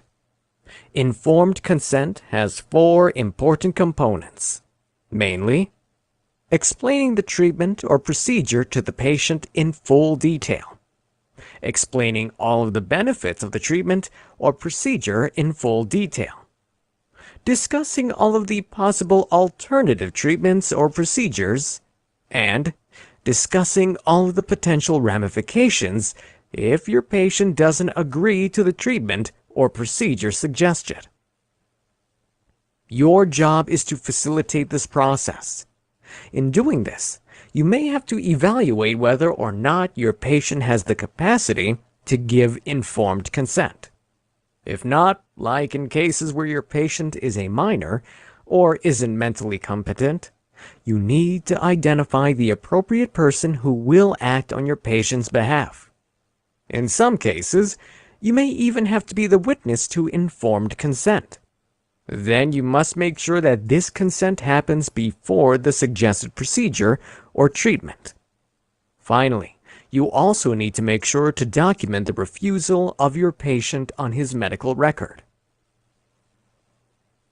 Information technology.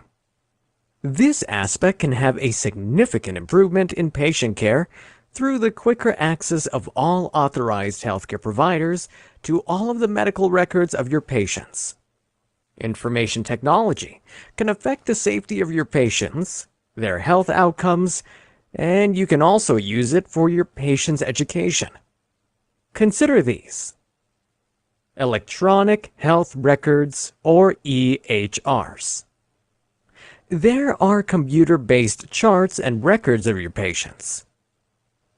EHRs contain all of your patient's demographics, personal information, medical notes, insurance information, past medical history, immunizations, medications, vital signs, and test results. EHRs help facilitate the patient's care between authorized personnel who are part of the patient's management. This is because they permit instant access to all of the patient's required medical information. These EHRs can also indirectly or directly help with other aspects such as outcomes reporting and quality management. Electronic Medication Administration Records, or EMAR. These records utilize electronic tracking systems such as barcodes to keep track of the medications of patients. Then you can use this information into the EHR of your patient.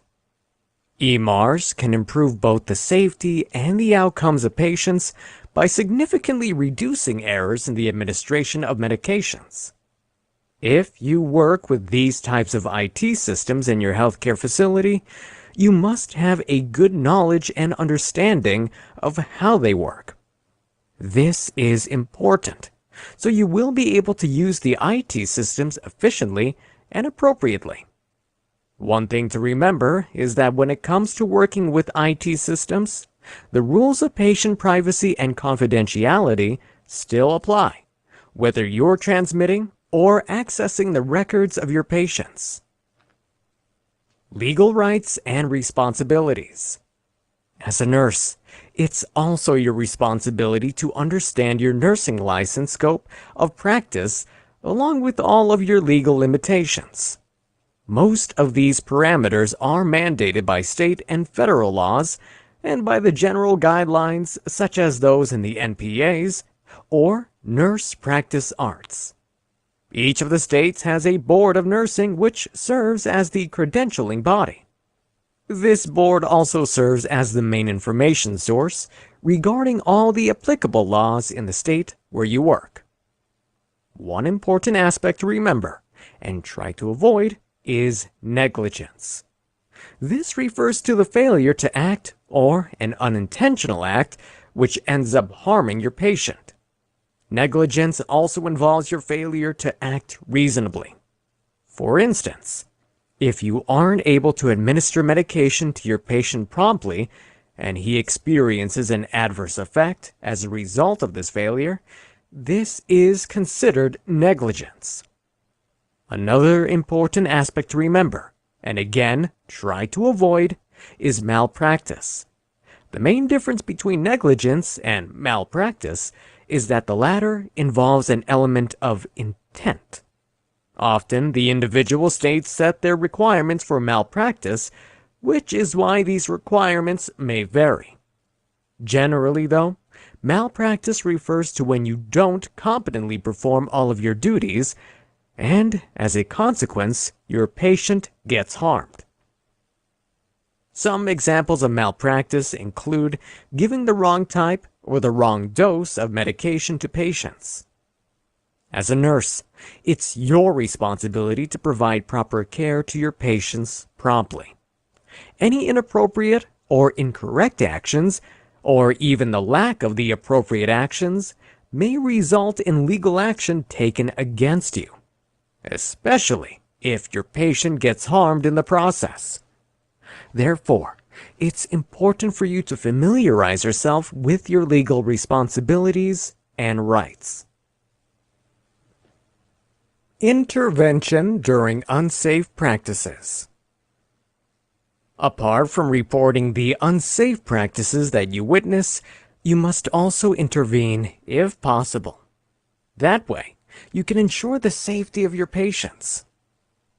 Patient and staff education. When you participate in elective and required educational events, these will help improve your knowledge and ensure that you understand all of the ethical and legal issues. With this comprehension, you will be able to respond appropriately as needed. Patient valuables. Your healthcare practice or facility has its specific guidelines which you must be aware of in terms of how to handle your patient's valuables. Follow all of these guidelines to protect yourself and your patients. Regulations for reporting. There are certain types of illnesses and health conditions, such as dog bites, communicable diseases, and more, which come with their own federal and state regulations, which you must follow. Also, you must familiarize yourself with any regulations which apply to you, like your role as a mandated reporter of crimes. Response to legal issues. It's your responsibility to identify any legal issues which are related to the care of your patients and respond to them appropriately. Seeking assistance. It's your responsibility to identify any assignments and tasks which you're not qualified to perform. In such a case, it's important for you to seek guidance or assistance as needed. Unsafe practice reporting. If you happen to witness any unsafe practices performed by another personnel, it's your responsibility to report these both to the credentialing board of your state and to the overseeing agency. Organ donation. Organ donation refers to the process of taking the tissues or organs from one patient, then transplanting it into or on another patient. Internal organs and other body parts such as bone marrow, bones, corneas, and even skin may be donated and transplanted. Most organ donations occur when the donor dies, but in some cases, organs are taken from living patients, such as bone marrow, kidneys, and others. Specialized nurses are known as procurement nurses, are the one involved in organ donation and organ transplant procedures. Even the nurses who are in charge of counseling patients and their loved ones regarding the specific details of organ donation must have had special training as required under the federal law.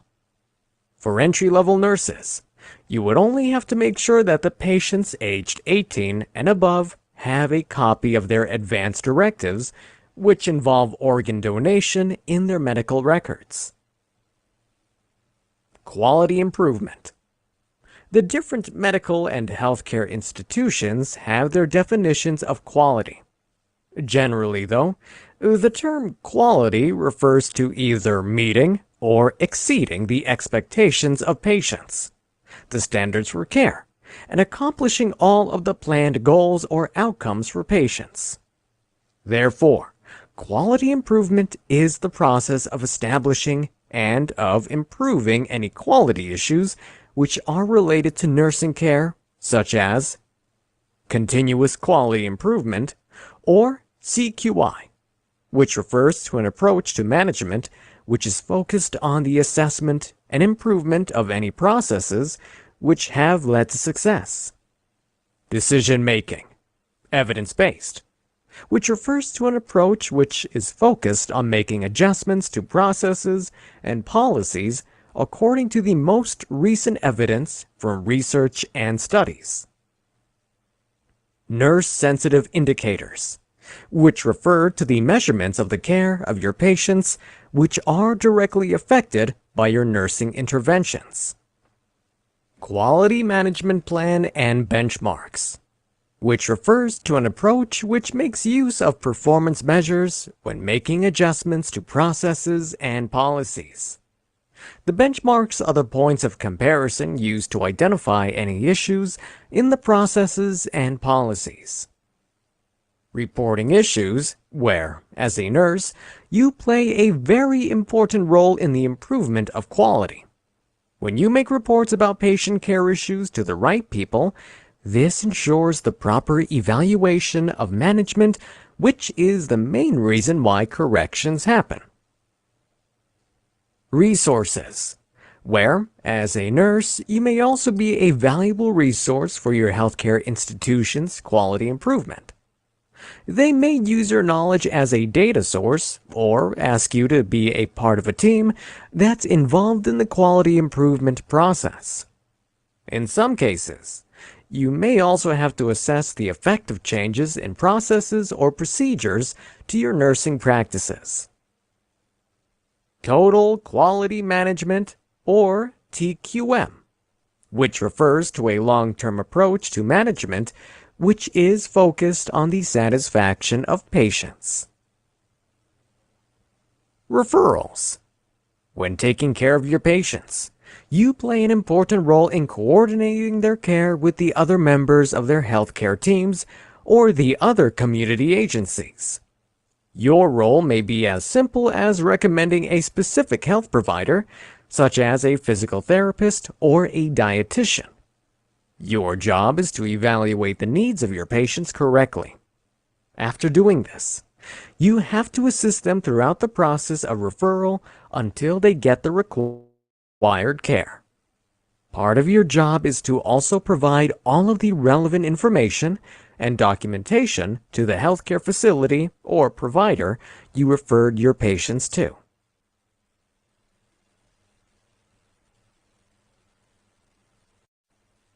Chapter 5. Category Review Guide for Pharmacological and Parenteral Therapies. This category mainly involves the administration of your patient's medications, the rights of patients in terms of medication administration, and any adverse side effects of those medications. As a nurse, you must familiarize yourself with the specific situations where certain procedures and medications might hurt your patients. These are called contraindications, and they are important.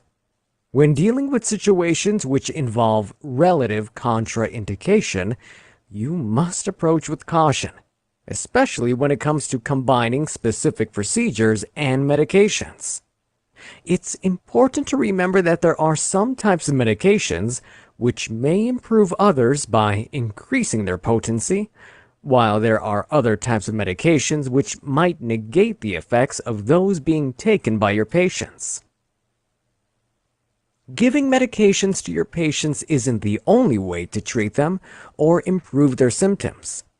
For instance, patients who suffer from anemia and are starting to feel a shortness of breath won't benefit from medications. Rather, you must give such patients a blood transfusion to correct their condition. In such a case, the patient may have low hemoglobin levels, which is why he or she is experiencing those symptoms. Therefore, blood transfusion is the better option. This is why you need to learn all that you can about medications and how to properly administer them to your patients. Basic concepts covered in pharmacological and parenteral therapies. One of your responsibilities in your nursing practice is to administer parenteral and pharmacological therapies to your patients. You must provide appropriate care to your patients in terms of administering these therapies. In the Nclex RN, this category accounts for 15% of the total questions. Medication effects. Medications are very important, as have the potential to heal patients when given appropriately. Therefore, administering medications to your patients is more than simply giving them the pharmaceuticals. To administer properly, you need to have a broad knowledge of the different types of medications, as well as their potential effects and unintended side effects. You must also know how medications interact with other drugs and therapies. A comprehensive understanding of your patient's health status is vital too, so you know which medications can be tolerated and which ones can't. Let's take a look at the most important concepts in terms of medication effects. Adverse or negative effects. It's your role to monitor your patients closely and look out for any adverse or negative effects of the medications you've just administered. This means that you must also know what potential side effects to look out for, including the physical symptoms your patients might start manifesting. One of the most important things to be aware of are the physical signs of anaphylaxis, or an allergic reaction.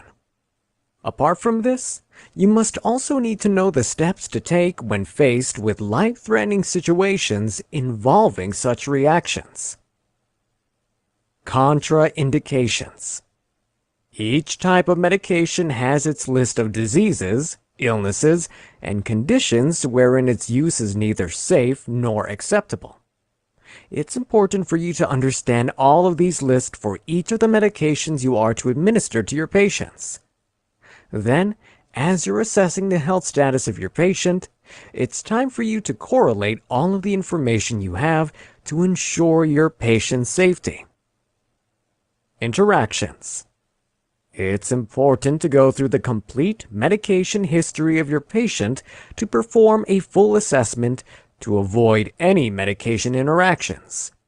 This includes prescription medications, over-the-counter medications, OTCs, and herbal or natural medications as well.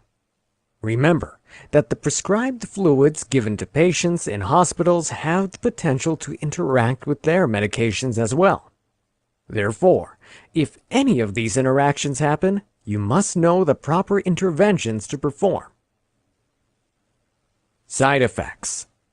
Each time you administer medications to a patient, especially for the first time, you must monitor that patient for any potential or actual side effects he or she might experience. To help the process along, involve your patient in your monitoring by discussing the most common side effects to expect even before you administer the medication. Also, familiarize yourself with all of the required countermeasures, which will reduce these side effects. Finally, it's also important for you to know when it's time to consult with your patient's ordering practitioner if you think the medications need to be discontinued. When it comes to medication administration, your role as a nurse is more than just finding out about the effects of medications and how to deal with them. You must also speak with your patients about the names of the medications, the doses you're giving, and the rationale for those medications. If your patient is taking the medications at home, provide all of the proper instructions, such as when your patient must take the medication and how those medications may interact with the supplements, natural remedies, or other medications your patient is taking. For outpatients, talk about the right time for them to call emergency services or when they must report any adverse reactions they're experiencing. For inpatients, it's your responsibility to decide when to consult with the ordering providers in case you see them experiencing any adverse reactions from the medications taken. Finally, it's also important for you to record all of your conversations with your patients along with your observations of how your patients react to the administered medications. Also, document the interventions you performed to either reduce or eliminate the side effects of the said medications. Blood and blood products. In healthcare facilities, such as hospitals, administering blood products as well as blood is a common practice. Patients may need these for different reasons, such as if they're suffering from clotting deficiencies. Because of this, you require a vast knowledge of the different types as well as the proper administration of blood and blood products. Before administering these fluids, the first thing you must do is properly identify your patients. There are specific guidelines which are set by the individual facilities which help reduce the errors in patient identification. Generally, though, you must take these important steps. Identify the correct patient, then reconcile his name with the one written on the blood or blood product order. Check your patient's blood time and reconcile this with the blood type of the blood or blood product. Make sure that what you're about to infuse isn't expired. Finally, make sure that there is documentation for patient consent. The whole process needs to be done by more than just a single nurse. Often, 2 nurses are involved in these steps so that they can counter-check with each other at every step they take. Only after you're sure that the blood or blood product is meant for your patient, by taking all the steps above, or whatever steps are required by your healthcare facility, should you continue with the administration. When it's time for the administration, you must first make sure that your patient has the right venous access to receive the blood or blood product. If your patient has an existing line, you must always make sure that it's both functional and patent. All of the aspects of blood or blood product administration must be documented, including all of the steps you've taken in the process of verification, the exact time when the infusion started and when it stopped, all of the information about the blood or blood product which you administered, all of the information about the IV line which you used for the infusion, the vital signs of your patient throughout the entire procedure, along with the time when you recorded these vital signs, all of the instructions you provided to your patient before, during, and after the administration. When it comes to blood and blood products, there are several potential adverse reactions patients may experience. You must familiarize yourself with all of these reactions.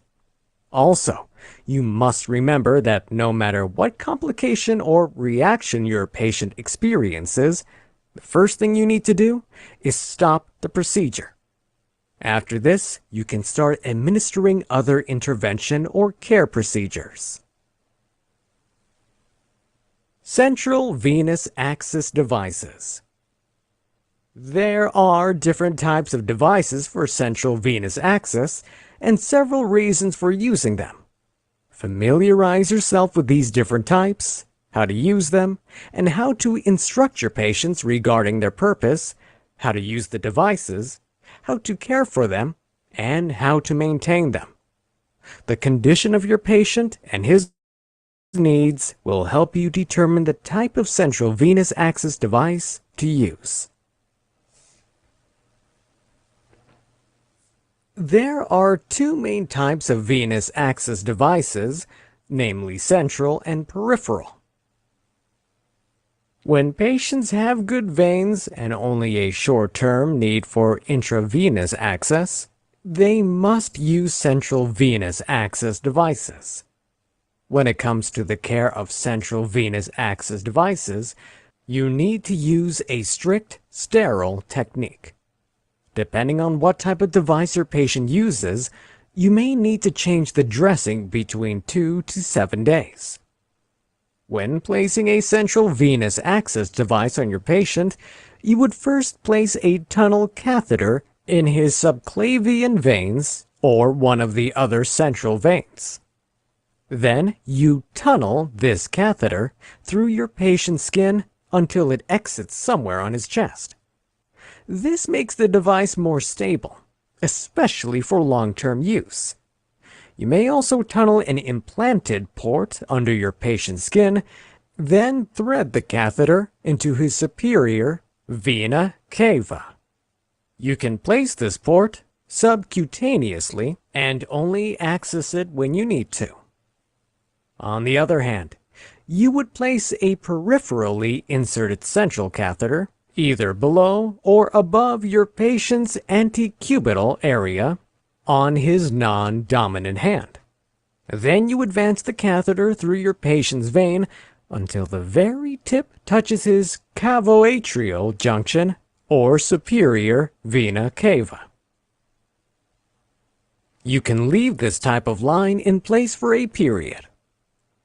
Both types of access devices require a sterile technique when it comes to maintenance and care.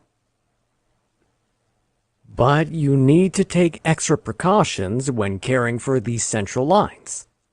Also, you must let your patients wear masks when you're performing assessments or changing the dressings. Often, you would use a chlorhexidine solution when cleaning or dressing the sites of the access devices.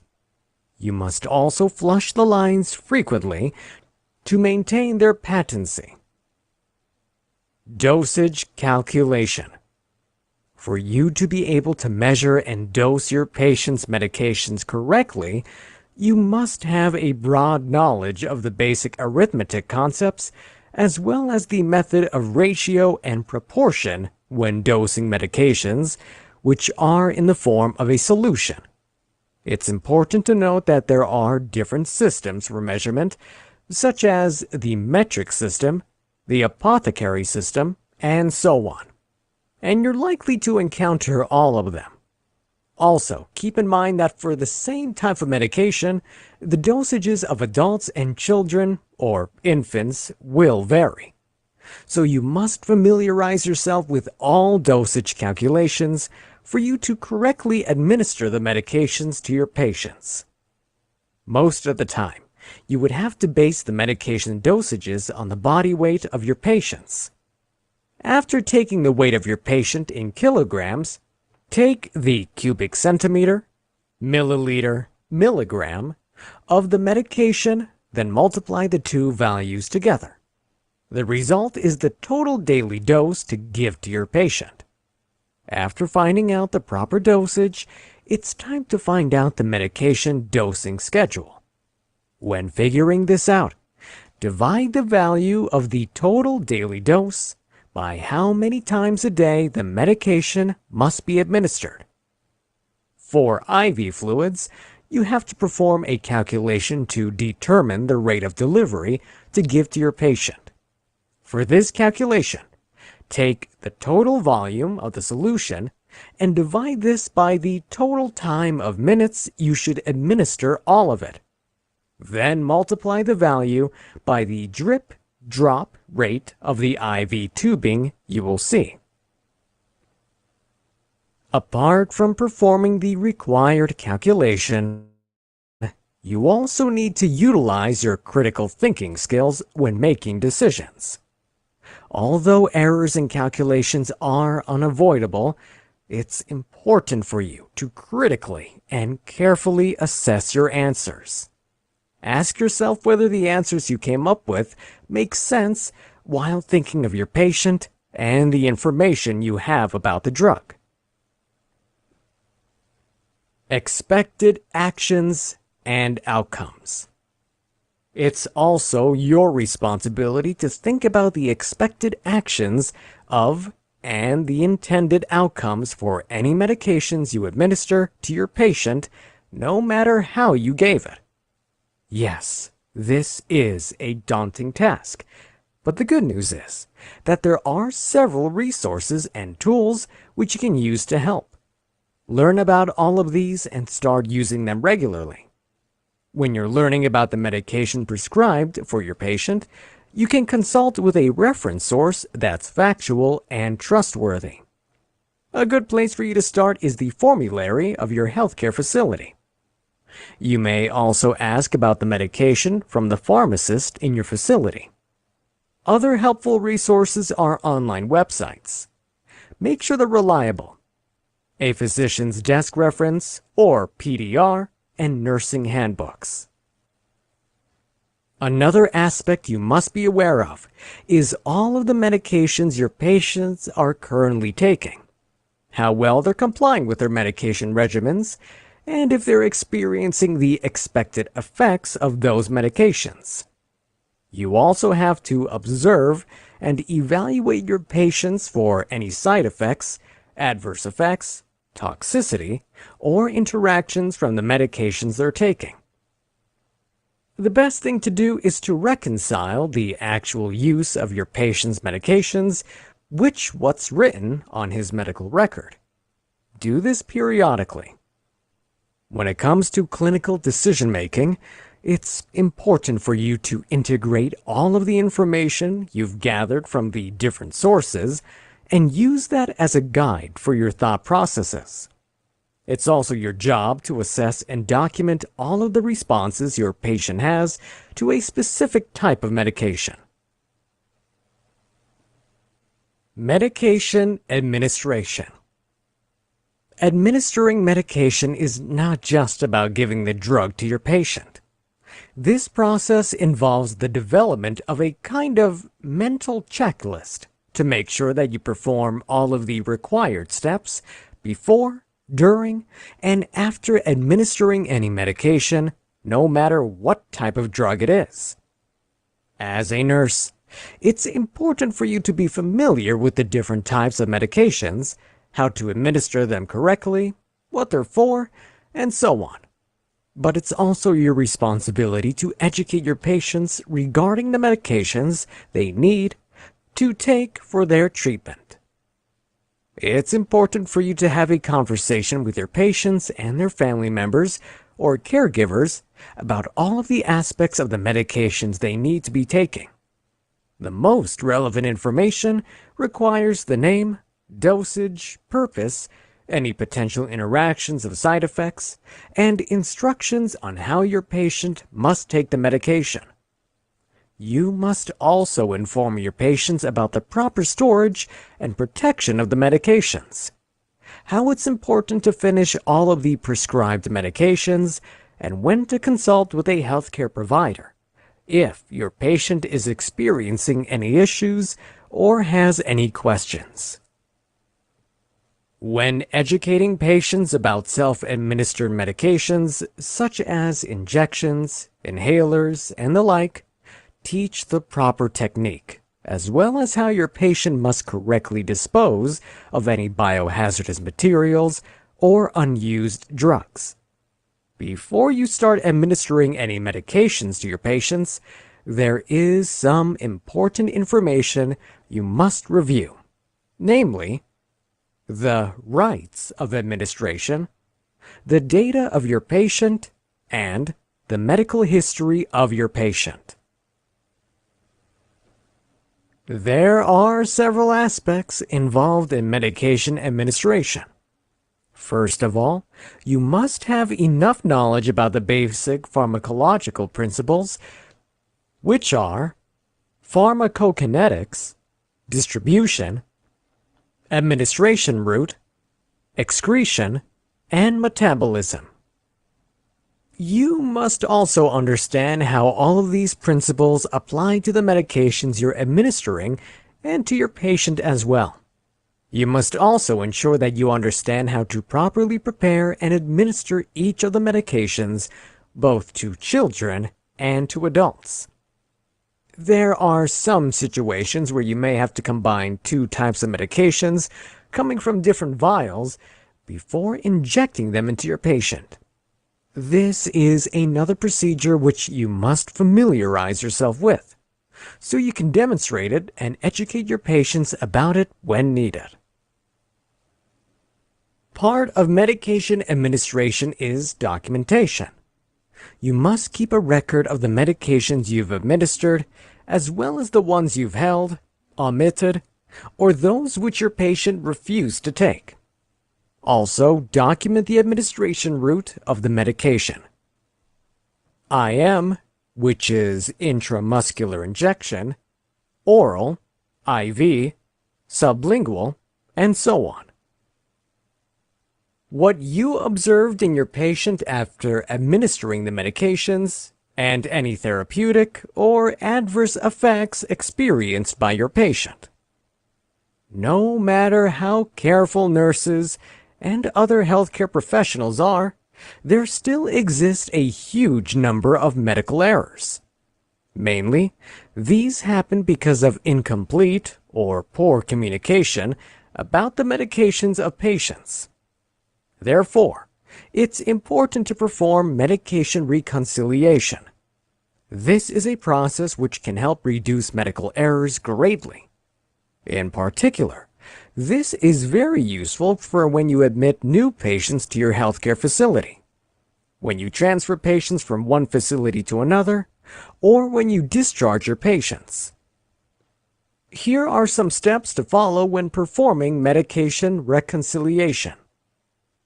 Make a complete list of all of your patient's current medications.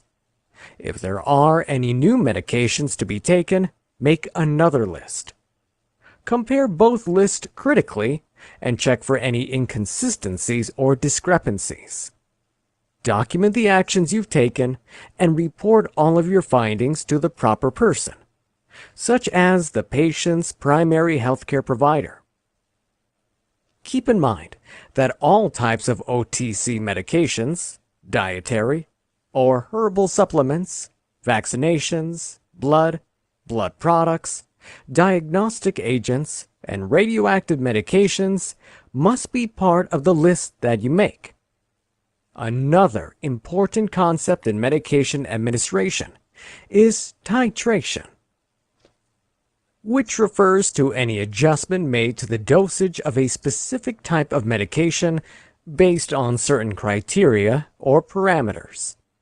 Usually, these are defined in the medication order from the practitioner. The main types of medications which require titration are insulin and some types of medications for blood pressure. Every healthcare agency or facility has its own rules and guidelines regarding the handling and the disposal of any unused medications. These include guidelines which focus on how to handle narcotics. It's very important to follow the guidelines of your healthcare institution to ensure your safety and the safety of your patients. In some cases, you may have to educate your patients in handling and disposal at home too. Parenteral and intravenous therapies. You must familiarize yourself with all the basic concepts of intravenous therapy, including the indications for use, the differences that exist between the fluids used as well as the equipment involved for this type of therapy. The basic types of intravenous therapies include intermittent, central, peripheral, and continuous.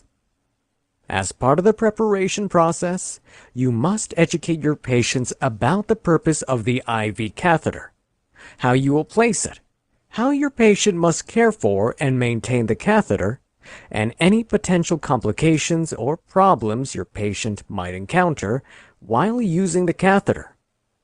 You must also inform your patient when is the proper time to notify you about any issues. All of this information must be given to your patient before you start any IV therapy or treatment. As a rule of thumb, the preferable vein to use is the largest vein, either below or above your patient's antecubital area on his non-dominant hand. The veins in the hands or legs aren't ideal for this. Also, you must never place the IV on the same side as your patient's dialysis, paralysis, or mastectomy axis. It's also advisable to avoid placing the IV on veins distal to any previous access site with phlebitis or an infusion. You must always assess the condition of your patient, which requires IV access when you're selecting the vein. If you need to insert large bore catheters, either for the delivery of blood products or for trauma patients, you may need to use a larger vein. On the other hand, if your patient only requires IV fluids, then you may choose the smaller veins. There are some cases when you may have to educate your patients who needs intermittent IV therapy. Your conversation must include any potential complications or issues which may arise from this kind of IV therapy.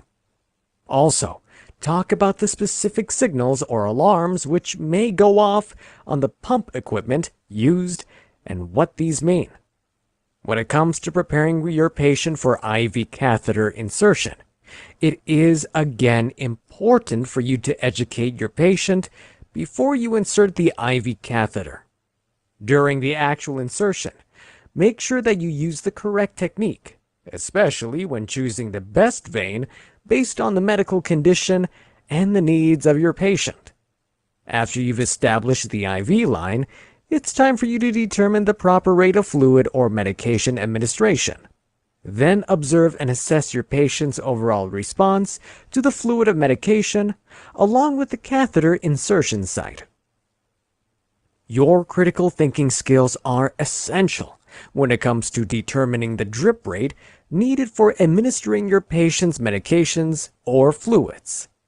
Generally, you can determine the infusion rate in GTT per minute by taking the total amount of medication or fluid to be given and dividing that by the number of minutes which by it should be administered. Then multiply the value you get by the drip-drop factor of the IV tubing you've used. To make this easier for you, come up with a whole system consisting of different steps which you must take before you start the process of IV catheter insertion. Infusion pumps are widely used mainly because of their convenience. However, you must allow this device to substitute your critical thinking skills. Keep in mind that no matter how efficient infusion pumps are, they are still machines, which mean that there is a possibility that they will break down or malfunction. Therefore, you must always double-check to make sure that the pump you use on your patient is functioning properly. To do this, you may have to count the drops which come out of the pump over 1 minute, or by performing a calculation to get the total amount of IV solutions which was given to your patient over a specific amount of time. Finally, it's essential to monitor and care for the IV insertion site. These are tasks which you must never delegate to non-licensed support staff. No matter what type of IV lines you use, these are potential infection sites, which is why critical care and monitoring are required. Pharmacological pain management.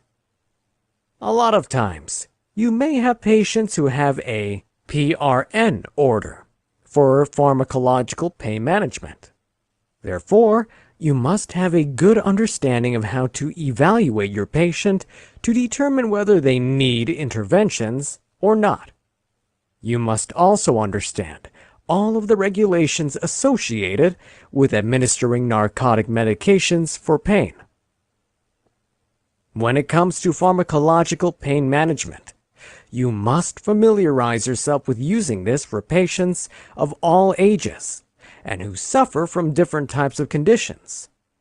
For instance, children and pregnant women will need different methods for the management of pain. Before recommending any treatment or intervention, you must first assess your patient's level of pain. You can do this using the PQRST method. Regular assessment scale for pain, and the different types of graphic or numeric scales. Also, consider your patient's vital signs as well as his nonverbal language when you're performing your pain management assessment. The pharmacologic medications which provide an analgesic effect are broadly grouped into two categories, namely non-opioid and opioid analgesics. Generally, non-opioid medications are given to those suffering from mild to moderate levels of pain, while opioid medications are given to those suffering from moderate to severe levels of pain. Dosing the medications based on your patient's weight is recommended for young children, infants, and neonates. For adults, there are standard schedules for dosing. For geriatric patients, you may need to adjust their dosage if they're suffering from organ dysfunction or chronic diseases. While performing a pain assessment, make sure to document all of your findings. Also, document the medications given, the dosage and the medication route. Include all of this information on the medical records of your patient. Check for other documentation guidelines of your healthcare facility and follow these as well. Because of the possibility of the illegal diversion of narcotic medications by healthcare personnel, there are strict regulatory guidelines in place which you and everyone else in your healthcare facility must follow. In most facilities, they already have an existing automated system which counts all of the narcotic medications, keeps track of anyone who accesses them, and which patients the medications are given to. In case the facility doesn't have this automated system, certain steps must be taken to prevent diversion. The nurse signing on a form before obtaining the narcotic medication from the pharmacy, delivering a narcotic sheet along with the narcotic medication to the nurse's station, placing the narcotic medication in a locked, secure container, assigning a nurse to be accountable for the narcotic medication, and giving her the only key to access the container. This nurse will also be responsible for counting all of the medications at the beginning and the end of her shift. The accountable nurse is asking for the signature of the administering nurse after she takes the narcotic medication from the storage container. If any of the narcotic medications need to be disposed of, 2 nurses must bear witness to the process and affix their signatures as proof that they attested to what occurred. Whenever you administer any pain medication, you must observe your patients and assess whether the intended therapeutic effect is occurring on the patient. Your assessment may include using the same tools you would use during pain assessment. Then document the results on the medical records of your patient. Also, document your patient's ability to reach all of the expected outcomes as a result of the pain reduction. Total parenteral nutrition. Total parenteral nutrition, or TPN, can also be called hyperalimentation. This is a type of nutrition provided to patients intravenously, which bypasses his entire GI system. Although TPN is more expensive than enteral nutrition, it's required for certain patients. Of course, it also comes with some potential side effects and risk factors. You must familiarize yourself with all of these along with the basic concepts related to TPN. It's important to be aware of, identify, and appropriately intervene if any complication or side effects occur after you administer TPN. Commonly, this nutrition is administered to patients through a central line. This comes with a risk of adverse reaction, especially when the line is improperly placed. Conditions such as hydrothorax, hemothorax, and pneumothorax may potentially occur. So you must be familiar with all of their symptoms. Other adverse effects which might occur and which you must be familiar with include fluid overload, air emboli, infection, hypoglycemia, and hyperglycemia. You must provide the proper education for all your patients on why they may require TPN and how you will deliver it. You must inform your patients of all the potential complications and risks of TPN therapy. Also, It's important to help your patients understand all of the aspects of care, maintenance, and placement of the IV line, which you will use to deliver the TPN. There are specific nursing skills which you must know and use when you're considering TPN or caring for a patient who you're giving TPN to. These skills include assessment, which refers to verifying the patient's need for TPN and recording any baseline findings of your patient. Nursing diagnosis, both potential and actual. Planning, which refers to establishing your patient's expected outcomes and goals for TPN therapy. Assessing the treatment response, which refers to reassessing the same criteria assessed before TPN and determining the treatment effectiveness. The other applicable skills needed include using the aseptic technique, proper changing and maintaining the bags, bottles, and tubings, maintaining the insertion site of the catheter, and using the proper mathematical skills to calculate and to control the infusion rate. It's also essential for you to apply your knowledge of the pathophysiology of your patient in order to avoid infection and achieve everything you need to for your patient. When you are administering TPN, you must follow the strict sterile procedure. To prevent the formation of an air embolus is to show your patient how to perform a Valsalva procedure when changing the bottle, bag, or tubing. Also, make sure to remind your patient to move quickly while performing this procedure. Assessing the response of your patient to TPN is essential, as you must check for any potential complications and side effects of the treatments which you have discussed with your patient before administration.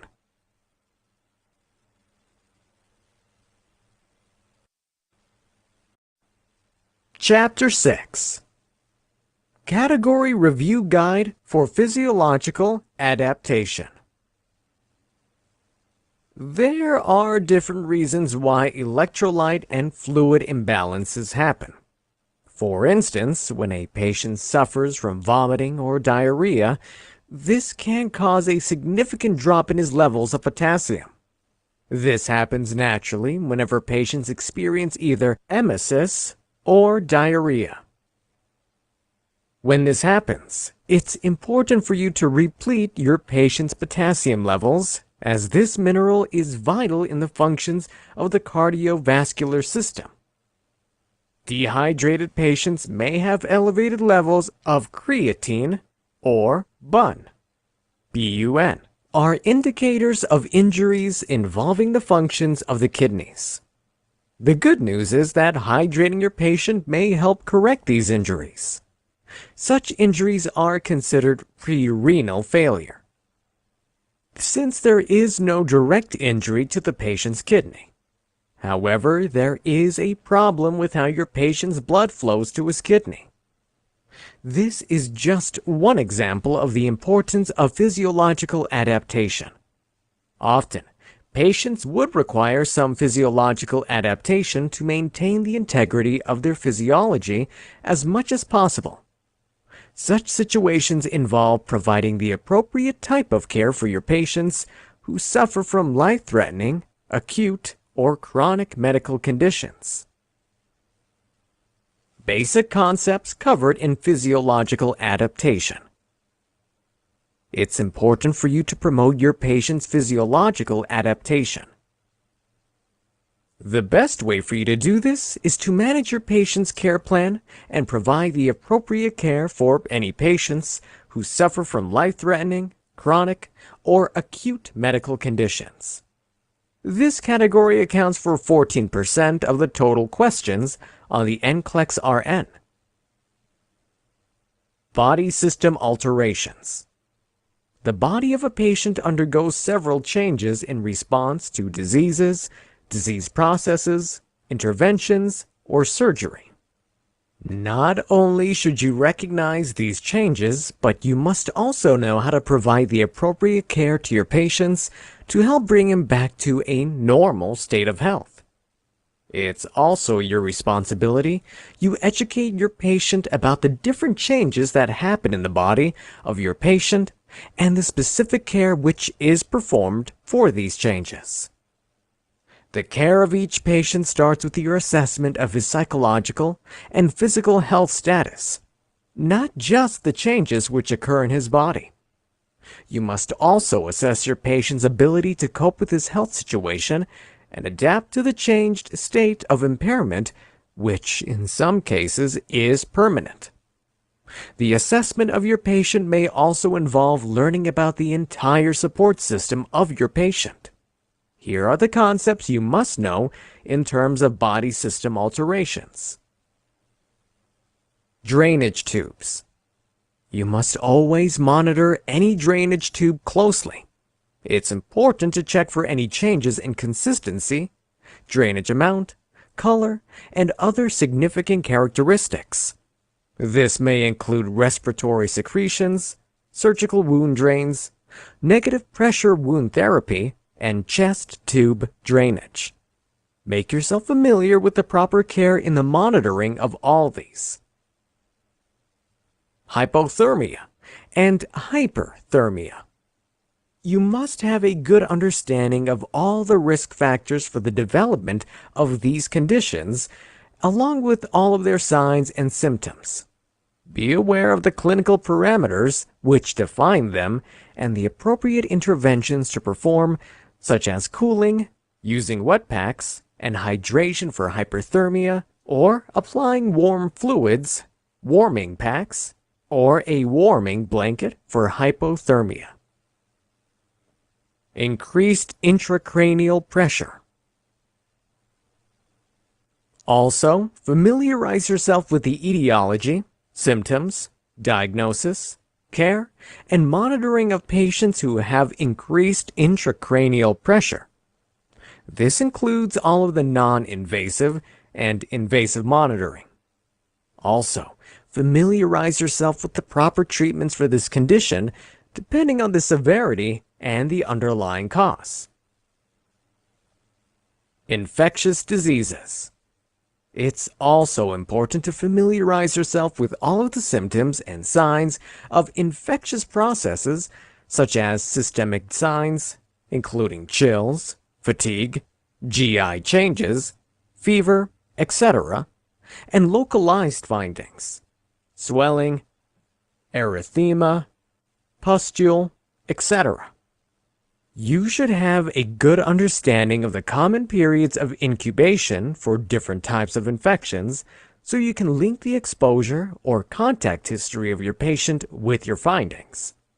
Also, you must be aware of the different treatments performed for infectious processes and the specific interventions depending on the affected system of the body. Invasive procedures.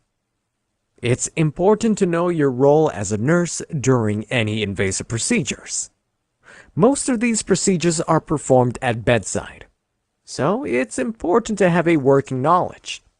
You should have a good understanding of how you will identify your patient, how you will confirm the order, collect all of the required supplies, and prepare for the invasive procedure. Then you should assist your patients and monitor them throughout the procedure and after the procedure. You must also document the procedure properly on your patient's medical record. Some examples of invasive procedures include thoracentesis, a central line, bronchoscopy, and so on. Ostomy care. You must also understand the proper care and the proper way to educate patients for all types of ostomies, such as tracheal ostomies, enteral ostomies, and bowel diversion ostomies. It's also important for you to understand all of the techniques utilized to maintain their patency, prevent any complications, monitor the output and intake of your patients, and ensure the correct placement for proper functioning. Peritoneal dialysis. Familiarize yourself with all of the indications for, as well as the frequency requirement, of peritoneal dialysis.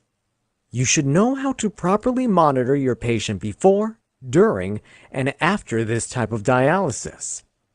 You must also be familiar with all of the common complications and the interventions to perform during the procedure.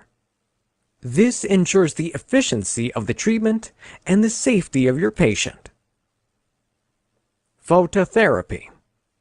Familiarize yourself with the proper uses of phototherapy in both newborns and adults.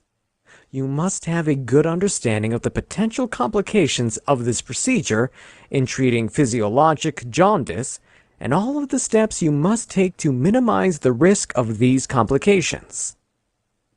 You must also understand the proper way of implementing the therapy based on the order of the practitioners and how to evaluate the therapeutic effectiveness. Prenatal conditions. You must have a good understanding of how you can identify any potential prenatal problems or complications and provide the proper intervention during pregnancy, labor, and delivery. In some cases, this may also involve problems which may arise from a surgical cesarean procedure. Pulmonary care. Familiarize yourself with all of the parts of pulmonary hygiene care, from the simple techniques such as deep breathing and coughing to more complex techniques such as postural, vibration, and percussion drainage for the elimination of respiratory secretions. You must know how to make use of and educate your patients on incentive spirometry. Specifically, you should understand how to position your patients properly when performing postural drainage and the correct location and technique for vibration and percussion. Radiation therapy. You must monitor patients who undergo radiation therapy closely and watch out for any localized and systemic side effects of the treatment. The most common kinds of adverse reactions include fatigue, alopecia, immunosuppression, damage to the mucosa and skin, and more. Also, it's important to familiarize yourself with the proper lifestyle changes you must discuss with your patient, including precautions in terms of sunlight exposure, proper modifications in the diet, and others. Seizures. It's important for you to understand how primary seizure disorder differs from a secondary seizure disorder. You should know all of the symptoms and signs of these conditions, as well as the different kinds of seizures: clonic, absence, grand mal, tonic, and so on. You must know all of your responsibilities in terms of caring for your patients when they're suffering from seizures. Also, you should know the proper postictal care along with properly documenting the occurrence of the seizure. Suctioning. You must be familiar with the correct procedures for when you need to perform suctioning of nasal passages, oral passages, and tracheostomy or endotracheal tubes. This may also include pre-oxygenation before and in between the suctioning session when necessary or as indicated. Ventilator use. You must have a good understanding of the indications for using a ventilator and all of the potential complications of use, including cardiac complications, infection, alveolar, overdistension, hyperventilation, hypoventilation, and so on. Although there are specialized respiratory therapists who are responsible for monitoring the patients with you, it's still important to have a broad, working knowledge of how to care for your patients who are on ventilators. Wound care. It's important to know all of the symptoms and signs of infected wounds. You must know how to properly educate your patients for them to promote the healing of their wounds, following a proper diet, smoke cessation, and so on. You must also know the appropriate nursing interventions which promote the healing of wounds, including hydration, positioning, care wound, dressing changes, and others. Finally, it's important to understand the proper way to monitor the drainage devices used on post-operative patients. It's also important to familiarize yourself with all of the principles involved with your patient's post-operative care. It's important to understand the common complications which may occur after an operation, how you can monitor them effectively, and how to intervene as needed. You should also know the proper way of removing staples or sutures. Nursing care always involves an assessment or an evaluation of how your patient responds to any therapeutic intervention or treatment. Part of your responsibility is to assess the progress of your patient toward achieving his health goals. When performing the evaluation process, follow these steps. Collecting the data about your patient's current health status. Analyzing the data. Comparing the analyzed data to the expected outcome of your patient. Determine the failure or success of the interventions performed using your professional judgment and critical thinking skills. Decide whether you must continue your patient-specific care plan, discontinue it, or make modifications to it depending on its effectiveness. Finally, it's also important to educate your patients in terms of promoting his progress toward a normal state of health.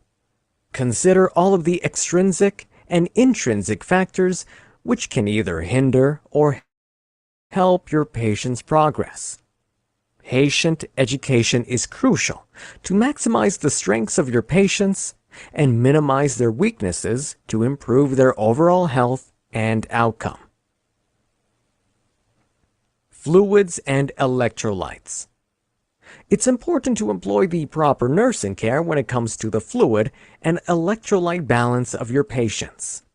It's important for you to recognize all of the signs and symptoms associated with a deficiency or an excess of important electrolytes and fluids. It's also important for you to know the most likely causes of these imbalances, considering your patient's current state of health. Finally, you must know how to deal with these imbalances. The excess of body fluids, or plasma, is known as hypervolemia. There are different factors which may cause this condition, such as an inability to effectively clear excessive supplementation or fluid, an increase in the patient's sodium level, or organ failure. Patients who suffer from this condition may experience tachycardia, hypertension, shortness of breath, distended jugular veins, and peripheral edema. When you perform an examination, you may also discover adventitious breath sounds and a bounding pulse.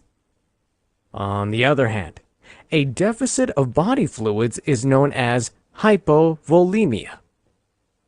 This may happen because of dehydration, diarrhea, vomiting, or a hemorrhage.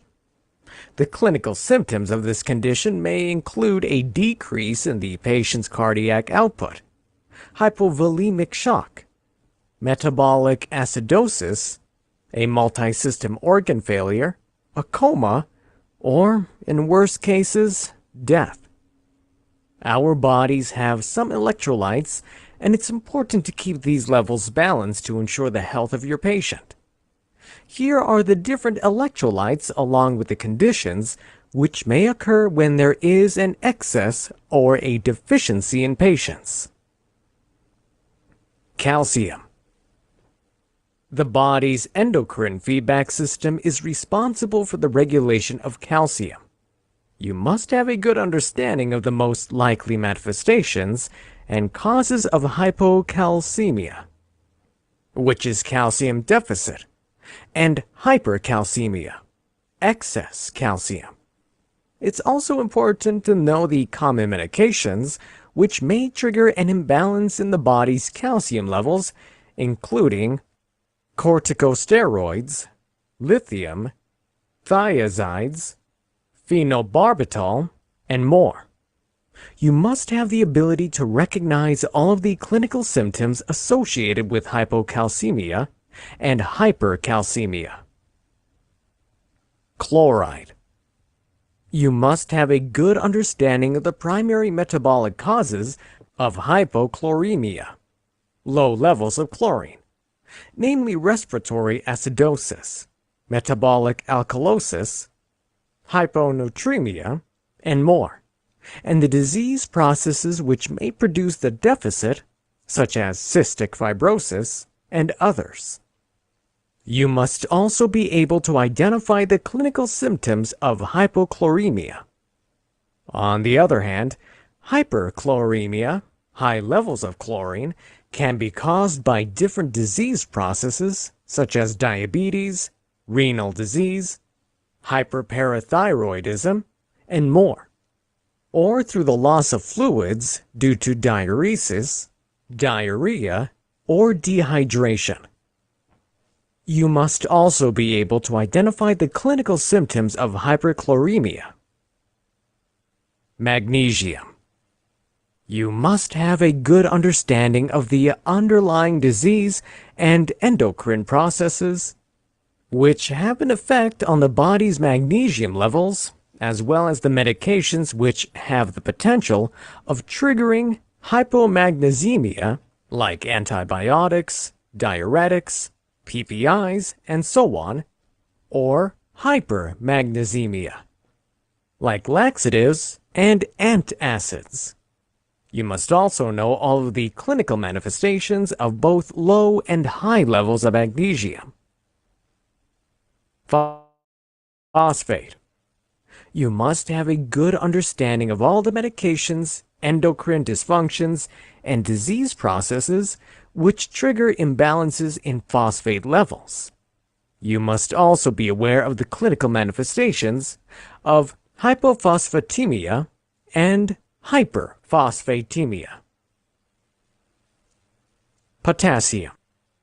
You must have a good understanding of the most likely manifestations and causes of hypokalemia, potassium deficit, and hyperkalemia, excess potassium. It's also important to understand how potassium levels affect neuromuscular and cardiac functions. Sodium. You must have a good understanding of the most likely manifestations and causes of hyponatremia, sodium deficit, and hypernatremia, excess sodium. It's important to understand that sodium levels have a direct inverse relationship to the fluids in the body. There are several endocrine disorders which manifest with imbalances in sodium levels, namely inappropriate antidiuretic hormone syndrome, diabetes insipidus, and more. When your patient has either an electrolyte or a fluid imbalance, you must carefully consider and try to anticipate the possible pathophysiologic responses to your patient's condition, along with each of their treatments. Apart from recognizing all of the clinical symptoms, it's also important to know all of the risk factors associated with the development of these conditions. This is part of your overall evaluation of your patient. When it comes to treating patients who suffer from hypervolemia, you may have to administer diuretic medications and restrict the patient's sodium or fluid intake to clear any excess fluid. For hypovolemia, the treatment focuses on correcting the underlying cause of the condition, and this depends on the severity of your patient's condition. Treatment options range from simple IV fluid supplementation to plasma expanders, proper positioning of the patient, and administering blood or blood products. When caring for patients with electrolyte imbalances, you must focus on correcting the underlying cause of the imbalance. Also, you have to replace your patient's depleted electrolytes as needed, or deplete any excess when applicable. There are some care management situations which may also involve emergent interventions, so you must also familiarize yourself with all of these. An important part of treatment is the evaluation of its effectiveness and safety. This includes monitoring the clinical symptoms of your patients, checking for any symptoms of electrolyte or fluid normalization, and checking for under or overcorrection. In some cases, you may even have to suggest specific lifestyle modifications to your patients for maintenance in the long term. Hemodynamics. Caring for patients who need hemodynamic monitoring is a very complicated task. You must be able to understand the distinct changes in the pathophysiology of each of your patients, along with the basic care practices for your patients who need routine or advanced hemodynamic intervention and monitoring. It's important for you to have a good understanding of the following physiological principle. Cardiac output equals SV times HR, where SV refers to stroke volume and HR refers to heart rate. Your patient must have a cardiac output of 4 liters per minute to 8 liters per minute. The normal value, which is needed to meet all of these physiological demands of the body, if your patient doesn't reach this value, a mild to severe impairment occurs. You must familiarize yourself with the clinical symptoms of a reduced cardiac output, including hypoxia, reduced perfusion of the tissues or organs, and reduced peripheral pulses. It's essential for you to be able to read cardiac rhythm strips properly and identify any abnormalities, timely identification, as well as intervention in case you detect any potentially fatal arrhythmias. You must know all of the steps to follow when reading these strips, along with the correct timings for all the waveforms, complexes, and intervals.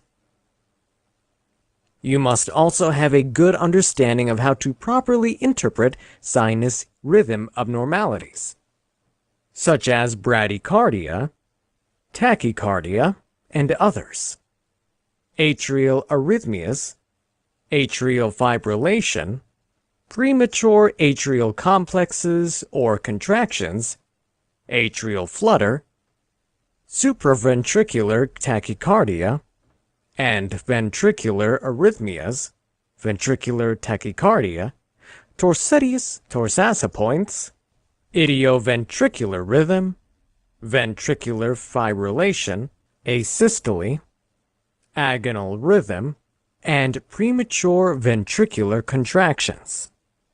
Also, you must have the ability to recognize the different kinds of heart block, namely first, second type 1, second type 2, third degree, and bundle branch. It's also important for you to recognize the common physical symptoms and signs of cardiac abnormalities and be able to correlate these with your EKG findings. Also, you must know how to describe the changes in the path of the electrical impulses or cardiac depolarization from what's normal, then again, correlate the information with the EKG findings. You must be able to understand and differentiate between benign arrhythmias and those which are potentially life-threatening. As a nurse, you must undergo specialized training to care for patients who are changing in their hemodynamics. However, even nurses who haven't had this specialized training must possess basic knowledge of all the principles related to cardiac care. Patients who have reduced cardiac output require both psychological and physical modifications for them to cope with the condition.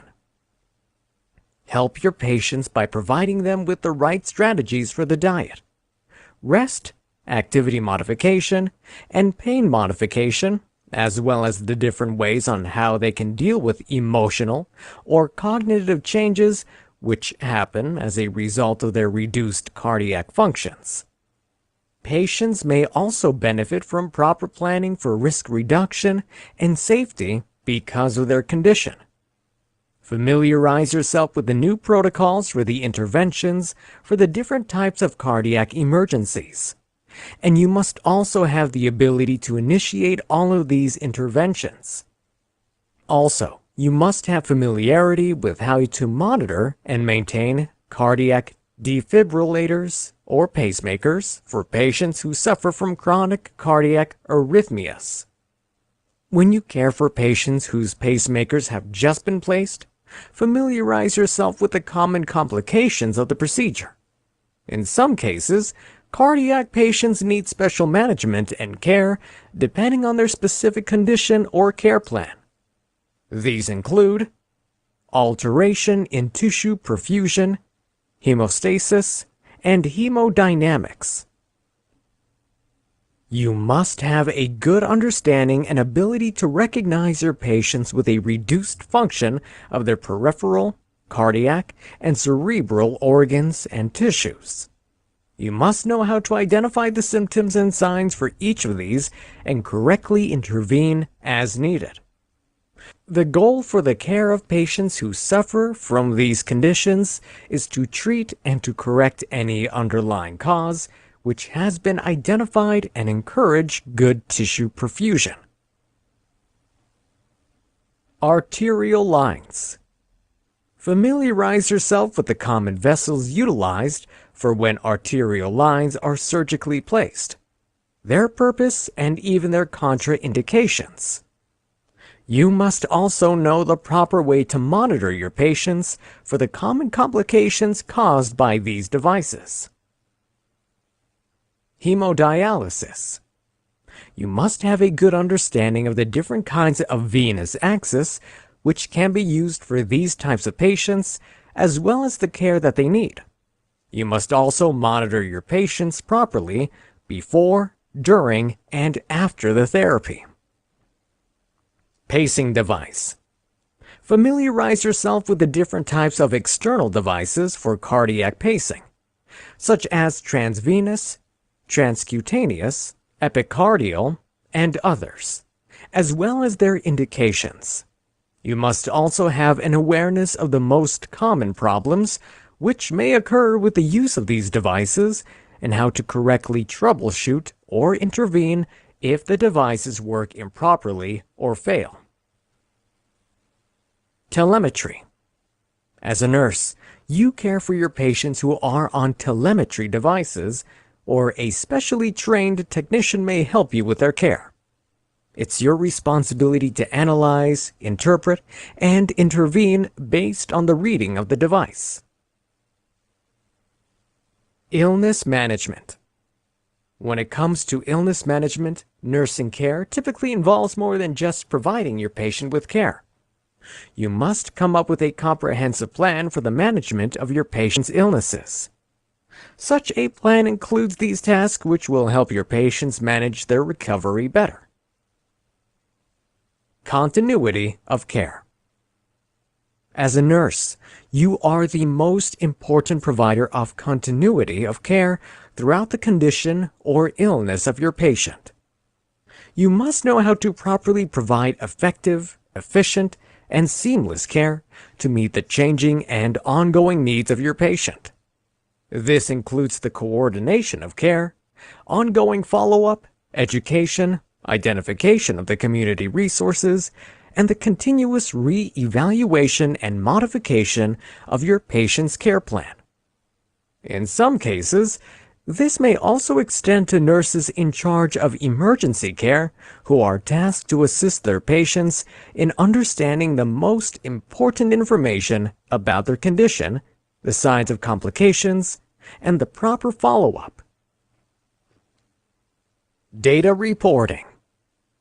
You must have a good understanding of which patient data you need to report to his managing practitioner right away, as well as the data which isn't urgent. The important data which needs reporting includes any complications or adverse reactions experienced by your patient after taking specific medications or undergoing any treatment.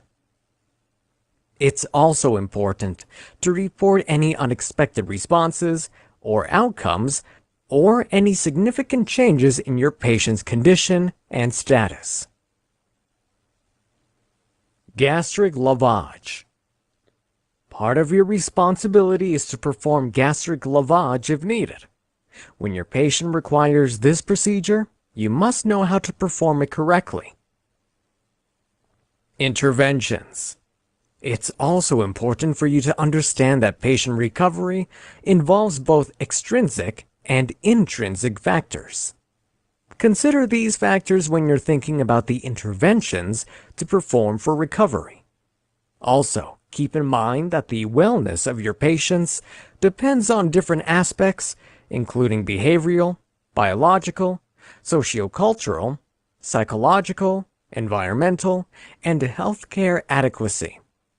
All of these affect your patient's recovery. Pathophysiology application. You must also have a good understanding the pathophysiology of your patient. You must also be able to apply your understanding to your patient's illness management effectively. It's important for you to understand all of the etiologies, risk factors, clinical symptoms, and signs, and all of the potential complications of your patient's condition based on your knowledge of his pathophysiology. After understanding all of this information, part of your job is to come up with an effective care plan which will prevent any setbacks in the recovery process of your patient. Patient education. Being able to provide proper patient education is a crucial part of illness management. In doing this, you're empowering your patient.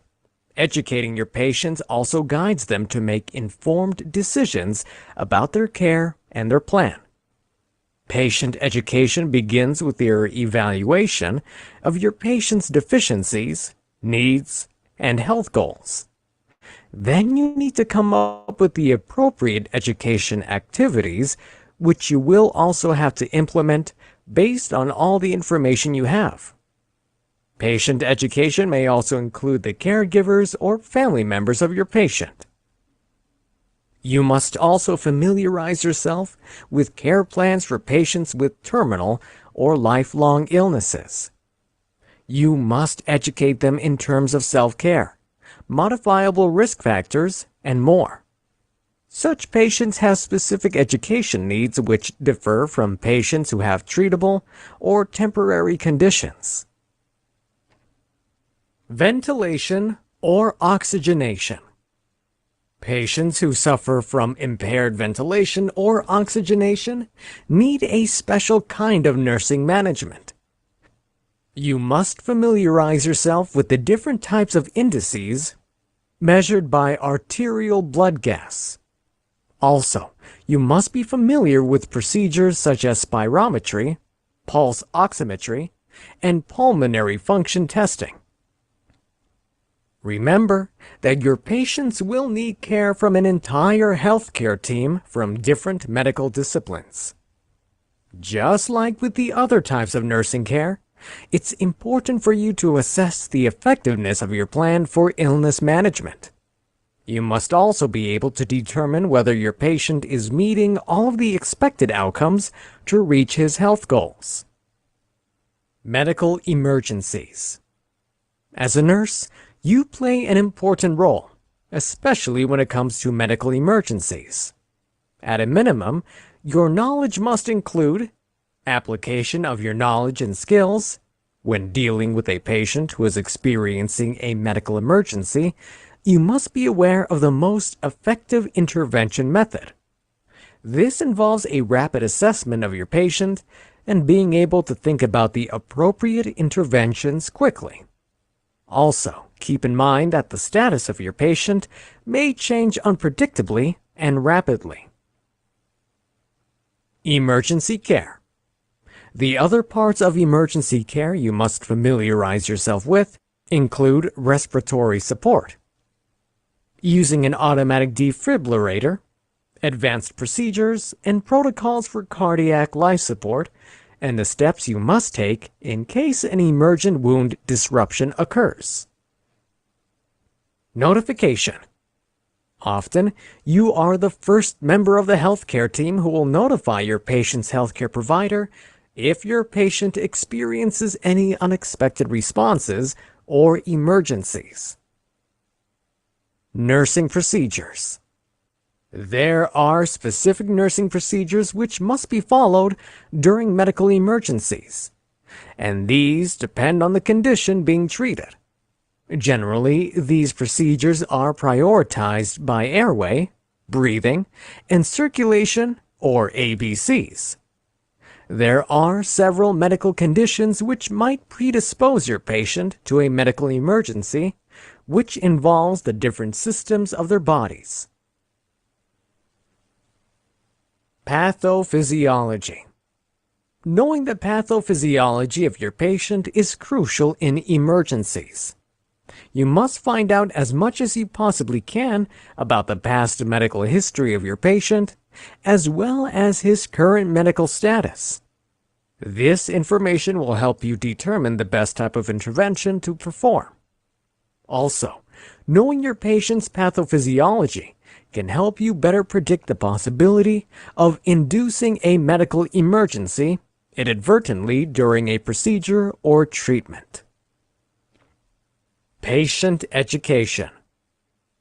Although medical emergencies aren't part of typical patient education, you must try your best to keep your patients reassured and educate them regarding the situations they're in, their health status, and any interventions you're planning. Psychomotor skills. These skills may vary during medical emergencies based on the needs of your patients. Generally, though, you must know the proper way to perform CPR, evaluate and clear an airway which is blocked, and perform the Heimlich maneuver. All of these establish your patient's airway to maintain his breathing and circulation. When it comes to emergency treatments or interventions, you are responsible for assessing and documenting all of the significant events which happened along with the responses of your patients. Pathophysiology. Your patient's pathophysiology is very important, and this cannot be overstated. Therefore, you must have a very good understanding of this, as well as the proper treatment and care of your patients who suffer from chronic or acute conditions. It's important for you to correlate all of the clinical symptoms, signs, potential risk factors, diagnostic findings, unexpected outcomes, and complications for any pathophysiologic disorder.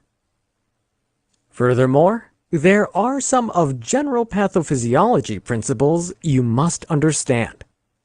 These include 4 stages of infection, 5 stages of infection, 4 phases of bacterial growth, and 6 stages of viral growth.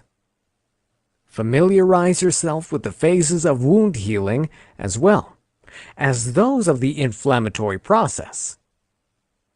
It's important for you to understand the adaptive and innate immune responses and when these happen in the disease process. Also, you must have a good understanding of the principles of passive and active immunity.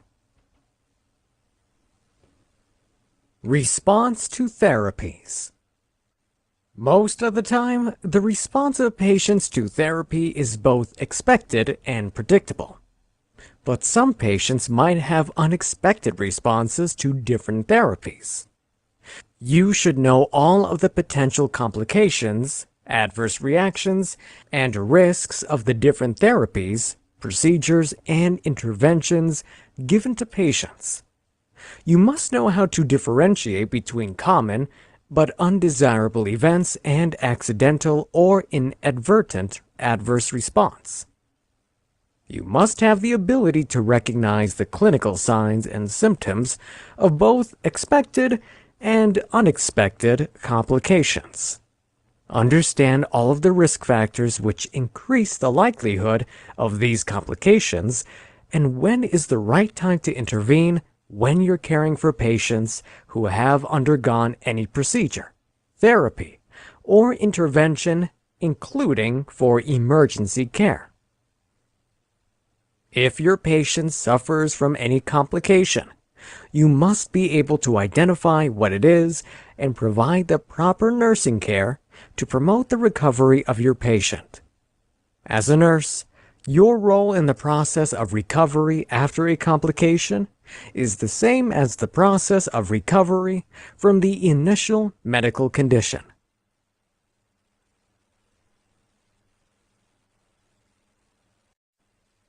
Chapter 7. Category Review Guide for Psychosocial Integrity. The psychosocial integrity of patients is one of their basic health needs. This refers to a state of sociological and psychological homeostasis, which might get affected when a patient suffers from any crisis, stress, or illness. Also, anything that threatens a person's mental, social, and emotional well-being may also disrupt his homeostasis. When you're caring for patients who have psychosocial needs, you must have the ability to anticipate, recognize, and evaluate the possible responses of your patients.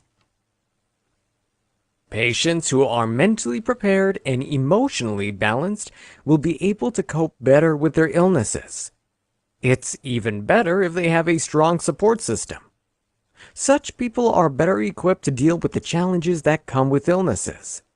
A lot of patients may also be able to cope well when they have some spiritual affiliation. This is because believing in a higher power and placing their hope in this higher power can be very comforting. This is also one of the reasons why a lot of healthcare facilities have their chaplaincy services, which they offer to patients who need spiritual support.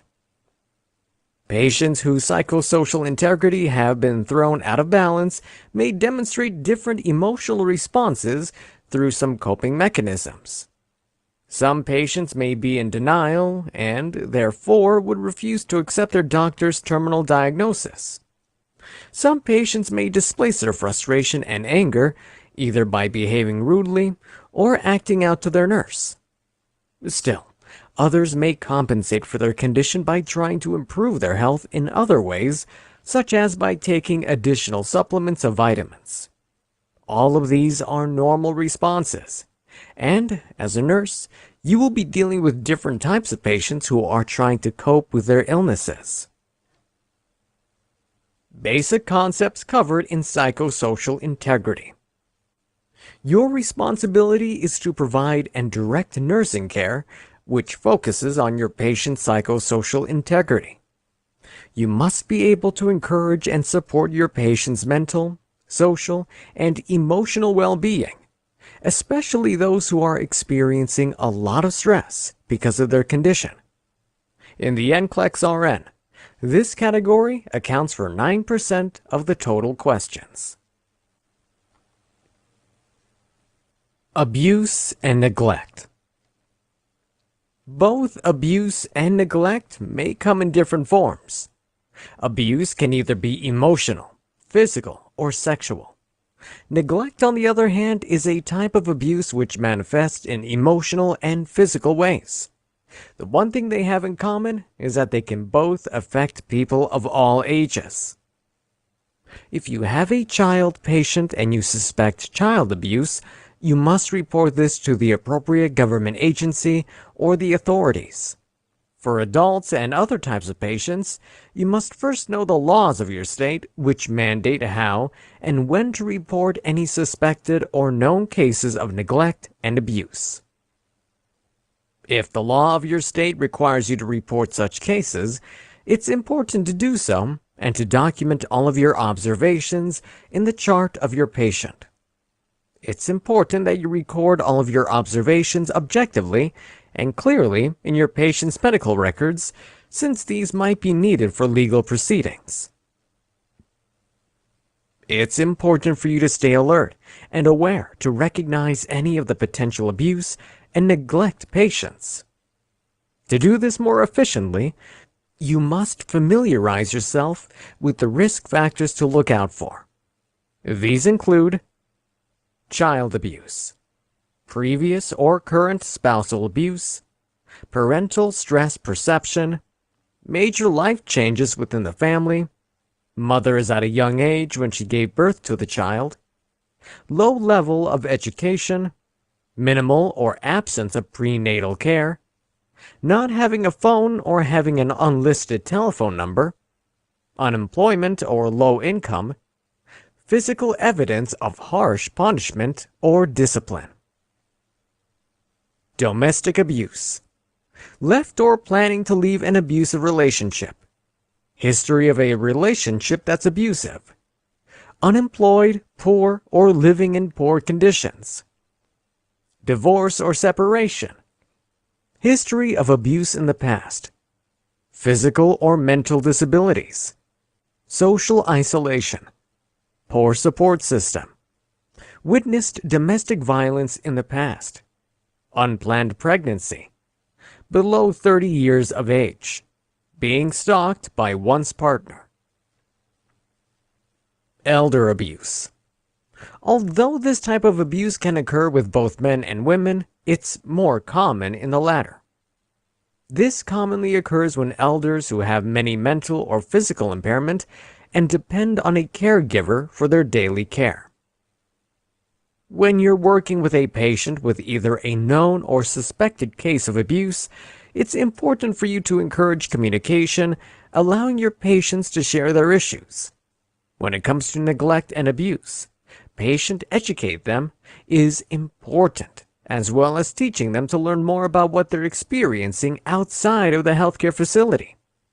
Provide your patients with support, counseling, and helpful strategies, which they can use to cope with their situation.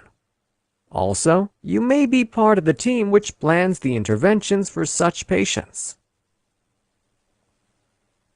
Behavioral interventions.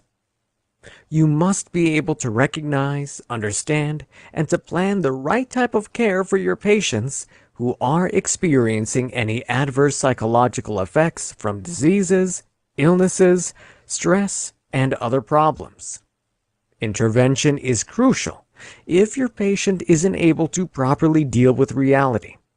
Therefore, your care plan must be focused on doing everything that's needed to maintain this ability.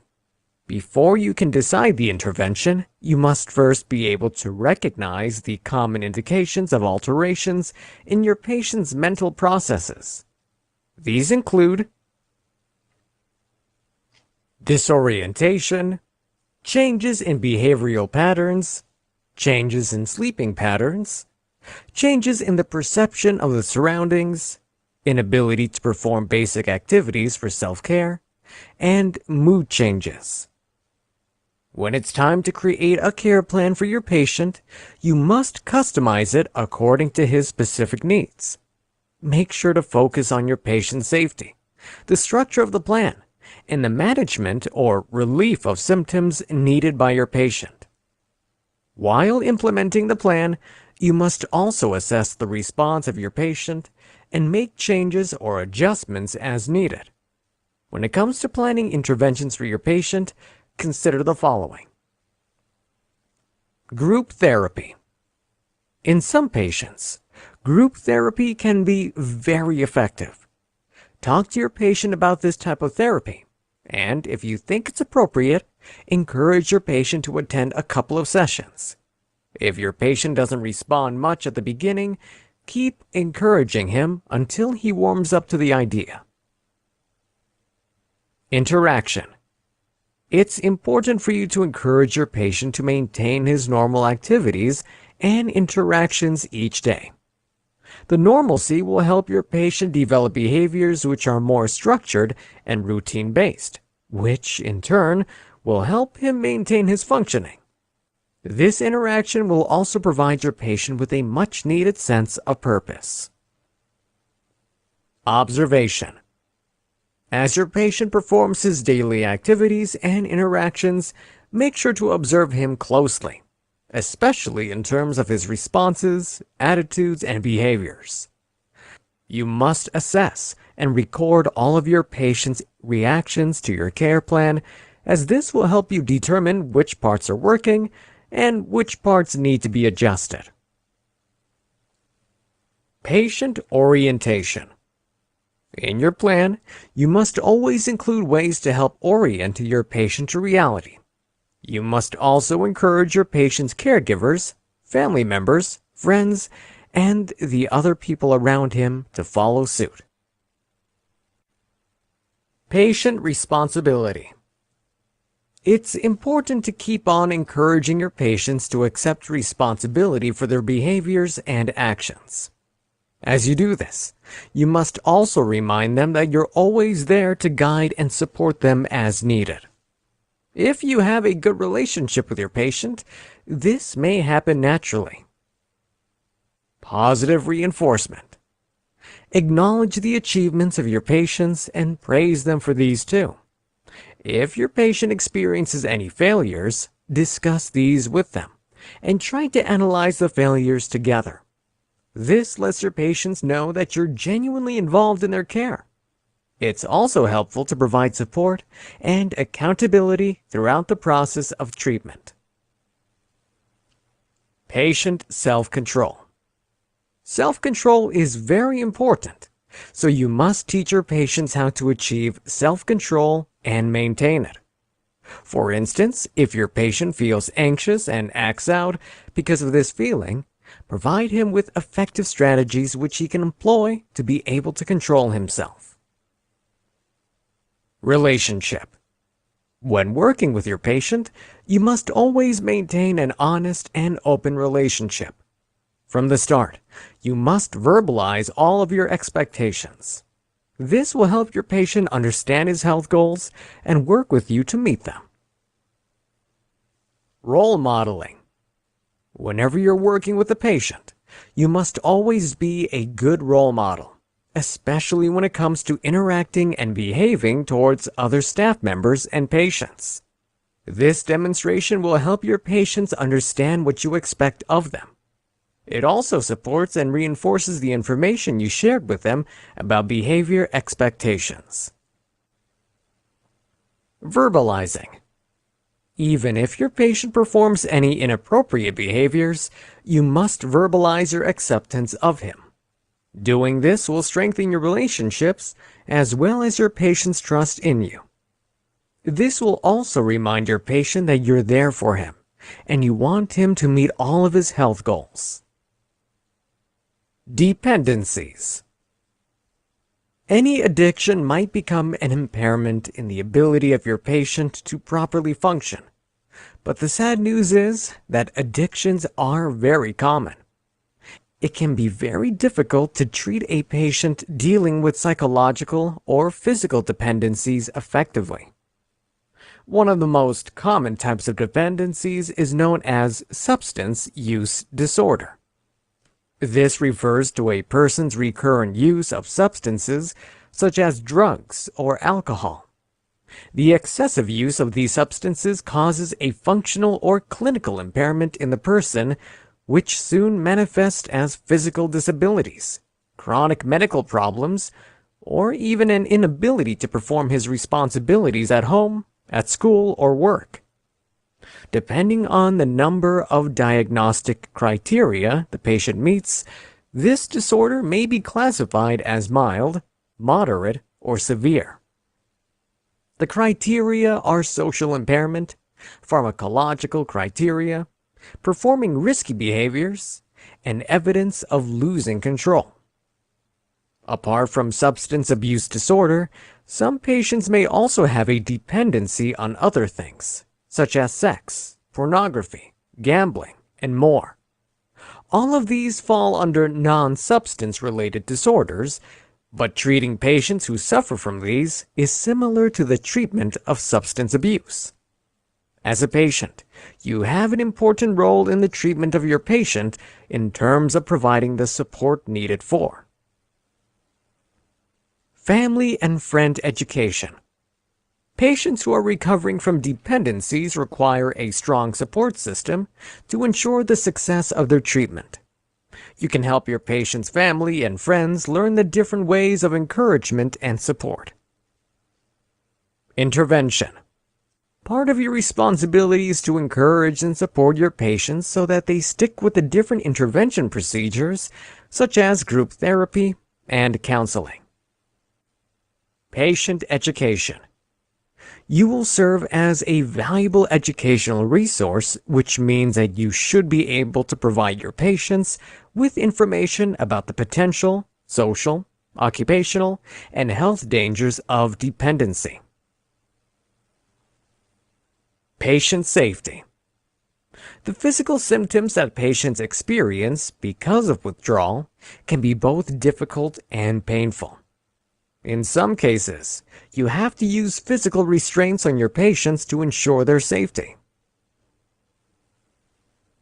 Physiological stability. Provide your patient with relief from the physical symptoms they're experiencing from toxicity or withdrawal. Of course, you need to make sure that you only perform the appropriate measures for the relief of your patients. Referral and follow-up. When your patients are in the process of recovery, you may have to refer them to outside facilities or healthcare providers.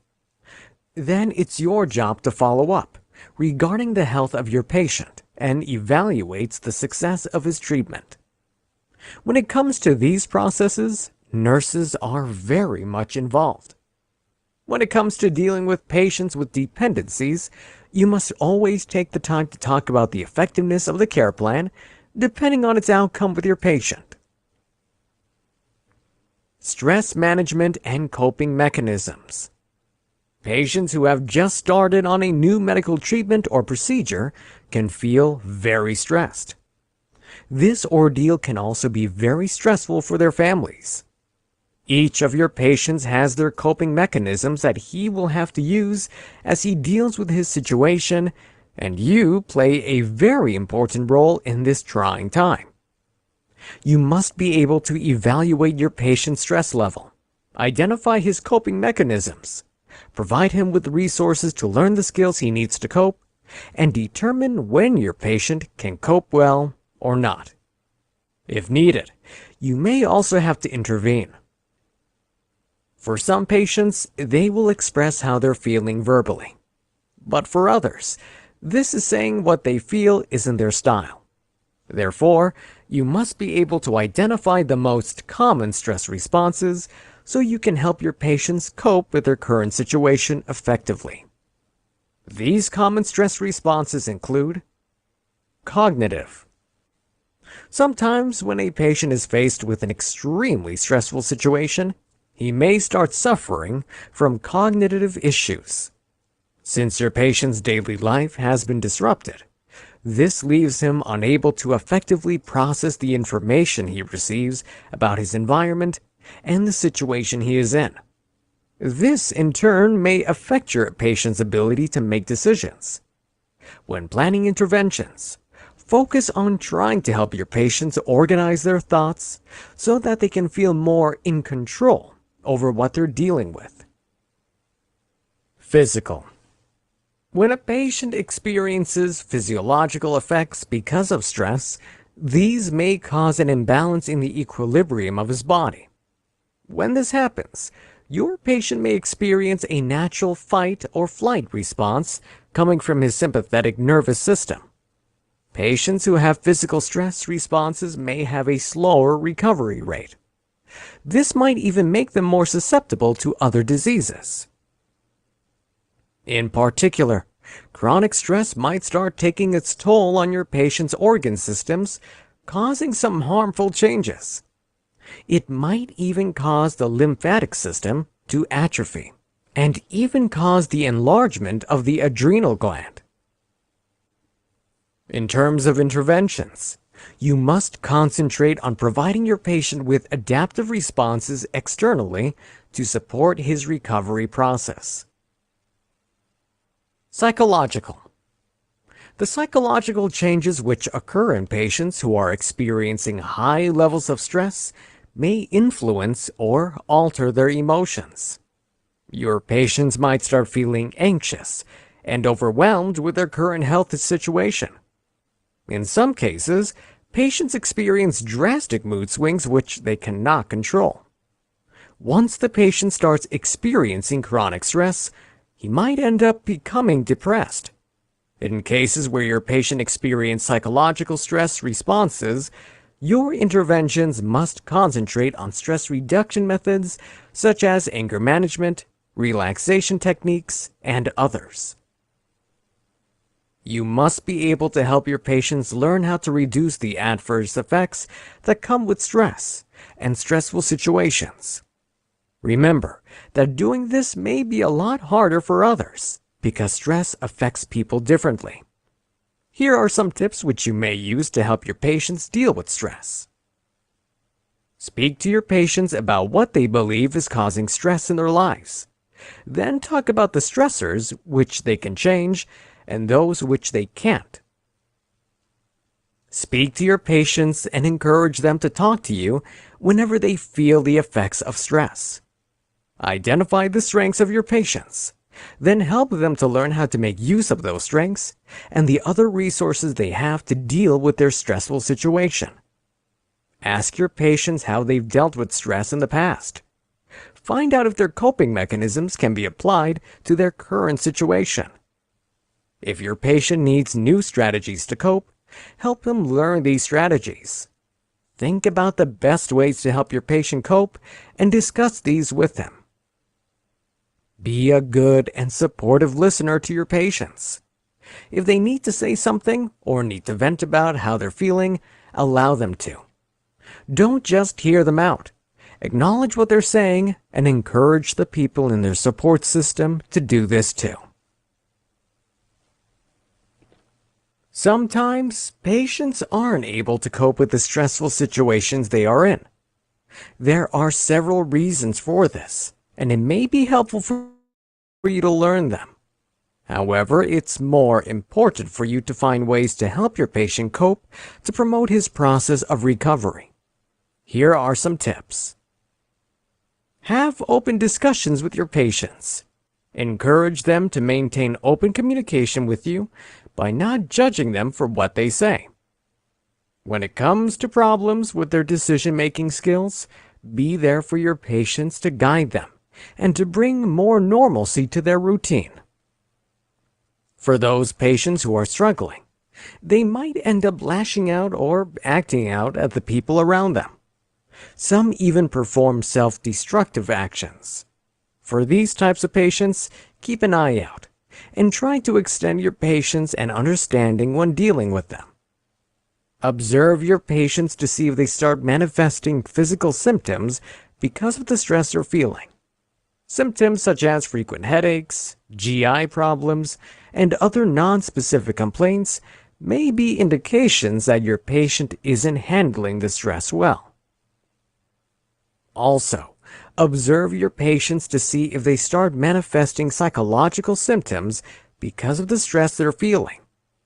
Symptoms such as erratic mood swings and general irritability are common indications that your patient isn't coping well with his stressful situation. When you notice that your patient isn't able to cope with his stress and you're finding it difficult to help him out, you may want to find out the cause of his stress. In doing this, you may be able to come up with coping strategies or resources which will be most beneficial for your patient. The common causes of stress include a diagnosis of a serious or terminal illness, a change in the patient's health status, problems with the patient support system, inadequate coping mechanisms, or a major situational crisis. Apart from coping mechanisms, some patients may have defense mechanisms which refer to unconscious reactions or behaviors to a stressful situation or stressor. Again, each patient has his defense mechanism, and it's your responsibility to recognize these behaviors and determine whether they're harmful or helpful to your patient.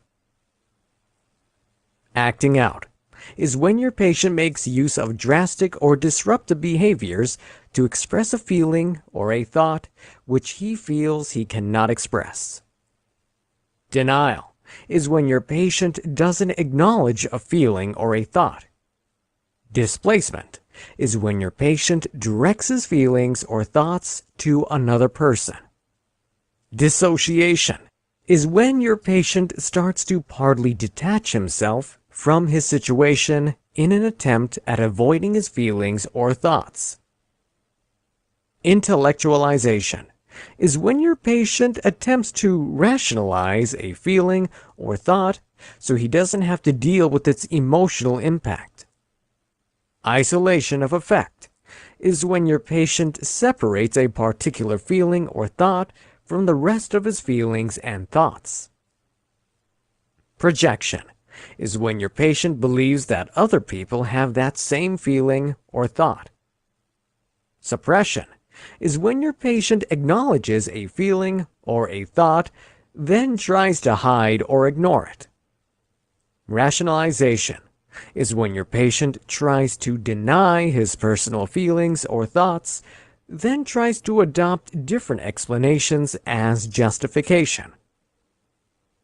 Reaction formation is when your patient changes how he feels or thinks to the exact opposite, then starts to adopt that stance. Regression is when your patient makes use of immature reactions or behaviors to deal with his feelings or his thoughts. Sublimation is when your patient turns a negative feeling or thought into behavior which generates a positive result. As a rule, you must provide your patients with a lot of chances to express their apprehensions, feelings, and thoughts. Talk to them and help them set realistic health goals and learn effective problem-solving strategies. Also, try to come up with helpful resources for your patient. Emphasize the importance of a good support system to help your patients improve their coping skills and relieve stress. Crisis intervention. Anyone who experiences a sudden, impactful crisis may experience emotional distress, which in turn may hurt his daily life. As a nurse, you may also have to assist patients who are dealing with crisis. Such patients may be undergoing several emotional changes, which might start taking a toll on their overall health. As a nurse, you must be able to recognize your patients who are experiencing crisis. Once you've recognized these issues in your patients, there are specific tasks you must do. Establish your patient's history with the crisis he's experiencing by gathering all of the relevant information. Talk to your patient about how he's feeling because of this crisis. Evaluate the access of your patient to support systems to determine whether they will be able to help him out. Think about the safety of your patient and provide the emotional and physical support he needs to cope with the crisis and go back to how he functioned before experiencing the crisis. If needed, teach some effective coping strategies and skills to your patient as well. Finally, you must also assess whether your patient has the potential to perform activities which will harm himself or other people. After performing all of these tasks and gathering all of the information you need, you may start with your nursing evaluation and diagnosis to develop a customized and effective plan for your patient's care. Generally, your goals for your patients must be the reduction of stress through effective coping strategies, such as visualization, relaxation, and more. Come up with a solution to help your patient identify any existing support system or find new ones based on what your patient needs. Help your patient go back to how he used to function before he experienced the crisis and all the effects that came with it.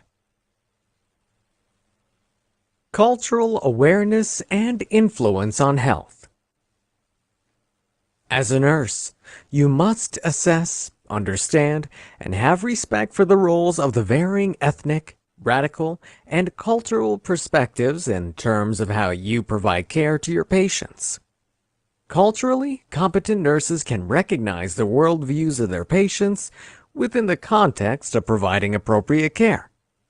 It's important to maintain flexibility and a willingness to use new knowledge and ideas in your plans for your patients. Talk to your patient about their views, and make sure to listen to everything that they say. Then try to learn all that you can about the beliefs of your patients on illnesses and health, and do this with understanding, acceptance, and tolerance. Be open enough to incorporate into your care plan the non-traditional practices and processes of your patients.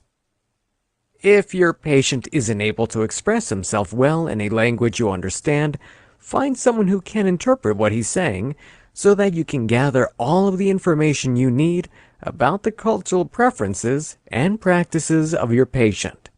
Then document the process you used to meet the individual language needs of your patient. Remember that culture is an important part of a person's perception of care, as well as his overall health. Therefore, you must provide the proper services and care to your patients which don't contradict his cultural beliefs.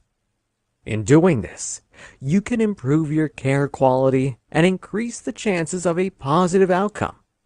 Right now, this type of care is a nursing standard in our multicultural and diverse population. As you implement your care plan with these considerations in mind, you must also assess its effectiveness with your patients. If you need an interpreter to understand the insights of your patients to make your assessment, ask help from one. This ensures that you know exactly whether your care plan is working well or not. End-of-life care. When it comes to the end-of-life care, each patient has his perspective of this based on his own cultural, religious, and personal background. Therefore, you must customize your end-of-life care plan based upon the individual factors of each patient. Of course, your main responsibilities are the same for all patients. As a nurse, you must be impartial in relaying treatment options or any other medical information to each of your patients while providing education and support as needed. Keep in mind that all of your patients have the right to make informed decisions in terms of treatment. They may also refuse the treatment as part of their right. Talk about the individual health goals of your patient along with his family. If your patient has any priorities or wishes, you must respect all of them, not just because it's the right thing to do, but also because you're ethically and legally bound to. Part of your responsibility is to prepare and provide your patients and the members of their family with the information about what they should expect when your patient is nearing the end of his life. This includes all of the psychological, emotional, and physical changes, as well as deterioration or a decline up to your patient's death. Also, you must be able to help the family of your patient to cope with the anxiety they will feel as it grows each day as the death of their loved one approaches.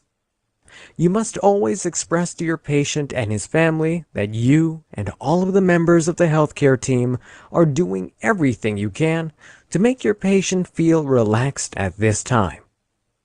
When one of your patient dies, you must accept the loss and express your sympathy to his loved ones. Only after you've asked the deceased loved ones about their next step should you provide them with a chance to view the body of the deceased? Family dynamics. In the same way that not all patients are the same, not all families are the same either. Each family will have its weaknesses and strengths in terms of how they deal with their loved ones who are terminally ill or are suffering from different medical conditions. In an ideal world, all of the families of your patients will listen to, support, and have empathy for the one who is suffering. But the sad truth is that a lot of families these days have some form of existing dysfunctional communication. The more severe it is, the more it may lead to your patient's impairment. There are several reasons why families become dysfunctional, such as genetics, the current developmental stages each of the members of the family is in, and the family's lifestyle. You may recognize a dysfunction in the family if they don't communicate well. They have poor coping skills or mechanisms, and they don't know how to draw strength from external support systems. As a nurse, you must observe the families of your patients and evaluate them for any indications of dysfunction. If you observe any of these indications, you must incorporate them into the treatment plan of your patient. One possible intervention to suggest is family or group therapy, wherein you will encourage them to participate and talk about realistic ways they can help improve the way their family functions. Grief and loss. When a person experiences loss, one of the first responses he would have is grief. Each person has a different way of grieving, whether it be social, mental, physical, emotional, or spiritual. As a nurse, the very first thing you must do is to identify and evaluate your feelings in terms of death or dying.